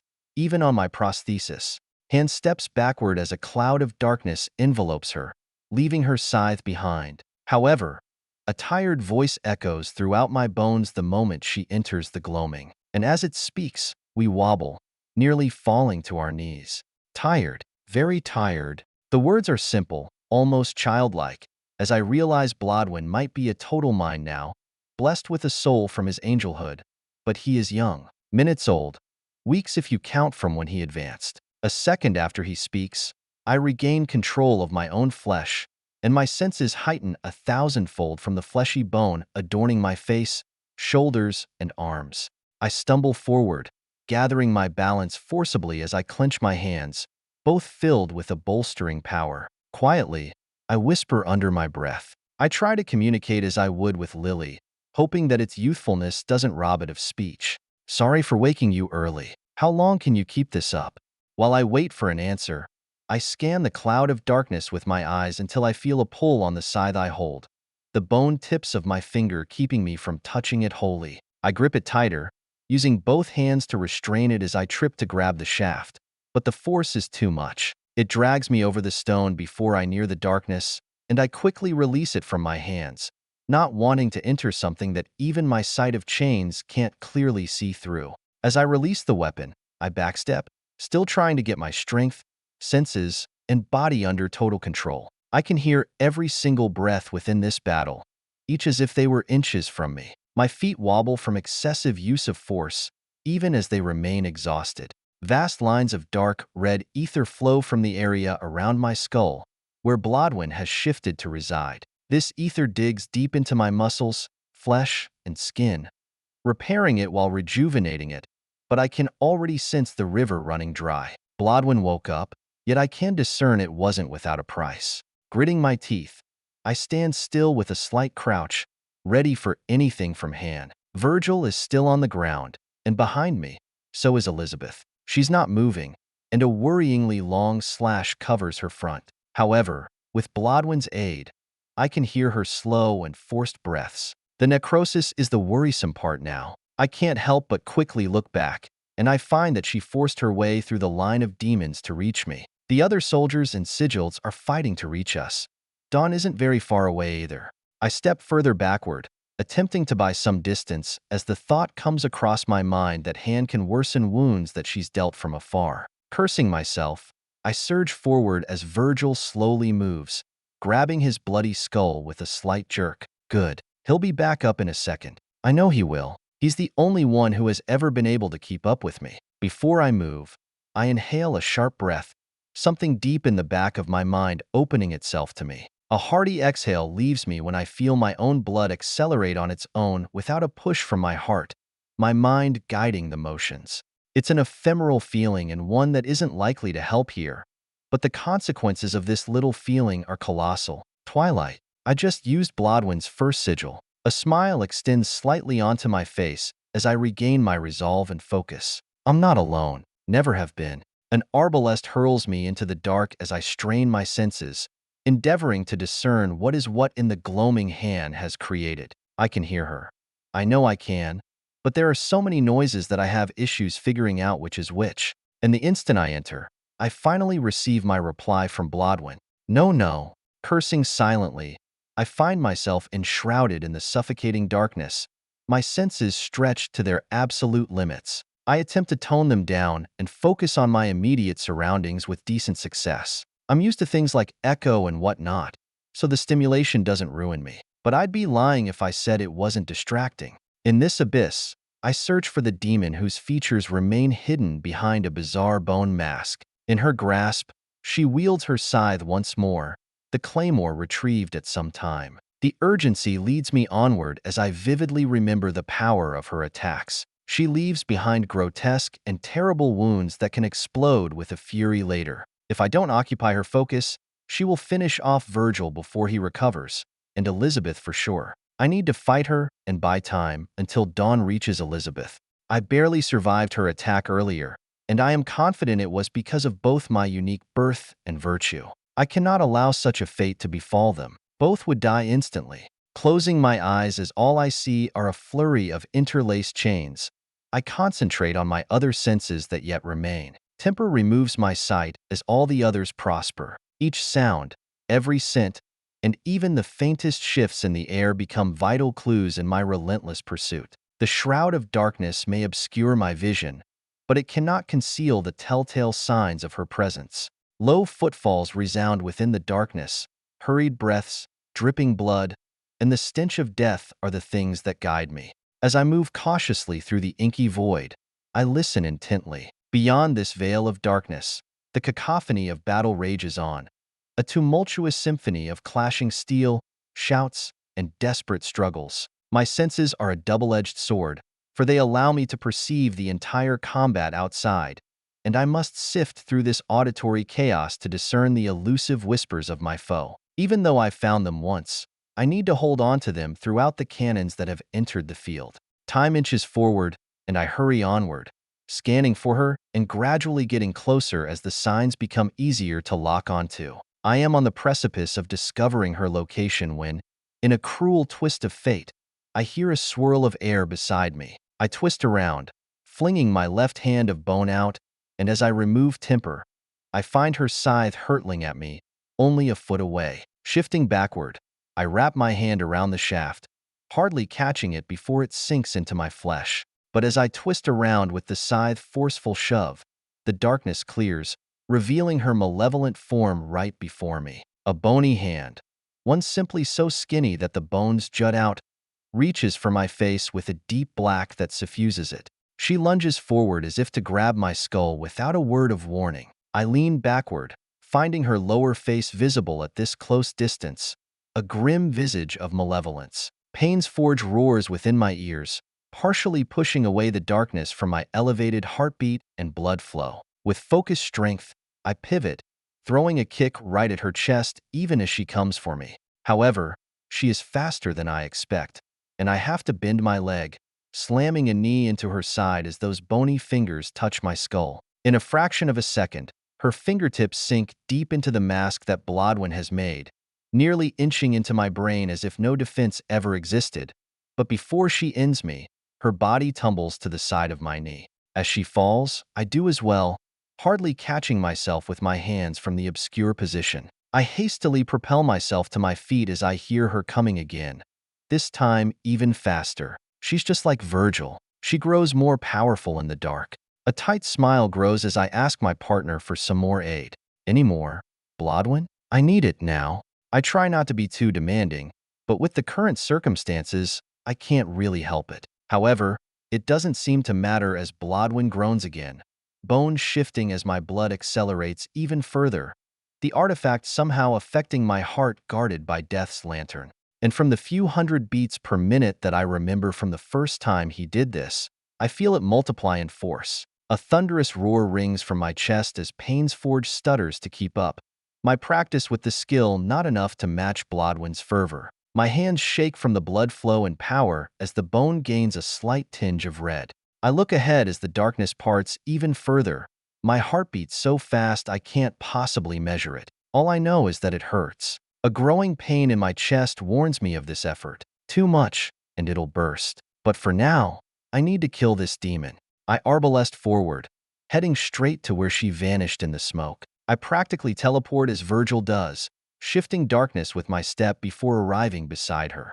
And as I do, she is only barely reclaiming her weapon, so I press her. The boned implements on the edge of my hands slice at her as I go low, striking for her unguarded legs. Her skirt-like dress covers her lower, but it is a flexible material, far more accessible to stab than the tight metallic gown above. She practically dances backward, curving the scythe at my neck as she does her rotating evasion. I follow her, ducking her the blade just as I witness a knee impact the back of her skull. Stumbling forward from an appearing Virgil, I take the point, diving for her to take her to the ground.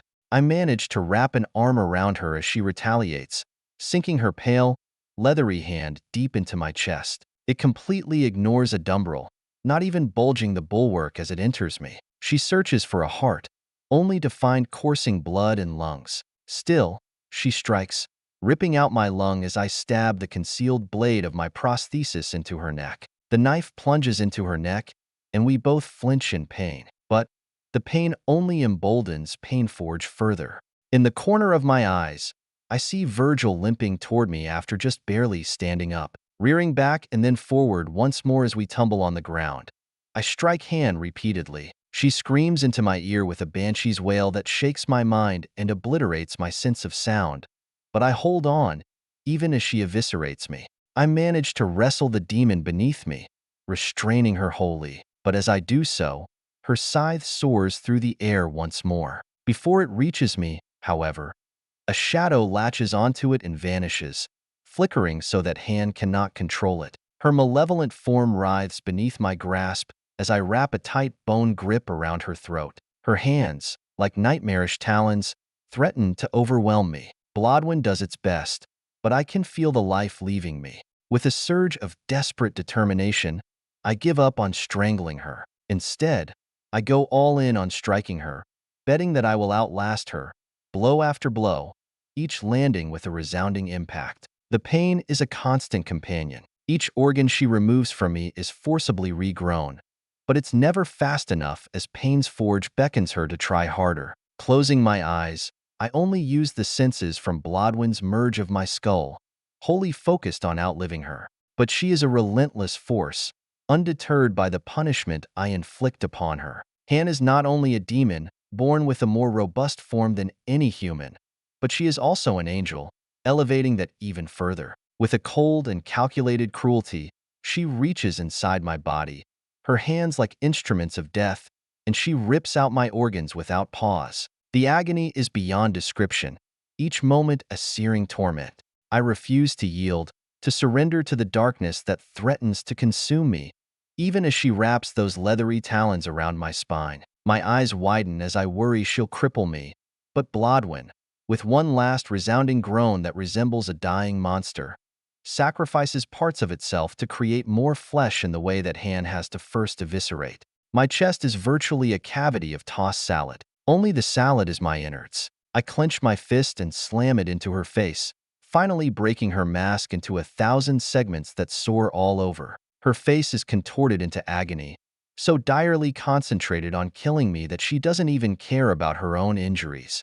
The moment her head swings back from the impact, a shadowy form returns in the darkness, and with a pivoting step, Virgil brings Han's scythe for her own body. The curved edge falls without a sound, tipped by a swirling purple necrosis. It reaves into her back before Han can control her weapon from afar, splitting her nearly in half. The floor rapidly glows with an even deeper incarnadine from her blood, spilling at a heightened pace from my own strikes. Coughing, I haul myself away from her, searching my hip for Lily with my right hand. I quickly find her, the Colt's voice intertwining with mine. "Wyatt, you're so badly hurt. Shoot her. I can handle it. I promise. Do it. Kill her, Virgil." My friend swings for Han with the scythe, but she raises her hand, pausing him in place as she regains control over the weapon. I'm unsure if it's an aspect of the claymore or her sigil, but I don't care. More organs of mine litter the street than an entire company of men would have. Sending a silent thank you to Blodwyn as I feel my heart slow down and the bone shifts away from my face, I pull the trigger. A profound weakness suffuses my body, robbing me of even more life as a river of darkness connects Han and me. Her open flesh is stolen from her as her life enters the blooming spider lily, and Lily, in turn, heals me. Flesh reconstitutes, as virtually every part of me is made brand new. But with that recovery, the weakness deepens even further. I fall to my hands and knees as the darkness fades around me, my vision darkening all on its own. Heaving every gasp of air I can, I glance around, finding Dawn behind with Elizabeth, protected by many soldiers as they cheer. In the corner of my eyes, I can see her 2 arms already returned to this world. The sight fills me with relief despite my own words. The main front of the demons step back wearily, passing Virgil and me without contest as they eye us closely. The shadowed man limps over to me and reaches down, grabbing me by my shoulders and lifting me over his. He turns to bring us back as I open my mouth to thank him and congratulate him on his new weapon, but a resounding crunch of stone from our rear stops us. A voice that I was, honestly, never expecting to hear again enters my ears. I don't know how to feel as the killer of Kai Vincent. My mother speaks to me. "I see you've heeded my advice, little one." A little bit of madness, indeed. Virgil pivots slowly, facing the 2 of us toward Aniwai Mui. She stands just as tall as before, a giant, one-eyed ogre that towers over humans. Her demonic nature is evident via her innate strength, allowing her to wield the cleaver in her hand the size of a horse despite having sigils focused entirely on the mind. Even without an ether or a sigil, she could beat down any base sigiled, I reckon. The Soul Eater smiles at us as I struggle to return a response. 1,000 questions run through my mind, for I know Aniwai is no puppet to the mother below. Aniwai, what are you doing here? Why are you serving the one below? The demon guffaws, her massive body juggling. The many creatures behind her step back in fear, careful not to evoke her anger. Aniwai points upward at the heavens bereft of stars before answering. No, little one, I serve only the world as a whole myself, and your father should I ever find him again. Her answer astounds me. What, then? Then why? Why are you trying to stop Vincent? His rise should help you. It'll stop the gods. Aniwai's head droops, and her humongous eye stares directly at me. I can see her expression sink to a lowly grimace before she gives me an answer. That is true. He will likely have the power to hold back, if not directly, kill most of the wakening gods. Betting against the Wastelander, the swarming tide, the executioner of dust is a fool's gamble. He's had a flee-on-sight order placed upon him since he was 18. Yet, it is precisely his power that I lead the path to weaken his stands. Virgil remains still, choosing to let me speak instead. But I, too, stay silent as Aniwai continues. For, little one, if he rises, millions will die. The rise of any god is brought with turmoil. Even the devil, a god of balance and order, of chaos and rules, left behind nearly 1 million dead in his apotheosis millennia ago. One as violent as Vincent may just destroy the world. At least the early gods were born only of ether, not flesh. They had no rise. They had no turmoil. They had no struggle. They only were. But us? We leave behind mayhem every step of the way. 327. Dragged out bones. I open my mouth to refute her, to say something to contest her, but I don't have the knowledge to do so. And when it comes to higher-level information, including that of gods, I figure Aniwai is a pretty trusted source. After all, she was close to a man she called to be upon the paramount, my father. Virgil, however, does have a word to say. His tongue is sharp, and while he usually holds it back, the man can't anymore. Then what would you have us do, demon? Let our only hope of salvation die? Condemn us to hell? We need a god. How else will we combat the soon-to-awaken beings?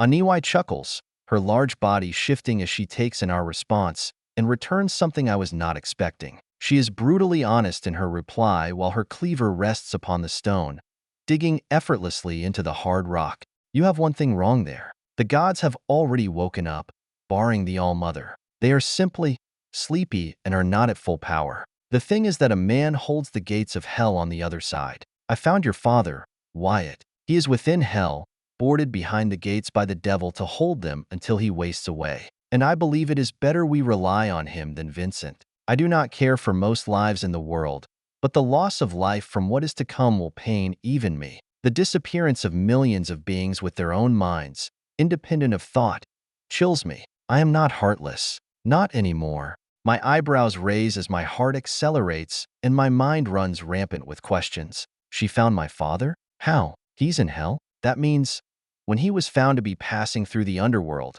he went all the way to the gates and beyond. Why? What need would there be for that? And she actually cares for those who will die, even the humans?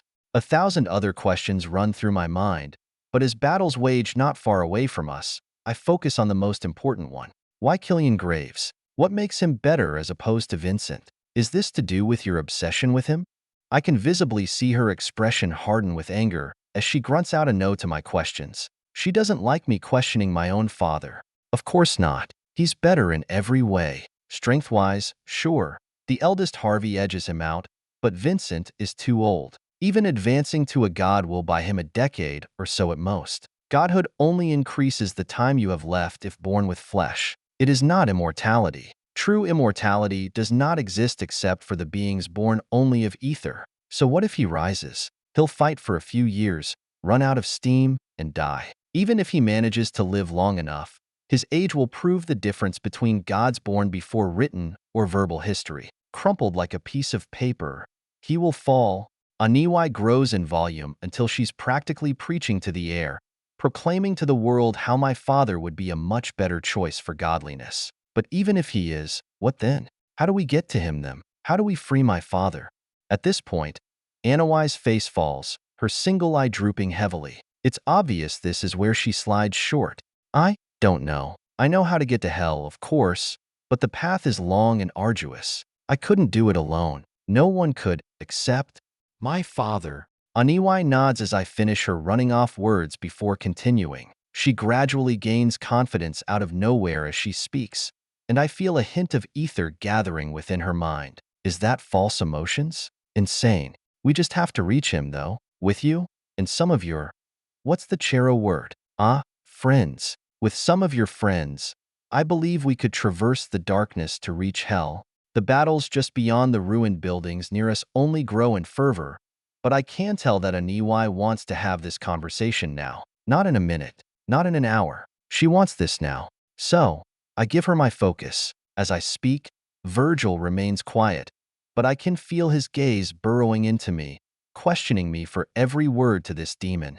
Then, what do we do? Trying to stop Vincent, even with you, is a foolish gamble. We'd be joining the demons, making enemies of every human in the world. Not to mention, I doubt we'd even win. All my life, I've heard the legends of the Wastelander, the strongest mortal, the one at the pinnacle of the paramount, the only one beneath heaven's gaze. He has many titles that have nothing to even do with his sigils. What hope do we have?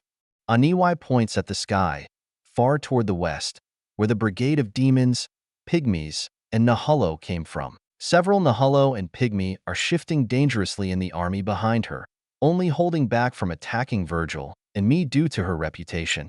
The other dominions are coming. This, even the Greyskins king from far south, beyond the pygmies, may come to Leviathan's call, though that is not yet confirmed. But even they aren't confident. Vincent's giving this his all. He either dies today or loses his wings and gains a halo. We just need to disrupt him, attack those trying to help him. The small things could make a difference in such a major war. And then, when he dies, we rush for the nearest confluence so I can build a crossroad. From there, we journey across the underworld to hell. I nod along with her, but I still can't imagine Vincent dying. He's virtually martial with twice the experience, 1,000 times the power, and 1,000,000 times more the weight under his shoulders. For him to die, is that treason? To plot and aim for the death of the Prime? Probably. But he's never done anything for me. If Aniwai truly believes that Vincent will kill so many with his ascension,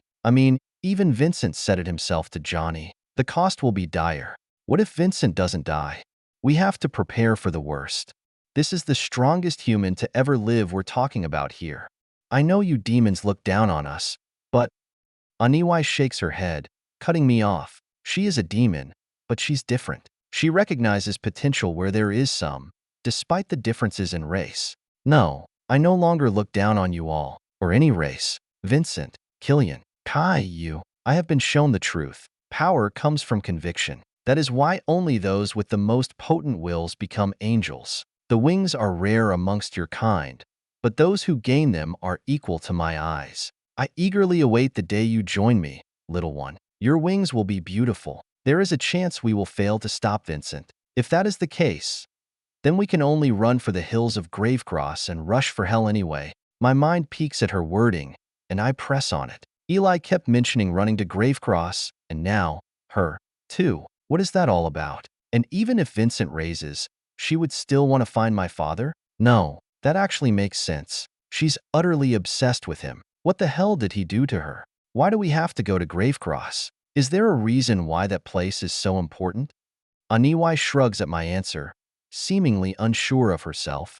I don't know. Leviathan simply ordered all angels to go there for safety should we fail. She has precautions upon precautions. According to Gimp, a really fucking old demon that came with her, Vincent's rise may leave behind entire territories of space uninhabitable and dangerous to traverse, even for high sigils, even for angels. The high cliffs of Gravecross should be enough to block whatever he will bring. I nod, wanting to answer with an affirmative, but Virgil whispers into my ear. His hand grips lightly into my shoulder, as if to drag me away. You can't be serious. Allying with a demon? I know who she is, but seriously? Why should we believe her that Vincent will kill so many? What if this is just a ruse from Leviathan to help turn us against him?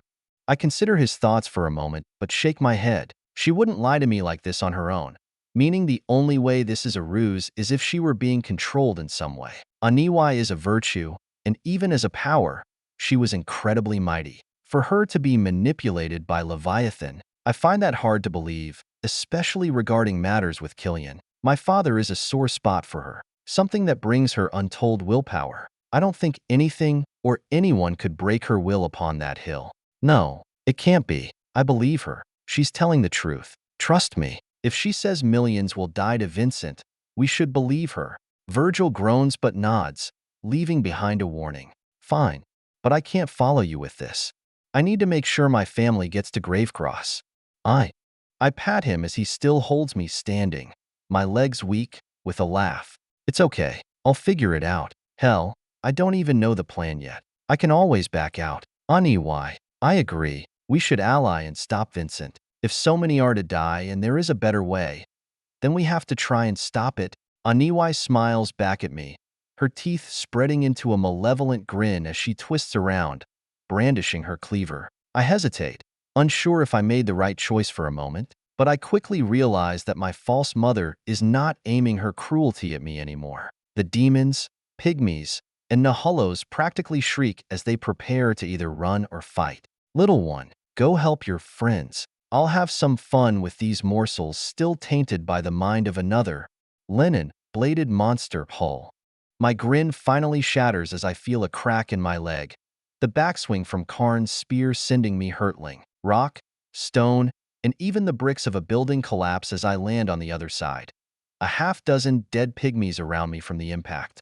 Spitting out a tooth, the second one lost in this fight, I push myself to my feet. I peek down at the weapon in my hands as it's inlaid with cracks and fractures along its edge. This claymore, it won't last much longer. Sequester's blade has been wonderful. The winds and tempests born of it are easy to manipulate, even for me, not to mention the rigidity of the steel itself. But in the end, all my tools break before my will does. I shuffle from my right foot to my left, hinging on the least wounded limb. Karn is good, very good. At the start of our fight, he outdid me in strength and speed as expected, while I outclassed him in skill and technique. But the devouring spear is not a metric of horror. It's one of honor. Karn learns from each opponent he faces, devouring their techniques for himself. It's something I admire, something that I hung on to when I was young and in training. It's a skill I've mastered to a lesser extent with other swordsmen. Edmund simply called it sword logic.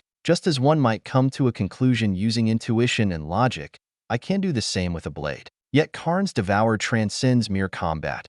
He's even copying how I move despite wielding a weapon that couldn't be more different. Gradually, he's growing faster, mimicking my footwork while learning how to counter my blade. I quickly glance around at our surroundings as I realize what we've done. It's been a cataclysmic clash that threatens to tear apart the very foundation of this city. Open sewers are revealed from split or punctured streets, and one towering building even has a suspiciously round spear hole the size of 3 horse carriages. But I only worry about the city shortly. I've spent long enough protecting others. Now it's all for me. I can be selfish. I've earned that right. I've earned my right to want, to desire. Those that I've left behind cannot push me any further ahead, but I can let them watch as I rise into the sky. My eyes harden and focus on the figure hurtling toward me, the very air compressing from his speedy fervor. Karn's grotesque form is an unsettling sight. His yellowish sickly skin seems to crawl with spite, and his muscular physique embodies raw power. His body reminds me of a twisted combination of Marshall's muscle and a leper's illness. It doesn't frighten me. I've fought far more horrifying foes, but it does put me off a bit and bring me some pity for the Nahullo. He's honorable, not in the traditional way, but he's solely focused on our fight. It is between us. No one else is allowed to interfere. At the start, he was ridiculing and antagonistic, but after I proved my strength, I'd say we have become friends, even if still enemies. That is our honor among Sigilled. No, we are more than Sigilled. We are warriors, testing our mights. You've given me quite the education here, Hull. I see why you deserve such a title. It is respectable. I will allow it. A human named a monster. Not the first time it has occurred, but it is one of the few wherein it makes sense. Karn slows as he steps through the rubble of the bakery. He sent me through with a clever counter of the edge of his spears, but to my backswing. It was good. something he could have only come up with after our time of battling and devouring my skills. I return the favor. I have to say, you are probably the most pleasant Nahullo I've ever interacted with. He smiles, his sickly skin curling in on itself with a plethora of wrinkles. His head is small, but not so petite that it lowers his threat. In fact, it only makes him more bizarre as he twirls his spear around him, the wind from the act cutting the stone beside him. Indeed, not all are as pleasant as me. A duel to the death is simply the most pleasant act the living can engage in. Let us continue. I shall remember your name, and I shall place your head upon my mantle alongside the other legends that lie there. Karn's words are not meant to be a threat, but instead, they are a promise he declares to me as he points his spear at me. It's a simple thing, made only of a material so tough and hardy that it refuses to even be scratched. It possesses not a single sigil, unlike my current claymore. Yet, that brick of forged heartstone is called Skull Stealer. I don't want it, but I do want to break it. I grip my blade tighter as I check myself inwardly, just as Edmund instilled into me. Only when I understand everything about my body can I operate optimally and account for all variables within my muscles. For broken ribs, shattered right femur, dislocated left shoulder, punctured left lung, arrhythmic heartbeat, cracked skull, all my fingers on my left hand are broken as well from a strike to my hand. Karn uses that spear like a staff and a gun. The stabs are just as vicious as a bullet. All right, no more games or fun. This is it. Do or die, Linen. My ether accelerates as I force Monster for only a moment. After the recent fights, I force myself to be more conservative of my power. Short, minute bursts are all I can manage. Otherwise, I will die as I cannot possibly keep up with Karn. At the start, perhaps, with my wide valley of skill against him, but not anymore. I knew he'd be a challenge, though. A massive one, more significant than any other I've ever faced. Everything leads to something. All roads I've traveled have led to this. I grin so widely that I worry I'll reopen a cut on my face as Karn moves, his foot kicking out and shattering the street beneath him. I twist my blade as I sidestep, Monster activating just long enough to drive me into position. I deflect the blow as I tumble backward, barely managing to regain my balance before he strikes once more. I quickly fall into a rhythm as I struggle to gain even the slightest edge. Every exchange of blows is a symphony of devastation. The speed of our strikes is a blur to my eyes when unfocused by Monster, leaving shattered buildings and toppled structures in our wake. All the other beings in the city run from our battle, unwilling to even come close, including other angels. Kate, Johnny, and Tomas, alongside their foes, retreat when Karn and I come close, preferring to fight somewhere we're not. Only Edward doesn't run, but I can sense that his foes, two angels, are shaking in their boots from Karn. Even still, it's a relentless back and forth, with each clash of our blades sending shockwaves through the very ground beneath us. Despite my skill, Monster, providing me untold might, Karn possesses an overwhelming force that threatens to overpower me at every turn. His speed is unmatched, his strength titanic, and his skill fast, devouring mine. I quickly find myself pushed to the brink, the sheer passion of his attacks driving me back. A particularly gruesome strike pierces through my thigh as I fail to deflect his thrust, and I rip away to save myself from the follow-through, tearing out muscle and bone from my leg. The relentless assault leaves me battered and exhausted, but I refuse to yield as I stumble to a half-knee. My stamina wanes, my body aches, but my resolve remains unbroken. I reach for my power, the only skill I've ever truly known, as Karn rushes for me again, his spear point aimed at my heart. Yet, this time, unlike all others, no reply comes. No power, no enhanced senses, no speed. Monster it is gone. I was so engrossed that I went past my emergency 5 seconds without even noticing, leaving me with nothing but my flesh and bones. The tip magnifies itself in my vision until it becomes nearly all I can see, my whole being focusing on my encroaching death. You ain't dead till I see a coffin. Get up, Linen. Show em who is the best with that blade. A long, washed-aside memory resurfaces. The old man who guided me for many years shouts at me while I lay bleeding and broken upon a battlefield. My very first battle. Edmund was rarely kind, but he was caring, in his own way. He didn't coddle us, but he brought us to where we needed to be to survive in the world he saw. Few could keep up with the brutality and gave up. Those who left Edmund's shack with a weapon from him, however, each of us has made our mark. In fact, half of us have become angels if you include Wyatt. My heart shudders under the memory as I try not to disappoint him. He's the only one to ever believe in me. Without him, I'd be nothing but a poet's son, a useless penman while the world collapsed. After a few years of his tutelage, Edmund would tell anyone worth their salt that I was the best swordsman, and if someone thought otherwise, he'd have me fight him. He never stopped calling me that, even after I'd lose. And so, I fought more, and more, and more, and more, and more, and more, and more, and more, and more, and more, until, eventually, there was no one left to contest the claim. Some pillars use swords and blades like Clarence, Sylvia, Maddox, or Ed, but their strengths come from their sigils and the actual blades themselves, not their skill. My hand tightens around the hand as I feel a part of myself refuse to simply die like this. Sure, monster is gone. Sure, I am wounded. Sure, I am hardly even alive. So what if I can only use one skill? Monster ruins the pathways of my body, straining the routes in which my ether moves to the absolute limit. It's like flowing 1,000 gallons through a straw. It'll burst if it moves all at once, but it's useless if it goes at the normal speed. The 1-minute mark isn't a literal limit like some other skills. My flesh might explode, my bones might implode, and my brain might cease to exist, but I can still go further. Johnny's eyes go blind after too much of his power, while my limit isn't so literal. It's just a physical one. 328, a lick and a promise. Johnny, Iron Consul, Caldwell. With a breath as heavy as the steel platform I stand on, I levy Fate's sealer at this pale bastard's forehead. They lie kneeling, helmet removed, and bullet holes inlaid all over them. This one was exponentially easier to checkmate than Mislow. Though, I suppose he's not dead yet. I need some information first. Time is ticking. Where is your War Master? How long until he arrives? A bloody chuckle is my only answer as Ruach seethes through his teeth, leaking crimson. His broken carcass lies shattered beside me, and I glance at it with hopefulness. I hope Earl can make something of this. Sighing, I try again, placing Fate's sealer against his skull for emphasis.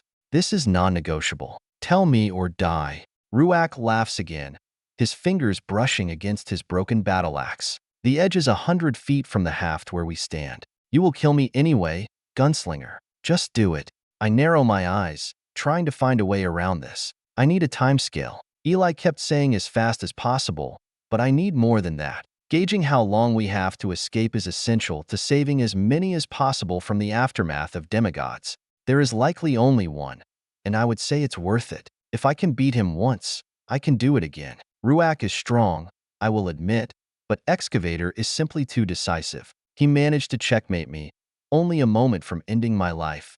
But my stored golden I reversed it all, and so, the fight started once more with him wounded while I was the same as when we started. I will let you go if you are truthful. I care more about the people I can save than your life. Ruach's bruised and bleeding expression twists with a measure of scorn, disgust, and a slight bit of thankfulness. He opens his mouth to speak but hesitates. Groaning, I nod and encourage him as the clash between the swordsman and spearman gets closer. Come on, it's not a betrayal. In no way will my getting the information affect your race or your War Master. I seek it only to help other humans survive. Finally, my egging on works, and the Nahullo speaks. Our races have been at odds for hundreds of years, but we are the closest among all others. Our languages are similar in structure. Our bodies not that different in stature or look, and our systems compatible enough for children. We fight, we rage, and we have issues that last beyond centuries. But sometimes we ally. It's rare, but it does happen, which is why I figured I could convince this council member. Once you have their respect from displaying your strength, their views rapidly change. From what I heard from Karn, there are approximately 6 hours before Leviathan and Behemoth arrive. They left their abodes about 12 hours ago. To cross the whole continent takes them roughly 20 or so, a little less for the hulking one. As for the War Master, he is already here. The wizened one is simply waiting for the right time to strike. My heart sinks at the answer, but I accept it. Etern is not far. He might already be within the bounds of Blackstone. Shaking my head, I step back from the defeated enemy, choosing to show mercy rather than delivering the final, lethal blow with a bullet to the head. In that fleeting moment of respite, the very earth beneath my feet seems to hold its breath, a lull in the storm of violence that has engulfed the city. I take a deep breath as something feels off, the taste of battle and the stench of death still fresh in the air. But there is something else. The sky feels stale, almost frozen in anticipation. But in anticipation of what? I can recognize this feeling as that which comes before someone becomes an angel. What I felt near Tomas when he took the leap. Yet, it's off. It simply is, bizarre as a calmness encompasses me. Waving off Ruach as a warning, I face where I last heard Lennon. If anyone needs help, it's him. Go. If I see you again, I will kill her. Ruach nods, full of shame but still relieved to be alive as he backpedals away, heading westward and northward through the city. But before serenity can fully settle, and before I can take even a step toward Lennon after gathering my bearings, the world is jolted by an earth-shattering shout that tears through the very fabric of reality. The sound, as thunderous as the roar of a god, seems to resonate with the core of the city itself. It reverberates through the buildings and streets, drenching the city in its unnatural substance. Bricks are lifted from their mortar bindings, and several buildings near the epicenter of this tempest topple like fragile toys, their cries of dissent merging with the tumultuous roar of the ether shifting the air.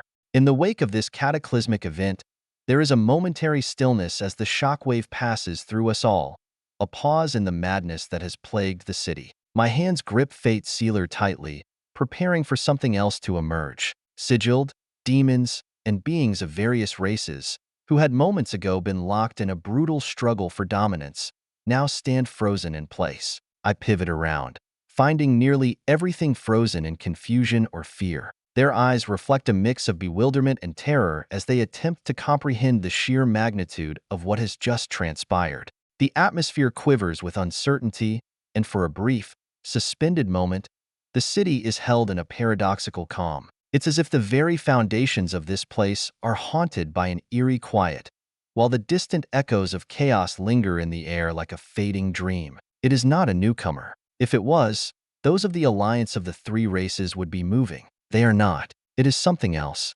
someone else. My brain nearly fractures in realization as the cause can only be one thing, or one man, Lennon Hull. But as reality soon reasserts itself, a deafening clash of disorder breaks the silence. A visible curve of condensed air surges skyward, reaching toward the heavens themselves. The clouds, once serene, are cleaved apart in a section of the sky, their fluff-like forms disrupted by an undeniable force. It reminds me of Marshall's act of defiance upon death's unearthly grip, but at a slighter scale. Instead of shifting the skies and summoning storms, Lennon cut the clouds. Instead of shattering the sky, he sliced it. Not quite the same monument, but one that I could not even dream of doing nonetheless. My heart is shaking with tremors as I can hardly fathom what is happening. Beside me, Ruach gawks at the sky, the Nahullo whispering under his breath. Craning my ears, I pick up his words. A second absolution? What might? Karn must be having a blast. The world is again plunged into chaos as the combatants below the sky scramble to make sense of the split atmosphere. Unlike the unangelic, however, I sprint toward the roar, silently praying to Vincent that Lennon isn't dead yet. Might as well get used to it if the man will become a god. They can answer prayers, after all. Only the devil ever cares, though. Accelerate practically deletes the distance as I leap onto a particularly large pillar collapsed from a building, using it to pass by a remarkably harsh battle as I release dozens of bullets into the enemy's side. Nearly 100 demons, Nahullo, and pygmy drop before I pass entirely. I get a few cheers of thanks, but I focus on the man who likely needs my help. I twist around a corner, kicking off a wall to move faster before landing on my feet and scurrying onward. I climb over a collapsed and ruined butchery, only to find something I was not expecting. Echoing laughter saunters into my ears as Karn, the devouring spear, kneels with a gash that extends from his right hip to his left shoulder. The only section connecting his lower half to his upper is his right hip. The thing's strands of muscle and flesh hang like a cord of rope, so close to being severed. Worried, my eyes flickered downward, discovering linen with similar wounds as a spear lies within his chest. The man slumped against rubble. His eyes are closed, and his body is motionless. Engorged, seemingly ruptured arteries and veins run along his whole form as his eyes bulge outward from his sockets. I gaze closely at him, peeking inwardly at his chest, breathing a sigh of relief as I see a slight hump in his chest, reminiscent of a heartbeat. His heart's still beating. That spear is probably keeping him from bleeding out. I should probably leave it in until I find Dawn. However, the infamous spear shatters before my eyes, the weapon crumbling into disjointed pieces as Linen's blade is nowhere to be seen. Worries blossom as Linen's countdown of life has started. He's tough and way deadlier than I, but the wounds he sustained resemble Wyatt's kind of fighting. The Nahalo smiles at me, almost uncaring of my arrival. Wondrous. Ha ha ha ha. What a blade. I call this a draw. Karn shouts to the heavens above, his body aiming upward from his wounds. I step forward to Linen and place myself in front of the man with closed eyes as I aim at Karn. I can let Rock go as I'm confident I can win in a rematch, but I can't do that for Karn. The devouring spear, while not a mass murderer of humans, is not kind. He is ruthless and like Linen in their search for strength. Better I kill him now. Don't. A hand wraps around my left forearm. I shift my pupils downward to see Linen with his bulging eyes glaring at me fiercely. They speak of a warning. Do not interfere. How is he still awake, let alone moving? I have to Linen. He's a massive threat. He might even become the new viceroy. Do you think you can take him if he gets a corpse? The wounded man doesn't reply. He only sputters out more blood as his heartbeat slows even further. I aim forward to finish Karn off with a bullet to the head, but a shout halts me once more. Are you sure you want to do that? Glancing right, fury rises within me as I see Tomas, direly wounded and unconscious, carried by Ruak and an unknown pygmy. Metallic shards poke out from all over my close friend's body, like 1,000 tiny blades close to ending his life. Ruak smiles at me with a knowing grin as he speaks. A life for a life? I know you enjoy your trades and deals, gunslinger. What about this one? Fuck. I should have killed him after getting my answer. Damn it. Why did I think angels would be any more honorable than the average sigil? Foolish. Even after all these years, I still do shit like this? Ma always said I was too kind for this job. Maybe she was right. It sticks with me even now. However, at the same time, I might have saved Tomas' life in this way. Not the juncture to dwell on uncertainties. Gritting my teeth, I consider the options. Kill Karn as he sits wounded and have Tomas die as well, breaking my promise to Marshall, or I turn over the virtue in exchange for the power. The answer is obvious. I have to sacrifice the young man. It's the correct answer. Removing a virtue for the cost of a power? That's something only Marshall has done as of the recent century. I don't think this quite counts with Linen, though it's close. The monster in human skin almost did it, but just not quite. It's so wildly impressive that I see more than just Marshall within Linen's broken form. He's been an angel for so little time, even less than me, if I remember correctly. How does he grow so fast? I know the answer, but I can't bring myself to emulate it. Constant fighting. He throws himself at every challenge, head-on, uncaring of the consequences. It is a miracle the man still breathes at this moment. Though, my pa always said miracles are made, not granted. He reminds me of the stories of the previous Graves. The stories of young Killian Graves and young Vincent Harvey.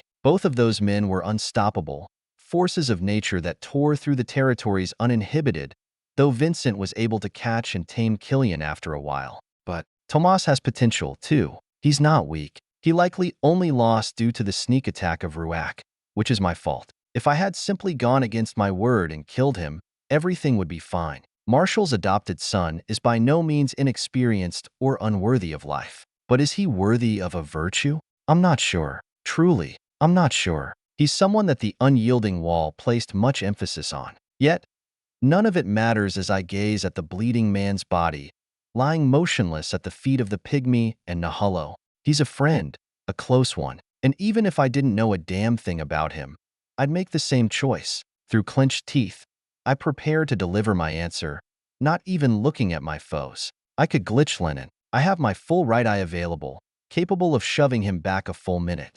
With that, We could kill these two certainly. But I worry about the impact my eye will have on his new absolution and how our battle will affect Tomas. Will it? So, what's the answer? You wait any longer, and we're just gonna fight anyway. They are about to bleed out. Angels aren't invincible, you know?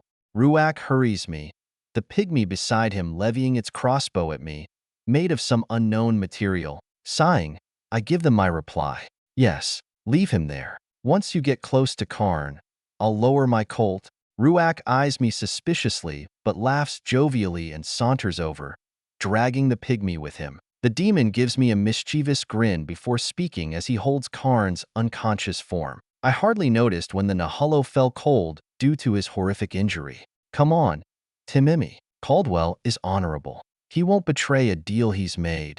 My heart fumes slightly with his taunting words, but I don't press the issue. Instead, I carry Linen to Tomas, holding both in my arms as I quickly retreat. Karn is severely injured, and Ruach immediately tends to him happily, spouting out grand words. This is wonderful, Timimi. I know you got your pops to carry you, but I need a new carcass, and saving this battle-obsessed fool is certainly worth it. As I step away, however, my feet pause as a waterfall of ice is thrown onto my senses. Timimi? That name? It's familiar. Pygmy. Tanyuan is the name of the current creator. Carried by a father. Could it be? Doesn't matter. I need to move. Pushing forward, I drag the two wounded men with me through the streets of Blackstone in a rush to get out of here as fast as possible. But as I move, I find a suspicious lack of demons, pygmies, or Nahullo. Far away, sounds of moving liquid and roaring air are present, likely Edward still distracted by his battle.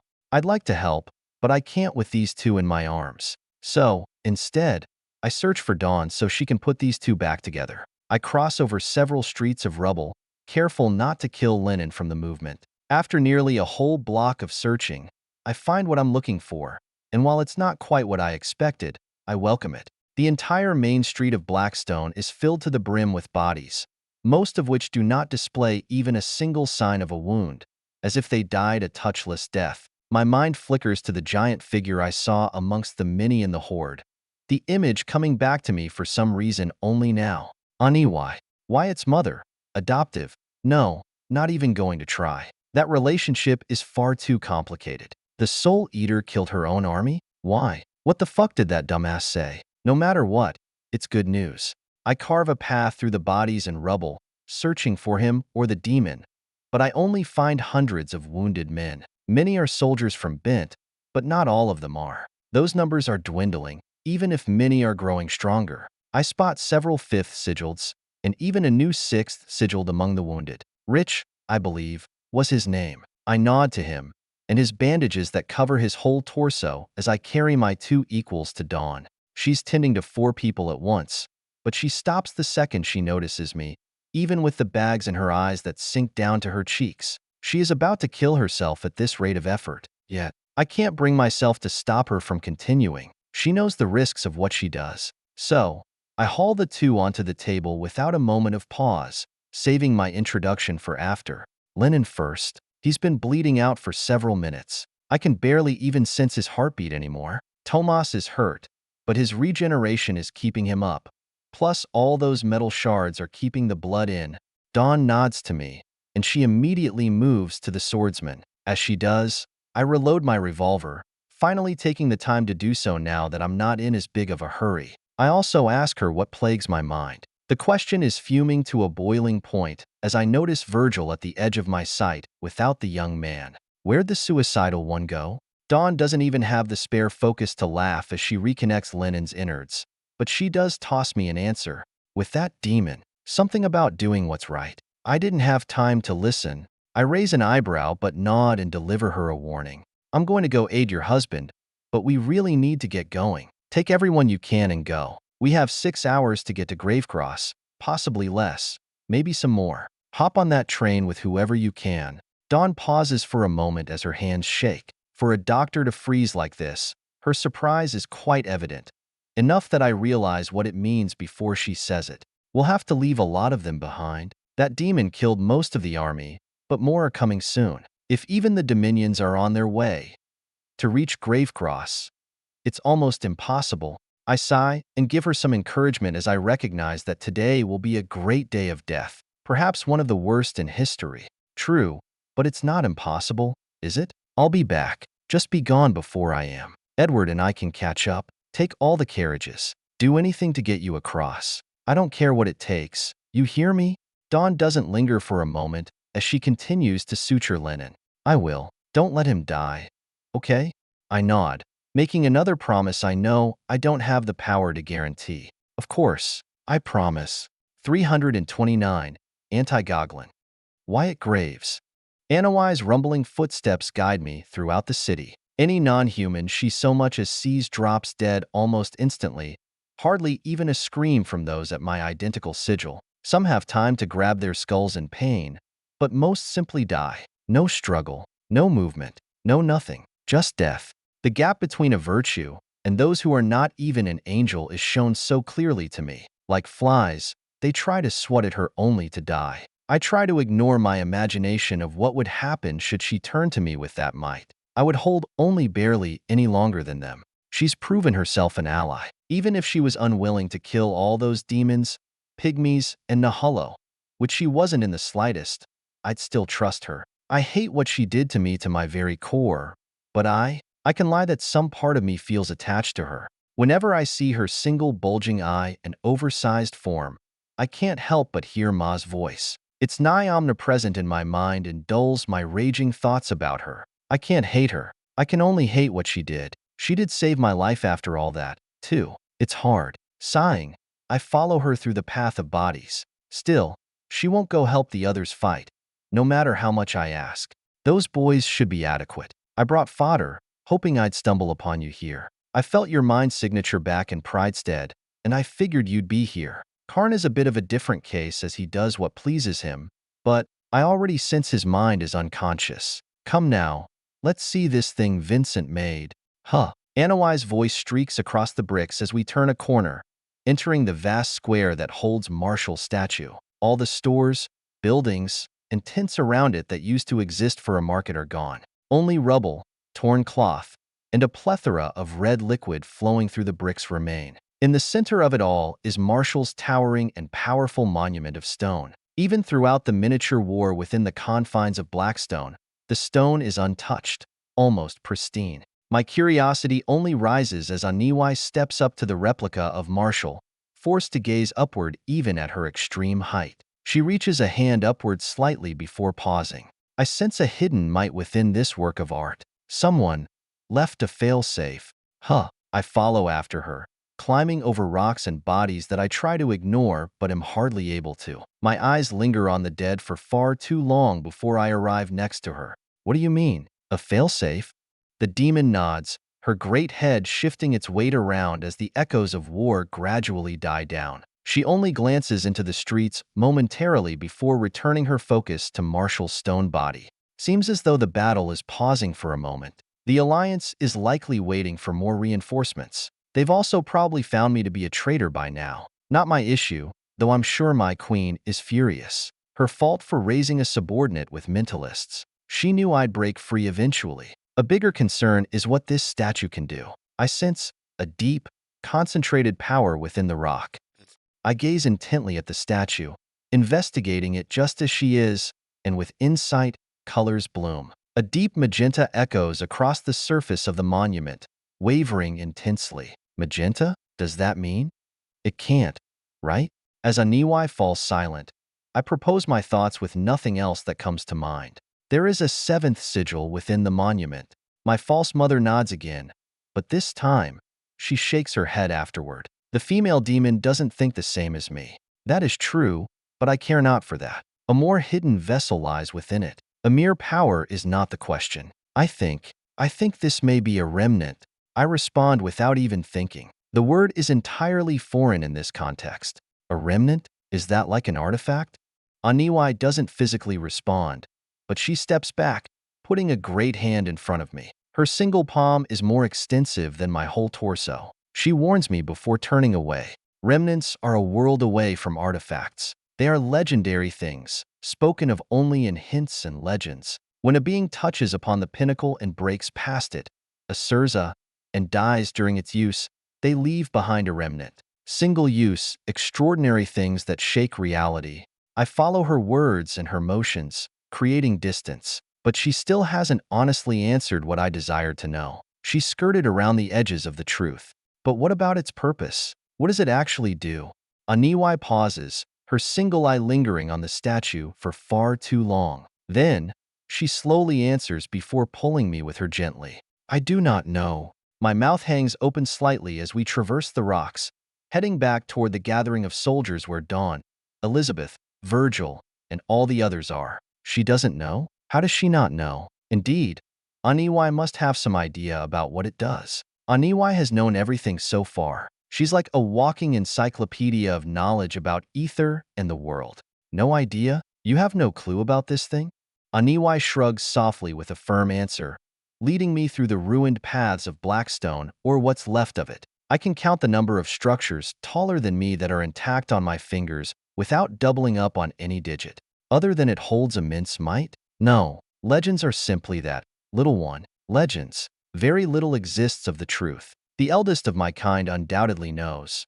But I am only a few centuries old. It is not common for a Surza to be born. It is even less common for its wielder to die of anything other than old age, or to another wielder of the same might. One at such as I, or you would not be privy to the information. I fall quiet as we continue through the street. As we tread, I finally find myself exhausted to the bone. My ether saturation is dying down after this period of restful walking, but the weariness in my muscles and bones is omnipresent. Blodwyn is still asleep, and Lily has fallen silent.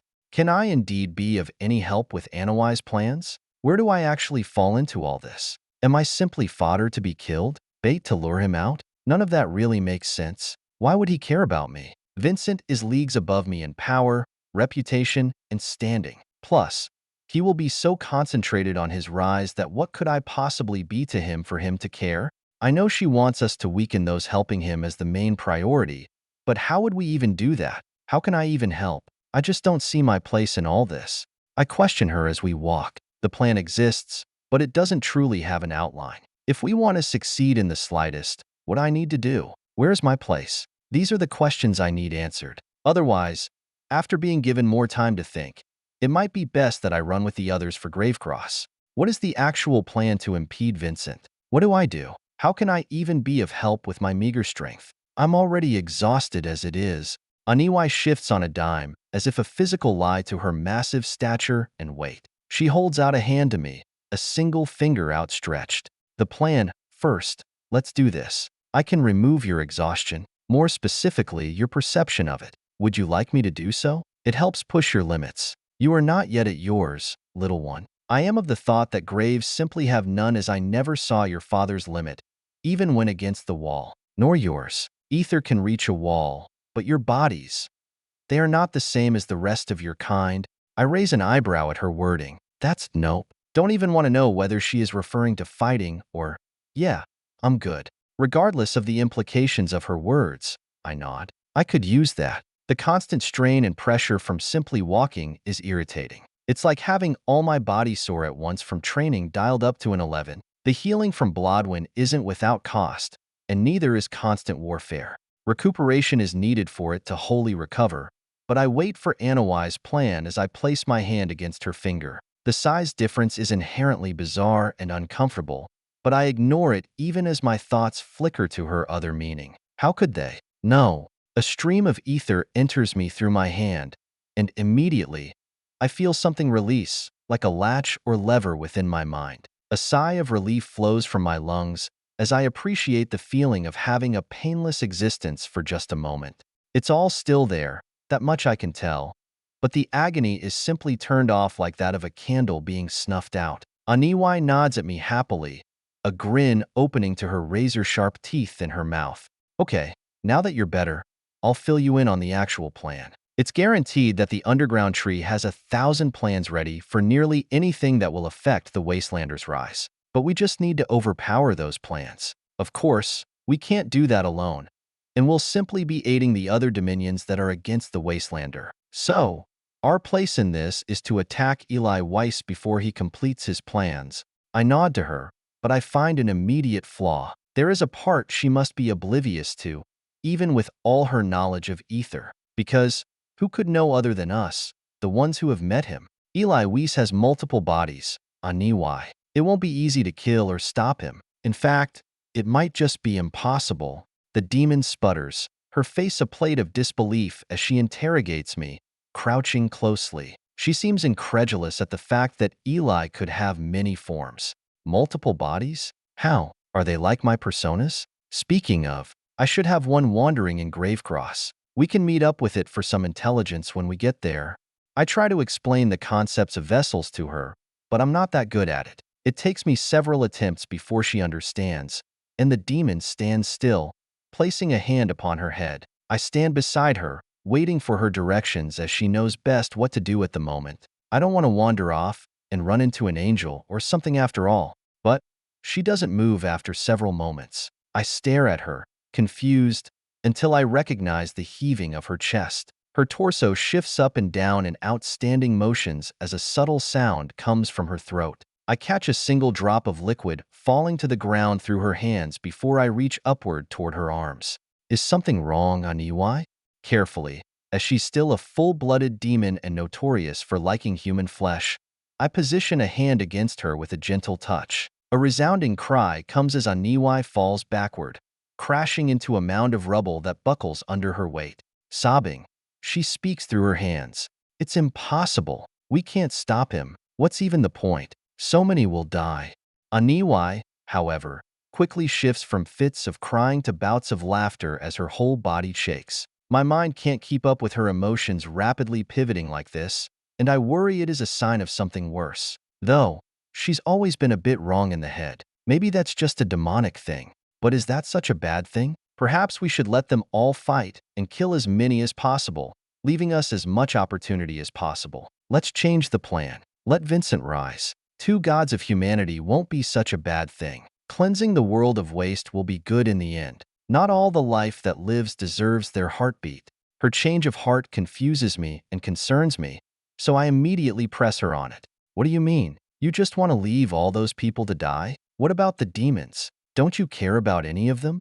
Aniwai nods, providing me a short answer that I can't think of a proper solution to. Her emotions are shifting so rapidly that I worry for her, but I don't truly know how volatile demons are. She's the only one I've ever had an extended time with. Are they all like this? No, probably not. I think my father just breaks something inside her that keeps her stable. Of course not. I only wanted to save them because I figured it was both possible and would bring a better world for myself to exist in. A world where the prime is dead? Sorry, little one, but that is a perfect world for us demons. I am a demon. I am not one of you heartthrob humans. Consequences and logic matter more to me, barring some exceptions. With you by my side, even if he finds us, Vincent is unlikely to kill me due to his respect for your father. Then, we can go search for Killian. I pause in my footsteps, gazing at her with indecision to her irony. Should I still go help free my father if Vincent ascends? Is one god enough? Probably not. In the end, Aniwai's idea of helping my father rise is more likely than not the correct answer to how we all survive the awakening of the old gods. As I ponder, Aniwai stops, turning toward me. When she does so, rumbling enters our ears. I perk up, looking around, but I can't find anything. That is, until I breathe in. A deep stench of tangy metallic blood is in the air, one that is far stronger than the previous smell of blood, sweat, and gunpowder. I scrunch my nose as I view the cityscape, still smoldering from the echoes of combat. As I focus, there's the distinct crackle of firearms, each shot a sharp punctuation in the ongoing story of relentless warfare. Above it all, a mysterious roar pierces the air, an inhuman bellow reverberating in my mind's depths. The force of the noise pierces the air, and I stumble backward from only the sound. Amidst this cacophonous backdrop, another unexpected sound unfurls, a crescendo of thunderous, flowing water. Yet, there's an unsettling twist to this noise. The stench of blood swiftly heightens to an almost unbearable level, as if I'm breathing in a sea of blood. A crimson tide surges forth from a nearby side street in a heartbeat, crashing toward us with an unrelenting force that defies comprehension. The sheer suddenness of it all leaves me momentarily stunned, but I attempt to evade it. Only I maneuver far slower due to my exhausted body. I might not feel the weakness, but it is there. The blood quickly approaches me, like that of a tsunami, but it never reaches me. Aniwai stands before me, her palm opened as the blood splits around us, leaving us unperturbed. Atop this vicious sea of blood stands a solitary figure, a man bearing a long sword that appears to be forged from nothing but the very life essence that now inundates the surroundings. I smile as I watch Edward control the blood, shifting tendrils of the liquid downward. Within the thick, viscous currents, two hapless souls are ensnared, a demon and a pygmy, both struggling against the relentless tide. The shorter one is engulfed in thick steel, while the larger one is a kind of demon with thick hide and rippling muscles, but no weapon. Their limbs flail, their cries of desperation barely audible amidst the deafening cacophony of the blood's inexorable advance. The alliance that holds them together provokes them to work together, but before either can manage a move to save them, a crackle of a gun splits the air. A bullet slams into the pygmy's head, shattering its armor in an instant before a second follow-through, opening the skull like a watermelon. Then, Edward dives forward, the blood launching him at the demon as he cuts at it. The demon barely manages to extricate himself slightly, defending against Edward for a moment as the crimson tide engulfs the remnants of this once thriving street, submerging shattered buildings and broken structures beneath its embrace.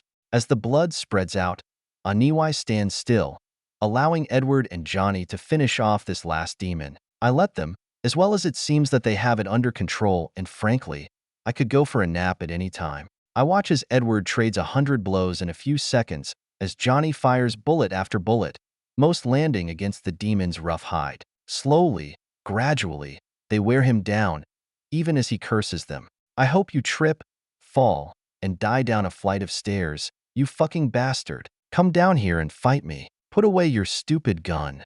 Neither replies to him, and not even Aniwai does as he pleads for help after noticing her. Ms. Soul Eater, help me, please. What are you doing there? Why aren't you helping? Hey, I'm talking to fuck.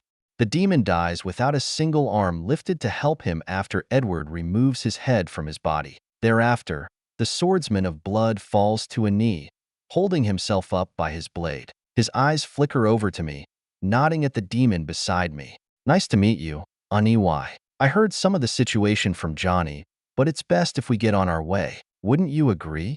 Aniwai nods, reaching forward as she lifts the bodies of the two angels without even touching them. The dead float toward her as ether ripples between them. Sighing, she places the dead in the large pack on her back. Of course, to Gravecross. Though, you all need to be less wasteful. If you kill an angel, take its body. Otherwise, you're wasting valuable food. Edward's focus shifts to me from her words, and I can only shrug. She likes to eat people. Johnny scoffs as he reloads his gun, pointing eastward. Enough. Let's go. 330 big nuts to crack. What about those forerunners? You knew them, right, Johnny? Edward?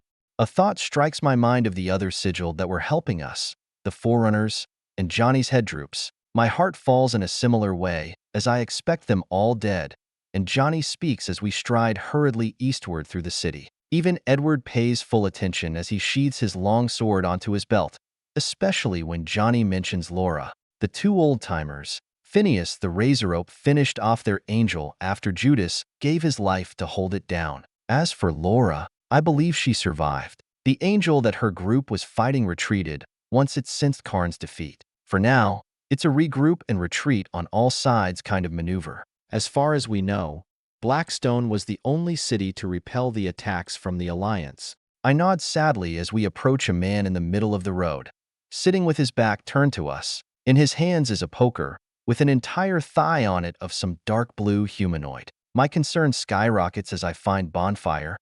Eating a demon? You know, they eat us. I was wondering if they tasted good. Answer? They taste awful. Like sulfur and gunpowder at the same time. This one wasn't very human-looking. Don't worry. I won't be cooking you anytime soon. My eyes examine him for wounds, but he seems far less injured than the rest of us. I suppose that with him, it's either all or nothing. If he's still made of fire, not much can hurt him. Yet, He's not as cheerful as usual. Bonfire is still joking. Sure, but I notice that sadness in his eyes as he gazes around us. He gives Aniwai a minor glance before shrugging and groaning as he stands, speaking to us as we are speechless to him. He drops bombshell after bombshell, though some of them we already know. Well, I stayed to let you guys know that the others had already left to meet up with the others at Blackrink. Only one claw remains, Laura, and Judas is dead. Many others died, too. Sky Swain lost a wing. Elizabeth. She was damarred by Abraham after Dawn did all she could. She's alive at the very least, though. My soul trembles at the news about Elizabeth, and I immediately increase my pace. Johnny just nods sadly as we continue.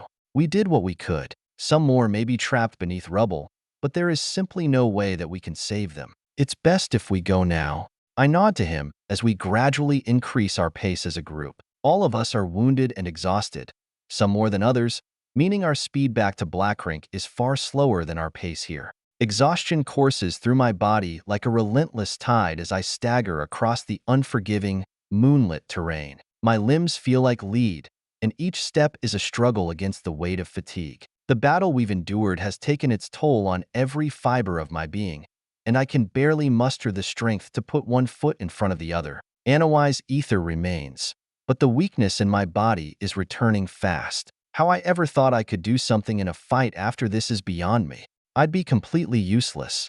Time is rapidly dwindling, and we move with all the motions our bodies can manage until Aniwai grows annoyed. Enough. You are all too slow with your human frames. Allow me to speed things along. Johnny raises an eyebrow and questions her as I see Edward suspiciously circle her, hand on his hip. I shake my head at him, and he returns me a tilted head. Damn it, he's still wary of her. I just hope he doesn't swing first.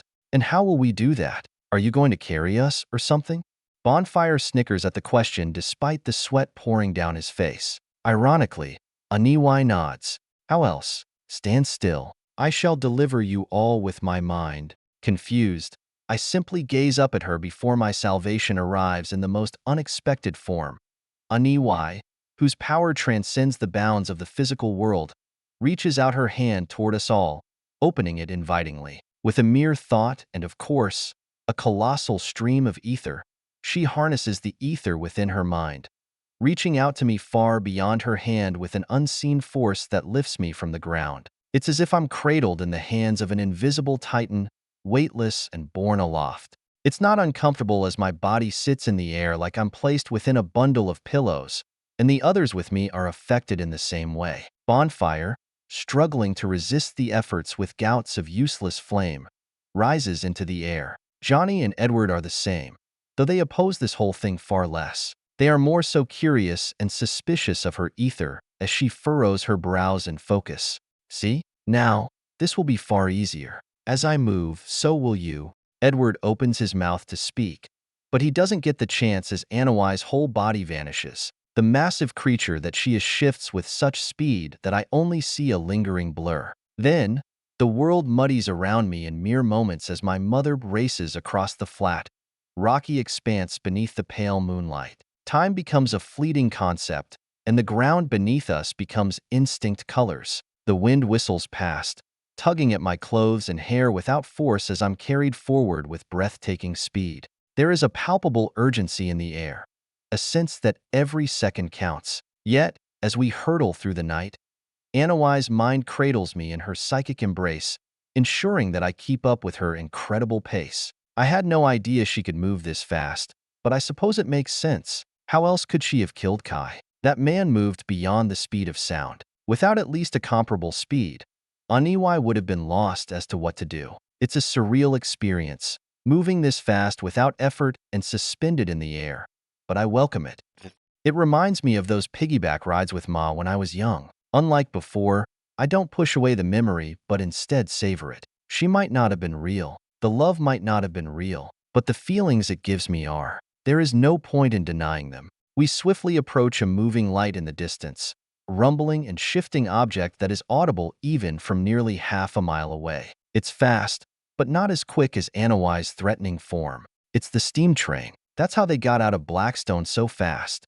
It makes so much sense now. I shout for Aniwai to get onto the train, but my words are carried by the wind into the endless skies. For a moment, I think myself unheard, but she does respond to me. Only she does it into my mind. Little one, there are more significant concerns than the few hundred on that train. We must concentrate on our own safety. All our joining their group does is lower our chances of survival. This is a race against time. I will carry you to the finish, however, and I hope you can aid me afterward. I grind my teeth at her answer, but I accept it after a few moments of thought. She's right. We can't affect the speed of the train at all. Sure, we could make it a little safer, but we also need to get to Blackrink first and warn the people there. The last reason likely isn't a part of her calculation, knowing how selfishly adamant she is about my father, but it still tracks. So, I stay silent as we speed through the terrain of Blackreach. As we move, I maneuver myself to gaze backward,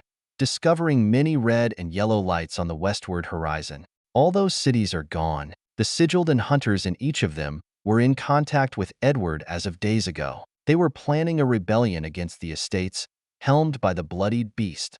A dozen forerunners and thousands of hunters turning to the side of righteousness. What's left of them? It's likely only to be those within that train. Strong people exist all over the frontier, but they're dwindling. The chances a more considerable number, or even influential people survived are low. They aren't zero, but they are pretty shallow. I sag with sorrow as, after a few more minutes, a city appears on the horizon. Speeding through the air, I catch eyes with Johnny as he nods at me. In just a few more moments, as Blackrink grows in size from a pencil tip to a towering cityscape, Aniwai stops. Her body lurches forward when she finally pauses, bits of scorched earth under her gigantically sized boots as she breathes with difficulty. We are all promptly let down, and Johnny turns to Aniwai with a concerned face. Is there any way you can hide yourself? These people won't be as accepting of a demon as we are. I know you and can vouch for you, but not everyone will take that so lightly.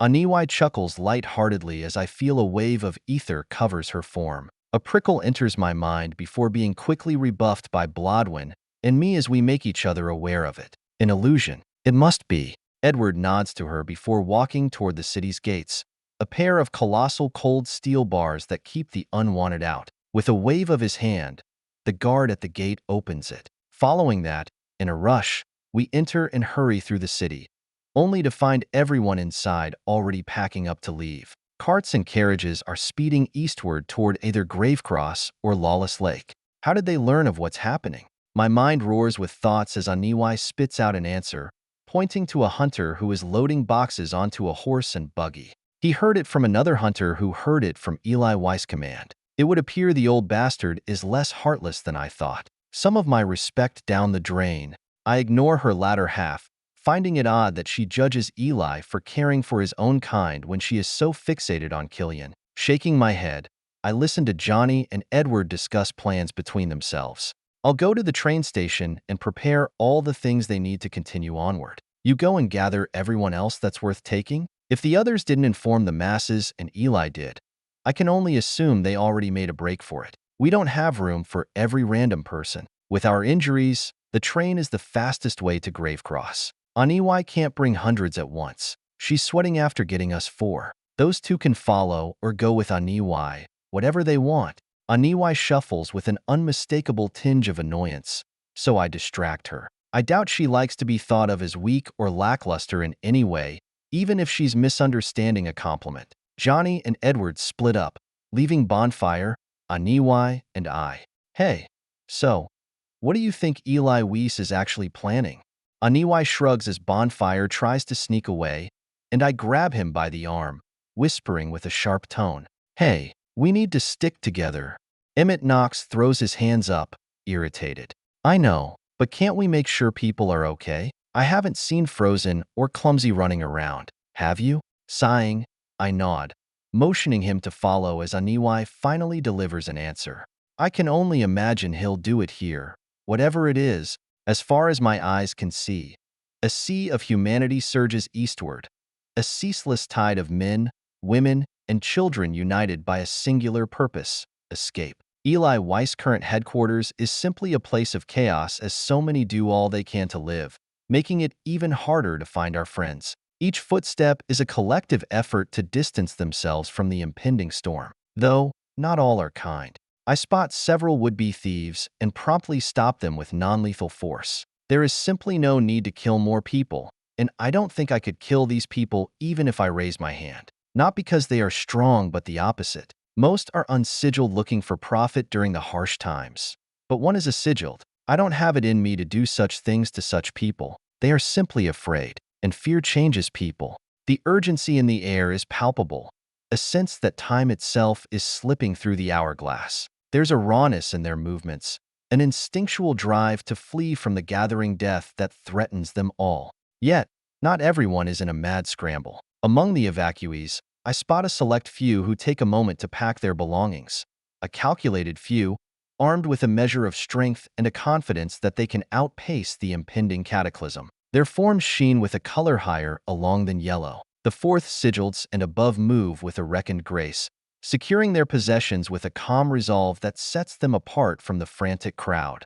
Bonfire and I push through the many people as Aniwai uses her mind to hover over them all, not wanting to break her cover. The power of her mind combined with her ether is almost unbelievable. Is this what Abraham could become? Maybe, maybe not. He's so focused on his nightmares that I am unsure if he could reach this potency level with force. Nonetheless, we near Eli's estate, empty as we desired. It seems everyone else has left already. Bonfire's disappointment is evident, but as we approach the bunker, a figure steps out of it. Tears stain their face, and a blindfold covers their eyes. Yet, a difference lies within Kate's form. A confidence that was not there prior is there.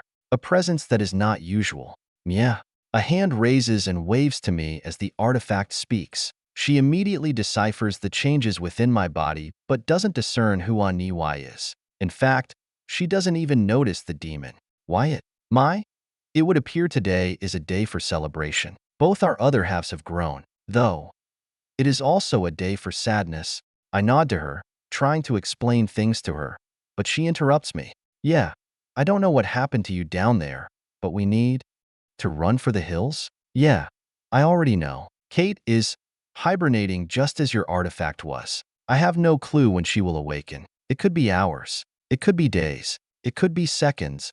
Her words are a curious prophecy of my future when I hopefully rise to become an angel, but I don't dwell on it. Instead, I quickly scan the bunker before returning to the train station. Aniwai, Bonfire, and Mia, in control of Kate, follow me. The path isn't as long as it took to get to the estate, and by the time we arrive, the train is just anchoring. Steam bellows from it as the entire vehicle is riddled with damages and is hot to the touch. They pushed it to its speed limit to get here fast enough. The doors open as a thunderous voice enters the air, splitting my mind with its simple force. Vincent, we've come for your mind and your life. Tell us your secret, and we will let them, and you live. I pivot around, finding four forms that hover hundreds of feet beyond the ground, above the city. It is clear who each is, even from this distance, due to the uniqueness of their bodies and their colors. Tanyuan, the creator of glass, the penciled oath, with a similarly dark purple web of chains that wraps around his right hand, stands upon a shimmering pane of glass. The strongest pygmy is missing all the technology and tools they are known for, except for the glass panel in his hand. Nevertheless, I know not to underestimate him despite him not having his tools.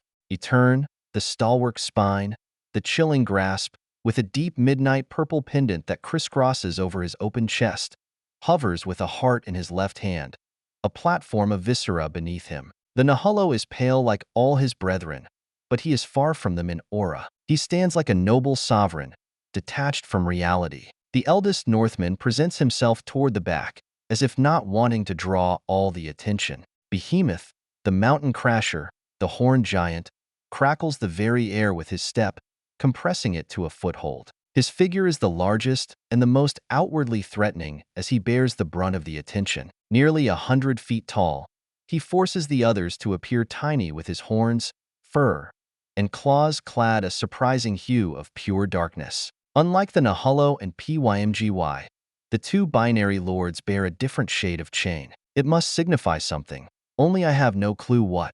Leviathan, the sky's hive mind, the serpentine soul, hovers without any noticeable platform or discernible ether. She is entirely humanoid, almost indiscernible from an ordinary woman, barring the gem embedded into her skull and the slight bluish tint to her skin, offsetting her abyssal black fetters. The normalness of her stance is what perks the hair on the back of my neck the most. Yet, amongst them all, Behemoth is the first to shout, his voice echoing further throughout the entire city as it breaks windows and shatters eardrums. I nearly stumble backward from the mighty roar, catching my hand on a nearby pole. The mountain crasher is so deafening that I can't even recognize what he had just said. Instead, I search, looking for any hint of what happened. Everyone else is similarly confused, but no one moves regardless. Thunder rumbles in the sky as the figures hover high above, and only a handful of stressful moments pass where not a soul moves until Ed Summers appears,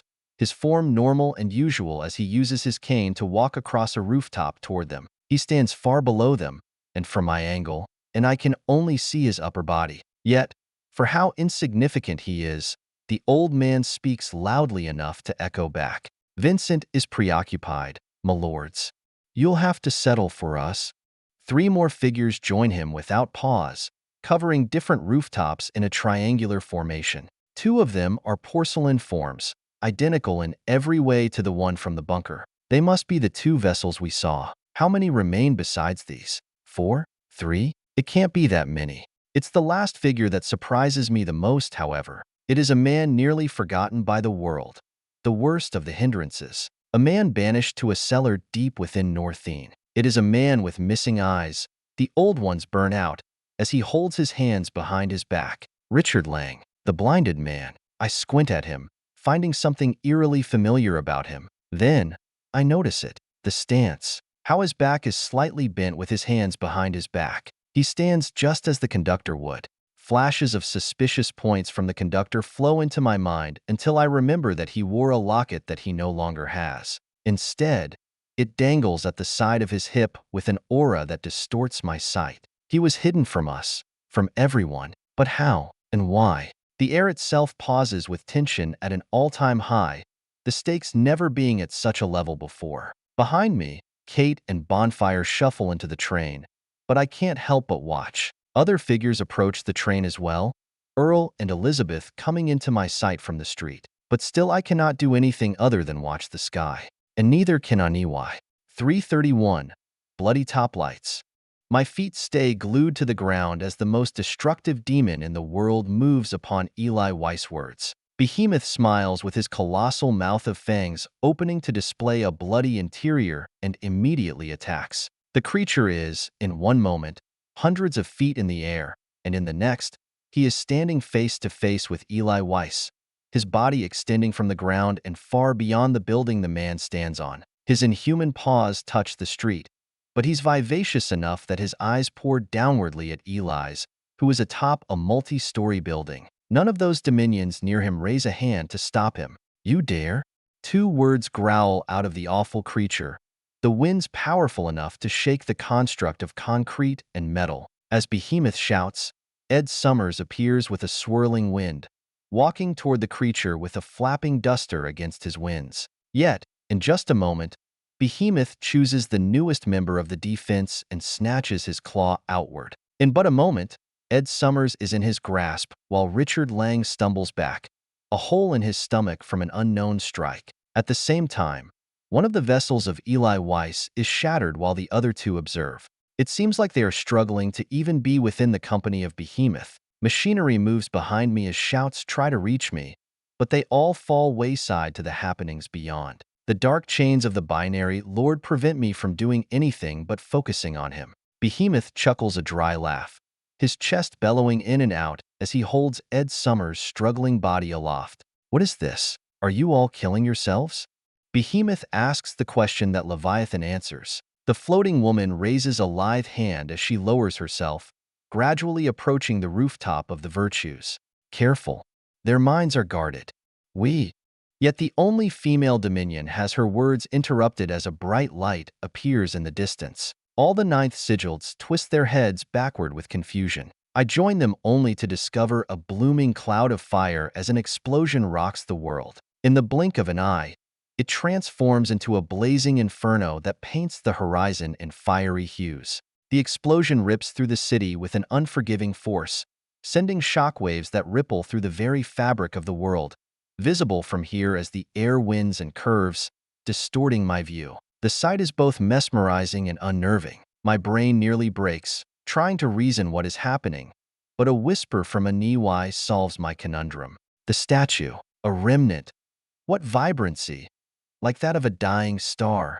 My mind flips to the remnant of Marshall that Johnny said Vincent retrieved. Is that what he did with it? He placed it within the statue? Why? What the fuck is going on? Why is it so fiery and not windy? That's not like Marshall at all. A gradual shift occurs as the flames reach upward, consuming everything in their path. Once contained within the city's boundaries, the inferno takes on a life of its own. It transforms into a massive storm, its swirling mass centered upon the city as it expands, relentless and unstoppable. Even the dominions pause momentarily in awe of an act born of a man dead for many days.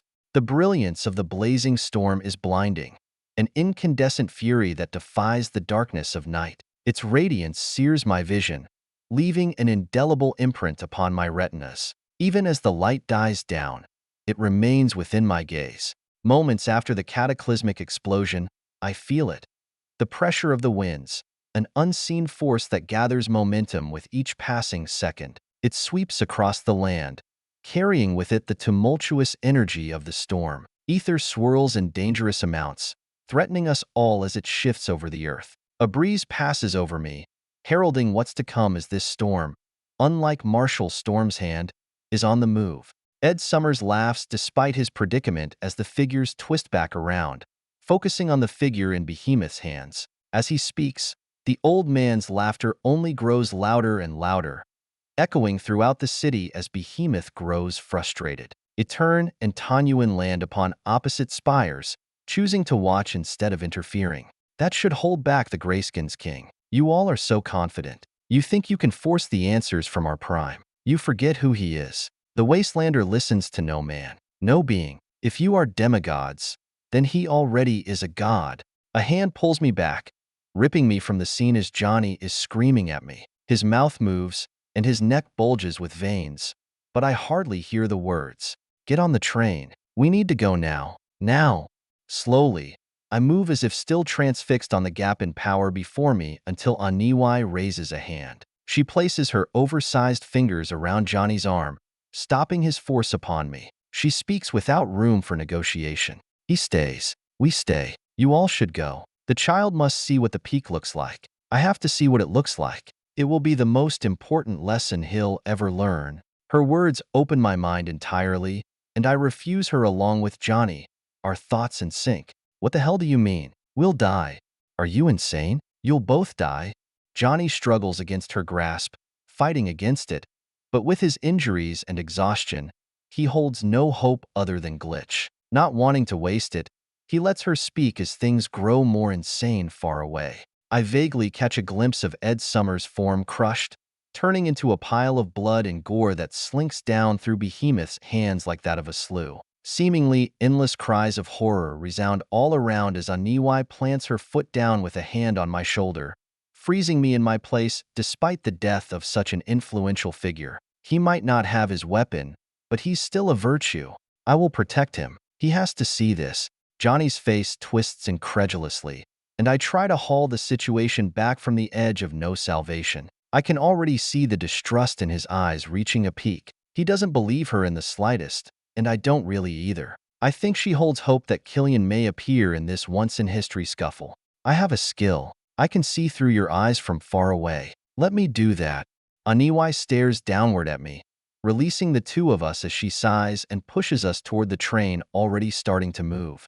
Very well, little one. Do so. I will not resist. I nod and practically fly into the train as I force whatever ether I can spare into an insight that I toss at the demon. I feel zero resistance as she said she would lower her defenses, but I sense my body seize as I hit the ground, unable to control it. I tumble and rapidly lose all feeling as another pair of eyes open for me. And the scene that they opened shakes me to my very core. Richard Lang spreads out his arms, 1,000 circles of intricate ether conjuring around him. Behemoth punches outward to kill him, Eli, and the other vessel with the might of a mountain and speed beyond Kai Vincent. I only even discern the movement because I see through Anawai's augmented demonic eyes. The blinded man thrusts out his arms as each circle explodes with force, each like a miniature trap waiting to be triggered, each bearing the might of the entirety of the steam train. The sky warbles and trembles as Behemoth is stopped, his fist pausing against the nionless weaves of ether. The colossal demon grunts, stepping back just a tad as he winds around another hand. The defense is not without cost, however. The human who stops him bleeds profusely from his nose, the ground beneath him cracked and crumbling. As Behemoth reaches back, however, Anwai pulls herself up with her mind, gaining a better vantage point as the train departs, heading eastward. I immediately realize that she might not have given up on her goal of benefiting from this fight as her eyes flicker to the puddle of blood that is Ed Summers. She must want his artifact or something. Richard Lang, however, is not in a position to withstand another strike. Blood trails down his nose and now even his ears like a faucet, similar to Abraham. After the alabaster man pushes himself too hard, and the older man is nearly kneeling from the trauma of blocking Behemoth. From atop a different building, Aniwai, along with a few other virtues from the demons, Nahalo, and Pygmy, watch, waiting to pounce if given the chance. Yet, Richard Lang is forced to block again as Eli and his remaining vessel simply watch, hands behind their backs. What are they doing? Waiting for Vincent? Fight back. My cries are unheard by them all except for Aniwai as Richard Lang is pushed against the stone rooftop, sliding along a fractured stone rooftop that only worsens as he struggles to bear the weight of a Dominion's fist. The strength within that punch could shatter a mountain, yet the blinded man manages to spread out the power and return his own against the fist. They are fighting back, little one. The tree is simply preoccupied in a battle of minds, a short glimpse of a pinkish tsunami overflowing a tiny, insignificant stubble from her gifting me her sense of mind is all I need to see before I understand what she means. Eli Weiss is being overloaded with power by Leviathan right now, unable to do even a single thing. Again, Richard Lang endures a brutal impact as he has to force the building he is standing upon to stay rigid, those many circles of ether constricting around the stone and adding depth. The simple force of each strike has killed nearly every unsigiled within the city already as more and more buildings crash from the reverberations.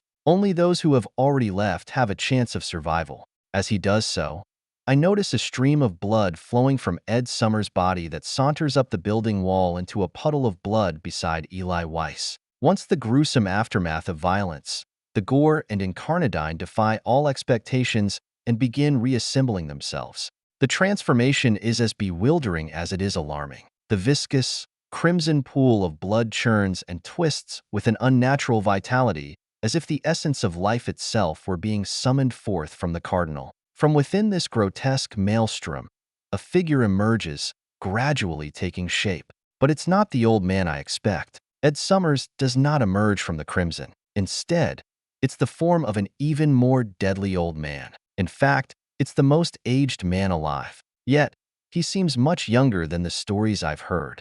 His presence is undeniable, starkly contrasting with the lifeless puddle that once occupied the same space, and a shout of awe from Aniwai leaves me trembling. He's younger.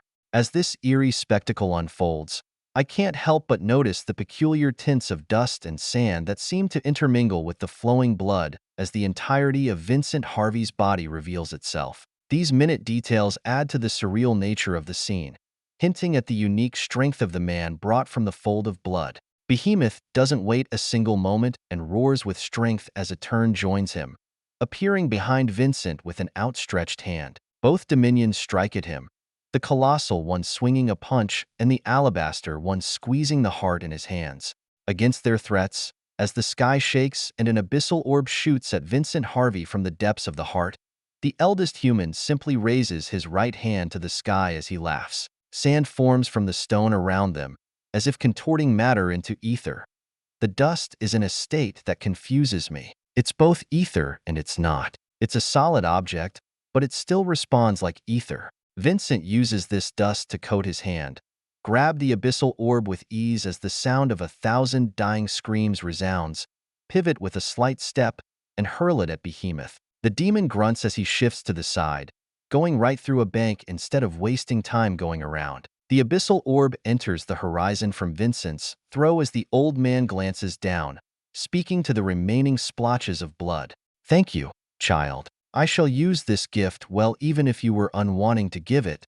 As the old man's ether and words continue to unfurl, our world transforms into a storm of swirling ether that is beyond anything I've ever witnessed. More ether is coming from the depths of the Prime's bones that I've used, seen, or felt in my entire life combined. Once a bustling entity of stone and steel, the city succumbs to his ether. I don't even know if what he is doing is a skill, a zill, a power, or what, but it shatters every limit I've ever known. Every pillar, every building, and even the most mundane of damaged stone on the street is swept up in a torrent of ether, transmuting them into refined grains of sand. This sand, like that of what defended Vincent against Etern and Behemoth, possesses that same oddity. I can't tell if it's ether or an object. It has the properties of both. The transformation is swift and relentless, as if the very earth itself were being unraveled by an actual god. Parts of me realize why he and the other dominions are called demigods as the Alliance retaliates. Pillars crumble into heaps of dust, and grand edifices dissolve into shapeless dunes as waves of psychic ether shunt them to the side, attempting to force them away. At the same time, Leviathan strikes at Vincent's mind, but the man stands strong. Behemoth roars, the demon doubling in size as an equally large creature of sand meets him, an executioner's blade of sharpened dust in its monstrous hands. The swarming wastelander, the executioner of dust. The title proves itself as on one end, he repels both binary lords with one outstretched hand, and with another, he forces Etern to retreat. A wave of sand has the Nahullo Warmaster leaping into the air, a pane of darkness from the pale cavity holding his weight as crackling ice shrouds his form. Tanyuan flexes his arms against the endless sand as his skin ignites with a flame, 1,000 impossible to discern scriptures inscribed into his flesh. Aniwai leaps back, retreating with a thrust of her mind. The scene grows tinier in her vision, but even harder to ignore. Behemoth's claws that crack the air are swallowed by the swirling spires of sand that now fill the air. An uncountable number of grains beat against the Alliance, reducing their efforts to simple strain on the eldest man. His face is one of total concentration as he battles in every direction at once. Beside Vincent is Richard Lang, long fallen to his knees, and only Eli's vessel. The true underground tree is gone. Even Aniwai missed where he went. But the strangeness doesn't end there. Aniwai and I watch in disbelief. Thousands of people, the dead corpses that rest under the swirling sands as, at this point, only angels remain, vanish into redness. Their forms dissolve, and their essence mingles with the swirling spires of sand as though they willingly offer themselves. The yellowish sand is dyed red with blood as vitality surges within the ether. For a moment, my heart sinks at the thought that these are all innocents until I realize they all were the lifeless masks of a criminal. Myriad, that is where he fits in. A sacrifice indeed. Aniwai doesn't even have words as she struggles to survive the aftereffects of Vincent and the Alliance's strikes. Even Leviathan's mental waves alone nearly crush Aniwai's defenses and reach me from the ripples. Yet, at the epicenter of this madness, the old man seems to grow younger with each passing moment. It's a paradoxical sight as the years are reversed, and the weight of time is lifted from his shoulders. His rejuvenation is both miraculous and unsettling, and Aniwai finally comprehends the meaning, delivering it to me. Eli found a way to turn back the clock for Vincent. He sacrificed Myriad and Ed Summers to regain years of his life. Angels with abbots and occultists. I wonder. My heart catches as the impossibility of the notion momentarily breaks insight, returning me to the inside of the train. My brain makes an equally impossible connection. Frantic, I push myself up from the seat I'm placed in and search the train for a man. I don't see him. I thrust myself forward, ignoring the cries of my friends as I open the next door, discovering Edward sleeping in exhaustion while Dew and Earl tend to his wounds. I breathe a sigh of relief, seeing that he's okay. My heart calms as Earl pivots to me, confused. What's wrong? I thought you were watching the fight? What's happening? All we can hear is constant bangs and something like the chittering of insects. Earl turns his back to Dew and Edward as I open my mouth to explain a bit, but my body moves on its own. Sprinting forward, I push past Earl, reaching forward to stop Dew as she slides a hand into Edward's heart. The lifeless face of the puppet faces me as it squeezes, my speed just barely not prompt enough. A splatter of blood fills the man's cavity, and I tackle Dew to the ground. Save him. Eli is trying to kill him. Earl pauses for a second, lost, confused, and obviously fuming at himself. But he moves, only he's too slow. Edward's whole form shifts into pooling blood, the opposite of what happened to Vincent Harvey. I cry outward and slam my fist into Dew's face. A struggler's gasp quickly delivers an explosion that removes its head as tears leak onto its porcelain. I stand, shifting as I reach out, grabbing the pooling blood with my hands as it flows to the windows, leaving like a cloud of cigarette smoke. Earl simply stands unmoving, the shock too much for him. I continue to take whatever I can, staining my hands with red. No, no, no, no, no, come back.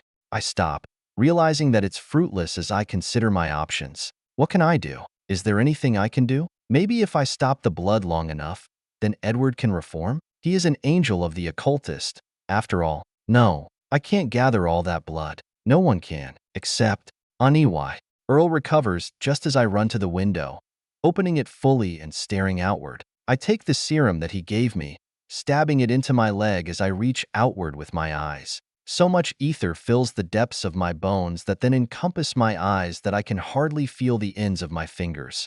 Yet, I push, searching for her mind with insight miles and miles away. She has to do something, and I have to tell her to do it. 332, Hohokums.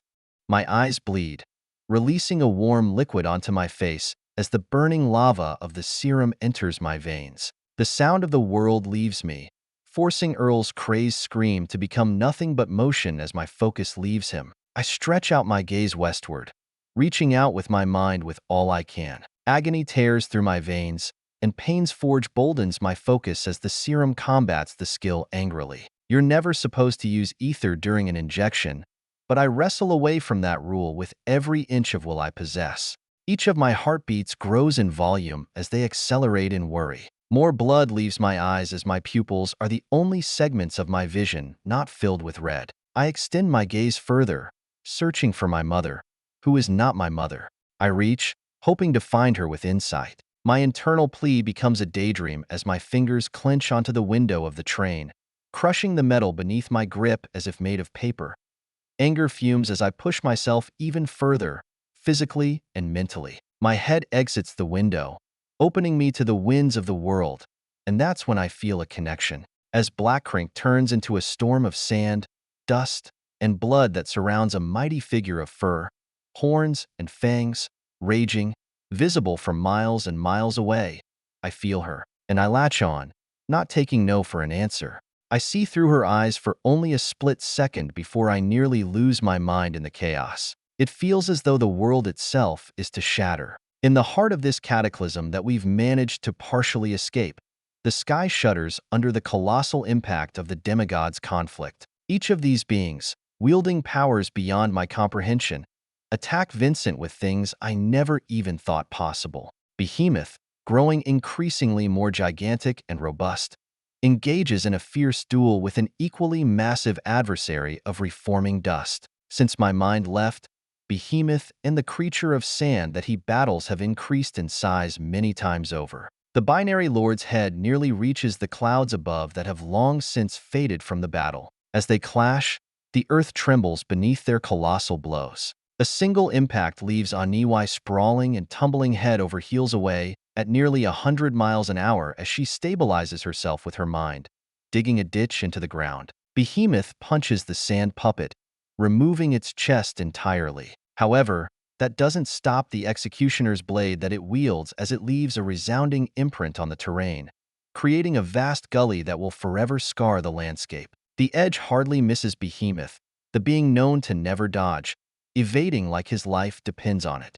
Meanwhile, Leviathan, with her third eye and bluish-tinted skin, is the one to affect Vincent most obviously. Her ethereal attacks manipulate the vast quantities of sand, sending it hurtling away from her, creating an orb of safety around her, similar to what Aniwai attempts to do. The very earth trembles beneath her levitating steps, causing Vincent to stutter in his movements as he struggles to fend off her relentless assaults. Even the prime buckles to the sheer might of her mind as when Leviathan shifts her hand, scars etch reality, leaving bits of wobbling air that refuse to return to normal. Not far from Leviathan is a turn as he gradually nears the floating Vincent, who guards both Eli's vessel and Richard Lang. The alabaster-skinned demigod, wielding the colossal heart in his hand, the pale cavity, is the pinnacle of ice and frost. As he battles to reach the wastelander, who throws untold amounts of ether and force at him, he creates a frozen barrier,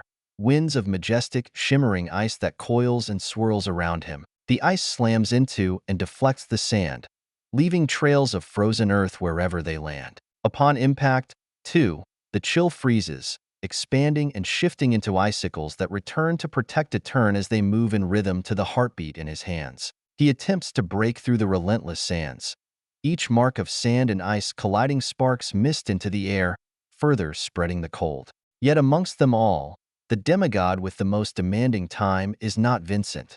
It is Tanyuan. Unlike the others, he possesses not a Surza or an Arca of incredible power to help him keep up. The short man, with his dark skin, adorned with unknowable script, showcases a wide array of capabilities. He conjures walls of water to shield himself and to move away from the sands, engulfs nearly a mile of the earth in flames, and teleports with bewildering speed wherever he opens his palms and grasps toward. Yet, he faces the relentless onslaught of the sand demigod's ever-flowing waves of dust, putting his versatile abilities to the ultimate test. Tanyuan is powerful in every aspect, but in no place is he godlike, as opposed to the others. The repercussions of this titanic clash are nothing short of apocalyptic. The skies quiver in the wake of their heavenly struggle, casting ominous shadows across the land. The earth itself trembles as the colossal forces exerted by these demigods reshape the very terrain. Buildings crumble, cliffs disintegrate, and cities are reduced to naught but swirling sands as the battle expands further, reaching the nearby populations. Aniwai backpedals as far as she can, using every ounce of her effort to fight the repercussions. But the Pale Lady grasps for all within, even just the vicinity of these figures. I thought people might have overestimated these figures. They undersold them. Demigods? How are these people not just gods? They can shatter the skies, leave valleys where there were none, and bestow permanent chill and fire to the earth. How are they not gods? Little one, glad to see you're back. I was worried. Aniwai almost instantly pulls me from my shock. She makes me remember why I came back, prompting me to shout in her mind. Aniwai, I need your help. Edward was turned into one of those streams of blood. Can you find it? It should be coming from the east. If you can catch it, I think we can still save him.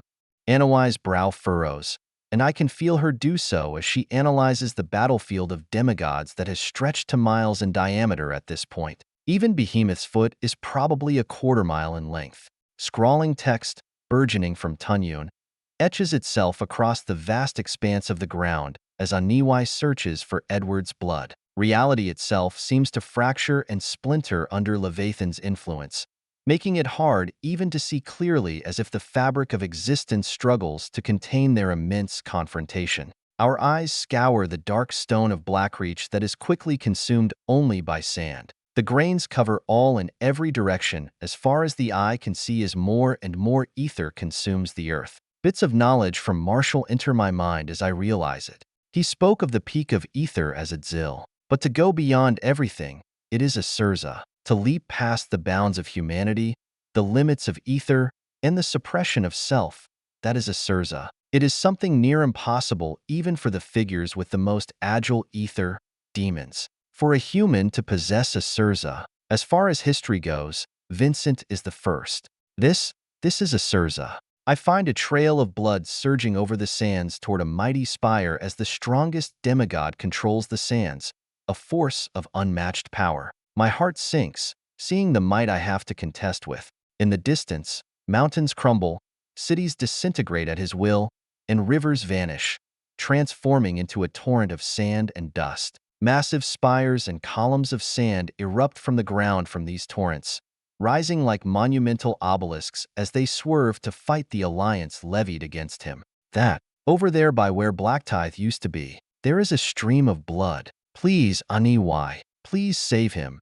Only now do I realize that she hasn't answered me, only searched for the form with her eyes. She still doesn't answer, holding her ground as the blood nears a spire of sand, just like Myriad's blood did. Please, please, do something.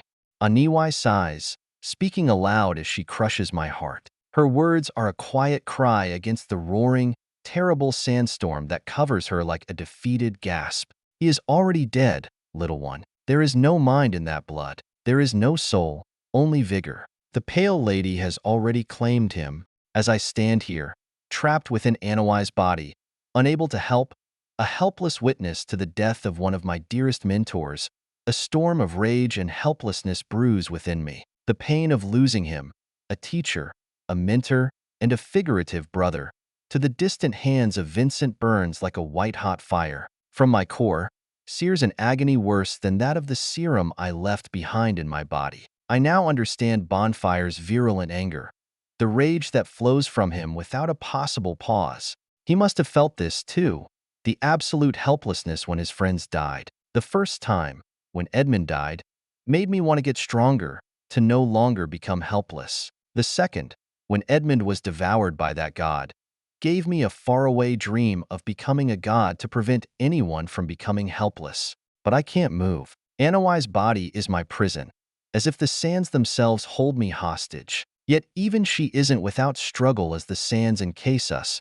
rendering me utterly powerless. The executioner of dust does not consume my thoughts. No, it's an angel, a traitor among the human race, who orchestrated this entire event of mass death. It's this betrayer who is responsible for staging the demise of Edward. Eli Weiss.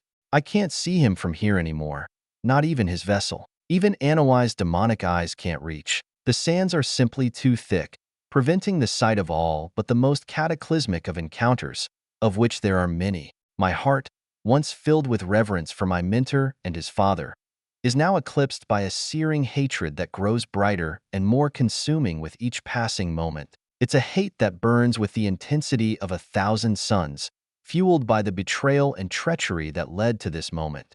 I can't blame Earl. He took a tool that would keep him safe and aid him in his studies. It was the right choice. I only wish I was faster, wiser, better. An odd sense of teeth grinding rips me from my fostering fury as Aniwai tenses oddly. Wyatt, did I what?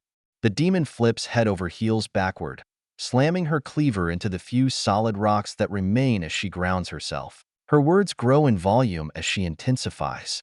You just moved my jaw. This skill, what are you doing with it? It's not merely one of observation, is it? Revelations strike me one after another as I recall my fury moving my ether oddly. Partaking in Aniwai's mind removes all access to mine, as hers is so voluminous. But, with enough force, I can move her? What else can I do?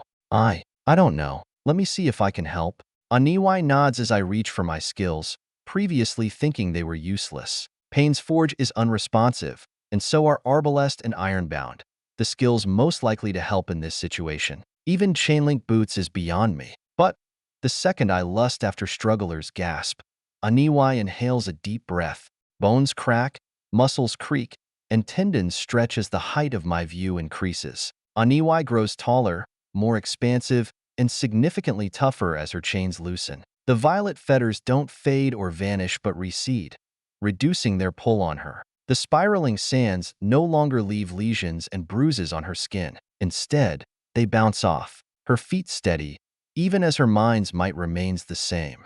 Incredible, Wyatt. You can expand your skills to others? How have you never done this before? I don't know how to answer her as a single thought encompasses everything about me at the forefront of it all. Am I like an artifact? My ether only moves like this because she doesn't resist me. And, with enough emotion and desire, I could maneuver her body. Does insight shift my consciousness into that of an artifact?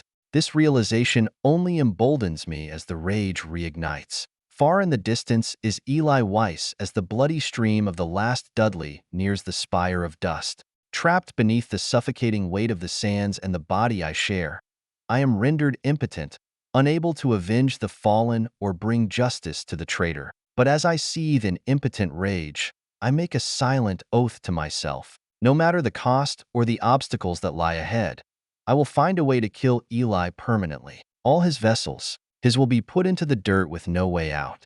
The formulated resolve shifts Anawai's leg forward, and she immediately shouts at me, hedging her mind in resistance, ceasing all my efforts.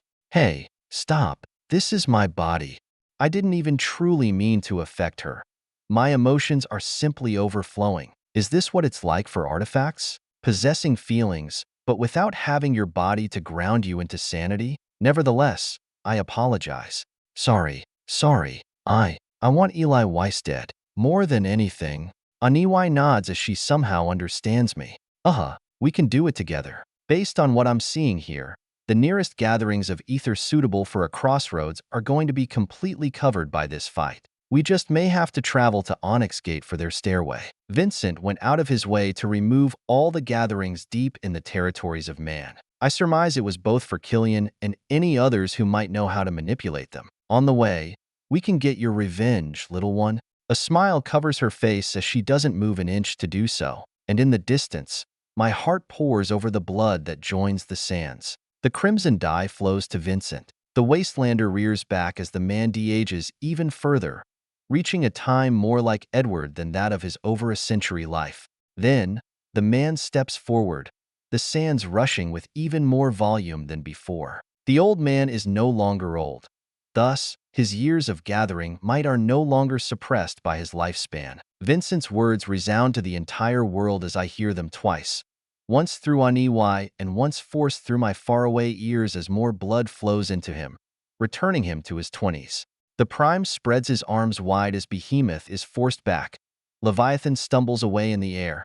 Tanyuan is sent sprawling by sand, and Etern is moved to a standstill even with his beating Arca. I, the Prime of humanity, must apologize. Long have I been absent on fulfilling a great journey. That is no more. Today, right now, my preparations are complete. Great changes will occur, but do not fear. Many gods remain closeted, sleeping until she calls for them to awaken. I will finish them off before they do so fully. Then, I will go remove the disgrace that is death, she who is devouring the souls of our dead for millennia, protected by her devious lover. Past that, I will soon descend to hell and meet a god. Vincent raises his hands as time seemingly shifts according to his whim. Pillars of sand greater than entire cities in width rise to the sky, reaching higher and higher until they exit the atmosphere. The man doesn't refer to his actions, even as he fights. We are soon to experience the greatest tribulation in history.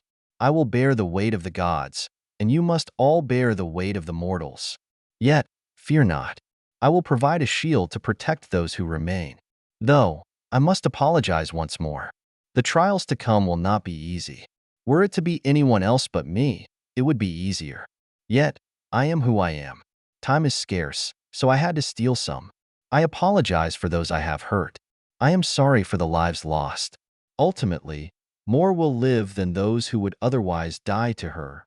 More and more pillars rise, nearing thousands in number that reach for the stars, each 100 times larger than the spires and stark bluffs as the Dominions attack Vincent. As he does so, the Dominions give it their all, raging in concert as they use their most extraordinary skills of ether. Behemoth and Etern reach Vincent, casting aside Eli and Richard with little effort, while Leviathan rises to the skies, breaking apart pillar after pillar. Tanyuan continues his inscriptions, which are becoming threateningly detailed. Every symbol he writes upon the soaring sands or fallen rocks burns brightly. Yet, the now young man battles Etern and Behemoth in close combat at the same time, while countering Leviathan and Tanyuan with sand as he does so. But as the opponents near Vincent, Aniwai only watches, even as 1,000 figures surround the Dominions. Each spark has a 4th, 5th, or 6th sigil, but they move in coordination. They, in unison, retrieve a dagger and end their lives with a swift stab to the heart. The figures are shrouded by the dark clothes of Eli's roots, and their blood heedlessly joins the sands. But unlike before, instead of rejuvenating the old man, the blood hardens the sand, bolstering its power as Vincent retaliates. A massive spear of red dust pierces through Behemoth's chest, to puncture thousands of feet in radius. The Lord shambles back, but not before a turn is similarly repelled. Leviathan shouts with all her might as the sand in the sky shatters, falling to the ground like meteors. Shit. Aniwai curses in her mind as the demon dives into the ground, forcing a side rock underneath dust as she hides beneath it all. Twisting, she contorts her hands up to bolster the earth with her mind. What are you doing? The being I share a body with heaves out an answer as she redoubles her efforts, hardly having time for me. That's Leviathan's most well-known skill, earthly destruction. She normally tosses up an island, but those sands will do as she orients them in free fall. Let me focus. Barely a second after she finishes, reality trembles in fear of the falling islands. 333, come an angel's cropper. Help, Wyatt. Dig with me. What? I attempt to comprehend her reasoning as she shouts at me again, spitting out words into the dirt we exist alongside. Faraway tremors vibrate our shared body, warning of the approaching death. How can I possibly help? I can barely move her jaw. Earthly destruction can last hours. Leviathan ramps it up until her target is dead. That's her Sirza. There is no end until something stops her. My heart sinks as I realize the importance of this all. This is no typical move. These figures are going all out to simply survive in the far reaches of their skills. Even Aniwai might need my help. Hedging my bets, I focus intensely upon the chains of Aniwai, once more weakening them as she siphons in a monumental gasp of air.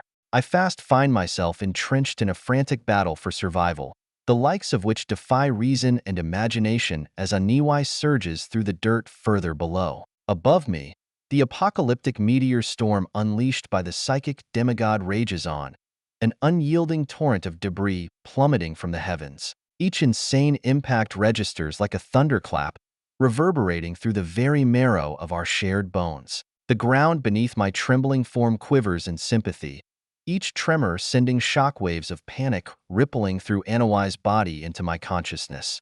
My sight stutters in and out with the agony, the brief lapses of insight, but I hold on. Aniwai has saved me before. I have to, at the very least, repay the gift. With a heart pounding like a runaway drum, I muster every ounce of strength and determination to force her chains to bend further, weakening as much as I can possibly cause. With the increased resilience of the body, she amplifies it further with her mind to dig a sanctuary within the earth, seeking refuge from the impending cataclysm. Her fingers claw at the compacted soil and rocky strata, carving out a meager haven, while the oppressive weight of impending doom presses down upon me. More and more pain enters my mind through her, each smack and vibration enough to seriously damage my actual body. Anwai is tough, but I can't help but worry about what would happen to her if I wasn't here to aid her. Would she die? Or would she be wounded like that fight with Kai? How did she even recover from that back then? I would like to be able to think, but the unseen hand of Leviation's psychic ether tugs relentlessly at my being. Aniwai seizes for a moment as I accidentally pull her hand and grasp at her head as if it were my own, a spike of pain prompting the move. I quickly relinquish the force, but the demon doesn't forget it. Focus. Create a mental barrier. Within the rocks she carries, she delivers a payload straight to your mind. Fortify yourself or lose yourself. It's as if I'm battling not just against earth and debris, but against the mind of one who stands at the very peak of power. The mere notion of that frustrates me to no end. Can't you stop her? Don't you work for her? Aniwai chuckles despite the deadly situation, scraping even further into the depths of the earth. Her voice bounces off the claustrophobic dirt without a noise, delivering it only to me. Who do you think she is? A caring mother? No. If we are in the way, we either endure or die. Not to mention, we aren't on the best of terms anymore. She doesn't appreciate those who break free. Anger rises like the flaming river from the depths of the earth that passes right past us, heading the opposite way of us. I don't bite my tongue. You knew this would happen. Are you insane? Aniwai doesn't respond to me, choosing to descend instead of replying. You know what? Fuck it. You can deal with this yourself. If you won't even be truthful, I have no desire to help you. I secede my ether, letting it flow back to me, but Aniwai shouts before my skill drops wholly. Fine, fine. I knew it would happen. Yes, but we can survive. This is the best way to comprehend the higher levels of ether, like plasmic, solid, and conceptual. I know the first two, but the last one is far beyond me. Just help, and you'll learn something. I promise. Pay attention to the ether, and you'll get better. I promise. You're your father's son. I know you can learn something from this.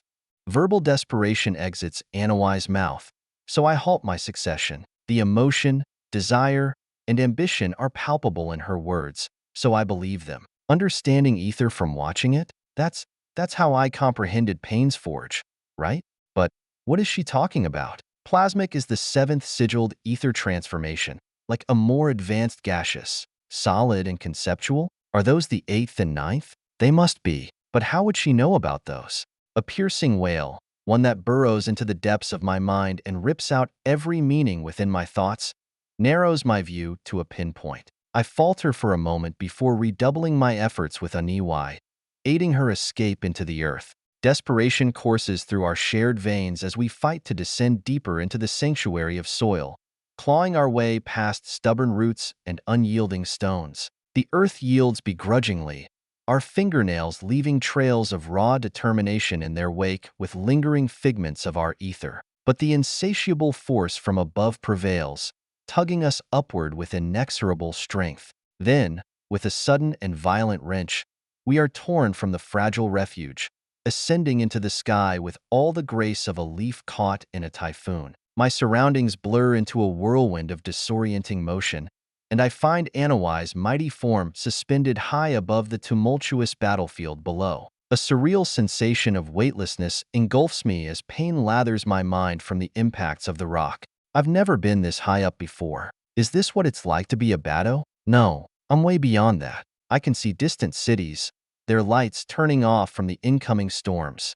A distance plateau, that of Gravecross, stands like a beacon in the distance as flickering fires hurry for it. But at the center of all this chaos is a frenzied tempest of clashing powers and elemental fury. With their godlike prowess, the demigods commandeer the very pinnacle of ether and sigils to wage their cataclysmic battle. It's a spectacle of sublime skill, yet also an inferno of unbridled power that threatens to consume all in its path. Glancing around with Aniwai's psychic gaze that reaches in every direction, I discover that we are inside a mismatch of dirt, stone, and metal, as well as particles of sand ripped from Vincent's grasp. Yet, we are only one of dozens that are near an entire island in size. The air screeches as we fly forward, tearing toward Vincent Harvey in the heart of it all. Aniwai can't even open her mouth to speak, so she does so psychically. We have to get out of this rock. How do you do that thing?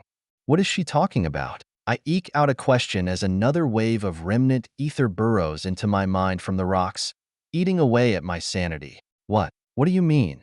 She attempts not to get frustrated or panicked, but she clearly is. That thing, with your fist. You breathe in, and then you strike. How do you do it? Understanding finally smacks me in the face. Explosion. She wants to know how to do it. I suppose with all the ether she pulled in, alongside her own strengths, she might be able to get us out of the pull of Leviathan.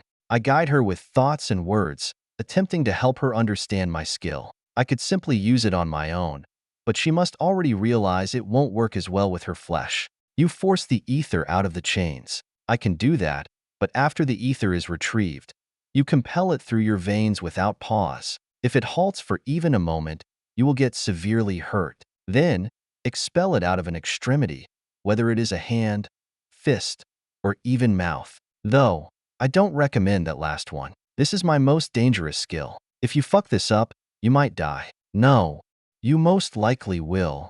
Aniwai nods, taking me seriously as she concentrates despite the outside world going to shit, and slowly makes the changes within her veins to prepare for the ether. As I observe the battle, I wait for her word to release the ether from the chains. Her ability to focus during this once-in-a-lifetime catastrophe is beyond measure. The alabaster-skinned Etern emerges from a coffin of sand as a figure of frost and ice. He raises the pale cavity above his head, and I sense a golden river connecting the artifact to me. It is invisible but present. Yet not a single word is transferred as my heart nearly stops. I feel Etern's gaze fall upon me for a moment, but the Nahullo turns around without acting on the river. Yet, even as he ignores the debt he created long ago within me, a frigid deluge descends upon us, biting and unrelenting, carving intricate patterns of agony into Anawai's flesh. She flinches, but the ether in her body doesn't shift at all. The cold seeps into her bones, freezing the marrow and crystallizing my distress. Every island is quickly surrounded by orbiting icicles, the cold digging into the soil like a parasite as we rapidly approach Vincent. As a part of the island, we move faster than even that of Kai Vincent's footprints through the air, hurtling for the strongest man. I hold no hope in my mind that he won't attack. The heavens themselves tremble and groan under the weight of this titanic struggle, fractured and reshaped by the might of the demigods. Behemoth places permanent fixtures into the land with every step, while Tanyuan builds his inscriptions towards something massive. The fact that Vincent is using nearly half his sand now to remove those writings is telltale enough of their danger. The island we are in shatters through a cloud of dust, spinning Anawai's vision every which way, but she holds firm. Like an anchor, her mind is unaffected by the outside world. It must either be a skill of ether that compartmentalizes it, or she is simply that calm. I think it is the former, as I've seen her panic before. I nearly accept death as Vincent's body turns distinct, visible from our distance of a hurtling rock. But Aniwai roars with might, her fingers constricting into a fist. Now, little one, my furnace can handle it. I mentally nod, releasing the restriction I have had placed on the chains bolstering her form, and the ether howls through her body. It is like that of an endless river. Strugglers gasp siphons as much as its bearer can hold, and a demon's flesh of the eighth sigilled can endure far more than I. She rears back an arm, the dirt around her elbow shattering into nothingness from the simple movement. Then, I watch as spinning rings of ether, invisible to the naked eye of any sigilled other than another mentalist, encapsulate her forearm, thrusting it forward into the rocky island. Aniwai doesn't say a word or release a grunt as her body flinches from the shock of the ether rampaging through her. Yet, she endures it as she said she could. And less than an instant later, before we slam into another hurtling aspect of sand, an explosion rocks our surroundings. The dirt that blocked her physical vision is obliterated, transfigured into oblivion as the island around us heaves outwardly, breaking into a million pieces in every which way. Then, Aniwai dives, contorting her flesh like a pin as she sinks toward the ground. The demon screams inside her mind as she does so, lessening my burden. Little one, if it gets any worse than that, leave. I want you here to grow and aid me, but I do not want you to die. I've taken too much and failed you far too many times to dig into your life as well.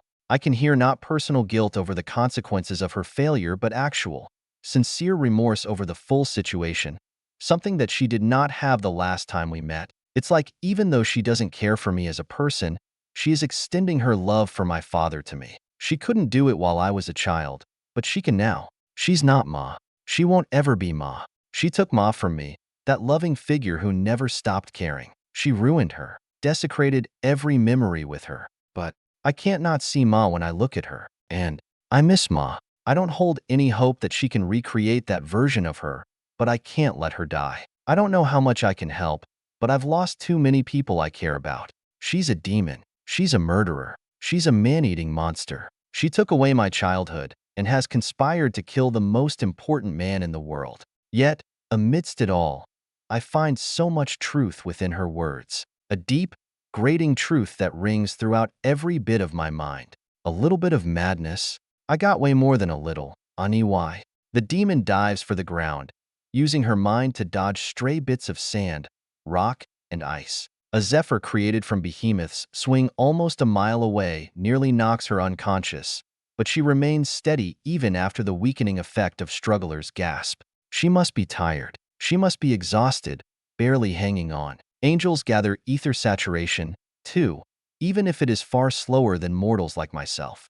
Why are you truly here? Learning ether is just a distraction. Tell me the truth, Aniwai. Aniwai doesn't answer me, choosing to ignore me as she sinks to the ground even faster, gravity building up her speed. Frustration soars in my mind, opposite to how we move through the air, but I don't leave her. Not yet. I just can't bring myself to. She ducks, dips, dives, and flips over an uncountable number of dangers, but when she nears the ground, that is when the most insurmountable task comes. Beating sweat drips from her every pore as sand parasitizes itself off the ground, turning into solid ether that pours into the sky. The sight is mesmerizing, but it doesn't give me even the slightest hint of how the ether works. Yet what is even more mesmerizing is that as Aniwai touches the ground, a multicolored phenomenon comes from her body, shrouding her entirely like that of a wintry aurora. It condenses closely to her body, preventing any of the nearby ether from touching her. I catch a whiff of a sigh of relief from her as she stumbles past an erupting spire. Phew. Good thing aurorid ether blocks his decaying ether from this far. I want to ask her what she means, as all this high-level ether talk is far beyond me, but Aniwi sprints away with as much speed as she can. My focus can't leave the aurora, though. It's incredible, like highly dense ether that flows faster than a gas with even more intense effects. Aniwi must be using it to defend herself from whatever Vincent's sand can do. Even just a touch of the sand here transforms the target into more sand. Far away, like we were earlier, is simply an impact, but this close, it's a dangerous infection. Aniwi's escape smoothens out for a few moments until the ground shakes again, those islands crashing against Vincent. The rocks, stones, and sands break through his defenses, and for the first time since the battle started, the eldest man steps back with a pained grunt, shards of ice cutting into his flesh and opening his insides for the world to bear. I can't hear what Eli says to him, but Vincent simply pushes the two back, throwing Eli and Richard into the sand as they vanish from sight. What? Did he just kill them? No. If he can do this much with his ether, then he can surely control it so as not to hurt them. But after Vincent removes his two allies, things rapidly turn worse for him. Behemoth forces his sandy opponent aside, rushing past it and diving for Vincent as Tanyuan places his hand against the ground. The entirety of the earth rumbles to Tanyuan movements, and my heart races in turn. My concern for humanity's prime soars as Aniwi flips her head back for a moment, finally delivering me an answer as all of Tanyuan's inscriptions ignite with a thunderous blue. I was hoping he'd come despite his chains. If there was ever a man to break a deal with the devil, it'd be your father. He couldn't miss this. 334, above one's bend. The sprawling engravings etched upon the ground stir with a sinister ether. Even from a distance, as the pale light spreads, my heart sinks and Aniwi cries out in shock. The scripts written in such ancient language, dormant since the dawn of this whole battle from Tonyan's artistry, begin to writhe and pulse with an otherworldly life of their own. Each character and symbol dances in a macabre symphony, resonating with a malevolent intent. They wobble, squirm, and quiver along the ground, spreading out like the wings of some long-ignored being. Aniwi shudders for the first time since the battle began, her skin crawling as she backpedals with genuine fear. Why? Quickly, I ask her what's happening as the lights spread more while Leviathan and it turned back off Vincent, the former delivering a warning with a sharp tone. Vincent, tell us the ways. If not, we will put you down. It is for the good of the whole world, after all. Aniwi trembles, a tear falling from her cheek and onto the inscriptions below that now surround us. Her heart palpitates as she delivers me an answer to a question I didn't even have time to fully form in thought. They're calling a god. The inscriptions, they are old Enochian. Most of these words are long-forgotten pieces of history. Leviathan and Tanyuan must have been planning this. But which god? And who can handle the consequences? I underestimated how far they were willing to go for the information to the last stare. It's not merely their lives they are risking. It is all of ours. Her words stun me, leaving me without a way to respond as I struggle to fathom its meaning. More? A more powerful figure than these will emerge? A god. They are threatening Vincent with a fucking god? Leviathan hurtles with a speed that prompts an explosion in the air, landing beside Tanyuan as she places a hand on the pygmy's back. Again, she shouts into the air, her words leaving echoes in the winds. Vincent, don't be stubborn. We are not asking for your life. This is unneeded. Have we not proven ourselves, you madman? How prideful are you? Tell us how to become gods, and we can work together. We can protect this world as one. I do not wish for all the beings in the world to die. The sands respond to her with words, deep baritone grumbles that exit from each granule as the shadowed figure within the mountains and mountains of sand rears back, his arms stretching behind him in effort. The man beneath it all stumbles back, the pain and struggle shown underneath the strength to lift the world on his back. He nearly collapses as he rears backward, but the man recovers, lurching forward with all his might. You wish for a world where none have free will. Behemoth wishes for a world where all exist underneath his boot. Tanyuan craves for a reality where only one's intelligence matters. Even Etern, as quiet as he is, desires a realm where there is only calm and ice. Our very natures differ. All that will occur if I aid you all is our wars will become greater. The scales will rise. From the little ones and their few angels to true gods waging oblivion upon each other. A silence reigns for a moment as the sands pause. Anawai's eyes catch a subtle transfer between Leviathan and Behemoth with the former's ether, but she can't pick up on the meaning. Behemoth, despite being close to Vincent's true body, retreats back toward the other three. As he backpedals, literal rivers and lakes of dark red blood fall from his gigantic form, crashing into the earth and leaving a spiraling river. My mind halts on the sight for a second, remembering what caused the creation of Tornridge, the river of blood. A land dyed with red after a brutal fight between my father and demons. Did my father fight Behemoth? The thought can't even remain in my mind for over a second as Vincent follows through with the sand, his words echoing across the region once more. The mother below is the grand threat. This I know. This, you all judge me for doing what I do. However, I must say, if I am to choose between two evils, regardless of their severity, I would much rather crush them all. I am Vincent Harvey. I do not make deals with demons, gods, or other planers. I do not make concessions. I do not surrender. I do not retreat. I have never once lost a fight. I have seen empires fall and continents sink beyond the fog. I will overcome anything that comes my way. Call Hurakan. I am excited to see how the weakest god fares against my wastes. Vincent's declaration into the night sky is the most arrogant thing ever said. I can even feel Anawai's heart, furnace, churn in anticipation of his arrogance. Leviathan scoffs, Behemoth laughs, and Tanyuan shakes his head in response. I do notice, though, that Etern only sighs, his head sinking low as if in a grim acceptance of an unknown fate. They look down on this human, even now, but I can't help but believe him. His words are the very definition of human arrogance. The deadliest sin is blatant. No, it's paramount within the prime. Yet, he's not wrong. Unchallenged, undefeated, invincible, inhuman.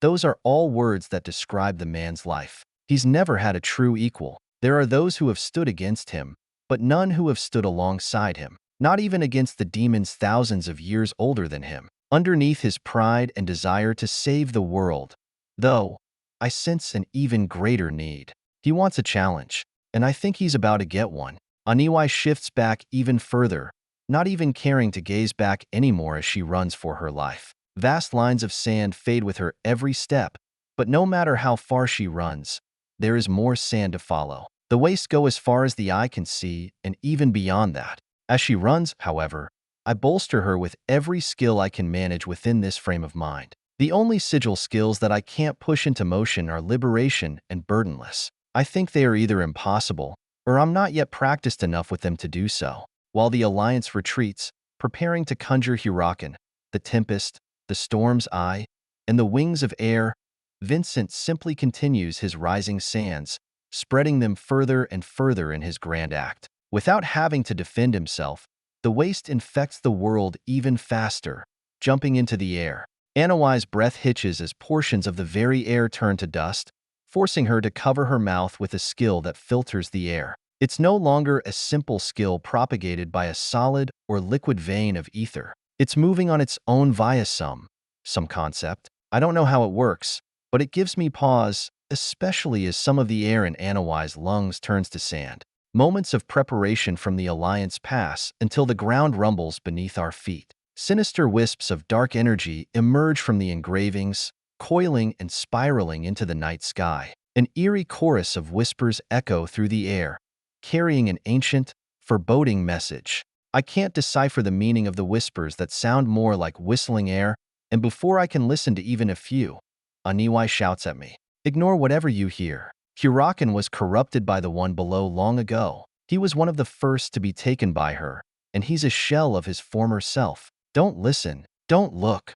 I endeavor to block out the noise, but it's not easy. The whispers burrow deep, straining to have me listen. Only due to my past with the bloody palm can I hear, but not listen to the madness. The anticipation builds like a storm on the horizon, and a shiver runs down my spine as I sense the impending arrival of a being beyond mortal comprehension. The very atmosphere thickens with tense electricity as the writhing tendrils of dark energy converge at a single point in the heavens, moving at a speed beyond that of even Anawai's awareness.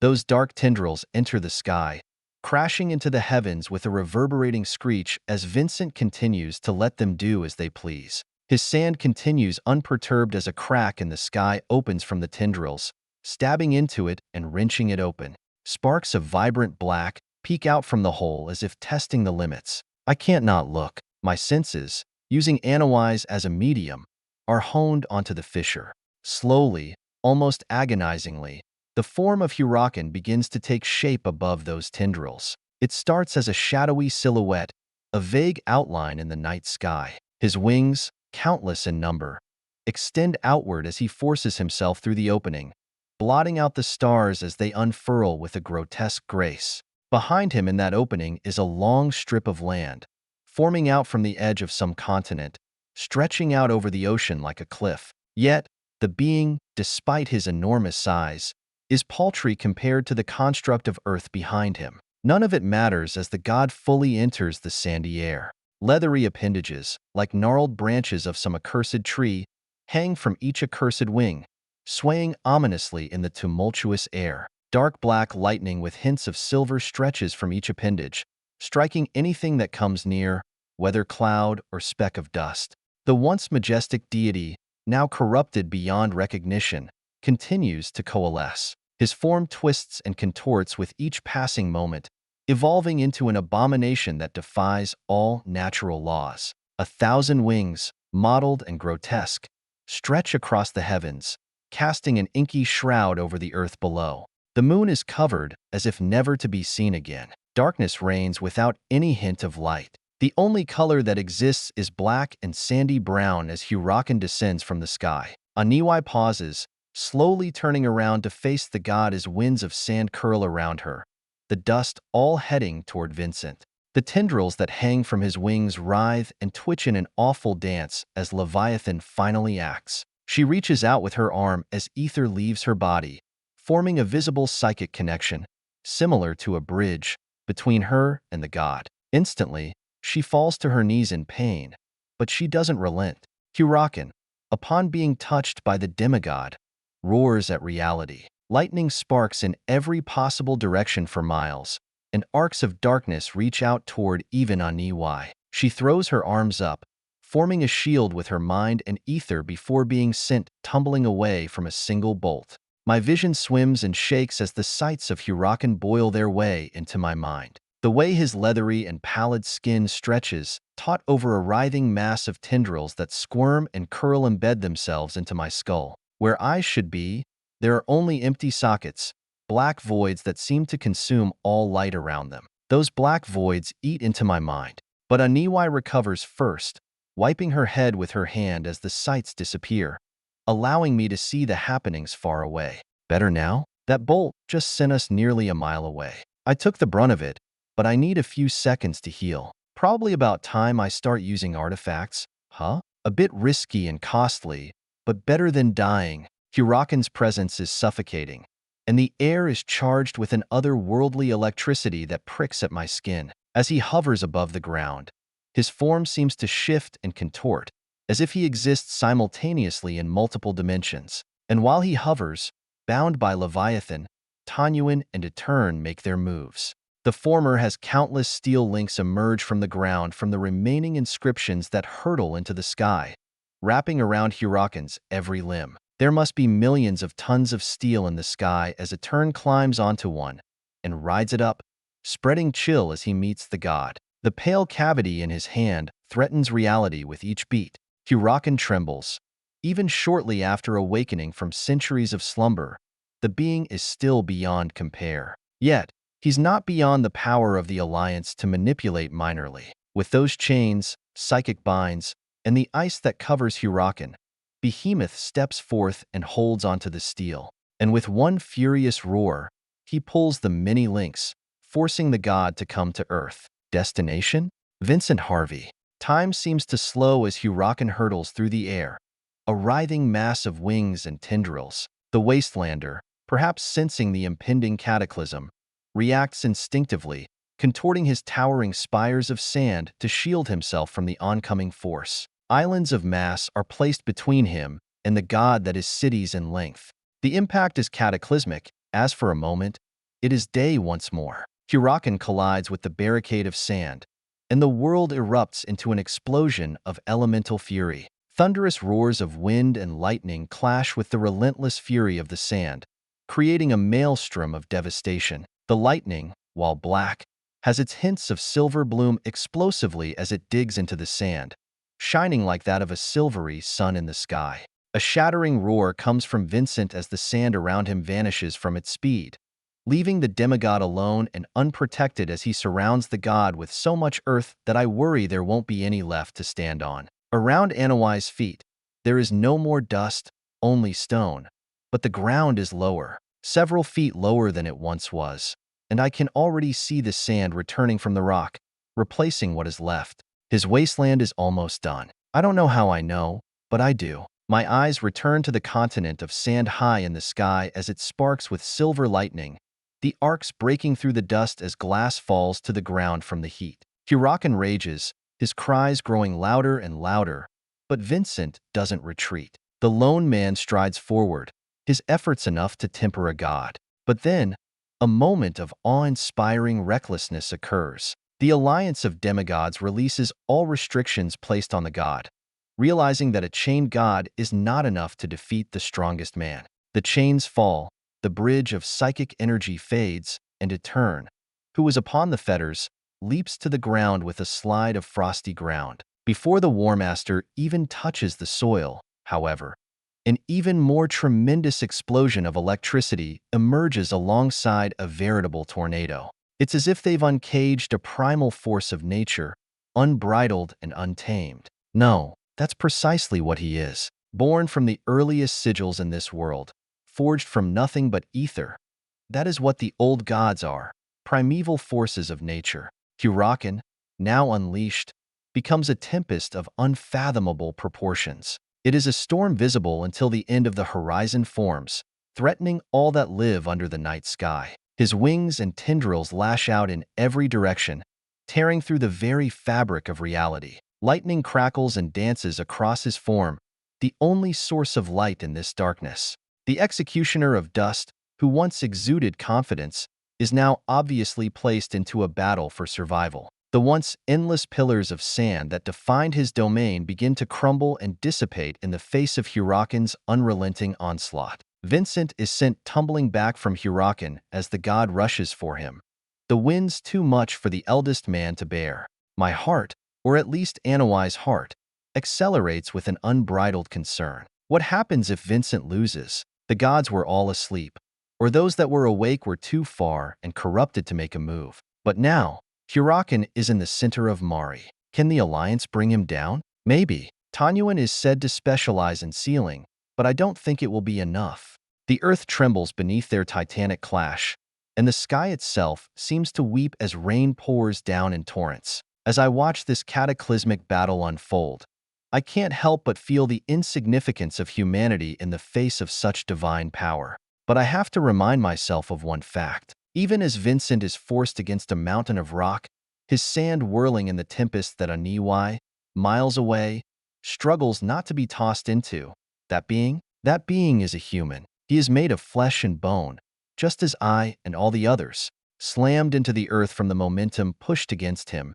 Vincent shakes his head wearily, glancing up at the unimaginable horror above him. His arms splay outward as his fingers and palms turn to a fine grain of sand, one with an incarnadine tint. So much brown and yellow suffuse the sky that the planet itself seems filled by a sandstorm. The waste is no longer controlled by Vincent. Now, another god owns it. Lightning bears down on Vincent, threatening to end his life as it suffuses him, shrouding the man in silvery darkness. Vast swathes of wind compress into blade that slice toward him, the feeble sands around him barely guarding his form. Yet the old man doesn't falter. His now young flesh stretches in effort as the once feathered serpent of old dives for him. 1,000 open maws and 1,000,000 empty sockets. With a short stumble forward, Vincent sputters a mouthful of blood as the man gradually fades into his very element, leaving behind not even the tattered clothing covering him. I expected you to be strong, Hurakan. I expected you to be stronger than any I've ever faced. But the endless devours all. 335, Arid Star.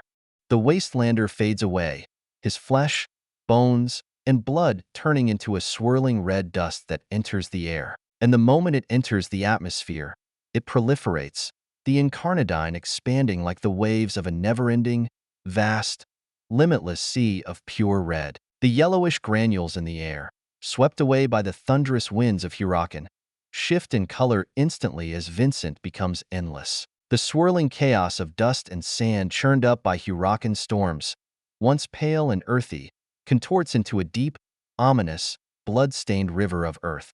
His hands reach perpetually, and the carmine bits of the air twist and contort around Hurakan despite the winds, ignoring the force against them as if they are non-physical. Without anyone telling me, or a shocked gasp from a Niwai, I know. I know what this is. The Prime possesses many Zils. In fact, he's said to know over a dozen. That is common knowledge. But he only has one Sirza, and it's only reaching its pinnacle at this very moment. Even I can tell, though, this is a gambit. Vincent is wounded from just a few close blows from Hurakan. He is human, after all. The might of a god would ruin any fleshy being's form. Rumors have never placed a limit upon his strength, but there must be one. He is human. Yet, despite my thoughts, the sands refuse to relent.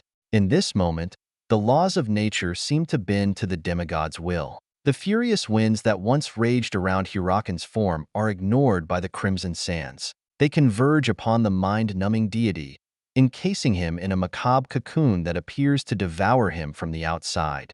Pillars of sand, each larger than the spires of stark bluffs, stab into the god, ripping out chunks of dark light and rivers of falling lightning. The dark electricity flows like blood, the essence of a god, as screams fill the air. These howls echo endless pain, reminding me of lifetimes of anguish compressed into infinitesimally short moments.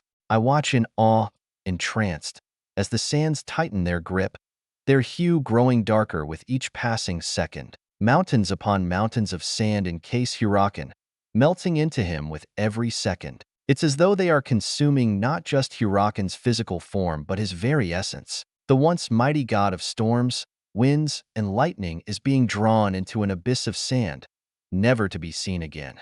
The world itself trembles at this cataclysmic event. The very ground beneath my feet quakes, and the sky overhead darkens to an abyss even darker than night with shades of red as if mourning the loss of a divine entity. But Hurakan is not yet dead, and he is not alone. The Alliance moves, shifting to stop Vincent's impossible attack. As Vincent's sands haul Hurakan to the earth, endeavoring to force the god of the sky into the dirt, Behemoth rushes ahead first, sliding underneath the falling god. And like the single remaining pillar in a house about to collapse, the binary lord, dropping to a knee, holds the god aloft with his colossal hands. The mountain of a being hardly bears the weight with a yawp of pure force that ruffles the sky further. The rest of the Alliance follows the unnaturally fast giant. Etern forms pillars of ice all around Behemoth to aid the giant as the pale cavity beats. The heart echoes throughout reality, and I see the sand vibrate as if in pain. Leviathan raises her hands with a burgeoning blast of psychically empowered ether prepared for the Prime. Aniwai doesn't even look back as she continues to run. Blackreach is nothing but a completely flat region, and I'd have to guess its surroundings are the same as all the earth has been thrown into the sky by Vincent. Tanyuan draws more inscriptions, these ones seemingly inverse to the previous ones. I don't know what it means at all, but I keep my eye on the pygmy as Aniwai continues to retreat. She was overconfident, overzealous, and too infatuated. She may very well die here, but she is prepared at the very least. As Leviathan releases ether from her hands, the air crackles with an invisible power, and Aniwai reacts instantly. A hand reaches into her pocket and tosses an eyeball behind her that glows with a violent magenta to my sight. As the shimmering air reaches the eye, it explodes into a million pieces, but the ether stops approaching us. Aniwai grunts at the loss of something as priceless as an arca, but doesn't comment on it as she continues to escape. Far away, Behemoth continues to grow, his size not yet reaching that of Hurakan, but it seems it will eventually. That must be his Sirza. The larger he is, the stronger he gets. And as I think of his Sirza, the rippling atmosphere once more tears rock, earth, and steel from the ground. But Leviathan seems more careful this time. Flowing rivers of water are the focus point of each floating island. Is water Vincent's weakness? Maybe. He can turn solids into sand, but perhaps he can't affect liquids with his Sirza. That would explain why we should run to Lawless Lake for safety. Gravecross is probably just secure because of its elevation. Once more, Vincent begins to be overpowered, and Leviathan mocks the man who is transformed into the endless sand. Her voice echoes across the region, nearly shackling my mind within itself. You seem out of tricks, Vincent. Perhaps you can kill a god. Maybe you could kill all of us, but I'd never let you have the chance. I must say, I was worried you'd have some allies capable of doing something to help you. I am disappointed in your race. The most potent being comes from the weakest race. All they can do is scheme to a useless end. How pitiful. Leviathan hovers toward the mass of writhing sand, echoing screams and bleeding lightning. She stares up at it as more and more ether flows from her hands, bearing down onto the prime. The Lord continues to mock him and us. Not one of your blood can do anything. You will die here, alone, with no one to save you. I'm sure glad I got Marshall killed before things came to this. That brute might have been able to help you here. After all, the king would be here, too, if it weren't for that man's fist. The howling pain from Hurakan only heightens in volume. Still, despite the ice gnawing at Vincent, the lightning striking him, and Leviathan's burrowing ether into his mind, the man doesn't respond. Nothing? Not a word? Tell us what we want, Vincent. Tanyuan can pull Hurakan back to the bridge of the gods. Just tell us. Silence hangs for moments other than the screaming lightning and illuminating roars of pain. That is until Vincent finally speaks, his every word coming from each grain of sand simultaneously. A billion voices echo each other, the ether spreading outward as even more of the earth joins the endless tide of red. Humans are weak, Levi. We always have been. But once a generation, we have an anomaly. I was one, and I lived long enough to see the second become a man worth respecting. He'll be here, even if still chained to hell. Vincent's words are said with the same surety one would have of the sun rising over the heavens the next day. A matter of fact, guaranteed manner of speaking. I can feel Aniwai's heartbeat accelerate in a hopeful way, as if she has an idea of who Vincent speaks of. And apparently, the binary lords do, too. Leviathan steps back, shouting beneath her. The demon is incredulous, but after a split second, she recovers with a furious determination. I thought, he's not dead? Kill him, War Master. Behemoth, bite into the sands. Tanyuan, stop the reverse summoning. Kill him now. I feel my heartbeat spike, even though I'm not in my body. Is he? Is my father coming? It has to be him, right? Who else could he be speaking of? Killian is the only person it could be. I open my eyes, rapturous, to find my father in the chaos, but the situation only deteriorates for the most dominant man. With a grand roar, Behemoth lifts the god and demigod above his shoulder, biting into the sand and tearing away massive portions as the demon gradually grows to reach the clouds. The pillars of ice from a turn explode into millions of shards that stab into the sands, melting into water that has the dust falling in muddy globs. Even the pale cavity feasts into the sand, each heartbeat causing massive sections of sand to simply drop without purpose. Leviathan joins, her psychic might devouring more of Vincent's mind with every passing second. The Prime is skilled at all forms of ether, but I doubt he can compete with other dominions in their specialties for long. Tanyuan backs away from his divine inscriptions upon the stones and gazes upward, drawing into the air itself. Finally, Vincent grunts in pain, a quiet yet echoing sound that all hear. The indomitable man shows a sign of weakness, and the Alliance leaps onto it like a ravenous tide. They redouble their efforts, seeking to kill the man. The lithe demon, her skin tinged with a bluish hue, wields her near-divine psychic powers also to manipulate the masses of sand as her islands of water collide with the dust, causing the wastelander to stutter and falter in his movements. The pygmy, whose dark skin bears unknowable script, conjures a myriad of elements from the air, from fire that scars the sands to waterfalls of water for Leviathan to carry, using his vast knowledge to bolster the Alliance's assault.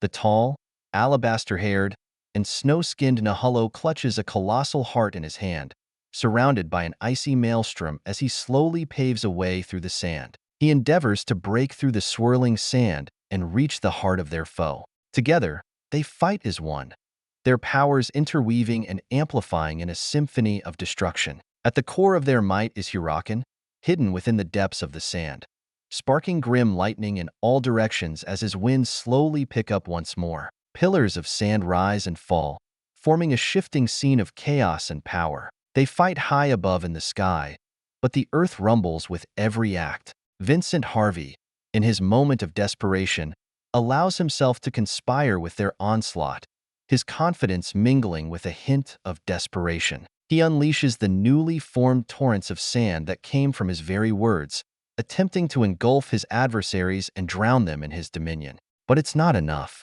There simply isn't enough sand yet. Behemoth shrugs off a mountain of dust, while Tunyun teleports away. Etern is saved by his proximity to Vincent with his crusade into the swirling dust. Even Leviathan is unscathed by the effort. A rapid stream of repeating words enters my mind as I realize Aniwai has stopped running. We are miles and miles away, but even still, her sight holds true, though most of it is mentally linked to her ether. She repeats the exact phrase again and again as if it is a prayer.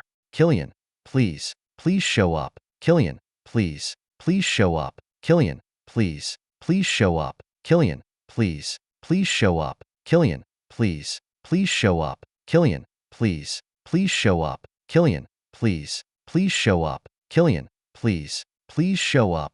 Aniwai. The demon doesn't reply, her mind far too concentrated on the distant scene. Damn it, how insane is she? He's not coming. He's locked away in the underworld or in hell. And even if he could show up, why would he? He's never given a damn about me or you. Why do you care for him so much? Let it go. Run. Live. I finally lost it. I can't take her belief in him, a man who has never even shown up in his own kid's life. It's simply too much. But even with my outburst, she doesn't react, only continuing her chant as Vincent is beaten down. He's strong, no doubt about that. I didn't even think he was capable of killing a god, but he proved himself. Yet, he can't kill them all. The lone human cannot stand against all the foes in the world. He is, in the end, but a man. Killian, please, please show up. Killian, please, please show up. Killian, please, please show up. Killian, please, please show up. Killian, please, please show up. Killian, please, please show up. Killian, please, please show up. Killian, please, please show up. Shut up, Aniwai. He's not coming. Get it together. He abandoned you just as he did to me. He doesn't give a shit about anything. Otherwise, he would have been here long ago. He would have raised me. He would have loved you back. He would be here already. Give it.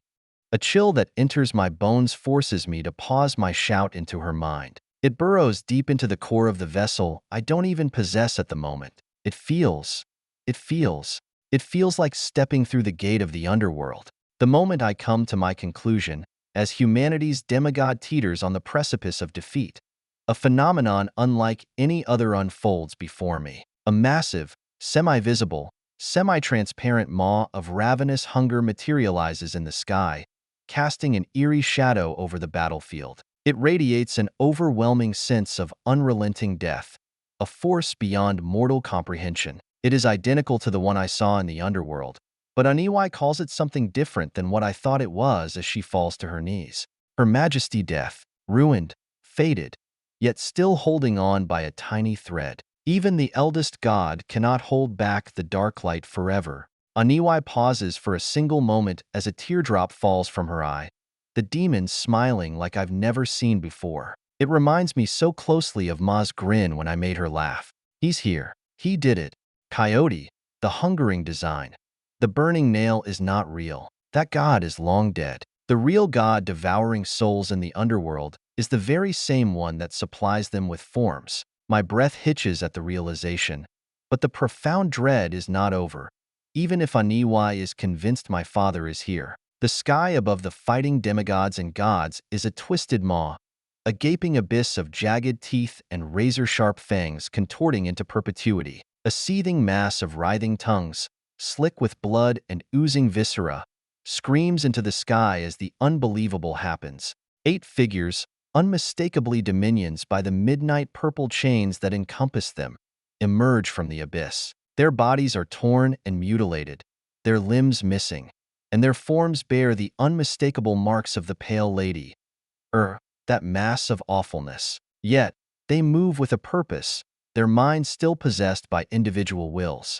A fit of laughter resounds throughout reality, breaking past the grimness of the situation. Vincent Harvey's joy is unmistakable. You did it, boy. You overcame death. Wait, where are you? And where are the first and the second? Killian?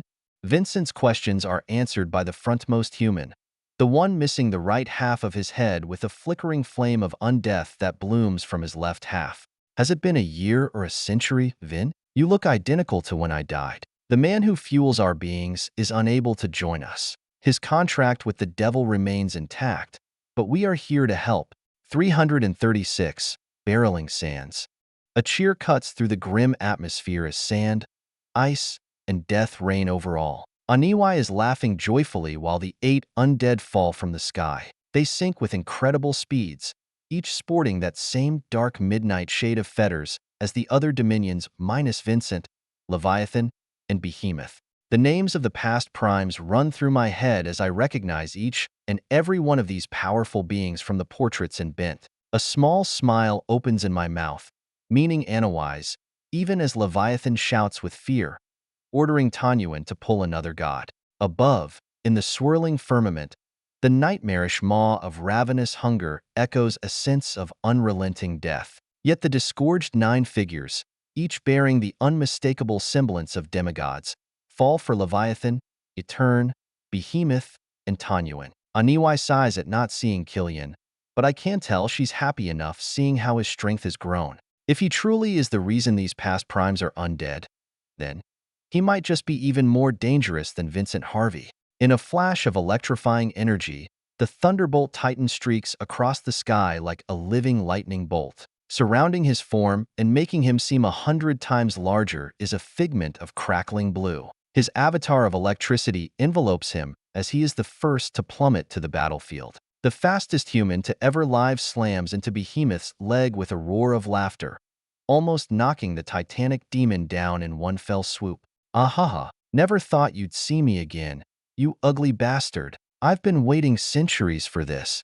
Behemoth groans as he stumbles, shouting at the 3rd prime of humanity. His words come out in fits of pure anger, even as another figure soars toward him. I killed you. Why are you alive? Chuckling laughter resounds before a flash of the sun emerges in the sky. As my eyes struggle to adjust to the blinding brilliance, the radiantal palm descends in a streaming flash of light, his radiant aura casting an ethereal gleam across the night sky. His mere presence bathes the world in a blinding glow, and as his hand slams against Behemoth's other leg, a colossal brand of luminance sears its way into Behemoth's form. We don't have much time, Lazarus. Focus. This isn't one of your stupid board games. The 4th prime yells at the 3rd while Behemoth howls in pain, his shouts echoing into the sky. The 3rd prime, however, only chortles even louder, sparking a rebuttal. How dare you call your grandfather by his name, boy? I don't care how old you are. The fourth prime ignores his grandfather and explodes with an even more radiant light. The demon nearly falls once more, but he's not known for his fortitude for nothing. He stabilizes himself until the fifth prime strikes. The firebrand keeper arrives amidst a fiery tempest, dark red inscriptions swirling around him like vengeful spirits. Flames dance at his fingertips but never leave his hands, unlike bonfire's flames. Upon reaching Behemoth, he bounds upward from the earth, reaching the demon's chest in one swoop. Upon that height, he stretches out his hands as they sear into Behemoth, boiling the giant's flesh as the demon holds the god aloft. The heat spreads without flame throughout the demon's form like an infectious disease. At this point, Behemoth loses his patience, and with a great roar, he tosses the islands of sand and lightning above his head at the ground. The Lord gives up on Hirakan and focuses on the three primes attacking him instead. But not all primes are like Vincent Harvey. The primes of old barely held things afloat and were far weaker than the binary lords. Not to mention they are not what they once were. I doubt as undead, they are as powerful as they were alive. 3 against 1 might just not be enough. A cyclone of fury, the hurricane hunter lands gracefully beside Leviathan, sliding alongside the raging winds as if he commands the air. Leviathan raises a hand to the sixth prime, but the long-dead man pivots on his foot, the atmosphere around him stabilizing under so much force that Leviathan can't move her arm. Yet, the only female prime slides back in pain as the lithe demon still pokes into her mind. The crimsoned knuckle touches down with one colossal fist in an effort to save his teacher, leaving the ground quaking beneath his immense power. His strength doesn't uproot miles of earth, but it does create a ravine that Leviathan falls into. He lunges at the demon as she tries to orient herself with the hurricane hunter at his back. Out of nowhere, even with Anawai's prophetic senses, the heraldic wolf emerges from the darkness of the ravine, leaping upwardly at Leviathan. Draped in wolf pelts, his predatory grace is evident as he prowls with his claws. He vaults upon the Leviathan with feral determination, sinking a claw into her back, his movements a whirlwind of claws and fur. The eighth prime is swiftly tossed aside by a howl of psychic ether from Leviathan, but the battle in the ravine is not over yet as it splits even further. More dominions exist, however, and a turn falls to guard Tanyuan as the pygmy continues his rapt concentration on his inscriptions. Ice walls form all over Tanyuan as the War Master of the Nahullo brandishes the pale cavity and stands upon the chilly surfaces, his unclothed chest open to the night sky. Brandishing his massive eel-like spear that swivels and swerves, the Deathbringer plunges toward that icy fortress with a deathly intent. Literal stone-eating acid and ether that reminds me of Virgil's necrosis, only turned up to 1,000 slips from the spear as he strikes toward a turn. The Nightly Sentinel, better known to me as Arnold Pilner, the creator of the vaults and lumens, wielding an elegant sledgehammer formed of raw ether, lands as a vigilant guardian for the Deathbringer a moment before a turn crushes the man with a falling avalanche. With each swing of his oversized weapon, he shatters the leagues of frozen earth, gradually breaking his way to Tanyuan. However, the 10th prime's voice is arid and desperate despite the situation. Alex, now, we need to get this creator before he summons another. Fuck. If only the first or second were in Death's gullet, the Deathbringer simply shrugs as he is sent sprawling from the pale cavity's force, a hole emerging where his heart should be. But the 9th prime doesn't die just as the other undead last. To kill them, truly, ruinous injuries are required. These undead demigods, though weakened from their former glory, descend upon the battlefield with purpose. Blackreach has become a battleground for the strongest to ever live, missing only a few key players from history, even if humanity managed to claw back most of ours. I want more, but Aniwai delivers me a warning. Go back now. This is beyond anything we can handle or even watch. Things are about to escalate to a level we cannot handle. The moment Vincent dies to whatever god is about to be called, or kills Hirakan, is the instant everything changes. Get your friend to call me back, or I, too, will perish today. I expected a cataclysmic battle. I did not expect a clash of the gods. I want to protest. I want to stop and watch more. The sights I've seen today will forever be imprinted into my mind. I've learned things about ether that I never even thought was possible, opening so many avenues that I want to try. She was right. This was good for me. Though, the same can't be said for the world. Okay, I will. I give her an answer as I pull back my mind, relinquishing the grasp I had over her perceptions. As I awaken inside the train, a surge of strange vitality courses through me, an odd contrast to the exhaustion that lingers from recent events. I clench my hand into a fist as a low grumble resounds in my mind. It's not quite a word, but it feels like an acknowledgement. Thanks. Blodwyn took control for a while, aiding in my recovery just as Kate said would happen. No murderous tendencies or lost body. A jolt tears me from my thoughts, and my first instinct is to look out the window, and what I see defies all comprehension. Outside, the world has transformed into a scene straight from those canvases of hell inside Bent's walls. A vast, relentless sea of swirling crimson sand stretches endlessly in every direction. It moves with a furious and unnatural velocity, as if propelled by some malevolent will. The grains of sand aren't just sand.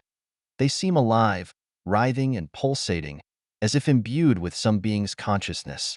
Vincent, despite all that, he's still fucking doing it. I grin slightly for a moment until my brain computes what is inside the sandstorm, almost entirely concealing the train. Amidst this tumultuous ocean of sand, grotesque shapes and aberrations materialize and disintegrate in a never-ending cycle. Grasping hands reach out from the sanguine as if pulling themselves from a sea of blood. These are creatures from some unknown abyss. I can't even distinguish their features beyond the shifting flesh and bone. Their forms are ever-changing, a chaotic fusion of grotesque appendages, eyes that blink in impossible patterns, some from side to side and some diagonally, and limbs that sprout and retract like awful tendrils, congealing with the bloody sands.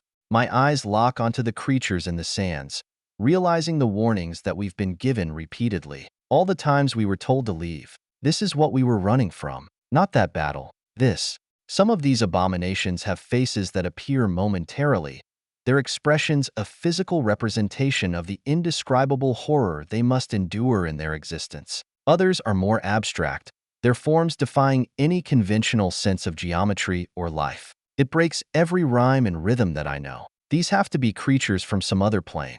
A lunge from one of the beings almost reaches the window I lie beside, its expression pressing against the barreling winds just inches from the glass. In its face, I see a hunger, an insatiable hunger. A growl from my hand awakens me from the force, and I shake my head, pushing myself away from the window. The encroaching atrocities in the sands are not just a mindless force. They are hungry. The only question is, what are they hungry for? I know the answer, even if I don't want to fully accept it. Us. I twist around, finally taking in the sight of the inside of the train. The atmosphere is one of frantic desperation. Passengers are caught between a primal fear of the attacking horrors and a desperate need to escape. I watch some civilian without a sigil be threatened by another that has one, while beside them, someone is tossing chairs, tables, and everything they can get their hands on outside the train. We need to lighten the load. That's what the hunter said. The arguments are loud, and so many cross over my mind I can hardly focus. They aren't hunters. They're outlaws who took over the train. Who the fuck cares? Do you see that? Fuck this. You either help, or I will toss you out. The genuine threat rips me from my stupor. Shaking my head, I draw Lily and place it on the man's temple. He immediately falls still, and I watch as his pupils slide over to me, shaking all the while. I return the man a smile. He wouldn't believe any other threat I could give other than my gun. I don't seem very intimidating. I know that. Stop your arguing. What is happening? A curse from beside me draws my attention slightly, but I don't remove my eyes from the burly man with two sigils who threatened the fearful young man without any. Oh great. The comatose kid is awake now. What are you going to do with that toy gun? No colts look like that pretty thing. I glance around, examining the several dozen people crammed into this car with me. I don't even wonder why no one I know is in here. My focus is on all of their faces. Their doubt is palpable, and the tension in the air grows thicker. It's a pivotal moment where my actions could mean the difference between order and chaos, life and death. I burst into uncontrollable laughter. It's a wild, almost maniacal fit of laughter that seems entirely out of place. The absurdity of the situation. The fact that we're all trapped on a speeding train with unspeakable otherplaners invoked by a man clawing toward godhood, barely even paying attention to the world, chasing us, and the notion that Lily, the blooming spider lily, is being questioned. All of it strikes me as absurdly comical. As my laughter echoes through the train car, I see the bewildered expressions of those around me. They exchange uncertain glances, unsure of how to react to this unexpected outburst. The man I hold the gun to chuckles a bit, too, his feet sliding backward in nervousness. In the midst of this chaotic ordeal, my laughter seems like a brief respite, a momentary release of tension. It feels good, and I can't stop. But even as I continue to chuckle, I'm acutely aware of the gravity of our situation. My eyes scan the windows carefully, noticing that I'm at the very tail end of the train. The encroaching horrors outside are relentless, and our escape is far from assured. I laugh, and I laugh, almost falling to the floor as the people don't know how to act. After just a few moments, they return to what they were doing. What a fucking psycho. Whatever. We need to lighten the load. Those things will reach us first, which is why we're back here. The important people are all up front. I catch a hint of the burly man's unpleasant feelings about those who run this train. Although they saved him and many others, this steam train is severely overcrowded. Even I know that. My knees finally hit the floor as more items are tossed out, leaving the floor empty of features other than the people within it. And the instant that the burly man looks toward me, a hateful gaze in his eye, a streak of red comes from outside. Seems as though whatever it is has finally caught up to the train. Ether roars to life in my body, screaming with an alacrity it has never done before. It's so smooth. The right side of my lip pulls into a deep crease. It's from Twilight. Arbalest lurches me forward, catapulting me past the Sigiled, who are far too slow to react as I slam Lily into the ghostly figure that is gaining lucidity from entering the cabin. The cold barrel stuns the creature for a split second, and I grab at it with Blodwyn, my left hand twisting around the thing's figure. It tries to slip from me, to return to its formless state, but I gaze into it, and I force it not to, hinging on my recent growth with a determined daydream. If insight can allow me to control others, and daydream has already had minor effects on others, who is to say I can't push it further? A slimy feeling scratches against my mind, and I bear down on it, pressing down with gritted teeth as Blodwyn closes fully around it. The creature falls limp in my hands after fully coalescing into its proper form. What I hold is a grotesque sight to behold that struggles in my grasp, its might rapidly increasing. The being is so emaciated that it seems devoid of flesh, with only bone and fragments of tendons forming its skeletal structure. The arms hang nearly as lowly as the arms, without any ribs within its chest despite its gaunt flesh. The red sand that courses through its form acts as a grotesque imitation of tissue, binding its limbs and body together. Its eyes, if they can be called that, are hollow voids filled with swirling crimson motes that replace the pupils. Despite that, I can feel them stare at me, digging deep into the depths of my mind. As it writhes and thrashes in my grip, its gaunt fingers stretch and contort, aiming to claw at me with a ferocity that defies its frail appearance. Despite its emaciated form, the creature possesses a malevolent strength that belies its physicality. The creature's clawless hand digs into the flesh of Blodwyn, the artifact groaning in pain as it shifts to capture the monster's hand. I shake my head, waking myself up from the bits of sleep that still hold me and the effect this abomination has on my mind. The other people in the cabin retreat as far as they can from me, and I give them a slight nod before slamming the being into the train floor. It struggles with a frenzied determination, and the sheer force of its resistance threatens to dent the train car itself, more than I already did. But I refuse to yield. With a tenacious grip joined by my other hand as I unsheath the blade within my prosthetic, I hold the creature down, my fingers digging into the sand-like substance that composes its body. The train rocks and rattles around us as a few more swirling figments are directly outside the window, but I stand firm. The thing, a crimlime, that name just sounds about right, bites at my prosthetic, rending a piece of the hardy steel off and sealing its fate. I stab it with the blade, a burgeoning hone on the edge of the metal. It doesn't die to a knife into the brain, however, and I stab it again and again until it finally stops moving. Sand burrows into my flesh uncomfortably after every strike, but I ignore it for now. Sighing, I shuffle to my feet and glance at the people in my cabin. I stretch a bit, releasing the tension and sleep from my body as I call out to them. Name's Wyatt Graves. You all should probably listen to me. Six-sigiled and all that. Anyway, speed seems to be the most important factor here. So, let's tear off the sides of the train. Maybe the roof, too. All that weight is slowing us down. They all stare at me, confused. Not a single person moves for several seconds. I don't give them all that much extra time. 337. Mana hanging. Just as I begin to feel stupid, the burly man, one of the few sigiled, nods, stepping forward as he draws a machete. The volunteer seems abnormally capable compared to the rest of the people in this train car with me. You got it, sir. Lean-ass Harrow, ex-member of the Bright Ravens. I raise an eyebrow, only barely recognizing the name of a famous group of hunters. Lean-ass meets my eye as I follow up on the odd phrasing. Ex? Lean-ass nods sadly, his eyes flickering outside. We were based in Blackstone. I rear my head back in understanding, an unsaid meaning passing between us.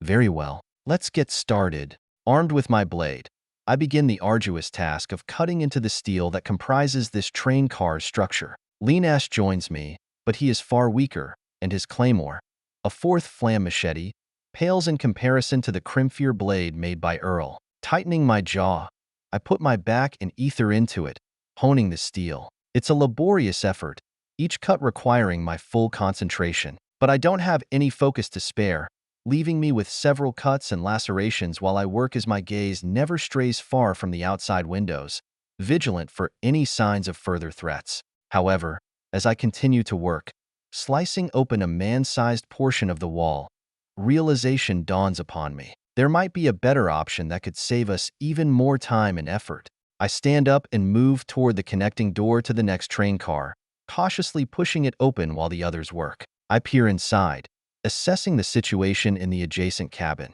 If there aren't too many passengers in that car, we could potentially have them cram into our cabin, cutting off the last train car to reduce weight. But the instant my hand touches the door, I remember something. Aniwai. Fuck. I'm so dumb. I thrust open the door, discovering dozens more sigiled, several of which are tackling a crimlime to the ground, stabbing and shooting the shit out of it. I nod and wave to the people behind me. Come through here. Footsteps behind me tell me that they are listening, but the group in front of me isn't so happy to see that things are about to be even more crowded. One woman steps forth, her hand still coated with the sand of the crimlime. We can't fit anymore and still fight. Keep back there. I shake my head, refusing her words. No can do. We enter here and cut off the last car. Less will make it. Perhaps none. I need to get to the front. Anyway, the woman chortles, her shotgun on her back, shaking with her movement. Then, her eyes focus upon mine. I simply grin back at her green fetters. And whose son are you? Lennon fucking Hull or something? Kid, let the professionals handle this. I squint at her. Can they really not tell that I have ether or something? Or, oh ho ho, Blodwin, you're throwing them off, aren't you? Is that your power? How much ether can you hide? Blodwin answers my question as I answer the woman's rudeness by walking at her. Gasp. Not afraid of you. And I ain't anyone's son on this train. I earned my place. Now step aside and listen to me, or join the crimlimes outside. I can't help but grin even as she points her shotgun at me. Her voice shifts into desperation, tinged with the hints of fear I've grown to recognize. It's the trembling that's so obvious. She stares into my eyes as the shotgun barrel is placed against my chest. At this point, I have very little to fear from a mundane weapon such as this. You know what these things are. Standing before her, I don't nod or shake my head. I simply grab the barrel of her shotgun with Blodwin, tightening my grip so that the metal creaks. I don't have time for this. They were formed by the Prime's ascent to godhood. We should know the result in a few minutes. Now move. I speak the last word with a leveraged daydream, forcing her to bend to my will. I don't even feel the ether in the air shift as it is hidden from Blodwin's expertise. Without it, she would certainly be suspicious of something. But with it, The woman furrows her brows and stands aside. She probably would have listened anyway, but it never hurts to try new things.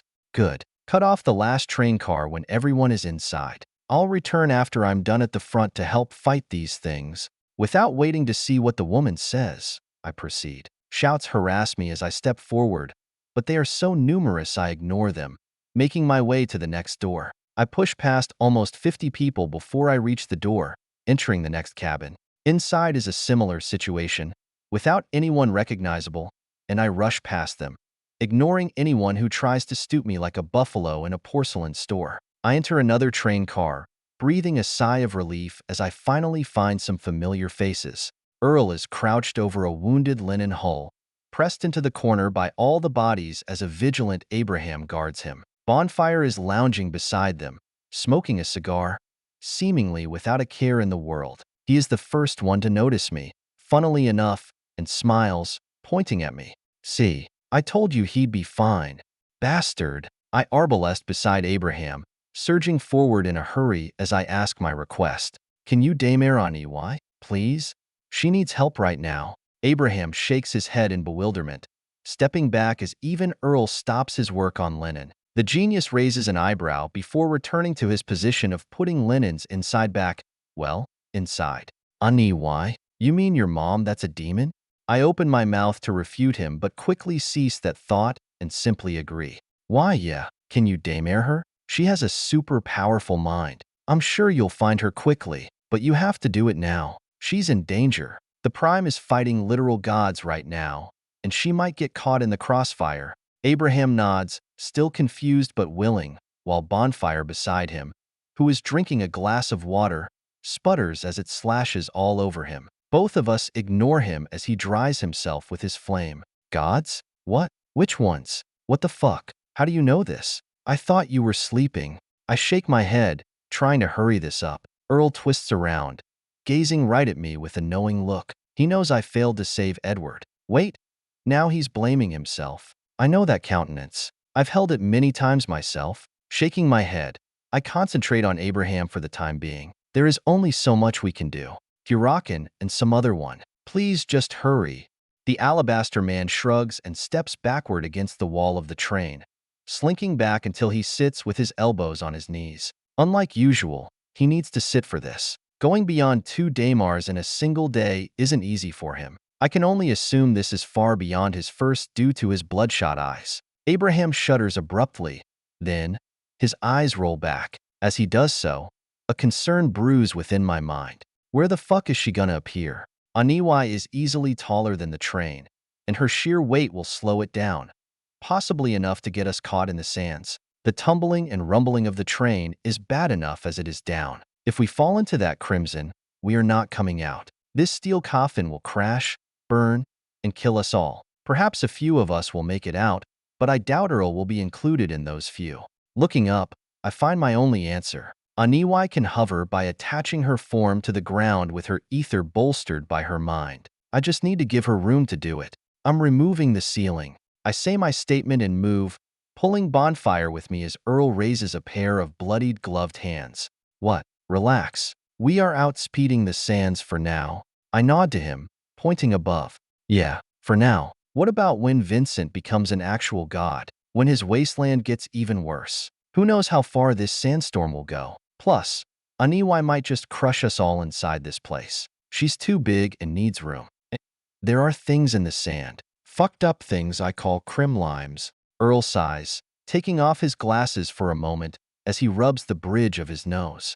Fine, you're right. I'm not thinking straight. Things are only going to get worse. Removing all excess weight and preventing any new weight is what will keep us alive. The conductor is missing, so Elizabeth is the one running the train. But it's at its top speed. If they throw any more fuel into it, the steam engine will probably break from all the damage.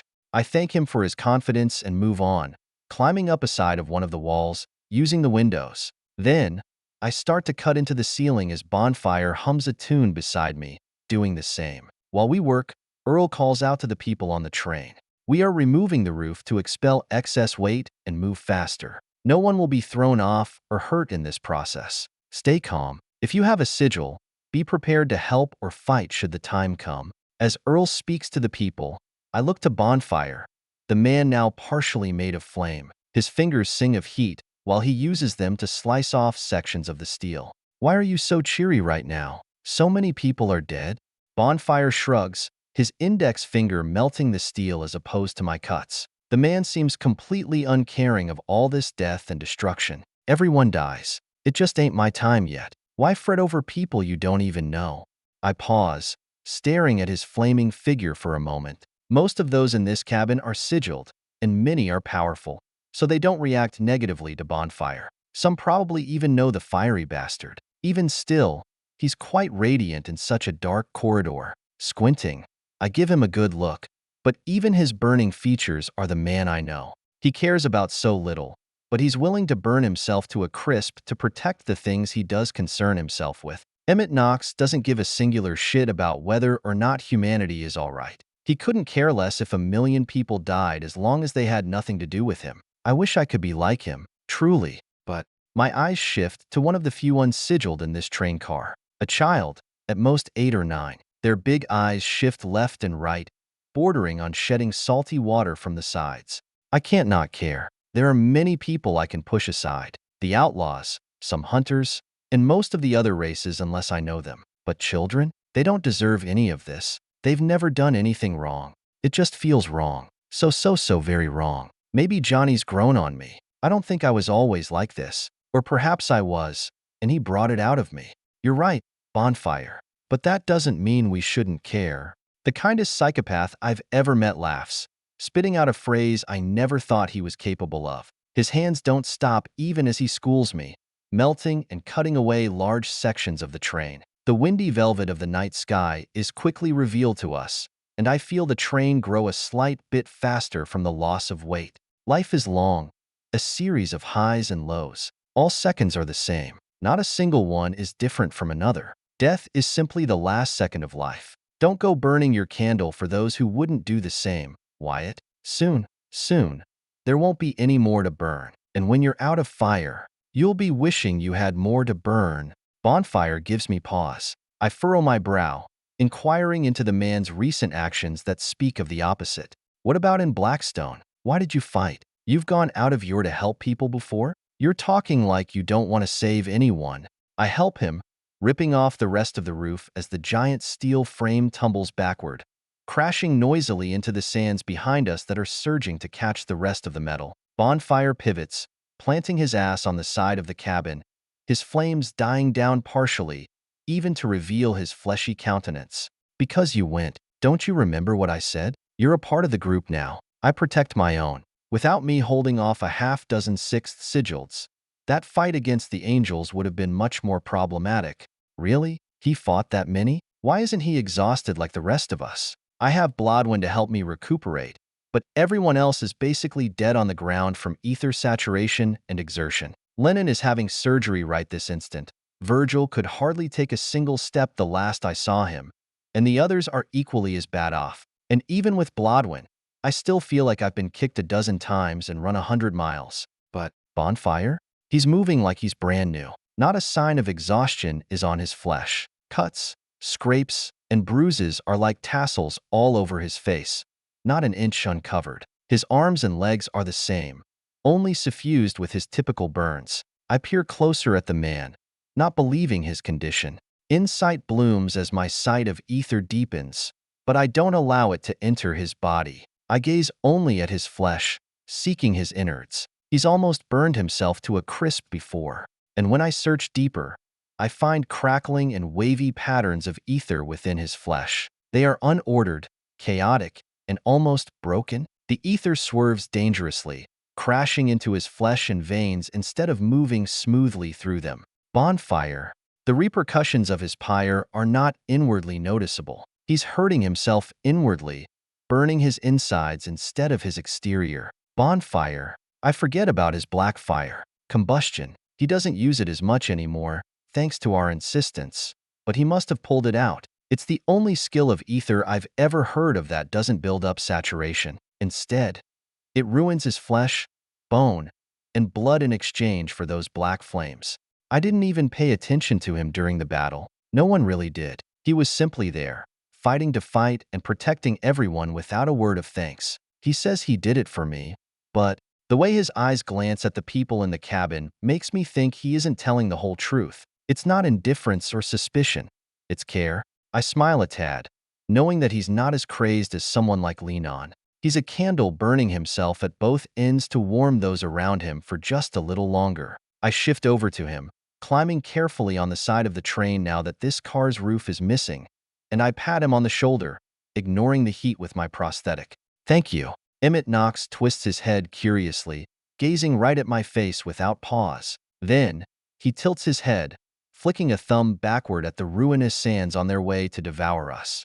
For what? We're still probably going to die. Those things don't look too happy. I chuckle, waving my hands as I feel a ripple of ether fill the air.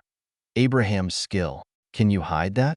Blodwin answers me immediately, the word fully formed and comprehensible. I grin even wider at the realization that he's a complete mind now. Yes. For fighting. You're good at it. Damn good. Just take your own advice, okay? Don't burn that candle too much. Bonfire laughs back at me, patting his chest. Who do you think I am, Wyatt? I'm Bonfire. I can't not burn. Haha, but seriously, don't worry about me. I've always known I won't live long. Ma and father both had heart defects. I'm sure I'm the same. Only a matter of time before mine wears out, sigiled or not.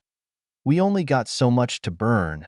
I glance down at my chest, thinking of Death's lantern that still protects my heart, the heirloom hidden within my pack. But before I say anything else, a figure appears in the sky above us, only a few feet from crashing down and slamming into the train. At the same time, Abraham stumbles before falling unconscious in Earl's arms below. Aniwai.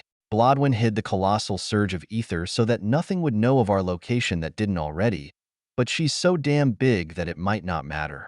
I shout into the air, hoping that Mia is nearby as Aniwai falls to the ground, blue blood leaking from her every pore as sand falls out of gaping wounds. Mia, grab her. Now. A wave of ether passes through the train, and I feel it caress me before focusing above. It gathers instantly, amounting to force the instant before Aniwai crashes into the train. Screams from below are rampant, but Earl is already on the task of calming the people. Gritting my teeth, I help hold Aniwai from my precarious position on the train's wall with my hands, raised far above my head. She's not heavy as the weight is shared, but my positioning is awful, making it far more complicated than it should be. The door to my car is kicked open, with Kate's body helmed by Mia storming inside with Primrose behind her. I suppose Primrose is one of the few strong people not beside themselves with exhaustion right now, so I nod at their entrance. She needs help. Is there anything you can do? Mia inside Kate's body tilts her head, staring upward through their blindfold as she places her hands on her hip. I can try. Best I can do is hold her until we reach Gravecross. Should only be another few hours at this pace. I nod aggressively, begging her to help. Please then. I'll help deal with the Crimlimes if you can hold her. Mia returns my plea with a simple nod, but Primrose finally pipes up. She glances around, not finding whatever she's looking for. Crimlime? What the fuck is that? I point at the sands and the damned creatures slinking in and out of the ruinous storm. The monstrosities coming from the sands, made of red sand, can turn incorporeal of sand? Strong? Fast? Primrose sighs and wipes her face with her hand before blemishing her scarf with her palm. Fucking damn fuck. I was hoping you'd give me a different description. Of course, there are other monsters in the sands. 338. To feel one's oats. Elizabeth Stroudwater. Positioning my hand above my heart, I breathe in and out, attempting to calm myself and lower my rampant heartbeat. This is all getting way out of hand. I've been given way too much responsibility. Johnny is out cold, and Tomas is in a coma from his fight. The wolf's survival is unknown. Dawn is working on Tomas as I stare at this sheet of paper, crisscrossing lines all over it, but the woman is a fucking wreck. Her eyes are red from tears that haven't stopped, her arms pale from blood loss, and her hair frazzled from her efforts. I can empathize with her, but even Millie is unsure of what to do. She and I are the only ones left to command this train now that the angels are all out of commission. Even fucking Kate is in hibernation, unresponsive, leaving only her artifact to move around. It gives me major creeps knowing her body is puppeted by an artifact, but I haven't made any outward signs to show it. Or at least, I don't think I have. We don't want any more problems. The engine car is not as packed as the others, but there are still nearly a dozen people in here, many of whom are waiting for decisions from Millie and me. My hands shake as I try to focus, the consequences of my failure far too high. All these people on the train, Wyatt, Earl, Johnny, we've got more problems. Primrose bursts through the door, shoving it aside like it's made of paper with her shoulder. The sixth sigil points backward as she speaks frantically. There are other monsters besides the wimp-like giants in the sandstorm that Johnny spotted before going under. Sandy monsters that can turn incorporeal. Primrose continues to explain, detailing these crimlimes as she drags a gaunt and desiccated form into the room. It's awful, like a human stripped of all flesh, muscle, and liquid to become a thing of loss. I can hardly look at it, my heart speeding up even further. My hands clamp around the table with greater force as I try to stabilize myself. At least I'm not strong enough to dent the surface like some others. I can still hide my panic, because if I don't, it will only make it worse for the others. Millie takes the lead, asking other questions with only a glance toward me. She somehow manages to keep her calm despite all our angel-level fighters out of the picture. Are these things attacking the train already? Or are they shambling like we can't call them wimp. That's too foreboding as we might call one to us. Gore giant is much more fitting. Are they shambling like the gore giants? Primrose nods as the entire car releases a collective sigh of fuck, but she continues after the depressing nod.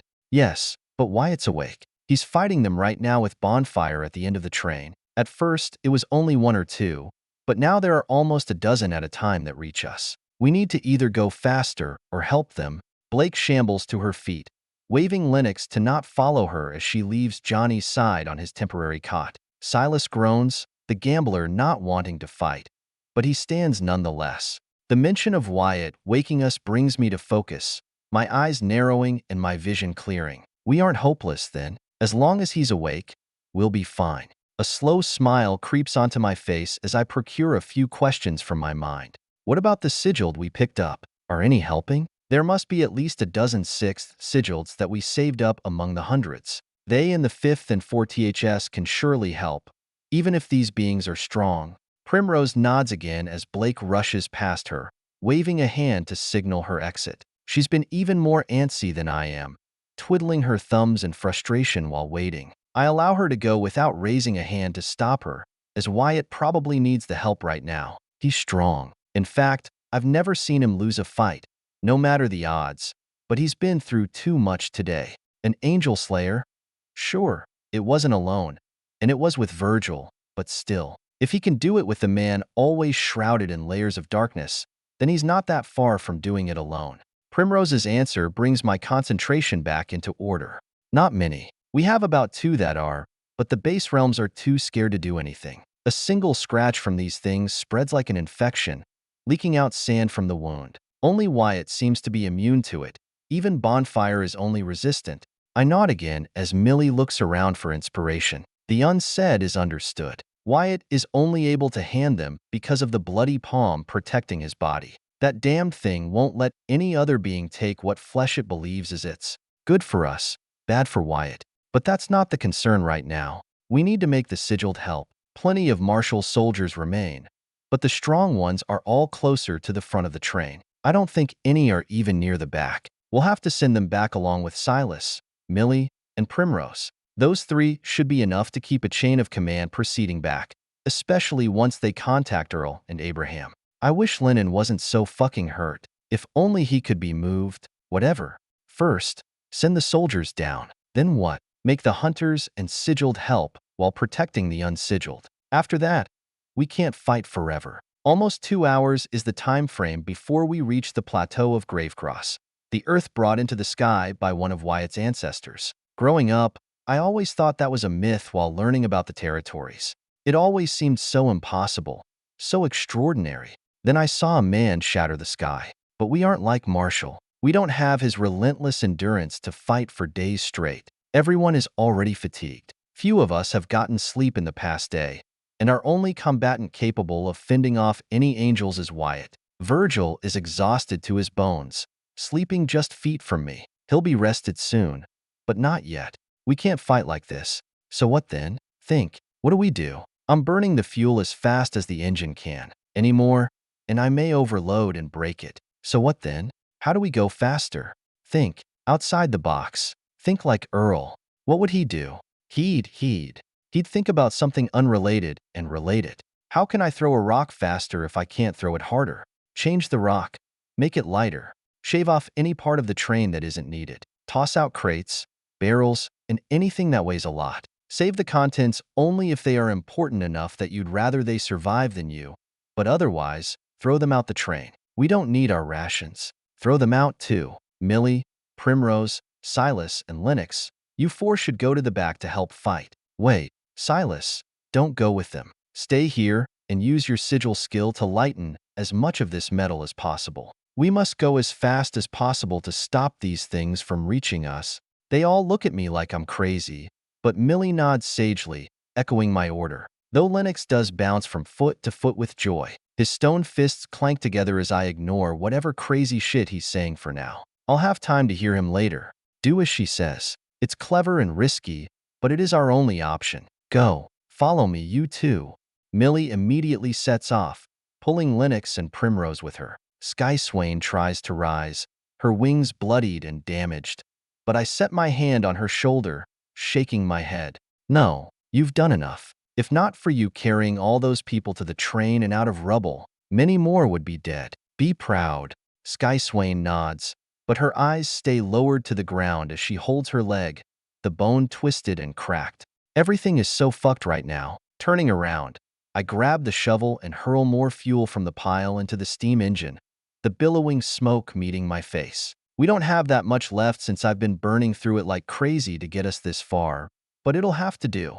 I pivot, staring at all the remaining people in my room. All of them are hurt, in a coma, or so exhausted they won't rouse even when hit. It'll have to do. Primrose, venomous, Gatron. Spitting out a cluster of dirty red sand from my mouth, I backpedal to inhale a deep breath of air. Gaseous eats through my ether like nothing else, but at least it keeps me safe from that freakish crimson dust, even if it restricts my breathing. But I can't wait too long. The furthest train car from the front is under a non-stop invasion from these crimlime things. They are relentless and seemingly unlimited. Injuries are piling up far too fast for any of us to keep up. Only Wyatt, Virgil, and I are immune to the dust due to our unique sets of skills. However, the Wraith is depressingly still severely injured and fatigued from killing an angel. One-on-one, I'd rather fight Wyatt than Virgil, but no one, not a single man or woman alive, can compete with that bastard's endurance. Cut off a leg? PSSH. He'll have it back in a few seconds. Stab him in the head? Nice try. You're lucky if you pierce his skull. In the worst case, he'll recover in moments. Put a hole in his heart? Haha, it's stored in an heirloom. Want to run him dry of ether? Too bad. There is a being in his body that supplements that as well. Even his fucking colt helps him heal. It's just not fair, but that's a good thing. A moment after my lungs are filled with air, I dive back in. The entire train car cleared for our battles with the crimlimes. Everyone else is evacuated and squished into the more forward ones. Lennox is chucking rocks from the roof of the following car to knock back any coming crimlimes to us. But the rest of the soldiers and sigils that we've picked up can only fire weapons to slow down these creatures. All to say, I'm fucking furious.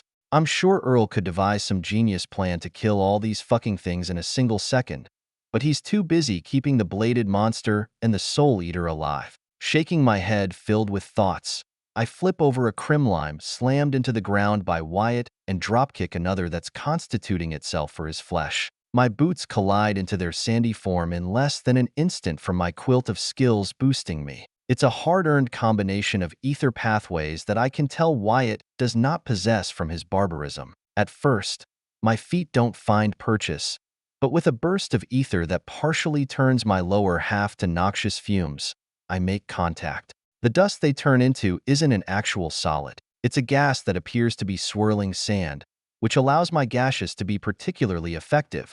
The crimlime crumples, crashing head over heels backward while I reach out and latch onto the wall. Using the storm handle for stability, I twist my body and crash my heel into one of the 3 crimlimes entangled with Wyatt. The young man has sandy shark teeth embedded into his calf, a claw pierced into his gut, and a third that was biting him as well as it falls unmoving. In an hour, that corpse will be nothing but dust in the wind, flowing to rejoin the storm. Wyatt can handle the infection that spreads from these things. The two-part unstoppable force that is his bloodline and the bloody palm doing their work. I leave those two to him as I sidestep a hurtling figure of dust while another nearby is slammed by a heavy rock, losing its stance momentarily. I see it pivot its attention to Lennox as gunfire unloads onto it. You ain't gonna kill the rock boy.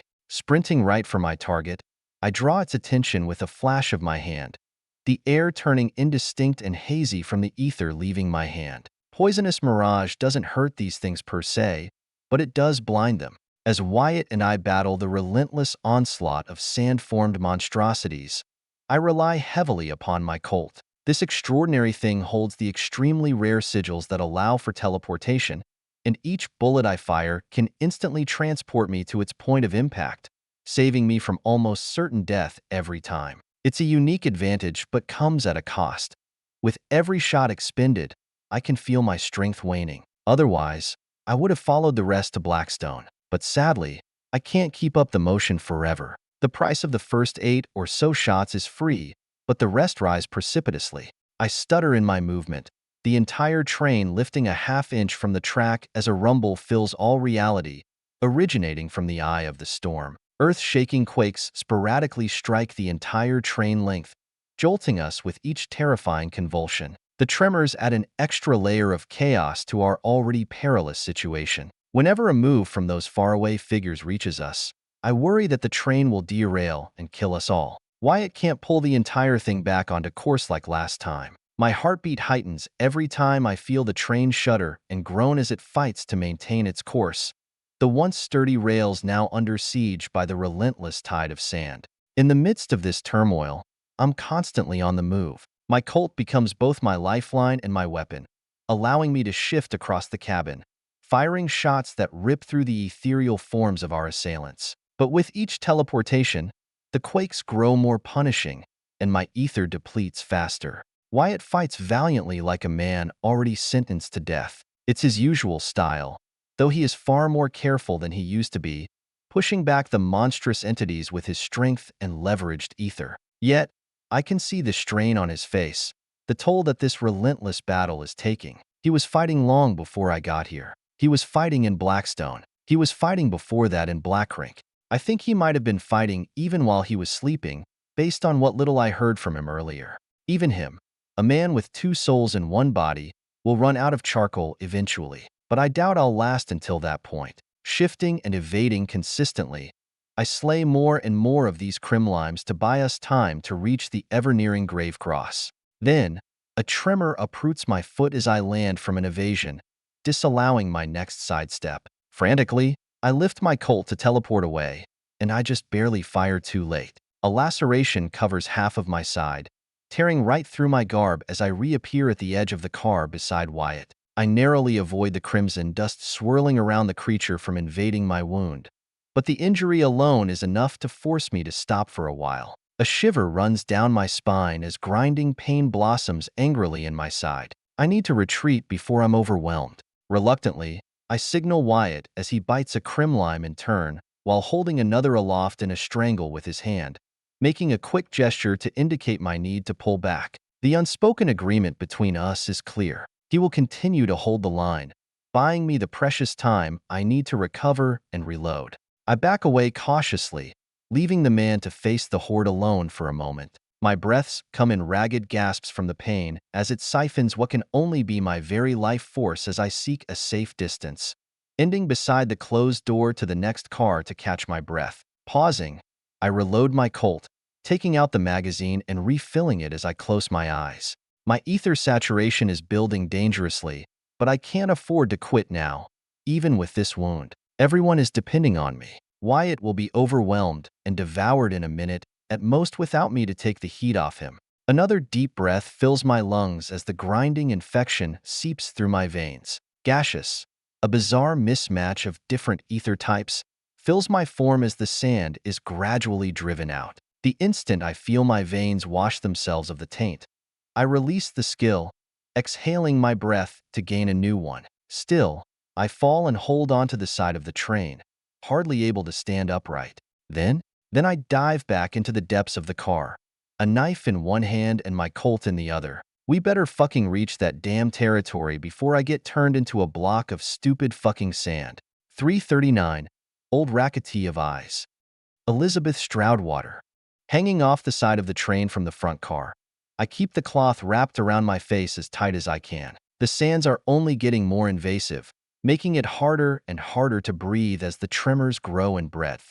But as I glance back along the train, my heart trembles in dozes of panic. We're down nearly an entire third of the massive metallic vehicle. Wyatt has been running low on stamina and forced to retreat while he recovers. Yet, even if he recovers at a prodigious rate, rejoining the battle within a single minute each time, it's not enough. That hand of his is not indefatigable. Neither is he. In the end, he is only human, as we all are. The Crimlimes are gradually making their way through the train. I can't imagine how it would be if we weren't dropping as much weight as possible. So many more of those creatures would be attacking that we'd be overwhelmed in minutes. Every second feels like an hour, but based on my watch, it's only been 1 hour since the first Crimlime was spotted. Not enough for anyone to sleep other than Virgil. Beside me, the cloaked form of the man is gearing up, equipping his knives and guns and tightening a new mask that he had stored with his things on the train. I raise a hand to him just as he steps toward the door backward, obviously going to help our shared friend. It pains me to say these things, let alone shout them over the sound of the storm, but I can see it in the distance. Gravecross. Don't. We'll need you up here, Virgil. I see things on the route that goes up the plateau from here. Our salvation, I note, lies atop a massive ridge of the plateau. Like a lifeline, the train tracks wind their way up this steep incline, leading to the crest of the spine where most of the roiling sand cannot reach. We've been told by many figures we'll be safe there, so I have to trust it. If I don't, no, I can't think like that. It's a glimmer of hope, a chance to escape the relentless pursuit of the sandstorm, but even then, it comes at a cost. Virgil twists, frustration brimming in every portion of his body that he shuts down in an instant. His control over his emotions is something I envy. The part one don't, however, is how he came upon that control. Fine, what's the issue? He steps beside me, not quite peeking out the open window as I am. I nod to him as I leverage my telescope, extending it carefully to not drop it in the whistling sands. Shifting into a partial sit out of the train's window, one hand steadying the telescope against the fierce rattling of the carriages, I see beyond in far more clarity. Ahead, the land stretches out in a desolate plain of sand, a wasteland carved by the relentless winds of the crimson sandstorm. The city that used to be here is gone. Blacktile is nothing but a sand-covered mound 5 miles to our north. It's a nightmarish dreamscape, and the entire world seems to have been swallowed by a sea of red. The dark stone that once was the earth to be tread upon is invisible, hidden by the crimson granules. We're lucky the tracks for the train still exist, made out of material far more dense and resistant to ether than any common metal. Before us, a vast expanse of stone earth is strewn with a chaotic dance of red. Hideous creatures, Crimlimes, spawned from the very substance of the storm, gradually gain significance as their gaseous figures crash into the sand. I shiver, watching them transform from dust to nightmare. These creatures, almost formless upon arrival, hurriedly, as if on the pale lady's doorstep, take on ghastly shape. Their skeletal frames are made visible as they crack and groan like ghoulish undead. Thin tendrils of red sand seem to connect their limbs as they break and contort, twisting the limbs within human shapes and forming crude substitutes for flesh and muscle. Eyes, hollow and filled with a swirling abyss of red, replace the pupils, granting them a grotesque semblance of life. They seem to be a mockery of the undead and the living. Silas' face is not far from me, his efforts made audible by the creaking of the train as he does all he can to bolster it. The flames of undeath that hide in his eyes are the opposite of what I see in these beings. Crimlimes don't possess life. They don't even hold a semblance of it. They are nothing but manifestations of decay. Vincent Harvey. Why did it have to be him? Why? Why couldn't anyone else rise to become a god? Maybe it wouldn't be that bad if the other dominions rose instead. I mean, what has the Prime ever done for us? I heard his proclamation, his words resounding through the whole continent most likely, but I couldn't bring myself to believe him. What he's done? He's brought upon an apocalypse to this world while trying to stop one. As I observe the apocalypse with shaky hands, these abominations claw their way into being, contorting their grotesque forms in the ever-shifting sands. They may lack true minds, resembling brainless undead animated by malevolent ether, but they share a common goal: to reach the train and its terrified passengers. So many of the people on this train, likely bordering on 2,000 or so people crammed tightly as the back two are for fighting back the Crimlimes, are unsigiled. These are families of the soldiers of Bent or of my companions. Those people have no power over what is happening to them. They are relying on Wyatt and Primrose, alongside others like Laura, who have recovered enough to join. They are relying on me. Tightening my gaze, I focus, analyzing the threats with my thunderous heart. While they are not fast enough to match the train's speed on their own, many Crimlimes have been carried by the howling winds, steering them toward our path. It's a collision course, a calamity waiting to unfold, and the situation grows graver with each passing moment. And with each passing second, the trembles in my hands only worsen. Our train, already battered and bruised from our desperate flight, is in no shape to withstand the impending impact of these apocalyptic creatures. I don't know if I'm in a shape to do anything about it. I stare down at the tendons in my hands. Just a few hours ago, I was nearly dead. Blake and Earl pulled me back from the abyss after Dawn's help, but I can still feel it. The shadow of death. She touched me. The pale lady was knocking on my soul. I didn't have the heart to refuse like those stronger than me. I don't have that kind of will. All I could do was be saved. Can I even save anyone here, though? It dawns on me that we face an impossible choice. We must confront this impending horror head-on to ensure the safety of my passengers. We can't simply run them over. A single Crimlime can't match Wyatt in strength, but four can. And I see hundreds barreling toward us. Our only hope is to clear the tracks, keep our wounded locomotive moving, and reach the protection offered by the plateau's heights. But how? As the train's navigator and controller, the weight of this decision bears heavily upon me. Millie is back with Wyatt right now, focusing on leading in direct combat as she does best. It falls to me to decide how we will do this. It's a daunting task that makes the telescope nearly tumble out of my sweaty palms. Pulling myself from the windowsill, I relay my findings to Virgil. He's growing impatient, something I can tell by how he is fidgeting with a knife on his belt. Without wasting time or withholding any information, I give it all to him. Crimlimes. Hundreds of them around us are rushing for the train. They are too slow to catch up, but many of them will meet us on the tracks. The worst of it will be on the way up the ridge, as that's where most land from the sandstorm. Virgil nods, his hands no longer shifting. Instead, they rise to his face, drawing aside his mask. I almost flinch at the new scars on his countenance before glancing down at his still limping leg. He's not ready for this. He might have slept, but he's not healed all the way. I can handle it. I raise my eyebrow, even as I see him double-check his Colt. The man tightens his belt, rearranges his knives, fixes his light armor, and drops his newly earned scythe to the train as it falls with a considerable heft. No way. No fucking way. He'll just get himself killed. No. He twists his hood as if confused by my answer. No. I nod, lightly grabbing the gun in his hand. My eyes stare directly into his twilight-like pupils. The shifting whites, grays, and blacks pull me in, but I refuse to be affected. He's double my sigil, with 2 more absolutions than my 0. But he's not thinking straight. No, you will die on your own. I'll help you. Silas, go get Millie. Virgil scoffs as Silas nods, coughing as he stops his work on the steam train. I don't know how useful he actually was, to be honest. Such a grand machine has to be beyond his capability, but I need Millie here right now. Sir, yes, sir. Haha, just kidding. Don't die while I'm gone. I ignore Silas and focus on Virgil's mind as I step back toward him with purpose. My eyes land on the only box still in this room now that we're out of fuel. It's a long thing, made of stern wood and ornate steel. Walking past Virgil, I kneel beside the coffin-like box. I'll help you. I might be low in sigil, but Earl, as you know, can make up for those little things. Virgil hums as he's lost to my actions, but still agrees with me. Compared to Earl and Wyatt, I'm nearly useless. The former can keep a half dozen or so angels alive with his medical knowledge, while also creating wondrous inventions. I know part of it is his sigil, but most of it is him. Meanwhile, Wyatt is a miniature Marshall Travis, unrelenting, unbreakable, tireless.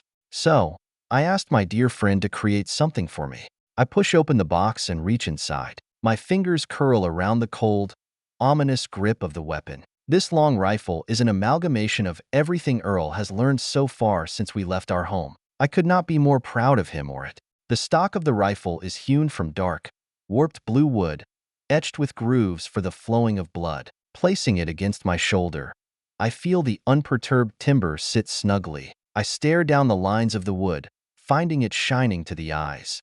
My eyes follow up the rifle, focusing on the edge next. The barrel is a twisted, sinuous monstrosity made from the insides of the Urayuli that was killed by Quakes. It's tougher than any steel and lighter than any wood, but there was so little of it that was gathered before we left. Only the barrel is made of it to handle the bullet's velocity from inside. My pupils then float upward as Virgil crouches, seeing the weapon for the first time. The telescope mounted on top of the rifle is not ordinary either. Simply having one is expensive alone, but the scope has a gear on the side that I can spin, shifting the lenses inside for better vision. But then, I gaze at the two main sections of the rifle. What really makes it unique? What makes it powerful? And there's something more. Something that makes this weapon genuinely unique. On its left side, a bag of blood is inlaid into the cold steel, connecting to the weapon's inner workings. It's a macabre addition, a lifeline for the rifle's inhuman power. The bag pulses, sending crimson life into the heart of the weapon through steel cables acting as veins, fueling its potential. In the center of the rifle's right side, an eye has been sewn into the steel, a hollow ale. Kalen's thrust. The ale made from a long-dead Nahullo. They were a master with a lance, capable of moving at unheard-of speeds and penetrating anything with their force. Thin cables, like tendrils of sustenance, snake outwards from the eye, connecting it to the rifle's mechanisms. The lines end at the blood bag, proving how it is sustained. I smile at Virgil as he coughs out a question, lifting the rifle as I stand. What is that thing? I laugh with a bit of anxiousness. Hefting the surprisingly light rifle over my shoulder, I answer him. Earl's newest invention while you were all preparing for the battle with Eli Weiss. Life piercer. Not a colt. Not an artifact. Not an ale. Something entirely unique. Virgil simply nods, some hidden jealousy in his eyes. I see it and reassure him as Millie enters the room. The colonel from Bent merely shakes her head at our conversation, wanting an update. I'll have Earl make something for you after this. Maybe a mask with an eye in it? Oh, Millie. I give her a brief rundown on the situation before she understands, giving us the go-ahead. Sounds like a plan. I'll stay here in case I'm needed to relay information. But what will we do if these things follow us up? Sure, we're supposed to be safe atop the ridge, but I find that hard to believe. Millie's logic breaks through the illogical hope I had. She's right. We need something to ensure they can't just effortlessly chase us up. The lift is the only way up the ridge other than the train tracks, which I doubt still works. I find an answer in less than a second, and I loathe it for being an Earl answer. Explosives. We'll blow it all up after us. Millie's eyes light up at the suggestion, and she quickly runs out of the room, yelling at Silas as he shambles in, exhausted. Stay here. Relay any information if needed. Huh, okay. What the hell was that? Silas turns to us, but Virgil is already sliding out the window to the front of the train. And so, I quickly join him, shouting backward at the undead. Sorry, just stay within earshot of me. The undead man wipes his face as I shimmy out the window, latching a rope onto the inside of the train before leaving. Then, with ether fueling my veins with adrenaline surge and life piercer on my back, I climb to the top of the train, not even sparing a glance behind me, knowing the sight to be brutal. I focus on my beyond. As I reach the roof of the speeding train, the biting wind with wafts of sand tears at my clothing, sending a shiver down my spine. I anchor myself with a chain to the swaying ceiling, my body tensed for the battle ahead. At the same time, I tighten the cloth on my face to help me breathe easily. Below me, Virgil has already dived onto the treacherous sands, The abominations emerge from the crimson abyss of dust, grotesque and formless, their limbs shifting like tendrils. My friend moves with a speed unlike any human I've ever seen.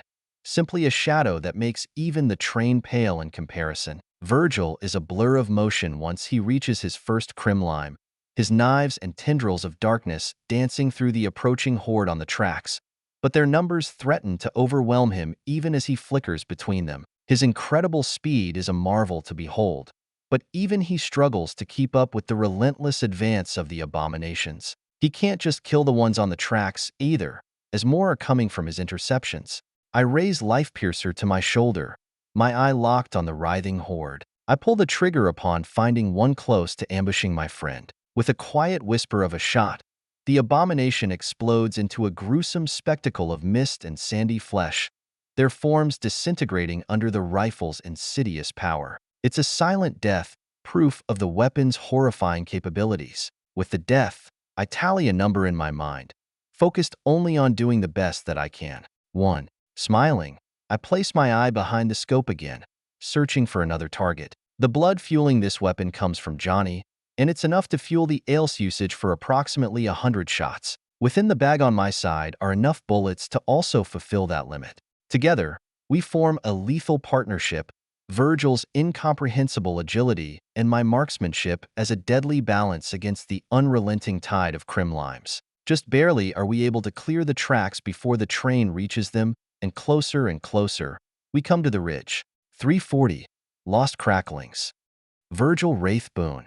A crack in my shin warns me as I slide underneath a crimlime, removing its insides with a swipe of my necrosis-covered dagger. Infectious granules descend from its wound toward my face, but I force myself into the ground with a flicker, twisting my foot enough for a step. Reappearing a dozen paces away, I inhale, my mask tightening against my face from the sudden approach of air. A soundless impact behind me marks Elizabeth's influence as another crimlime falls temporarily before its sand is dragged back into the storm. The relentless tide of abominations advances upon me, their crimson-sanded forms undulating like a living nightmare. I can't help but marvel at their grotesque, shifting visages. The sand that composes their bodies resembles blood-stained tendrils, as if they were plucked from those unknowable worlds I sometimes visit with flicker. Shaking my head as a series of rapid gunshots from the passing train pulls me from my momentary stupor, I assess my situation.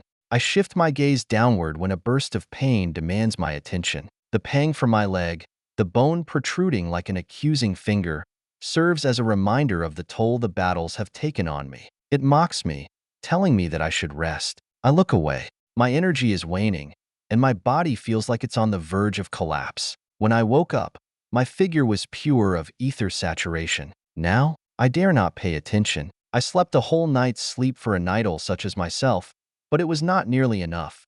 24 broken bones and half as many ruptured organs take far more than an hour of slumber to heal. Coughing, I step forward as the train gains distance on me, slowly leaving me behind. I need to clear more of the tracks. I need to. One foot moves in front of the other, unconsciously, the movement embedded into my very being. 1 step, 2, 3. Gradually, I gain speed, shifting my gait to match the pain in my body as my other leg screams for help. 2, 4, 5, 6, 10, 20, 40, 100. Every step I take sends jolts of agony up my leg, but I dare not relent. There's too much at stake. Flashes of the many faces within the train inundate my mind, overtaking the pain. Gradually, my form turns indistinct, shadows enclosing all around me. I clench my teeth as I compel my night whips around my own flesh, tightening to that of a vice. My bones pop back in place as the reinforcements take the place of recovery. As long as I do this, Dawn can heal any injury as long as it is not mental. And even if she can't, Earl will figure something out. The knowledge that I don't have to worry about the repercussions allows me to fall into the mindless focus that I've seen Wyatt embody so often. 200, 300, 500. My legs kick faster and faster, the moonless sky above covered with only swirling sands, providing me the strength I need. Thinking of Wyatt pushing himself beyond any kind of human limit, I tighten those binds further, even as blood leaks from my insides. I let the night whips enter from the seeping wounds, entwining with my veins and muscles. The night whips curl, twist, and contort in such lengths on and within my form that they extend far, far beyond 100 feet in total. Like that of a curling wire, their lengths are deceptively robust. It occurs as if, on instinct, just as one would tighten their jaw in times of strife. My night whips enclose around my being. The skill I've grown the closest to in spirit now joins me in body. Gradually, I outspeed the train. No flicker needed. 1,000, 2,000, 3,000. The sheer speed at which I move surprises me to no end, but I accept it, bashing aside any nearby crimlime as my eyes are set upon the rising tracks beyond. Hundreds of crimlimes lie upon our path, several of which are removed every second with Elizabeth's aid. At my 5,000th step from falling behind, I pass the train. Elizabeth shouts out to me, but I can't hear her over the swirling winds. Instead, I pounce onward as I continue my charge. Without a shred of hesitation, I engage the abominations with a calculated fury, leaping upon the first with my dagger already in its skull. Vaulting from my first kill, I extend my night whips from my flesh, latching onto the nearby crimlimes that I pull inward. With a flourish, I throw both daggers in my hand, killing two before kicking the knives through the dead with a drop kick. I catch myself with my hands as my shadowy tendrils dance through the air, catching my blades and striking down crimlime after another. The ease of moving my night whips has only increased over time, and after this recent breakthrough, I think it's safe to use them with weapons. Nevertheless, I draw the daggers hidden within my boots for more blades. But there are so many, an unyielding sea of crimson, and I can't help but feel like a lone island in a relentless storm. I steal a momentary peek backward at the woman on the train, far behind me, supporting me with her rifle. Elizabeth's been a beacon of safety since I dropped onto the sands, her presence a lifeline in this chaos. After the glimpse, I continue, waging a war amongst these beings, doing all I can not to be touched. If I am, I have to waste the ether on a flicker to remove the infection. It must be some extra-dimensional nonsense to be discarded so easily. With every breath, I find solace in the pain, drawing strength from the knowledge that our survival hinges on my resilience. I've always been forced to fight under exhaustion. I mock Wyatt for fighting as dangerously as he does, but I'm not that much better. Though, I can balance the recklessness. Only if I am to die, otherwise do I fight as though I am already dead. Blundering backward from a misstep, I almost take a claw to the carotid, but a swift bullet ends the creature that attempted it. Backpedaling further, I pivot, grabbing a crimlime with my hands and night whips before slamming it into the ground. As I gaze down at the beast, its claws lunging for my veins, I feel the adrenaline surging through my veins, pushing me to new heights. Bursting with a speed unlike me, I sink a backup dagger with a necrosis-lined tip into its skull, ending it abruptly. The battle quickly becomes a slog as I force myself to continue moving forward. Kill, kill, kill, and run. I have to simultaneously stay in front of the barreling train and kill the monsters spawned from the Incarnadine sands. The agony in my leg is now a dull throb, drowned out by the cacophony of battle. I am a whirlwind of motion, so much so that I catch myself overextending, making mistakes. That cannot do. Pausing temporarily, I close my eyes and take a deep breath, seeking that inner well of strength that has sustained me thus far. I close my eyes even as these dusty abominations lunge for me. At least I have a second before they reach me due to killing all those already close. But as I exhale, a colossal shiver ripples along my spine, sending a cold wave of worry crashing over me. Opening my eyes in worry, I find my hands shaking ominously, the threat apparent to my eyes. My hands, the very hands that have wielded blades and ether with deadly precision for over a decade without a tremor, are shaking uncontrollably. For a hideous moment, I think it is fear clouding my movements, but it is not. It's not some creeping illness that weakens me either. No, it's something more insidious. It's my own body betraying me in this moment of dire need. The wear and tear of battle have finally taken their toll, and I can feel the limits of my endurance drawing near. I'm no paragon of fortitude. I'm just a man. My mind races, seeking a solution, a way to overcome this physical rebellion. I can't afford to give in to weakness now, not when I'm so close. Crimlimes are nearing me, but the ridge is only a few hundred feet away at this point. The train is nearly a mile back and gaining on me with every second. But as much as I will my hands to steady, they continue to shake. I know I can't keep up this relentless pace and must find a way to regroup and recover before it's too late. But there isn't time. It's a painful realization, but I also understand that pushing beyond my limits could prove fatal, not just for me, but for all those who depend on my strength. I'm not Wyatt. I can't come back from that brink. Once I step past it, my heart won't beat again. It's a precipice I've met only a few times in my life. The first was in that underground cave when I was captured by the damned. The second was on the mission to kill Darius Line, which gave me my freedom. But even those times, I didn't step beyond the edge. A bullet screams past me, obliterating the upper body of the closest crimlime. My eyes trail backward as I see the train coming closer. Then, abruptly, as if tearing an arrow shaft from a wound, I whip around forward. My body, gradually stumbling backward, is ripped forward by a series of night whips.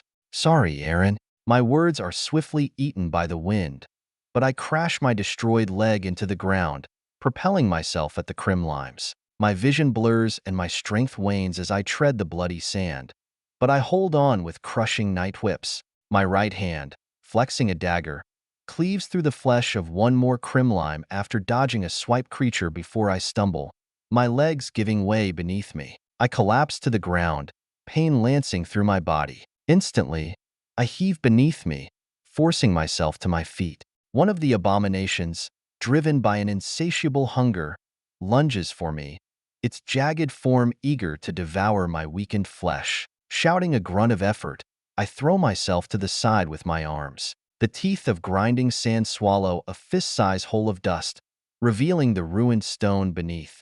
Widening my eyes, I try to push myself to my feet, but my limbs refuse to obey, and I falter in my struggle. As the creature closes in, its maw poised to tear into me, I prepare to meet my end with a defiant spirit. Falling from my partial stance, I thrust out my dagger for its hollow eyes, feeling the tracks beneath my ribs effortlessly. But in that dire moment, a bullet pierces the abomination's skull with pinpoint accuracy, ending its life in an instant. Sand explodes in every direction.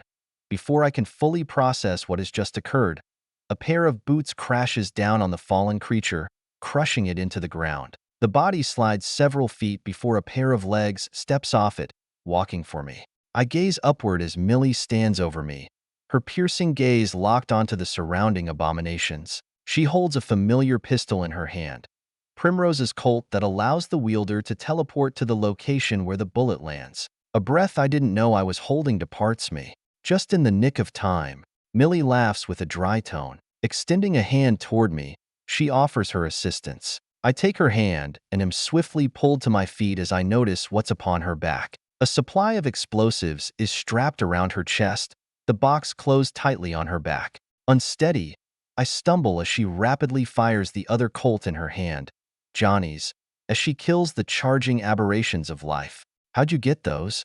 Millie grins at me as she runs out of ammo and Fate Sealer, choosing to retrieve another familiar weapon. Blake's Colt suffused with her ghostly ether. Spinning around, she fires again in a fusillade, keeping the beings away. We are running out of people to use them. You always boast that you are an assassin first and foremost, Virgil, but here you are, fighting like the general against a horde. Have more faith in yourself. I've met scarce few men with the endurance, will, and violence that's embedded in you. I smile back at her, taking her words as a compliment, but she shoves Primrose's Colt alongside Fate Sealer into my hands as she holds me with her shoulder against mine. The woman twists me around, a stern and unrelenting tone in her voice. Shoot the roof. I let it recharge enough with my ether for one shot not to drain you. Her demeanor changes as she speaks, her shoulders rising higher and her back straightening. I furrow my brows as I take the guns. What about you? How will you get away? Millie, the colonel who has served in Bent for over 3 decades, one of the most respected forerunners in all of the territories, a veteran of 1,000 battles, and a survivor of several wars, provides a grim line across her face. Don't worry about me, kid. About time I join my general. Someone's gotta break the tracks behind the train. My weak arms aren't meant for coming times. In battles between gods, a bit of courage means near nothing. I don't even attempt to stop her as I see her expression. Millie isn't playing. She's done the calculations. She knows this is the only way to do it. Otherwise, this wouldn't be happening. She might not be the most potent sigilled, but her support and tactical mind are something that has kept us alive so far. Every major fight, her micromanagement of war, bolstering ether, and personal strength have saved many lives, likely lowering all casualties by half. I bite my lip as I raise my arm, the limb trembling uncontrollably. I'll have to wait until the train gets close to fire, or I'll miss. Nodding to Millie, I give her the go-ahead. Go, clear it. I understand. May Marshall's strength guide you. The war-torn woman grins at my encouragement before dashing away, moving at a pace that will likely end with the train meeting her upon the ridge. Like most women on the frontier who engage in this life, her hair is short, only a half finger longer than most men's hair, but it's the easiest part of her to notice as she is silhouetted against the crimson dust shifting along the air. I shake my head and watch the crimlimes near me, their ravenous forms diving toward my body. But Millie bought me time with her rampant slaughter. She shoots her guns like Johnny, expelling the weapon when it runs out of ammo. Whenever one gets too close, she stabs it with a knife and kicks it away, leaving the blade behind as she pushes onward. It'd be a waste of resources at any other time, but she knows it's needed. The slight time it would take for a woman of her skill to reload could still get her killed. Sighing, I look down the barrel of Primrose's Colt. I don't even remember its name, but I feel its cold metal in my quaking hands. As the monstrous creatures draw nearer, I keep my eyes fixed on the approaching train. It rumbles closer, and my heart races. I wait for the perfect moment, my finger poised on the trigger. Elizabeth, atop the train, rather than clearing the tracks as I had expected, has taken a position to protect me as a crimlime is abruptly murdered only a step from me. Her resolute stance conveys her intention. She won't allow me to sacrifice myself and trusts Millie to do her job. I can't smile at her decision, but I appreciate it. When the train is just within the range I could not possibly miss, even with my tremors, I squeeze the trigger, sending a surprisingly well-aimed shot that dinks off the front of the train. Abruptly, in a way far more out of nowhere and uncomfortably than flicker, I appear on the train, grunting as I roll up and over the forefront of the train. Splaying my arms, I try to catch something, anything, but even as I wrap my fingers around a bar, they don't hold. My heart sinks as I feel warmth cover me and slam me to the train's roof. Fuck, that was close. Elizabeth breathes into my ear as she wraps some rope around me, tying herself to me. Then, she pushes back, setting her rifle back up to help Millie. I don't say anything to Elizabeth beyond internally noticing she curses a lot more than she used to. The train continues, gunfire behind and rapid shots in front. Millie's cleared the tracks onto the ridge, the only portion where the crimlimes have not yet reached. Around us, however, the crimlimes are finally starting to climb onto the train from every angle. It's not many, but it's enough to worry me. I breathe in and out, repeatedly, before I find it within myself to stand again. Millie still has a chance for survival, and I hold it in my hands. While Elizabeth is focused on her mentor's survival, I cut the rope she has tied us together with a slight movement. Then, with a cluster of night whips that threaten to throw me unconscious, I stand, stumbling toward the back of the train. I need to get the gun to her after she places the explosives on the bottom of the ridge, as the crimlimes seem to just follow any signs of life. At my sides, the sandy monsters crash through the steel walls of the train after bashing against it for several moments, entering the insides with screams. Tightening my gaze, I look only forward. 1 step, 2 steps, 3 steps. I force myself into another dash, feeling every bit of me threatening to break. Without night whips to tighten my bones as they keep me stable to the train's roof, I wade my way to the back of the train. But the train is so fast, I hardly reach the back, where all the major fighting is. Wyatt kneels with one hand on the metal floor as he gasps for breath. A dozen other sigils, caked in sweat, dust around him. I don't recognize any of them, and just assume he's outlasted everyone else.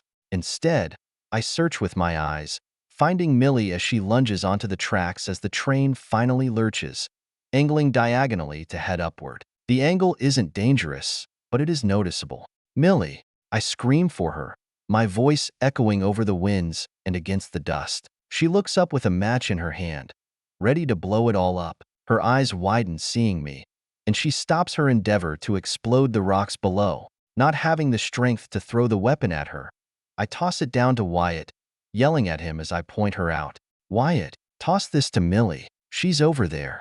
But the instant I let go of the weapon, a colossal tremor, one tens of times more sinister than all the others, originates from the depths of the storm and shakes the whole world. The train surges upward and sideways in a chaotic motion, forcing Wyatt to recreate his old act, holding the train to the side of the cliff face with the bloody palm. I almost fall off the train myself, tumbling down and onto the final car before catching myself with a burst of night whips. But as the entire train wobbles dangerously with rocks falling from above, I see a glimpse of Millie. She nods her head sadly before lighting the match.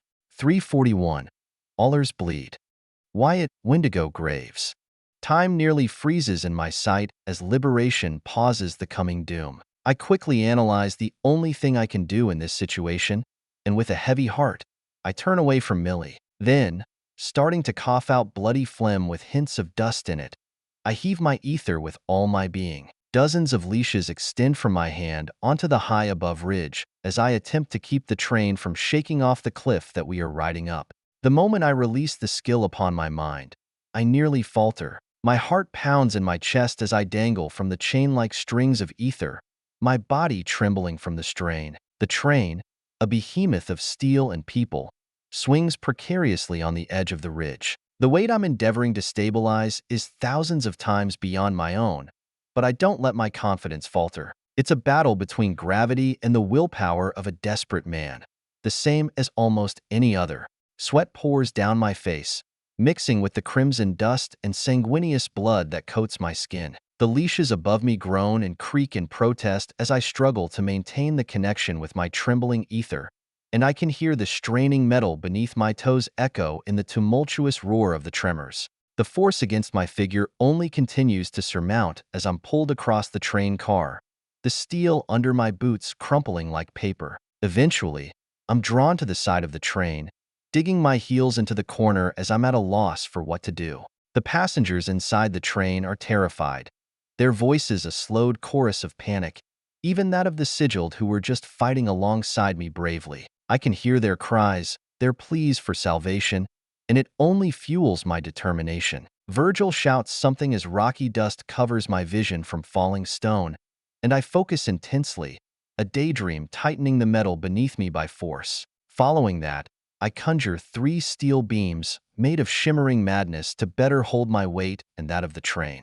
With a surge of adrenaline, I drag on the chains, my muscles burning with effort. The creaking silver of my right arm and the stretching flesh of my left threaten to release weight, but I don't let them. The train continues to fall sideways on toward the rising drop that only grows with every passing instant. Unable to shout for aid, I ask that which lies inside while inhaling a risky breath of air. We've been taking turns fighting, allowing each other to recuperate, but it's not enough. I can only hope he's got some extra things for me. Blodwyn, help. I don't receive an audible response of any kind, but dozens of bloody tendrils extend from my arms, even that of my prosthetic, shooting off and attaching to that of the ridge. Blodwyn helps me pull as my strugglers gasp, provides some much-needed strength. The train inches back from the precipice, and for a moment, I dare to hope. But the tremors are unrelenting, each one more powerful than the last. I can feel my body protesting, every fiber screaming in agony. Blodwyn is also groaning in pain, the being struggling to keep up with me. My bones ache, my joints feel like they're about to dislocate, and my grip is slippery with blood. Only the sand that attempts to invade my flesh gives me even the simplest form of traction onto my own fleshy leashes made by Blodwyn. But I can't give up. I won't give up. In the depths of my peripherals, I see a spark of light before it hits the explosion. I have no time to prepare or steady myself, only to react. Following rumble after the burst of light rocks the ridge like a thunderclap in the midst of a hurricane. The shockwave rips through the air, and my arms are yanked from the tendrils of flesh and my leashes, my body hurtling through the chaos. Desperation floods my veins as I reach out, desperately clutching for anything to hold on to. With a final, frantic effort, I manage to latch onto the side of the train, my fingers white-knuckled in their grip. The train hangs on the edge of oblivion, swaying dangerously on the edge of the track, one side not even touching anymore, and I can see the fear in the eyes of the men and women aboard. My left hand tightens onto the train as I glance backward, fighting a precipitous edge to meet me that falls into a reddened oblivion. We're halfway up the ridge at this point. That's over 1,000-foot fall. I gather every ounce of strength, every iota of willpower, and I pull with everything I have left, hefting my lower body close to the wall of the rearmost cabin, the one in the most threat of tipping it over. The decision is made before I look for a way out. My eyes scan my surroundings, searching for Primrose's colt, but I don't find it. It's lost to the winds. Closing my eyes, I release my legs, then pour as much ether as I can spare into the limbs without immediately dying from ether saturation.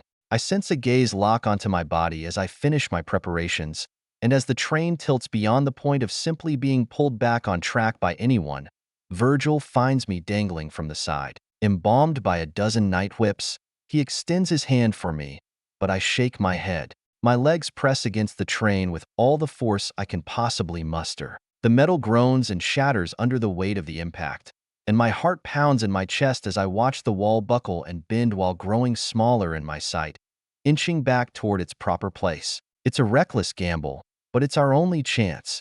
As I hurtle through the chaotic storm and over the cliff face, I search for any possible way to save myself. A leash extends from my hand toward the train, but its speed swiftly makes it swiftly leave my range. The winds buffet me mercilessly, hauling me even further away, and the red sands whip around, lacerating into my flesh. My mind races as I attempt to devise a plan, but it becomes increasingly clear that there's no escape from this free fall. Even Blodwen's flesh can't extend that far.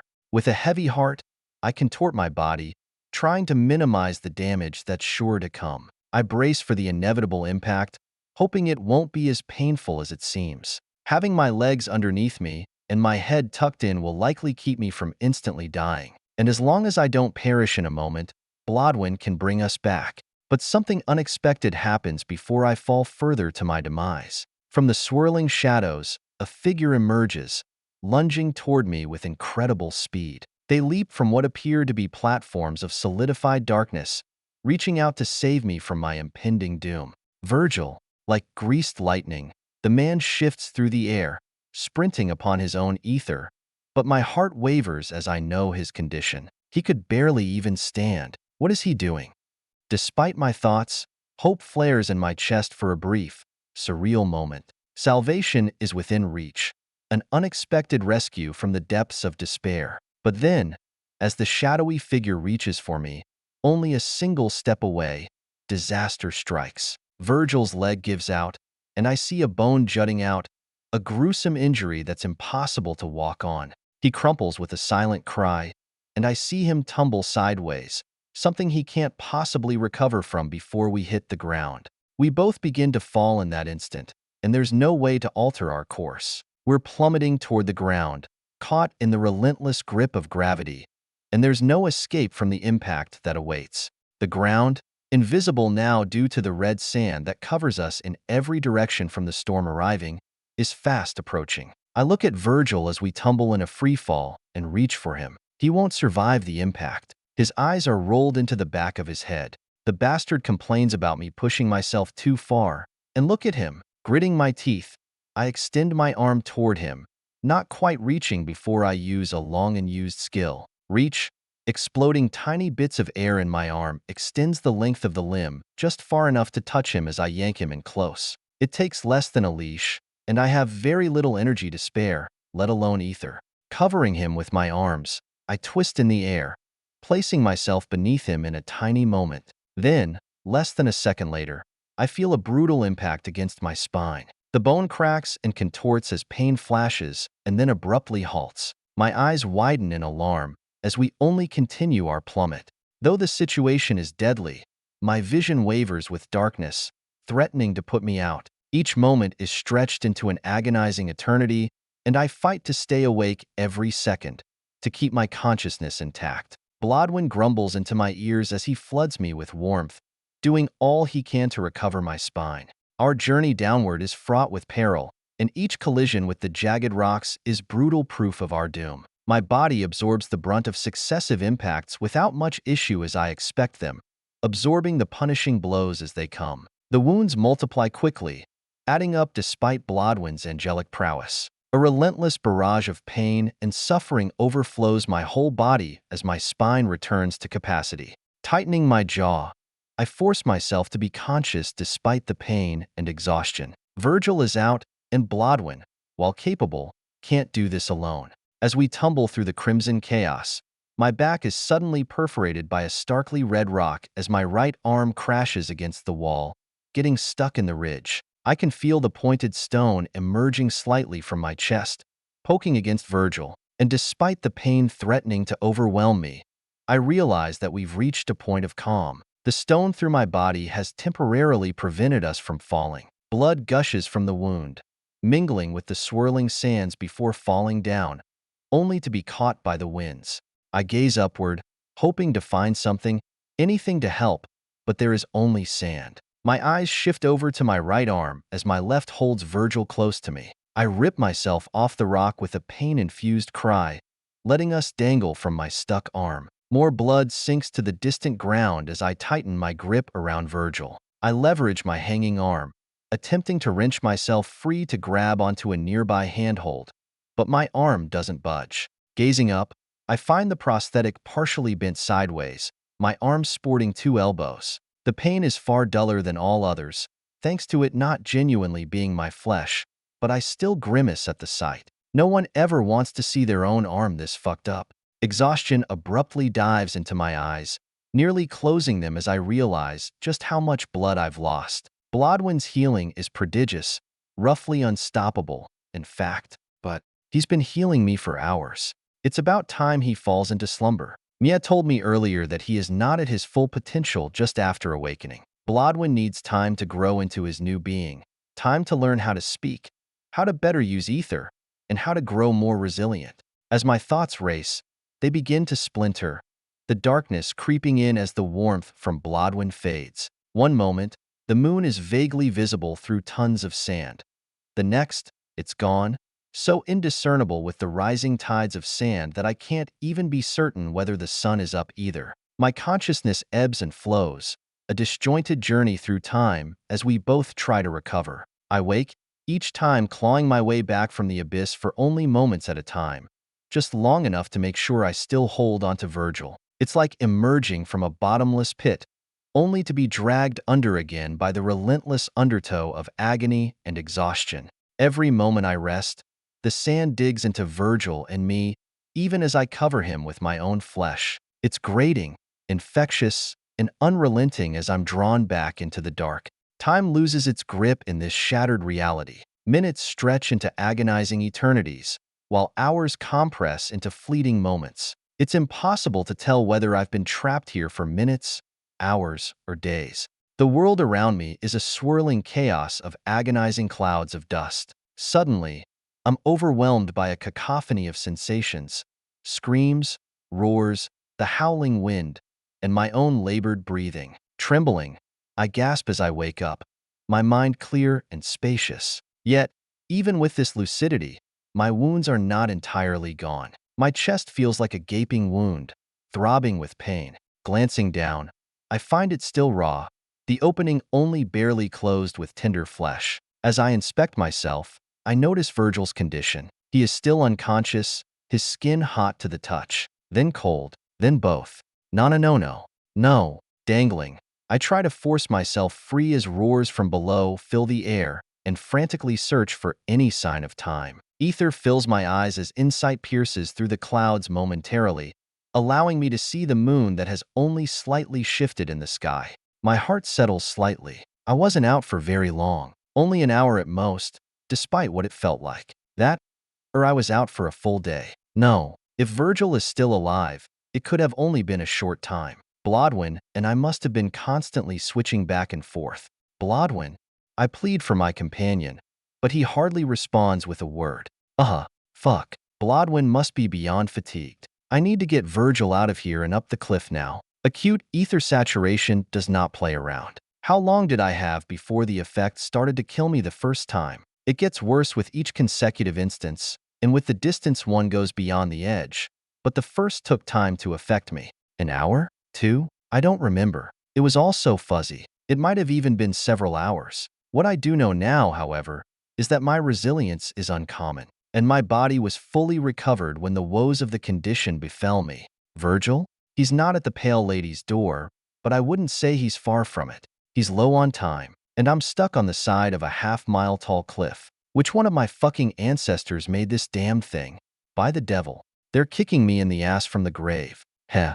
I glance back up at my stuck arm and sigh. It won't break off if I rip it. The metal is far more robust than the stone, but the steel will probably warp some more. I swirl ether in my feet as I coat them with chain-link boots. Then, I yank my arm backward with all my strength, wrenching it free from the nook that held it from me. It's wrongly bent, but my hand still works, thanks to Earl's preparative construction. He knew it would get this banged up. Shifting over a bit as my weight is difficult to hold with chain-link boots, I grab onto the handhold near me and climb up using one hand. Slowly, I rise, foot by foot, until I reach a small ledge that I roll onto with Virgil, inhaling a breath of relief. My back hits the blemished stone as sand invades my lungs like every other breath I've taken. But the moment I do, I feel something different about this sand. It's not filled with ether, but some broken sense of purpose. The instincts hidden within the deep recesses of my blood explode with a warning, and I scream into my own mind, pleading for Blodwen's power as I grab Virgil tightly. I don't even give myself time to search for the origin of this threat as the dust within my lungs rails against me, trying to break out through the inside. Blodwen, mute. The artifact grumbles as it slowly moves to wakefulness, but I feel a massive surge of air around me, the winds moving along with it. Pivoting sideways on the ledge, I realize I can't see any further than the length of my hand. A coldness runs up my fingers and to my spine. Something's found me. I shift and sprint, leaping upwards as I shabbily tie Virgil to me with leashes, the ether fragile and worrisome as I frantically shimmy my way up the rocks. With every aching muscle, I pull myself upward, my fingertips clawing into the unforgiving rock. My body protests with each movement, but I carry onward with more than just haste for Virgil. And then, it comes. A tremor that reverberates through the very bones of the earth. I can't explain how I know, but I'm certain. The feeling is one that enters my core, like that of a decree from the depths of reality. The strongest man alive, the one who was attacked by quadruple his number and likely more than one god, has ascended to godhood. A coldness that I'm used to races down my spine, knowing that our already dire situation has taken an even darker turn. As if in response to my realization, the sandstorm around me roars to life with newfound fury. The winds tear at the cliff face, ripping off entire chunks of rock. My grip on the precipice tightens, my knuckles turning white as I dig in further with my chain-link boots and rusted fingers. Then, I see movement in the corner of my eye. What I've been concerned about, a disembodied face, composed entirely of swirling sand and dust, all of it tainted by the ominous crimson hue, hangs without latch or grip in the air beside me. At its center, a grotesque, pulsating heart beats with a wicked rhythm, shielded by the maelstrom of danger that surrounds it. My breath catches as I hang there, just out of the entity's reach, feeling the malevolence radiating from it. The color of its chains is what concerns me the most. What have you done, Vincent? Magenta curls off the heart with tightly bound fetters. I don't even try to fight it in my current condition, and I leap upward, climbing with all the fury I can muster. But the winds refuse to accept my choice. Forces pull at me every which way as the being shifts closer. A bizarre, inhuman noise echoes into the air as the rocks I hold onto depart the cliff, a massive portion of the ridge breaking off with me attached. With a deep breath of air, one half of ether that fuels me in half with a dangerous hint, I lunge forward, attempting to gain leverage to rejoin the cliff. But before I can jump off the falling rock, the creature places itself between me and the cliff, laughing with a crack in the air. I hesitate for a moment, unsure of what to do as I hang suspended in the air for a precarious instant, but the endless makes the choice for me. A powerful gust, one that reminds me more of Sequester's focus strikes than that of a storm's gales, rips me off the cliff with a sharp slash to my chest, taking Virgil and me straight away and then downward to the ground. This time, there is no grabbing onto the rocks with how far we're flung, and all I can do is grab the man and brace for impact. I inhale another gasp, defying my wanted death as ether fills me to the brim. All there is for me to see as we tumble with deadly speeds to the earth is reddened dust, like that of spilled blood from Bone Dunes, where Virgil and I first met. Then, there is only darkness,